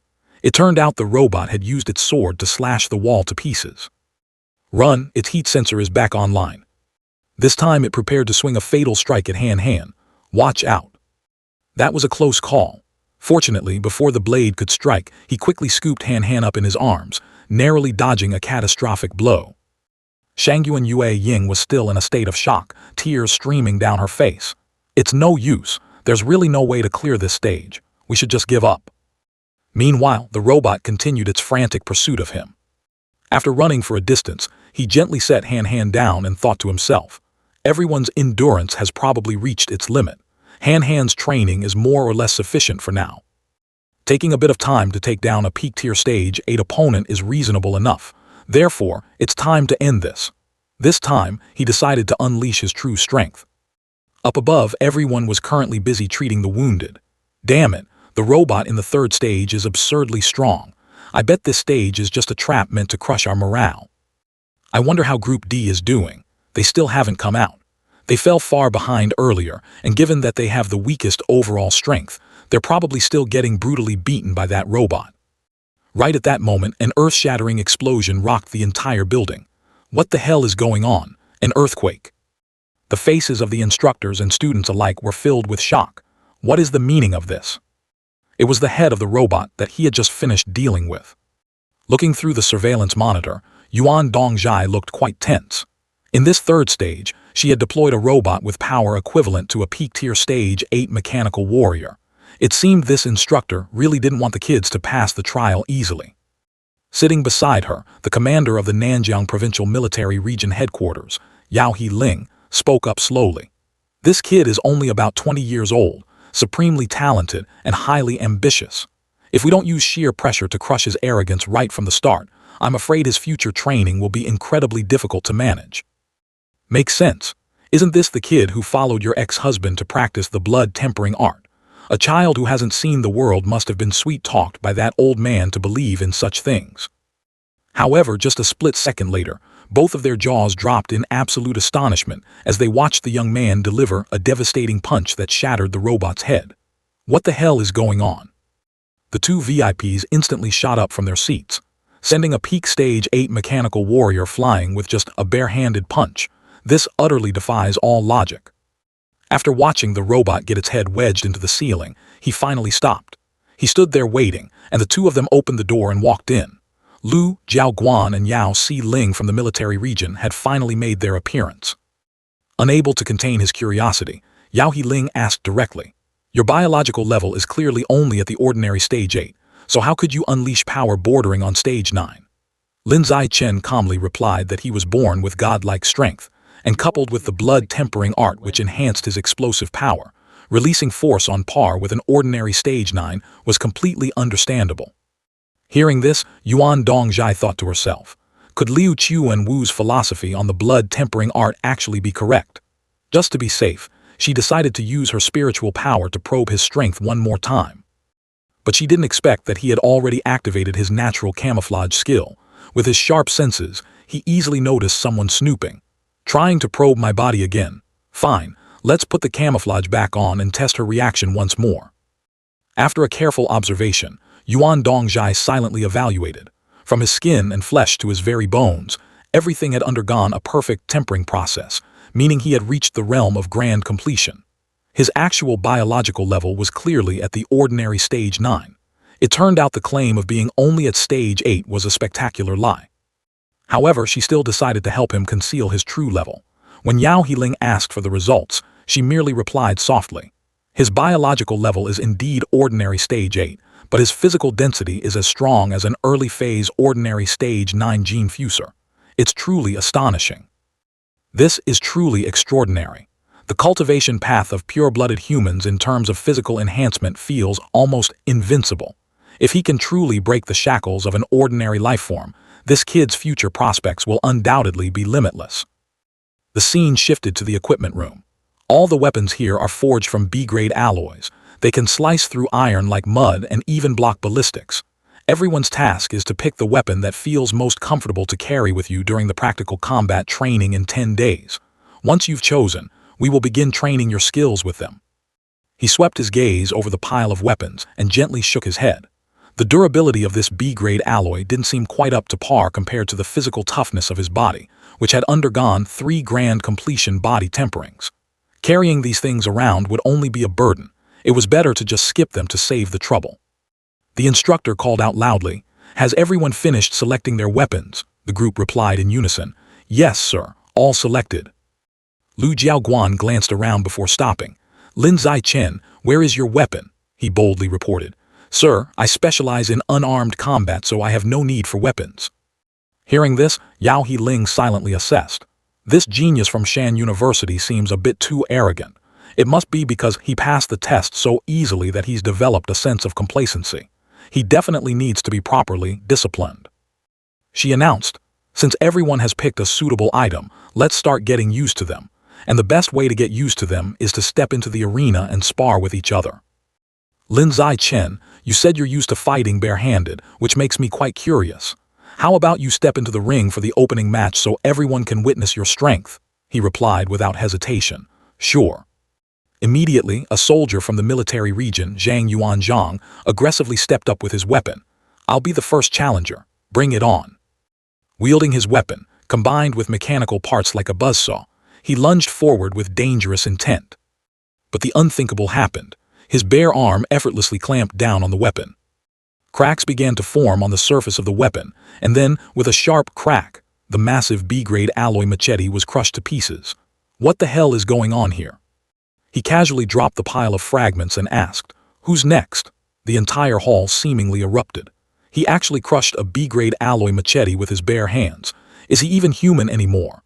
This is beyond imagination. Has this guy's body been forged into a divine artifact?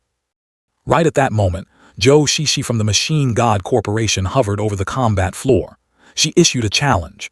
If B-grade weapons can't hurt you, do you dare to test yourself against an upgraded armor-piercing bullet? Sensing the thick, tense atmosphere, Zhang Kai hurriedly leaned into Lin Zai-Chen's ear, trying to stop him. Don't be foolish enough to accept this insane challenge.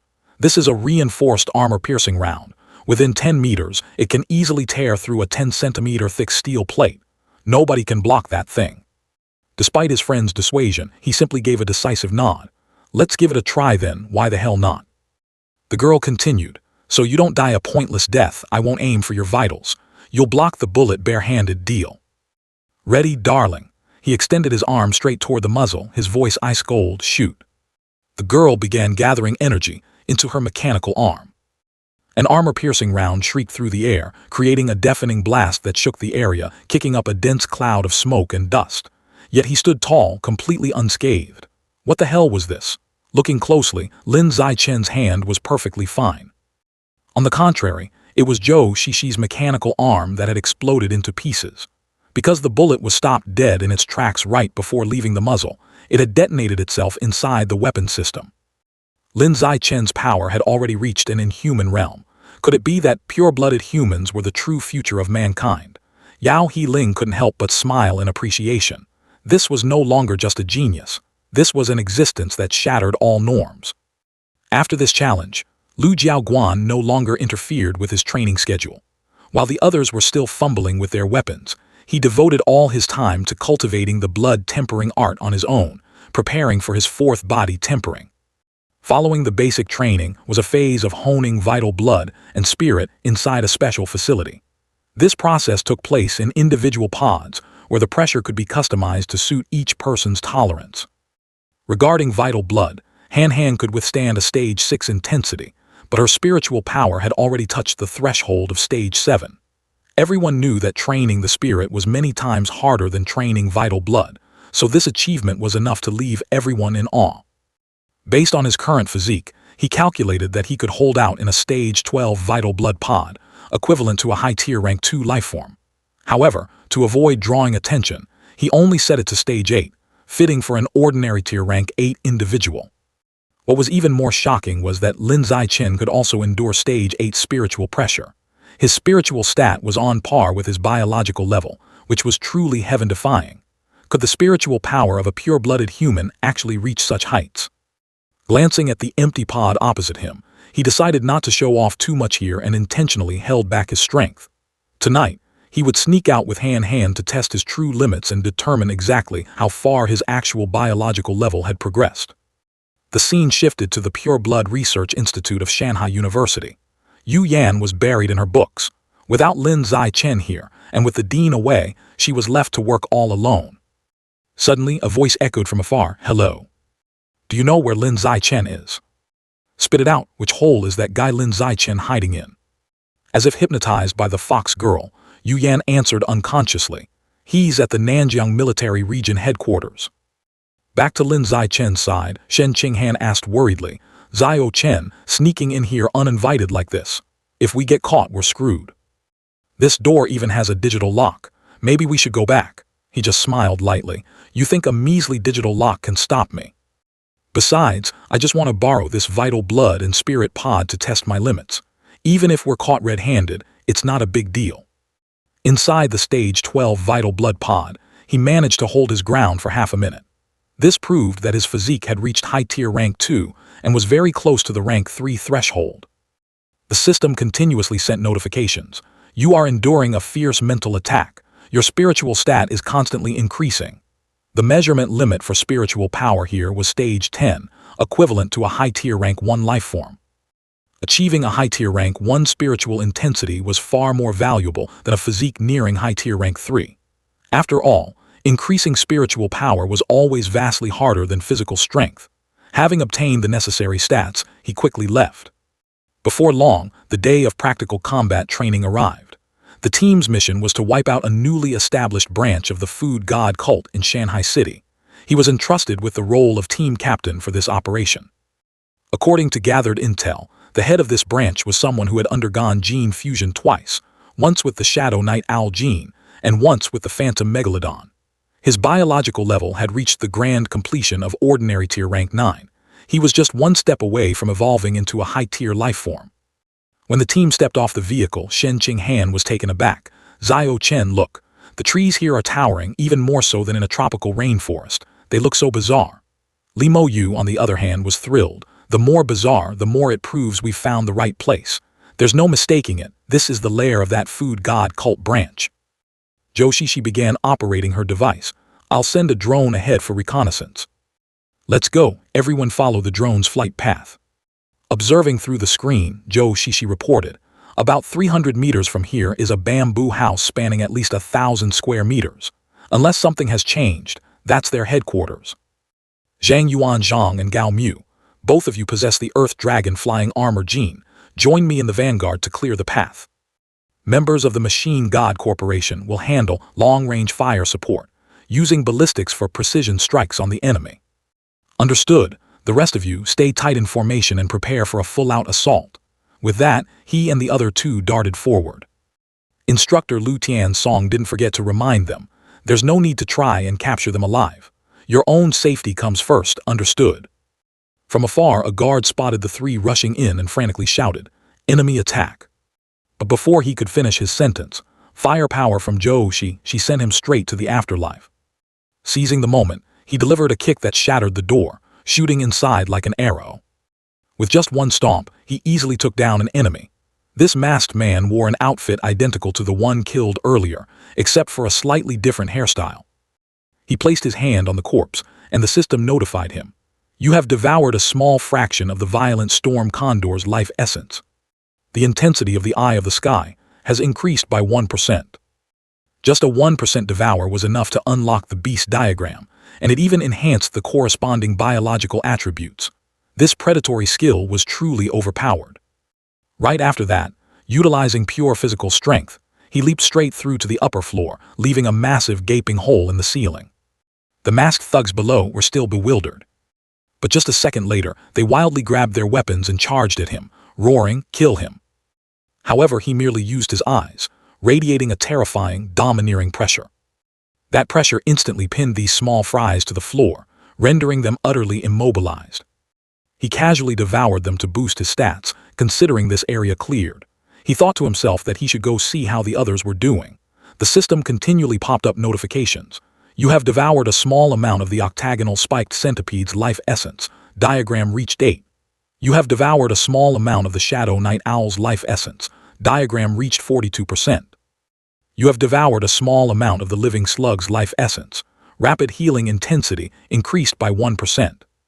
Right at this moment, he suddenly sensed a lurking danger threatening his teammates. They seemed to be facing an incredibly strong opponent. This guy's biological level is already at ordinary tier rank 8. Everyone be careful. I can't hold on much longer, give me some backup. He's not dead yet, hit him with another strike. As for the cyborg group, they were still pouring everything into long-range bombardment. Feeling the violent tremors, he couldn't help but be amazed. It seemed their side held the upper hand. However, the whereabouts of the branch leader, the one with a grand completion rank 9 biological level, remained a mystery. Even the bamboo house began to shake violently, threatening to collapse. He immediately jumped outside to assess the situation. This was bad. This massive stretch of land seemed to be swaying. Could this giant tree actually be moving? What in the world is happening? Everyone run. When everyone made it outside, they were met with an increasingly dense swarm of vines, seemingly trying to block every escape route. Oh no, these vines have woven into a giant cage, trapping us inside. This is clearly a trap and we've walked right into it. However, he noticed that this wooden cage had also trapped the members of the food god cult. The top priority now was to subdue them and uncover the truth. Acting on his thoughts, he dashed toward the cultists, launching a dizzying barrage of continuous kicks. Having successfully subdued them, he grabbed one by the collar and interrogated him. "Speak. What's the deal with this plant cage? Tell the truth and I'll spare your life." The thug trembled as he replied, I'll talk. These huge trees are actually—" Before he could finish his words, a sharp branch impaled his body from the inside. He seemed to have become nutrients for the tree, as roots began to burst out from his body. Witnessing this gruesome scene, he thought, could this be the vicious method the food god cult uses to control its followers? High above, two silhouettes observed everything. The man had a high tier rank 6 biological level, while the woman had reached the grand completion of ordinary tier rank 9. The man remarked, "A genius, truly a peerless genius among his peers. With talent like this, if he were to join the food god cult, his future would be limitless, free to pursue evolution to incredible new heights." This was bad. These two had actually set up such a trap. It seemed their true target was him. Instructor Lu Tiansong looked up warily. He could sense that the masked man possessed terrifying power. If this continued, a tragedy was bound to happen. He instantly roared, "The situation is extremely critical. Everyone evacuate immediately. I'll stay back and hold them off." He took the initiative to lead. "Everyone follow me." "Where do you think you're going?" The man lightly snapped his fingers, and countless thorn-covered vines shot out from his position like a raging storm. Screams for help echoed out. "Save me, I'm tied up." "Instructor, I'm tangled up too. Save us, instructor." Seeing his students suspended in the air, the instructor's heart burned with anxiety. He thought to himself that playing defensively like this was not the answer. Only by eliminating the ringleader would everyone have a chance to escape. He instantly transformed into a fierce tiger, charging forward to shred the vines. However, just as he leaped up, a barrage of new vines swarmed to entrap him. The man continued to control them casually. "Is that all? This is my domain. Dealing with small fry like you is a piece of cake." The instructor had to constantly fend off the dense thicket of thorny vines, unable to get anywhere near his target. "Bastard, I'll risk my life to take you down." This time, the instructor decided to fully activate his mutant beast genes, pushing his power to the absolute maximum.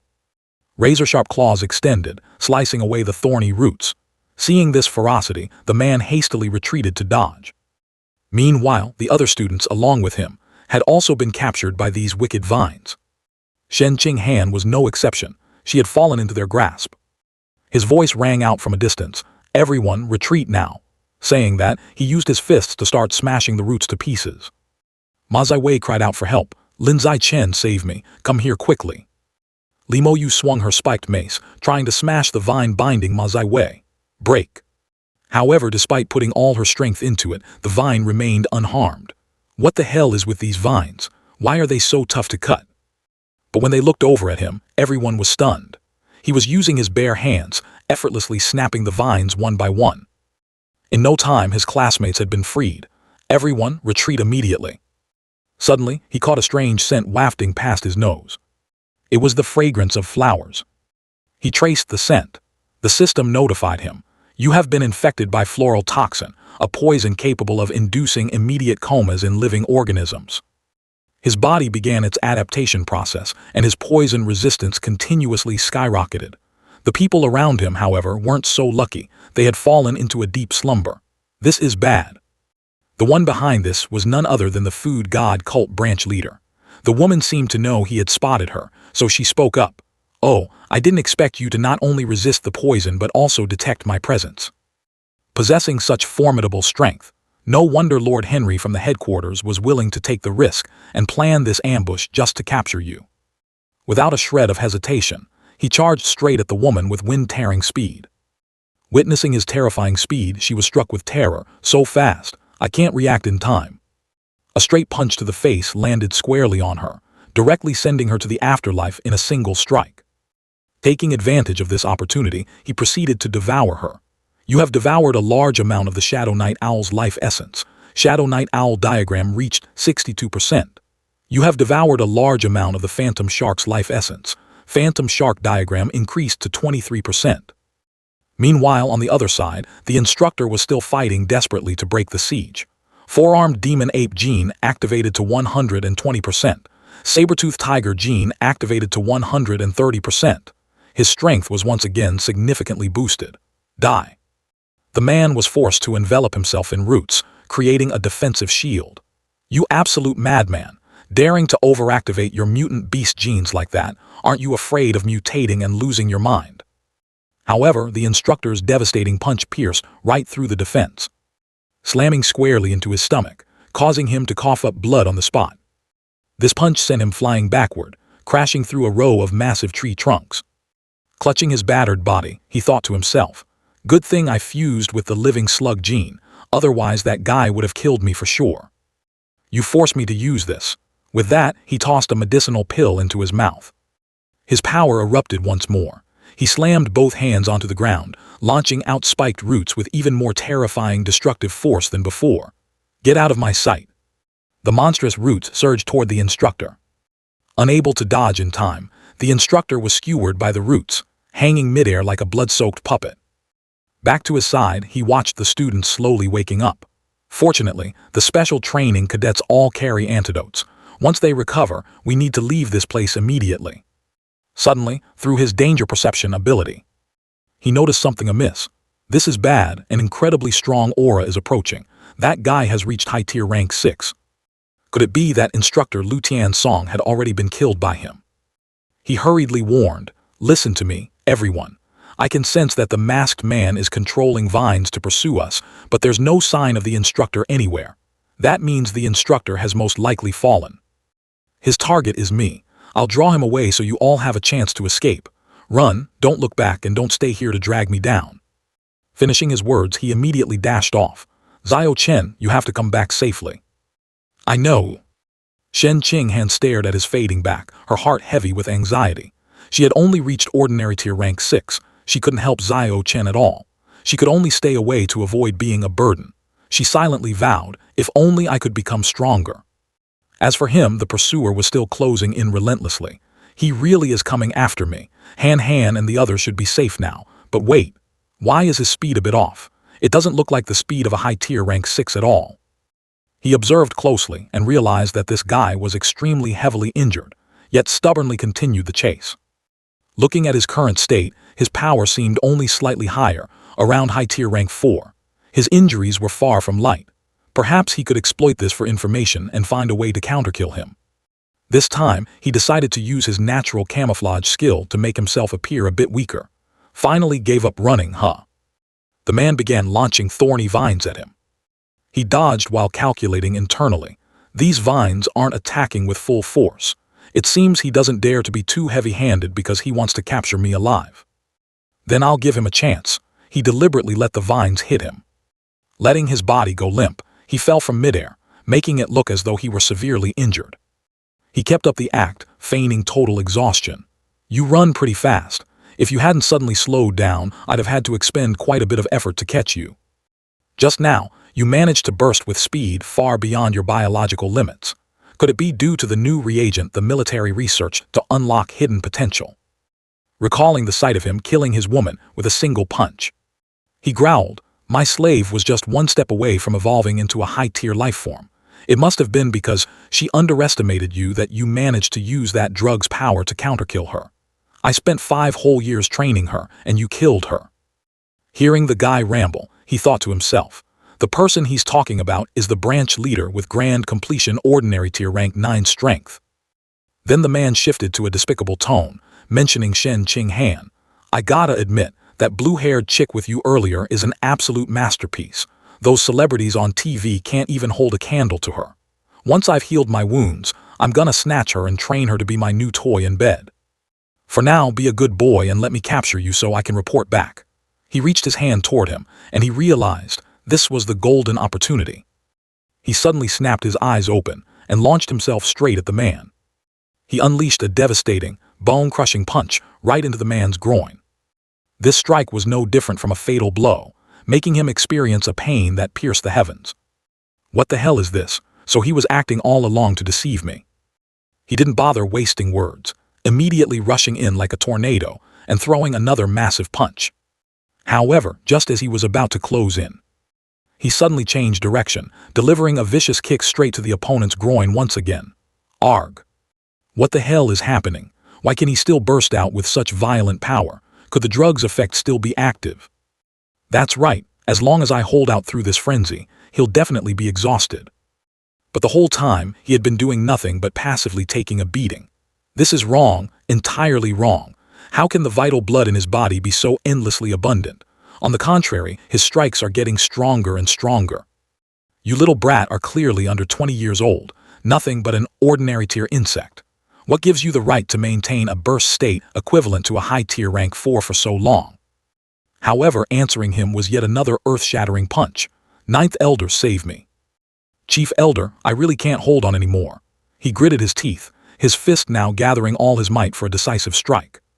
A direct blow sent the man flying backward into the air like a punching bag. As he crashed to the ground, the mask hiding his face shattered into pieces. Now his entire body lay motionless, drained of any strength to move. But he didn't stop, continuing to vent his fury on the corpse. Done spouting your nonsense, missing your bed toy, then I'll send you straight to hell to reunite with her. A notification panel appeared. Do you choose to devour? Hearing this prompt, he could finally breathe a sigh of relief, certain that the man was dead. This guy is finally really dead. He immediately reached out and confirmed the devour option. Congratulations, you have successfully unlocked the wood spirit diagram and obtained the Lord of the Forest biological attribute. With this ability, you can consume spiritual power to manipulate all surrounding plant life. Next, you have unlocked the Nine Springs Soul Bell diagram and acquired the high-tier spirit biological attribute, significantly boosting your spiritual power. He panted heavily as he looked at the cold corpse. All the attributes he just received were related to spiritual power. It seemed this guy was originally a mage type, which explained his frail physique, giving him the perfect opportunity to pull off this spectacular cross-level counterkill. Just then, he heard another voice echoing from afar. To take the life of a high-tier rank 6 powerhouse with just an ordinary tier rank 9 physique. I didn't expect such an outstanding genius to appear on Earth. It seems this scheme was truly worth the effort. He looked up at the silhouette standing atop the tree. Could this be the rumored Ninth Elder? Suddenly, several vines whipped forward, tightly binding Lin Zichen in the blink of an eye and pinning him to the spot. I'm screwed. This pressure makes me completely powerless. Judging by this aura, the opponent had to be at least a rare-tier powerhouse. The masked man spoke up. For Earth to produce a genius like you, I'm truly surprised. Just in the nick of time, a barrage of water blades shot in from the side, razor-sharp and tearing through the wind, slicing the vines binding Lin Zichen into pieces. The masked man was stunned. Yuan Dongjai, why are you here? At this moment, Yuan Dongjai was hovering in midair, her aura overwhelming heaven and earth. She spoke coldly. Ever since Lin Zichen shined in the military district, I knew full well your food god cult wouldn't sit still. So I secretly followed to protect him, waiting for you to fall right into the trap. Hearing this, the masked man sneered, beating me at my own game. Interesting. But to deal with a woman like you, I alone am more than enough. Arrogant, do you think it's still like the old days? Right now, I am no weaker than you. As soon as she finished speaking, the water currents beneath her feet suddenly swelled dozens of times over, splitting into countless water blades that densely covered the sky. Attack for me, the masked man roared. From the forest below, countless vines shot up into the sky, blocking and parrying all the water blades. Lin Zichen smelled danger and immediately turned to slip away. Take this chance, let's run, lest we become collateral damage in a battle between rare-tier experts. Yet, having only run a few steps for his life, he suddenly looked in a certain direction. It turned out that Lu Jiaoguan was tightly entangled by thorny vines. Lu Tian's song cried out for help. Is that Zichen? Come here and give me a hand. Without hesitation, Lin Zichen immediately activated his Lord of the Forest talent, taking the opportunity to test the power of his newly acquired attribute. Seeing the swarm of vines suddenly go limp and release him, Lu Tian's song asked in bewilderment, strange. Why did these vines automatically retreat? Lin Zichen smoothly made up an excuse. When we clashed with that masked guy earlier, he was already beaten black and blue. I took the chance to ambush him and send him straight to heaven. Since he's dead, his skills naturally vanished. Lu Tiansong didn't ask further. If that's the case, we can't delay any longer. Let's quickly gather the rest of the people and get out of here. Lin Zichen nodded in agreement. Over a minute passed, and the two finally dragged themselves out to the edge of the forest, coming face to face with Shen Qinghan's group. Catching a glimpse of Lin Zichen's figure, Shen Qinghan immediately rushed out to welcome him. You finally came back safely. She sobbed, I was so scared earlier, scared that I wouldn't have the chance to see you again. From now on, let's never be apart, okay? Lin Zichen hugged and comforted her. All right, we won't be apart anymore. At the same time, Ma Ziwei walked over and asked caringly, are you hurt anywhere? Before Lin Zichen could even open his mouth, she shoved a medicine bottle straight at him. I have a great restoration pill, just take it and use it. Lin Zichen immediately declined. Thanks for your good intentions, but I'm not injured. I don't need it yet. Ma Ziwei stubbornly stuffed the medicine bottle into his hand. Just keep it in your pocket, save it for when you need it later. Seeing this, Lin Zichen shouted loudly, everyone is here, let's get in the vehicle and leave this place. This area is full of danger. A rare tier expert from the food god cult is fighting Vice Principal Yuan. If we linger, we'll definitely bring disaster upon ourselves. Hearing this, everyone was dumbfounded. A rare tier expert, Vice Principal Yuan also joined the battle, but why hasn't there been any sign of the people from the military district yet? Just when everyone was settled in the vehicle and starting the engine to speed off, an incredibly graceful silhouette suddenly loomed right in front of them. Oh no, instructor. There's someone ahead. To be able to quietly appear in a place like this, the newcomer definitely has ill intentions. Everyone, hold on tight. As soon as Lu Tiansong finished speaking, he slammed on the gas, and the vehicle shot forward. The crowd was in an uproar of shock. She disappeared. That fox-eared woman suddenly disappeared. Where did she go? Lin Zichen broke out in a cold sweat, feeling uneasy as he thought to himself. I can't sense her presence anywhere. Even Lu Jiaoguan, an advanced rank 6, can't sense it. The level of this fox-eared girl is probably higher than an ordinary rank 6. Are you looking for me? An unfamiliar voice rang out. She was already looming on the roof of the vehicle. Lu Tiansong transformed into a giant tiger, lunging forward with a snarl. Who exactly are you? The fox-eared girl's eyes flashed with a strange purple light. Lu Tiansong was hit by the move, and his expression instantly became sluggish and dazed. Get out of the car, the fox-eared girl spoke, and Lu Tiansong obediently followed. The girl shifted her target. Except for Lin Zichen, everyone else get out of the car for me. I have no interest in you, the group muttered in panic. What should we do? Listen to her, run quickly. Even Lu Jiaoguan is not her match. Is she also from the food god cult? Let's get out first and then figure it out, just as Lin Zichen said. Lin Zichen's expression remained unchanged as he said coldly, she's targeting me. You guys get out. Take care of yourself.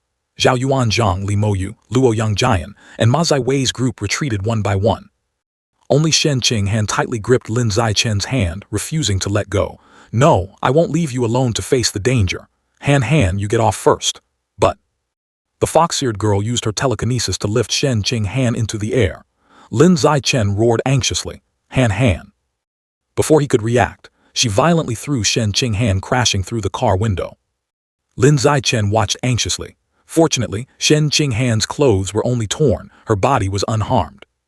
The fox girl leaned close to Lin Zichen, smiling. Next, it's just the two of us, my bed slave. Your powerful physical talent and handsome appearance really suit my taste.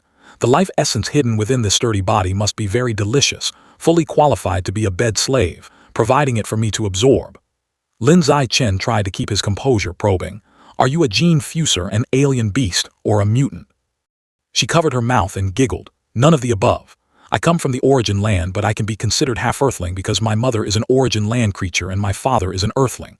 My mother is clearly so outstanding, yet that scumbag father of mine cheated her of both love and money. I've grown this old and never met him. The way I see it, men only deserve to be bed slaves, chained by the neck. I've been honest with you. Will you wear this collar I've painstakingly prepared and become my bed slave? Lin Zichen retorted. What if I refuse? She smirked arrogantly. You have no reason to refuse, much less the right to. Lin Zichen pondered. Well then, let me think about it for a bit. In his mind, he quietly calculated. First, I need to stall for time, wait for the military district people or Vice Principal Yuan to come for backup. Hey handsome, look at my peerless beauty and this figure. Do you know how many male creatures in the origin land covet my body? Are you sure you don't want to be my bed slave? He replied firmly. I really need to think about it for a bit. With her offer rejected, the smile vanished from her lips, replaced by annoyance. She growled, You keep insisting on refusing me. Is it because of that little tail sitting inside the car pouting? If that's the case, I'll send her off first. As soon as she spoke, she vanished and her tail suddenly appeared, wrapping tightly around Shen Qinghan's neck. Lin Zichen clenched his fists, not hesitating for a second as he lunged forward, launching a lightning-fast attack. The punch grazed the air, leaving a sense of emptiness. Just a fake clone. No, something wasn't right. The phantom shattered like a soap bubble. Shen Qinghan asked blankly, Zhao Chen, what's gotten into you? Lin Zichen snapped back, Gotten into me? Can't you see I'm trying to save your life? Shen Qinghan looked skeptical, Save me. Li Mo Yu also interjected in disbelief. You shot out of the car like a bat out of hell, aimed straight at my Han, and threw a heaven-shaking punch. That was vicious. Lin Zichen snapped out of it as if waking from a trance. From inside the car, the fox-eared girl's mocking voice rang out. How could my measly rank 9 body withstand an earth-shattering punch from you? Just as I thought, Lin Zichen muttered to himself. So the target he had just swung at wasn't a clone at all. It was all an elaborate illusion. With just a sliver of psychic energy, she could manipulate others like puppets. Truly a tough opponent to chew. The fox-eared girl stepped out of the car leisurely, smiling gracefully. That was just a warm-up. Now. I really want to take action and erase your dream girl. She suddenly split into countless blurry phantoms, charging at him simultaneously. Lin Zichen steadied his mind, analyzing the situation. If his mental strength was inferior to hers, all attacks would be meaningless. There was only one way left, hoping it would work. When his advanced mental talent was activated, he instantly realized that all those figures were merely products of an illusion. In the blink of an eye, all the afterimages dissolved into nothingness. Looking up, he saw a figure casually sitting on the roof of the car. Was her true body up there? Erupting with power, Lin Zichen leaped straight up, pouring all his strength into a single punch. The fist once again pierced through the air, an overwhelming sense of emptiness setting in. Another illusion. He immediately retreated to Shen Qinghan's side, adopting a defensive stance, highly vigilant. Her target was Han. He had to protect her at all costs. Suddenly, a voice echoed from behind him. How fascinating. You could actually enhance your mental strength in an instant to break the illusion I'm most proud of. Lin Zichen turned around in horror. Shen Qinghan had somehow taken on the appearance of the fox-eared girl. You really never cease to amaze me. Had Han been turned into her, or was this just another trick? Lin Zichen was completely lost in a maze of truth and falsehood. Noticing something wrong, Shen Qinghan gently shook his hand, calling out softly, Zhao Chen. Escaping his confusion, he grasped her hand. This warmth, this feeling, definitely belonged to Han. What's wrong with you? Thank goodness I didn't strike rashly just now, otherwise the one hit would have been Shen Qinghan. Thanks to the support of his advanced mental talent, he could significantly shorten the time his mind was controlled by her. Moreover, her physique was weaker than his. Making a lightning-fast decision, Lin Zichen scooped Shen Qinghan up into his arms. Not wasting another split second, he bolted. Running away was the best policy.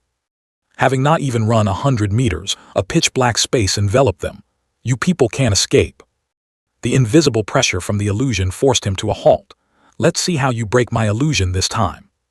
In another corner of the forest, Yuan Dongjai's confrontation was unfolding with intense ferocity. Yuan Dongjai unleashed thousands of water blades, slashing straight towards the masked man. The masked man, quick as a flash, conjured a wooden shield from vines, blocking all the attacks. The botanical tentacles wildly slithered forward to counterattack.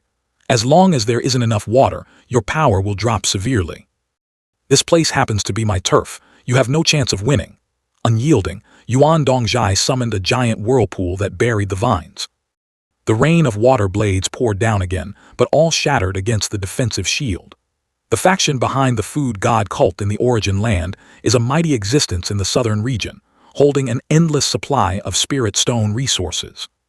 With your talent, as long as you join the food god cult, you will have countless exotic flowers and rare fruits at your disposal. His wooden body suddenly transformed into a razor-sharp drill, thrusting forward. A water barrier blocked the sharp spikes.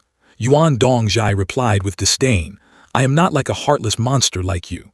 I will never join an evil cult to harm my own kind. The masked man sneered, heartless. Human nature is fundamentally every man for himself, or heaven and earth will destroy him. This current society, bound by countless rules, is what truly corrupts human nature. Yuan Dongjai snorted coldly, nothing but sophistry. A shimmering water dragon formed, causing the entire river to flow backward. The masked man threw out a sarcastic remark, you won't shed a tear until you see the coffin. Countless vines wildly burst out, draining the water dry. My vines can absorb all the water you use to attack. You can't hold out. Just as her defense shattered, the botanical chains closed in, binding her tightly. You can take your time playing with these vines. As for that human genius, I'll be taking him. She decided to burn her life force, forcibly unlocking her ferocious beast gene chain. Even facing the risk of bodily mutation, she would absolutely not let him touch a single hair on Lin Ziqen's head. The wrath of the ocean crashed down, submerging the entire forest. Someone wondered out loud, what's all that noise? The desolate forest transformed into a seabed in an instant, her aura skyrocketing terrifyingly. Yuan Dongjai condensed into the shape of a colossal water dragon. If you say this forest is your home ground, then I will turn it into an ocean, into my own stage. Shen Qinghan panicked. Zhao Chen, why did the sky suddenly turn pitch black? Water engulfed the forest. Lin Ziqen immediately realized. It was an illusion again. Why were there even fish swimming around? Her illusion arts were truly formidable. It seemed Han Han's consciousness was also affected by her mental abilities, making her mind hazy. Lin Ziqen breathed a sigh of relief. Good thing I have the advanced mental blessing, otherwise I probably would have been controlled to the point of being brain dead by now. The fox-eared girl slowly approached. He turned his head to look. Oh, you actually blocked this move.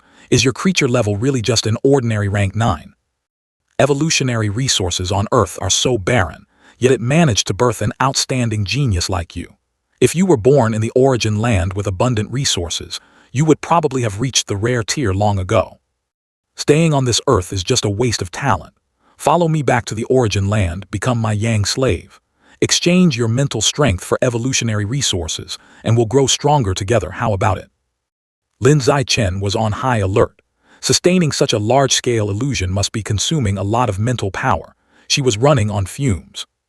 An idea flashed in his mind. He had to seize this opportunity. He immediately unleashed Lord of the Forest.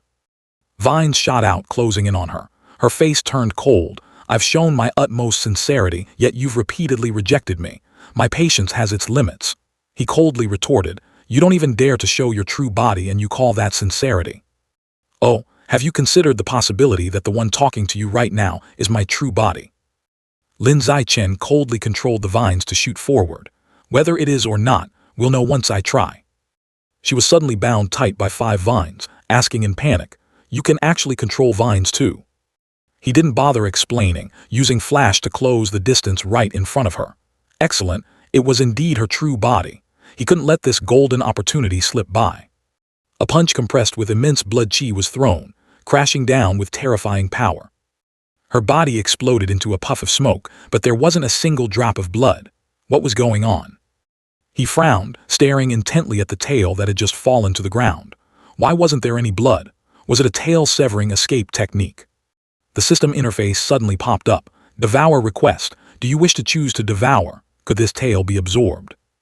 At the same time in the origin land, a Hu NV exclaimed, interesting. The Hu NV's face flushed red, her eyes gleaming with absolute excitement.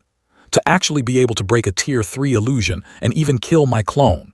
Such an excellent cultivation vessel, I must have him.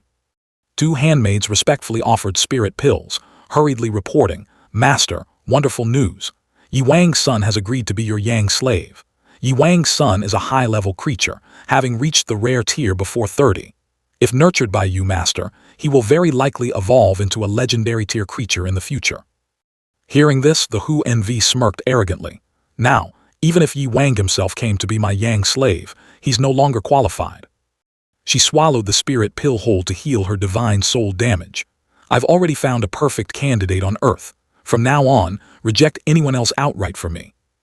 As for Lin Ziqen, he looked at the tail and decisively selected Devour. Ding! You have devoured a sliver of the Jiu Wei Yaohu's origin life force. Jiu Wei Yaohu diagram has reached 10%. So it was a Jiu Wei Yaohu, but her strength was mediocre. Could that have just been a clone? He walked back to Li Moyu's group. They immediately crowded around to ask, what happened just now? Everyone's minds were controlled by that fox-eared girl. Then where is she? Lin Zai-chen's expression remained neutral as he answered casually. I beat her until she ran away with her tail between her legs. Lu Tianrong's eyes widened in shock. Beaten back by you. How'd you manage that? He replied. Her physique is very weak, and after constantly using illusions, her mental strength was depleted too. Her combat power dropped, so I chased her off. The group breathed a sigh of relief. So that's how it is. Luckily we had Lin Zai-chen this time. He thought to himself, it seems making up a random excuse like this is enough to gloss over it. Suddenly an earth-shaking sound echoed, causing the birds in the distance to scatter in panic. What's going on? What's that noise? He immediately used the Eye of Space to observe the situation. A massive wave was surging toward them. He shouted in terror, oh no, it's a tidal wave heading right for us. He quickly grabbed Shen Qinghan tight and leaped up a giant tree. Everyone, get up the trees. Pick the ones over 100 meters tall. Seeing the tsunami approaching, everyone went pale with fright, screaming their lungs out.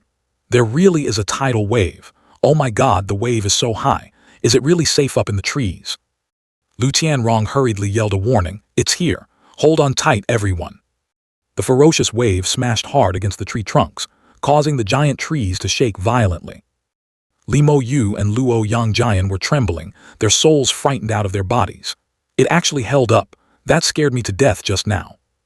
The system interface popped open, leaving him stunned. Ding, you have successfully survived a tsunami. Achievement, survive 100 times in various extreme environments or disasters triggered. Reward, biological attribute adaptation for survival. Cumulative survival count, 100. He thought to himself, adaptation for survival. The last time was a year ago, the trigger conditions are way too strict.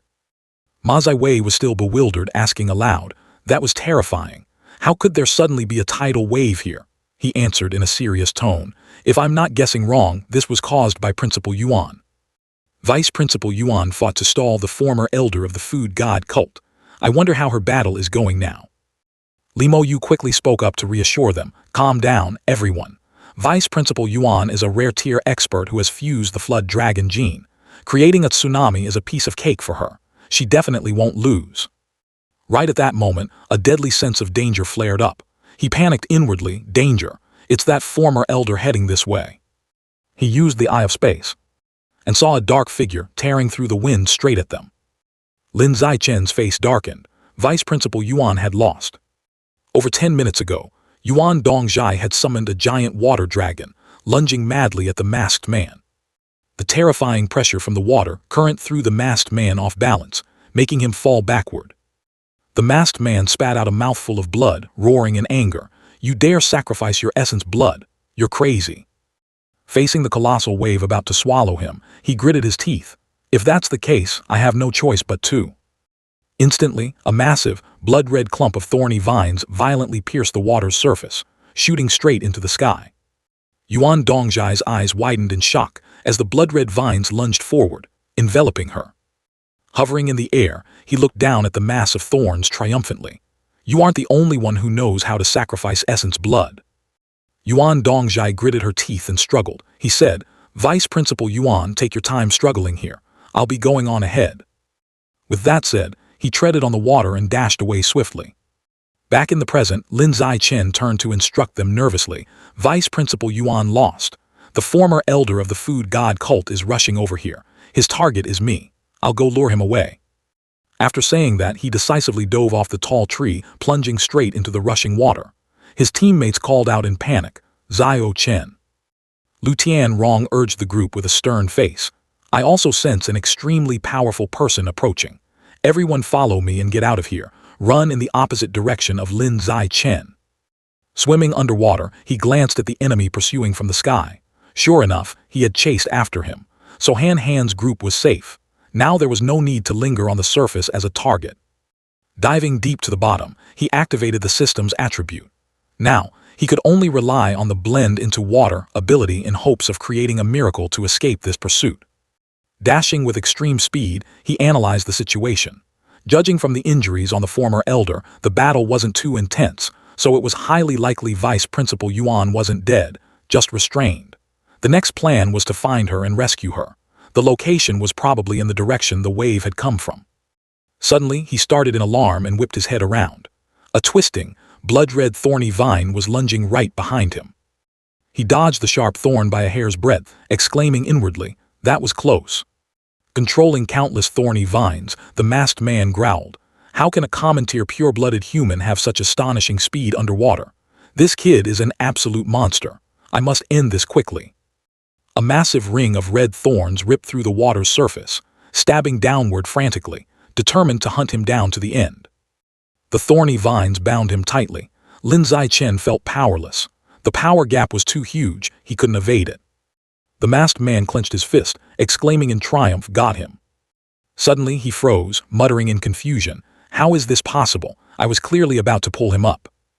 Underwater, Lin Zichen had slipped out of the encirclement. The enemy was bewildered. Why did the vines suddenly lose control and loosen? Furious, he waved his hand, taking control of the wall of red thorns again. There must be some mistake. Do it again. The sharp thorns shot out again, tightly grasping Lin Zichen once more. He mocked, "Let's see where you can run this time." Lin Zichen calmly activated Lord of the Forest. The red thorns instantly loosened, leaving the enemy dumbfounded. Loosened again. Impossible. The masked man dove straight into the water to pursue. Filled with greed, there must be an earth-shattering secret on this Lin Zichen. Bringing him back would surely be a massive merit, shaking the entire cult. I must catch him with my own hands. Lin Zichen dove deep to the roots of a giant tree, calculating inwardly. It's time to escape. Hopefully, Han Han's group had run far enough. He hid behind the tree trunk and simultaneously activated his stealth skill. The enemy zoomed right past nearby without noticing a thing.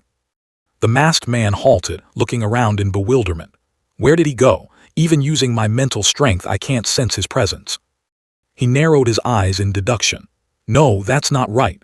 From the start, he used himself as bait to buy time for his teammates, so right now, he must have gone back to find them. Hiding behind the tree, Lin Zichen watched the masked man decisively swim off in another direction. As soon as the enemy was out of sight, he darted forward, his heart set. Now, only by saving Vice Principal Yuan would there be a chance to escape. After swimming a distance, the masked man suddenly slammed on the brakes, frowning in suspicion. Wait a minute. As for Lin Zichen, he had swum to the giant thorn cage, rejoicing inwardly, found it. He stealthily used Lord of the Forest to clear the vines for the vice principal. Inside the cage, Yuan Dongjai stood among the severed thorns, breathing a sigh of relief. This cage was truly tough to crack, but she had finally gotten out. She had to quickly go find Zichen and Qing Han. Lin Zichen surfaced and called out, "Vice Principal Yuan." She looked at him in surprise. "Why are you here?" "When did you arrive?" he replied. "I was just being hunted by that former elder, ran here and happened to see you." The blazing red thorns suddenly tore through the water, grazing past their heads. Yuan Dongjai immediately grabbed him and dove. "Not good, he's caught up again. Let's go." He held his breath in awe. So this was the speed of the rare tier.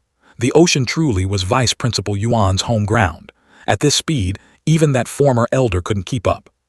The two broke through the water's surface, shooting up into the air.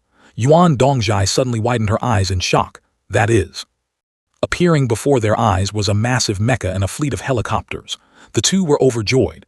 Reinforcements from the military district have arrived. The friends below waved and shouted, "Zio Chen." The chest compartment of the mecha opened, and the officer inside reported loudly, "Vice Principal Yuan, the military district was disrupted by infiltrators from the heretic cult, so we're late with our reinforcements." Suddenly, Yuan Dongjai's expression changed, cold sweat breaking out. He also jolted in panic. He's catching up again. Why does he still dare to show up? Yuan Dongjai turned towards the group of mechas, thinking to herself, among the reinforcements there are moles. In a seemingly peaceful moment while standing with Lin Zichen and Han Han, a flash of realization struck Yuan Dongjai's mind, tearing apart all illusions. There was a traitor, a venomous snake hiding right within the reinforcement team. Reacting fast as lightning, she grabbed her two students and made a desperate leap from the giant treetop down into the roaring floodwaters below. With the slim hope that the currents would be their ticket to escape the armored silhouettes menacing them from above. However, life is no dream. Those walking suits of armor immediately gave chase relentlessly. This sight left Yuan Dongjai paralyzed with dread, as a horrifying truth dawned on her.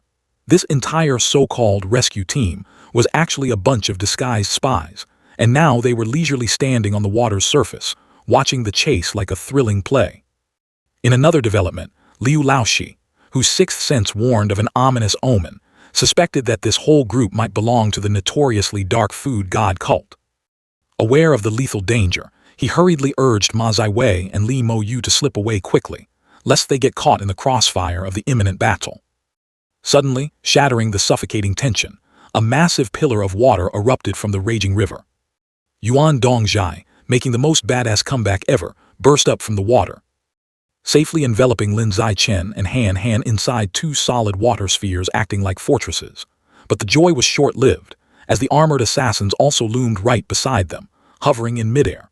Completely surrounded by the armored cultists, Yuan Dongjai grimly realized they were trapped with no way out, especially when facing the man wearing the hideous plague doctor mask. The leader spoke, his tone infuriatingly unhurried, saying that reaching a rare evolution level like hers was no easy feat, and insinuated they should avoid an unnecessary fratricidal battle. He offered a seemingly tempting deal. He would spare her and the two students' lives, as long as she obediently handed over Lin Zichen. In response to that condescending proposal, Yuan Dongjai let out a furious roar, outright refusing, and instantly transformed completely into her mighty half-dragon state, ready to fight to the death. The wicked plague doctor merely sneered, mocking her insanity for daring to sacrifice her essence blood and ruining her future potential just to save two unrelated brats. Without flinching, Yuan Dongjai roared, summoning multiple giant water dragons from the surrounding flood. With an earth-shattering bellow, the furious water dragons lunged at the hovering cultists. Taking advantage of the chaos she had created, she used a water vortex to execute a perfect pass, pushing Lin Zichen and Han Han far away while shouting for them to escape for their lives. Lin Zichen hugged Han Han tightly as both were swept away by the current at breakneck speed, whispering into her ear that they had to run fast, otherwise they would become deadly burdens dragging the vice principal down. Seeing his prey about to slip away, the plague doctor roared in fury, summoning giant dark red vines and charging forward, determined to cut off their escape route. But right before he could reach his target, one of Yuan Dongjai's water dragons cleverly intercepted, using its giant watery jaws to bite down hard on him. The masked man struggled to break free, but the devastating bite had already injured him, and blood began to pour out. Still hovering above the surging torrents, Yuan Dongjai continuously ordered her water dragon to crush the fleeing doctor. Suddenly, an unimaginable event occurred that left her completely stunned. The giant red mecha, which she thought was an ally, unleashed a fierce barrage of missiles straight at her in the most treacherous backstab imaginable. The missiles collided with the water dragon, creating a terrifying explosion that completely destroyed the massive water construct. The traitor, the leading official, sitting in the cockpit of the red mecha, arrogantly declared that he would send her to the afterlife as the machine fired a destructive energy beam from its chest.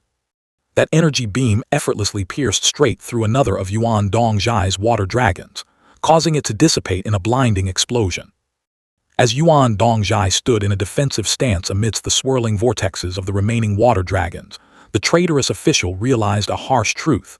Despite launching overwhelming attacks, his resilient enemy seemed to have only suffered minor injuries. The divine envoy, still tightly clamped within the jaws of Yuan Dongjai's water dragon, used the life of the high-ranking official as leverage. He ordered his subordinate to self-destruct the mecha's backup energy source to block her path, threatening that his entire family would be executed if he refused. The official gnashed his teeth, his face displaying extreme agony and indignation, but with his family being held hostage by the cult, he had no choice but to obey. In her valiant half-dragon form, Yuan Dongjai darted through the raging waters toward the enemy. Still muttering apologies to his superior, the official activated the giant red mecha's self-destruct sequence, just as Yuan Dongjai lunged forward to attack. The machine exploded, creating a terrifying sphere of fire and energy that tore through the flooded battlefield. Floating on the water's surface, Yuan Dongjai's half-dragon body was severely burned, with thick smoke billowing from the point-blank explosion. She silently cursed at her sluggish regeneration speed, which was far too slow for her to regain her combat capability. Gravely injured and out of time, she could only watch helplessly as the divine envoy's figure leaped through the distant treetops, free to continue his hunt. Beneath the water's surface, Lin Zichen swam like a madman, his arms still tightly wrapped around Han Han. He was horrified to realize that the formidable enemy was catching up once again. Although his camouflage ability kept him hidden, it unintentionally turned Han Han into a glowing beacon in the enemy's eyes. Deciding that staying together was tantamount to suicide, Lin Zichen told Han Han that they had to split up. His plan was quite insane. He would deactivate his camouflage to act as bait, intentionally drawing the elder's attention to give her a chance to escape. It was a highly risky gamble, but she only silently nodded in acceptance. The divine envoy, with his vast experience, easily saw through Lin Zichen's little trick. He knew full well that the boy was playing the straw hero to let his teammate escape. Refusing to be fooled a second time, he ignored the bait and plunged his thick, dark red vines into the floodwaters. Aiming straight at the girl who was trying to dive deep, the thorny vines quickly caught up to Han Han. Brutally tangling around her limbs and causing her extreme panic, they yanked her forcefully out of the water, leaving her suspended in midair. Despite hanging by a thread, Han Han disregarded her own safety and desperately screamed, telling Lin Zichen to run away immediately. To silence her, a sharp vine tightly gagged her mouth. The masked envoy used her as a hostage, issuing an ultimatum. He ordered the hiding Lin Zichen to reveal himself instantly, or else he would finish her off. Bursting forth from the water's surface, Lin Zichen flew straight into the night sky and boldly demanded the envoy to release Han Han. Facing the villain, he decided to cease his resistance and surrender, voluntarily going with him in exchange for his teammates' safety. Two dragon envoys used thorny red vines to tightly bind Lin Zichen. The leader smugly reassured the boy that he would later thank him for being captured, as he would get to witness the magnificent power of the gods at the plant god Sect's headquarters. Keeping his word, the envoy released Han Han, letting her free fall into the flooded forest below. In midair, she frantically screamed Lin Zichen's name. Helplessly watching as the masked man carried him away, the envoy soared into the sky with his prize. Leaving the girl behind in despair, stranded in the rushing waters, Han Han sobbed agonizingly, calling his name in vain. But then, a terrifyingly powerful darkness began to emerge from the depths of the water, muttering grievances about a divine punishment for those who dared to offend the gods. As the divine envoy flew high with the tightly bound Lin Zichen, a colossal pillar of water suddenly erupted right beneath them. The ferocious torrent shot straight into the sky, leaving Lin Zichen completely terrified. His danger-sensing instincts were terrifyingly silent this time. The water rapidly transformed into a gigantic whirlpool. A deadly washing machine that swallowed both the envoy and his hostage. Dragged deep underwater, Lin Zichen remained trapped in the clutches of the vines. However, as he was sinking, he suddenly felt a mysterious force pushing him upward, easily shattering his chains and setting him free. Propelled back by this strange force, Lin Zichen shot back up to the surface, astonished to see Han Han frantically rushing toward him, running across the violent waves with a face full of absolute relief. She threw her arms around him, tears streaming down her face in sheer joy. Holding her tightly, Lin Zichen realized that the aquatic force that just saved him wasn't from Principal Yuan Dongjai, but seemed directly linked to Han Han's own abilities. Right at that moment, the divine envoy surfaced from the water, looking absolutely furious. Hovering in midair, he frantically unleashed a barrage of red vines, roaring that his opponent had forced him to use his ultimate move. Standing protectively in front of Lin Zichen, Han Han manipulated the shimmering water around her, resolutely declaring that she would never let him take Lin Zichen away.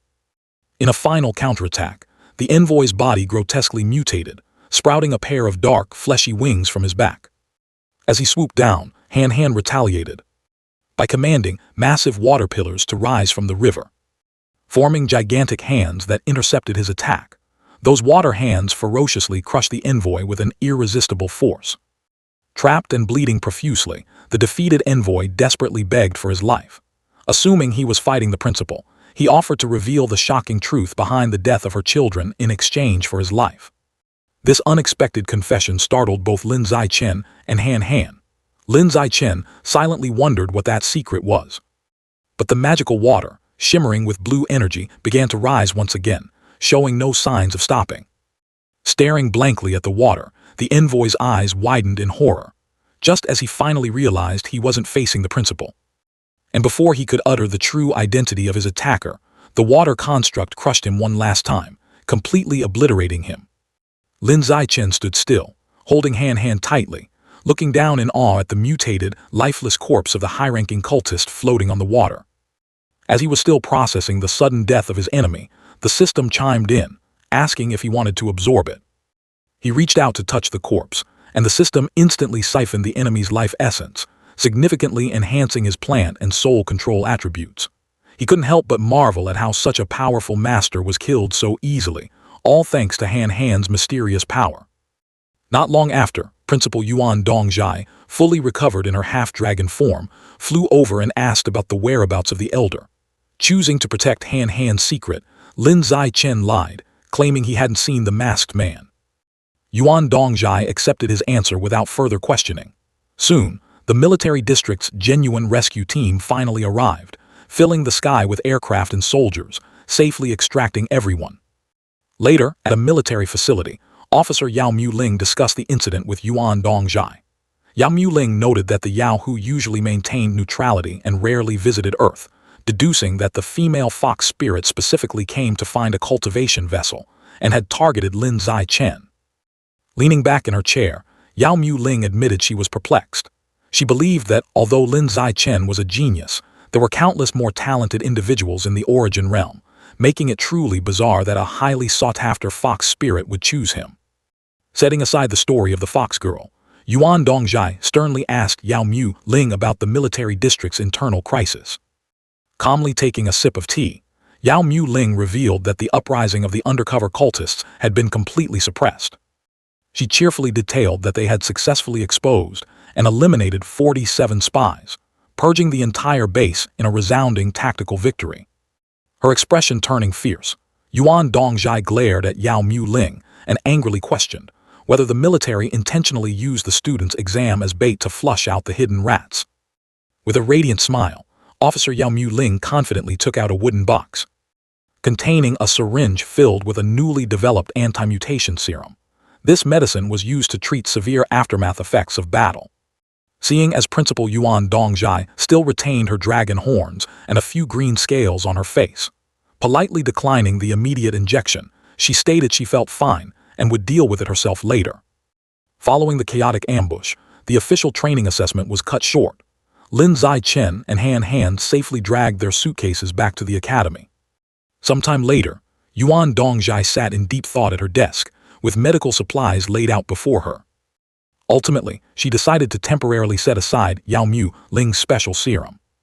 In a serious tone, she explained to Lin Zichen that she had anticipated the plant god sect spies targeting him after his overly brilliant performance during the assessment. Standing next to Han, Lin Zichen took the opportunity to ask the principal about the true nature of the plant god sect and the biological level of the masked elder. Taking a sip of tea, Yuan Dongjai shared a shocking piece of history. The plant god sect was the most ancient evil cult, predating the arrival of mutant beasts on Earth. In fact, they were the ones who brought the mutant beasts to this planet. This earth-shattering truth left both Lin Zichen and Han gasping in astonishment. She added that the plant god sect was also secretly pulling the strings behind many smaller cults like the Divine Beast cult. Recalling the battle with the cultists' giant vines, Yuan Dongjai explained that a master's true biological level was a heavily guarded secret, usually only accessible through actual combat. However, to give Lin Zichen a point of reference, she revealed that her own level was the rare tier, rank 3. Hearing this terrifying scale of power, Lin Zichen broke into a cold sweat, realizing just how incredibly lucky he was that the cultist only intended to capture him alive. Shifting to the main topic, Yuan Dongjai dropped a bombshell. She revealed that she had witnessed the entire fight where Lin Zichen single-handedly took down the rank 6 cultist, completely overcoming the massive power gap. Caught off guard, Lin Zichen hastily tried to downplay this unbelievable achievement, fabricating an excuse that the masked man had already been severely injured beforehand. Annoyed by his evasion, Yuan Dongjai rubbed her forehead, gently scolding him for being too cautious. She commented on his habit of hiding his strength, advising that while concealing one's abilities was a smart tactic for established masters, for a student, it would only backfire by costing him valuable resources. Standing up from her desk, she empathetically added that she understood his concealment stemmed from a sense of insecurity. She warned that his outstanding performance, combined with being targeted by the plant god sect, would undoubtedly attract the attention of high-ranking officials. Placing her hands on his shoulders, she advised that the smartest choice now was to make his talents public and find a solid backing. Lin Zichen nodded in agreement, but internally decided on a compromise. He would only reveal his physical and soul strength, keeping his overpowered system attributes a secret. A while later, our young man stood in front of his family's apartment building and called out, announcing his return. Stepping through the door with his luggage, he was surprisingly greeted by his parents, Lin Yanshen and Zhang Wangshan. When his father asked why the one-month training camp ended after just 2 weeks, Lin Zichen explained that the camp had been cut short. Overjoyed by her son's return, his mother immediately offered to cook his favorite dishes. As the family sat at the dining table, Zhang Wangshan caught her husband's attention to share the good news. Affectionately placing a hand on his wife's belly, the couple happily revealed that Lin Zichen was about to have a younger sibling. This sudden announcement left Lin Zichen completely frozen, an empty rice bowl still in his hand. Recovering from the shock, he asked his mother if she was really pregnant. She joyfully confirmed, saying they just found out a few days ago and were hoping for a baby girl. His father explained that ever since Lin Zichen and Han Han went to college, the house had become too quiet. Since they didn't know how long they'd have to wait for grandchildren, the couple decided to have another child to liven up the home. Seeing his parents happy, Lin Zichen smiled warmly, fully supporting them. He reassured them that it was a wonderful idea as long as they were happy, and since the family was now financially stable, they could afford to raise a few more. Later, while lying relaxed on his bed and scrolling through the Academy's app, Lin Zichen reflected on his recent battles. He realized that relying solely on physical strength was a fatal flaw. He needed to enhance his mental power so he wouldn't be helpless against spirit-type enemies. Deciding to upgrade, he spent 800 credit points to purchase a large batch of rank 9 soul worm meat. Continuing to browse the store, a special item caught his eye: spatial rat meat, bearing a hefty price tag of 100 points per kilogram. Reading the description, Lin Zichen learned that the spatial rat was a squirrel-like mutant beast with bulging muscles, capable of storing objects up to 100 times its body volume in its cheeks. His eyes lit up with excitement. He hoped that absorbing its essence would unlock an extremely precious spatial storage ability for him. This prospect instantly reminded him of the nine-tailed fox. Recalling how she conjured a necklace out of thin air, he deduced that she definitely possessed a similar ability. As Lin Zichen sat on his bed, Han Han entered the room with a surprised and excited expression, bringing the shocking news that his mother was pregnant. Lin Zichen took it calmly, joking that his parents were so eager for grandchildren that they just made another one themselves. Han Han slowly crawled onto the bed next to him. Her face flushed red, anticipating a bit of romance. She was startled when Lin Zichen suddenly said there was something much more important they needed to focus on right now. She blankly asked what he meant. Holding a pen and paper, Lin Zichen seriously explained that they needed to investigate the mysterious power she had suddenly displayed. This left Han Han slightly disappointed. She recalled the tense moment when she used her water powers to protect him. Lin Zichen pointed out that the glowing blue water droplets around her had formed distinct shapes, looking very much like letters or symbols. He held up his finished drawing, explaining that he sketched it from memory so they could figure out their meaning. Han Han happily clapped her hands, admiring his memory. Lin Zichen took a photo of the drawing, intending to search for it online. Thinking about what to do next, he scrolled through his contacts and stopped at Yu Yun and Liu Chuanwu, hoping they might recognize these symbols. Han Han excitedly pulled out her phone, offering to send the photo to her master. However, her excitement quickly turned into disappointment when even her esteemed master was completely clueless. Meanwhile, Lin Zichen was also breaking a sweat, as his two researcher friends only replied with confused stickers. Just as they seemed to have hit a dead end, Lin Zichen received a short voice message from Liu Chuanwu. They listened intently as Liu Chuan-Wu said these symbols looked somewhat familiar, though he couldn't remember exactly where he had seen them. He believed he might have seen similar symbols carved on some ancient artifacts at the Research Institute. Despite sounding very professional over the phone, Liu Chuan-Wu was actually lounging on a luxurious sofa, completely shirtless and surrounded by 3 scantily clad beauties. Drinking wine, he promised to check the archives tomorrow morning. A tipsy woman leaned in close to him, happily cheering and begging him to keep drinking. Hearing the loud flirting through the voice message, Lin Zichen was quite annoyed, muttering that Liu Chuan-Wu should finish his partying before sending work messages. At the same time, news of Lin Zichen's battle began to spread across the country.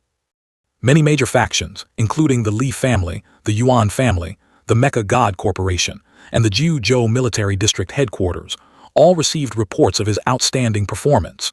Seeing immense potential, each faction ordered their subordinates to keep a close eye on this rising star. This wave of attention also reached the criminal underworld. Inside a dark building, the Grand Elder of the Plant God cult stood in the shadows, his eyes glowing with a ferocious red behind his mask. He pointed out with dark amusement that Lin Zichen was turning out to be quite an interesting fellow. While Lin Zichen was lying in bed, he was disturbed by the ringing of his phone. While Han Han was still fast asleep, he hastily put on his coat and went outside to take the call, which informed him that his purchased goods had been delivered. After receiving the package containing the rank 9 soul worms and the spatial rat meat, Lin Zichen used his absorption ability on the meat, successfully unlocking the progress for the spatial rat compendium. Afterward, he checked his phone, noticing there was still no new information about the mysterious symbols.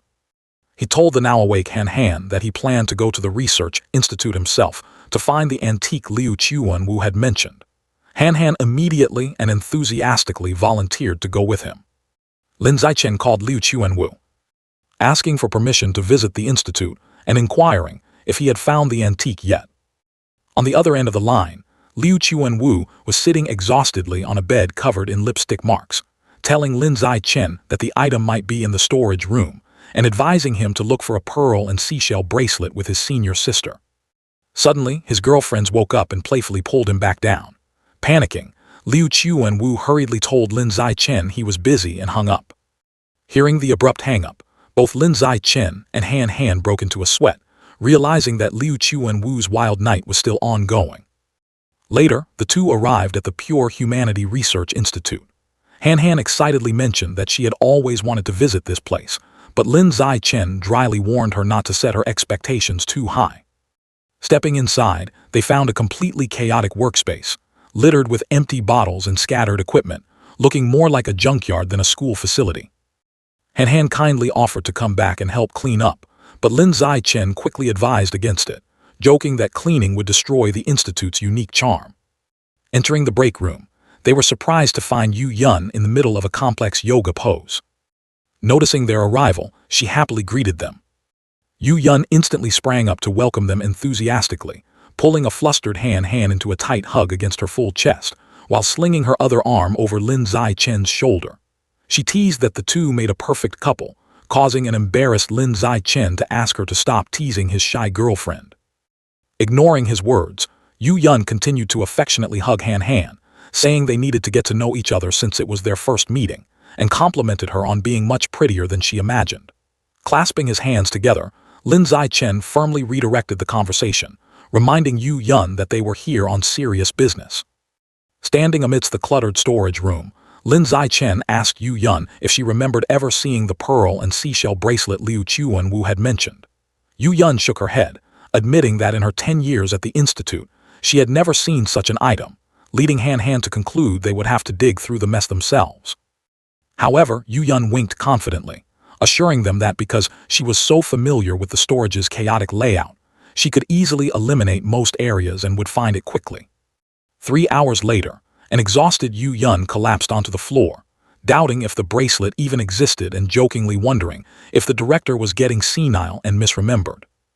Holding a box full of random junk, Lin Zichen wearily rubbed his forehead, concluding that they should probably give up. Suddenly, Han Han tugged at his sleeve, pointing toward a large, abandoned fish tank in the corner of the room, and suggested that the item might be buried in the dirt inside. The three gathered around the fish tank. When Lin Zichen asked why she thought the bracelet was there, Han Han admitted she couldn't explain it. She just had a strong intuition. Shovel in hand, Yu Yun excitedly declared, "Say no more, let's start digging and see." It wasn't long before the three stared in astonishment at what they had just unearthed. Han Han's intuition was dead on. They had dug up a beautiful bracelet made of pearls and colorful seashells. Holding the bracelet, Lin Zichen carefully examined it, realizing that its patterns perfectly matched the mysterious water symbols Han Han had created. Liu Chuanwu, looking exhausted and disheveled, finally arrived at the institute and saw that they had found the item. Lin Zichen immediately asked him about the bracelet's origin. Sweating slightly, Liu Chuanwu explained that the story went back 20 years. During an underwater expedition near Songyang Bay in Shanghai, where he accidentally discovered the entrance to a submerged ancient ruin. Upon entering a cave, he found a massive mural depicting a goddess emerging from a seashell, surrounded by dragons and mermaids. He concluded his story by revealing that he had found the bracelet resting on a rock right next to that mural. Yu Yun and Lin Zichen stared at a static-filled laptop screen. Yu Yun asked Liu Chuanwu if that was the entire footage. Closing the laptop, Liu Chuanwu explained that his equipment suddenly malfunctioned, leaving over an hour of subsequent footage unrecorded. When he dove down again the next day, even the surrounding coral reefs had completely vanished, making the encounter feel like a bizarre dream. Lin Zichen wondered how such a weird phenomenon could happen. Han Han remained completely silent, her entire attention captivated by the bracelet. Seeing her interest, Lin Zichen handed the bracelet to Han Han. As she held the bracelet in her hands, it suddenly emitted a mystical glow. Staring into it, Han Han became mesmerized, overcome by an intense urge to claim the item as her own. She suddenly snapped out of it, feeling deeply unsettled by her own strange possessive thoughts, wondering why she felt such a powerful, inexplicable connection to this bracelet. Noticing Han Han's fascination, Liu Chuanwu generously offered to let her keep the bracelet, stating that it was just forgotten junk anyway. Surprised, she asked if he was really okay with it. Han Han gratefully thanked the director. Right at that moment, Lin Zichen was interrupted by a sudden phone call. Answering the phone, he told the caller that he was at the Pure Humanity Research Institute. He listened quietly, then calmly confirmed the information. Lowering the phone, Lin Zichen smiled, thinking to himself that the big opportunity he had been waiting for had finally arrived. Liu Chuanwu pointed at Lin Zichen's phone, asking who had just called him. Yu Yun also noticed the change in his complexion, pointing out that his expression had suddenly become extremely serious. Lin Zichen calmly revealed it, dropping a massive bombshell. "The deputy governor of the Origin Realm Citadel is coming to the academy to meet me, and will be here in about half an hour." Hearing this, Liu Chuanwu and Yu Yun were absolutely dumbfounded, their faces turning pale from the shock, exclaiming in disbelief. After all, the deputy governor was a legendary tier powerhouse, standing at the absolute pinnacle of Earth's combat strength, second only to one person.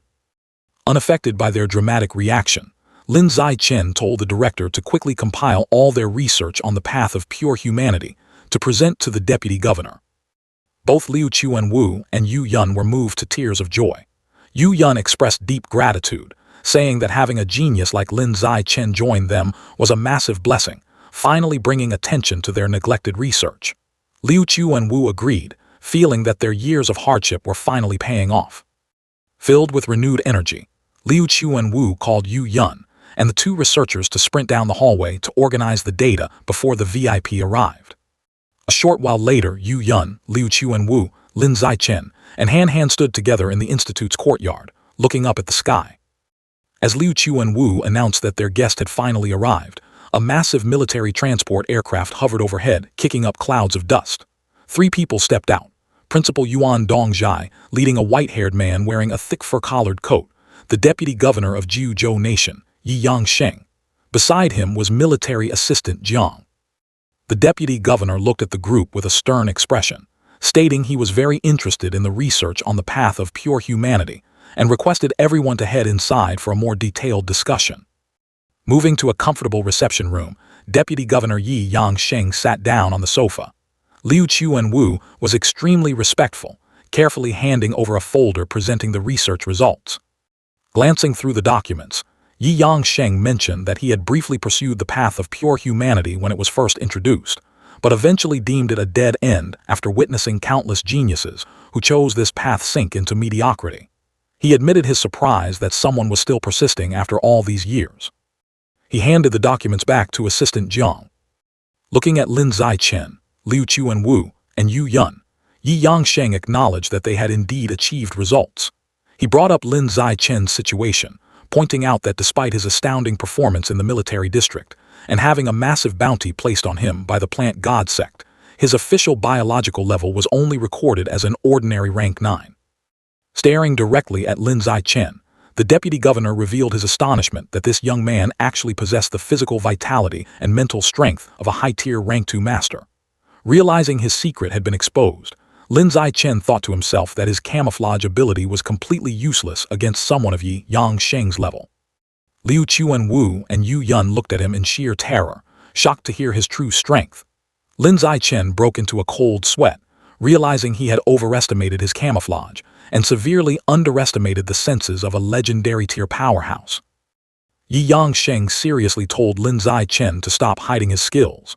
From now on, he wanted the young man to display the maximum power of pure humanity and challenge the top geniuses of the mecha gene integration path, so that he could witness the true limits of pure humanity's potential.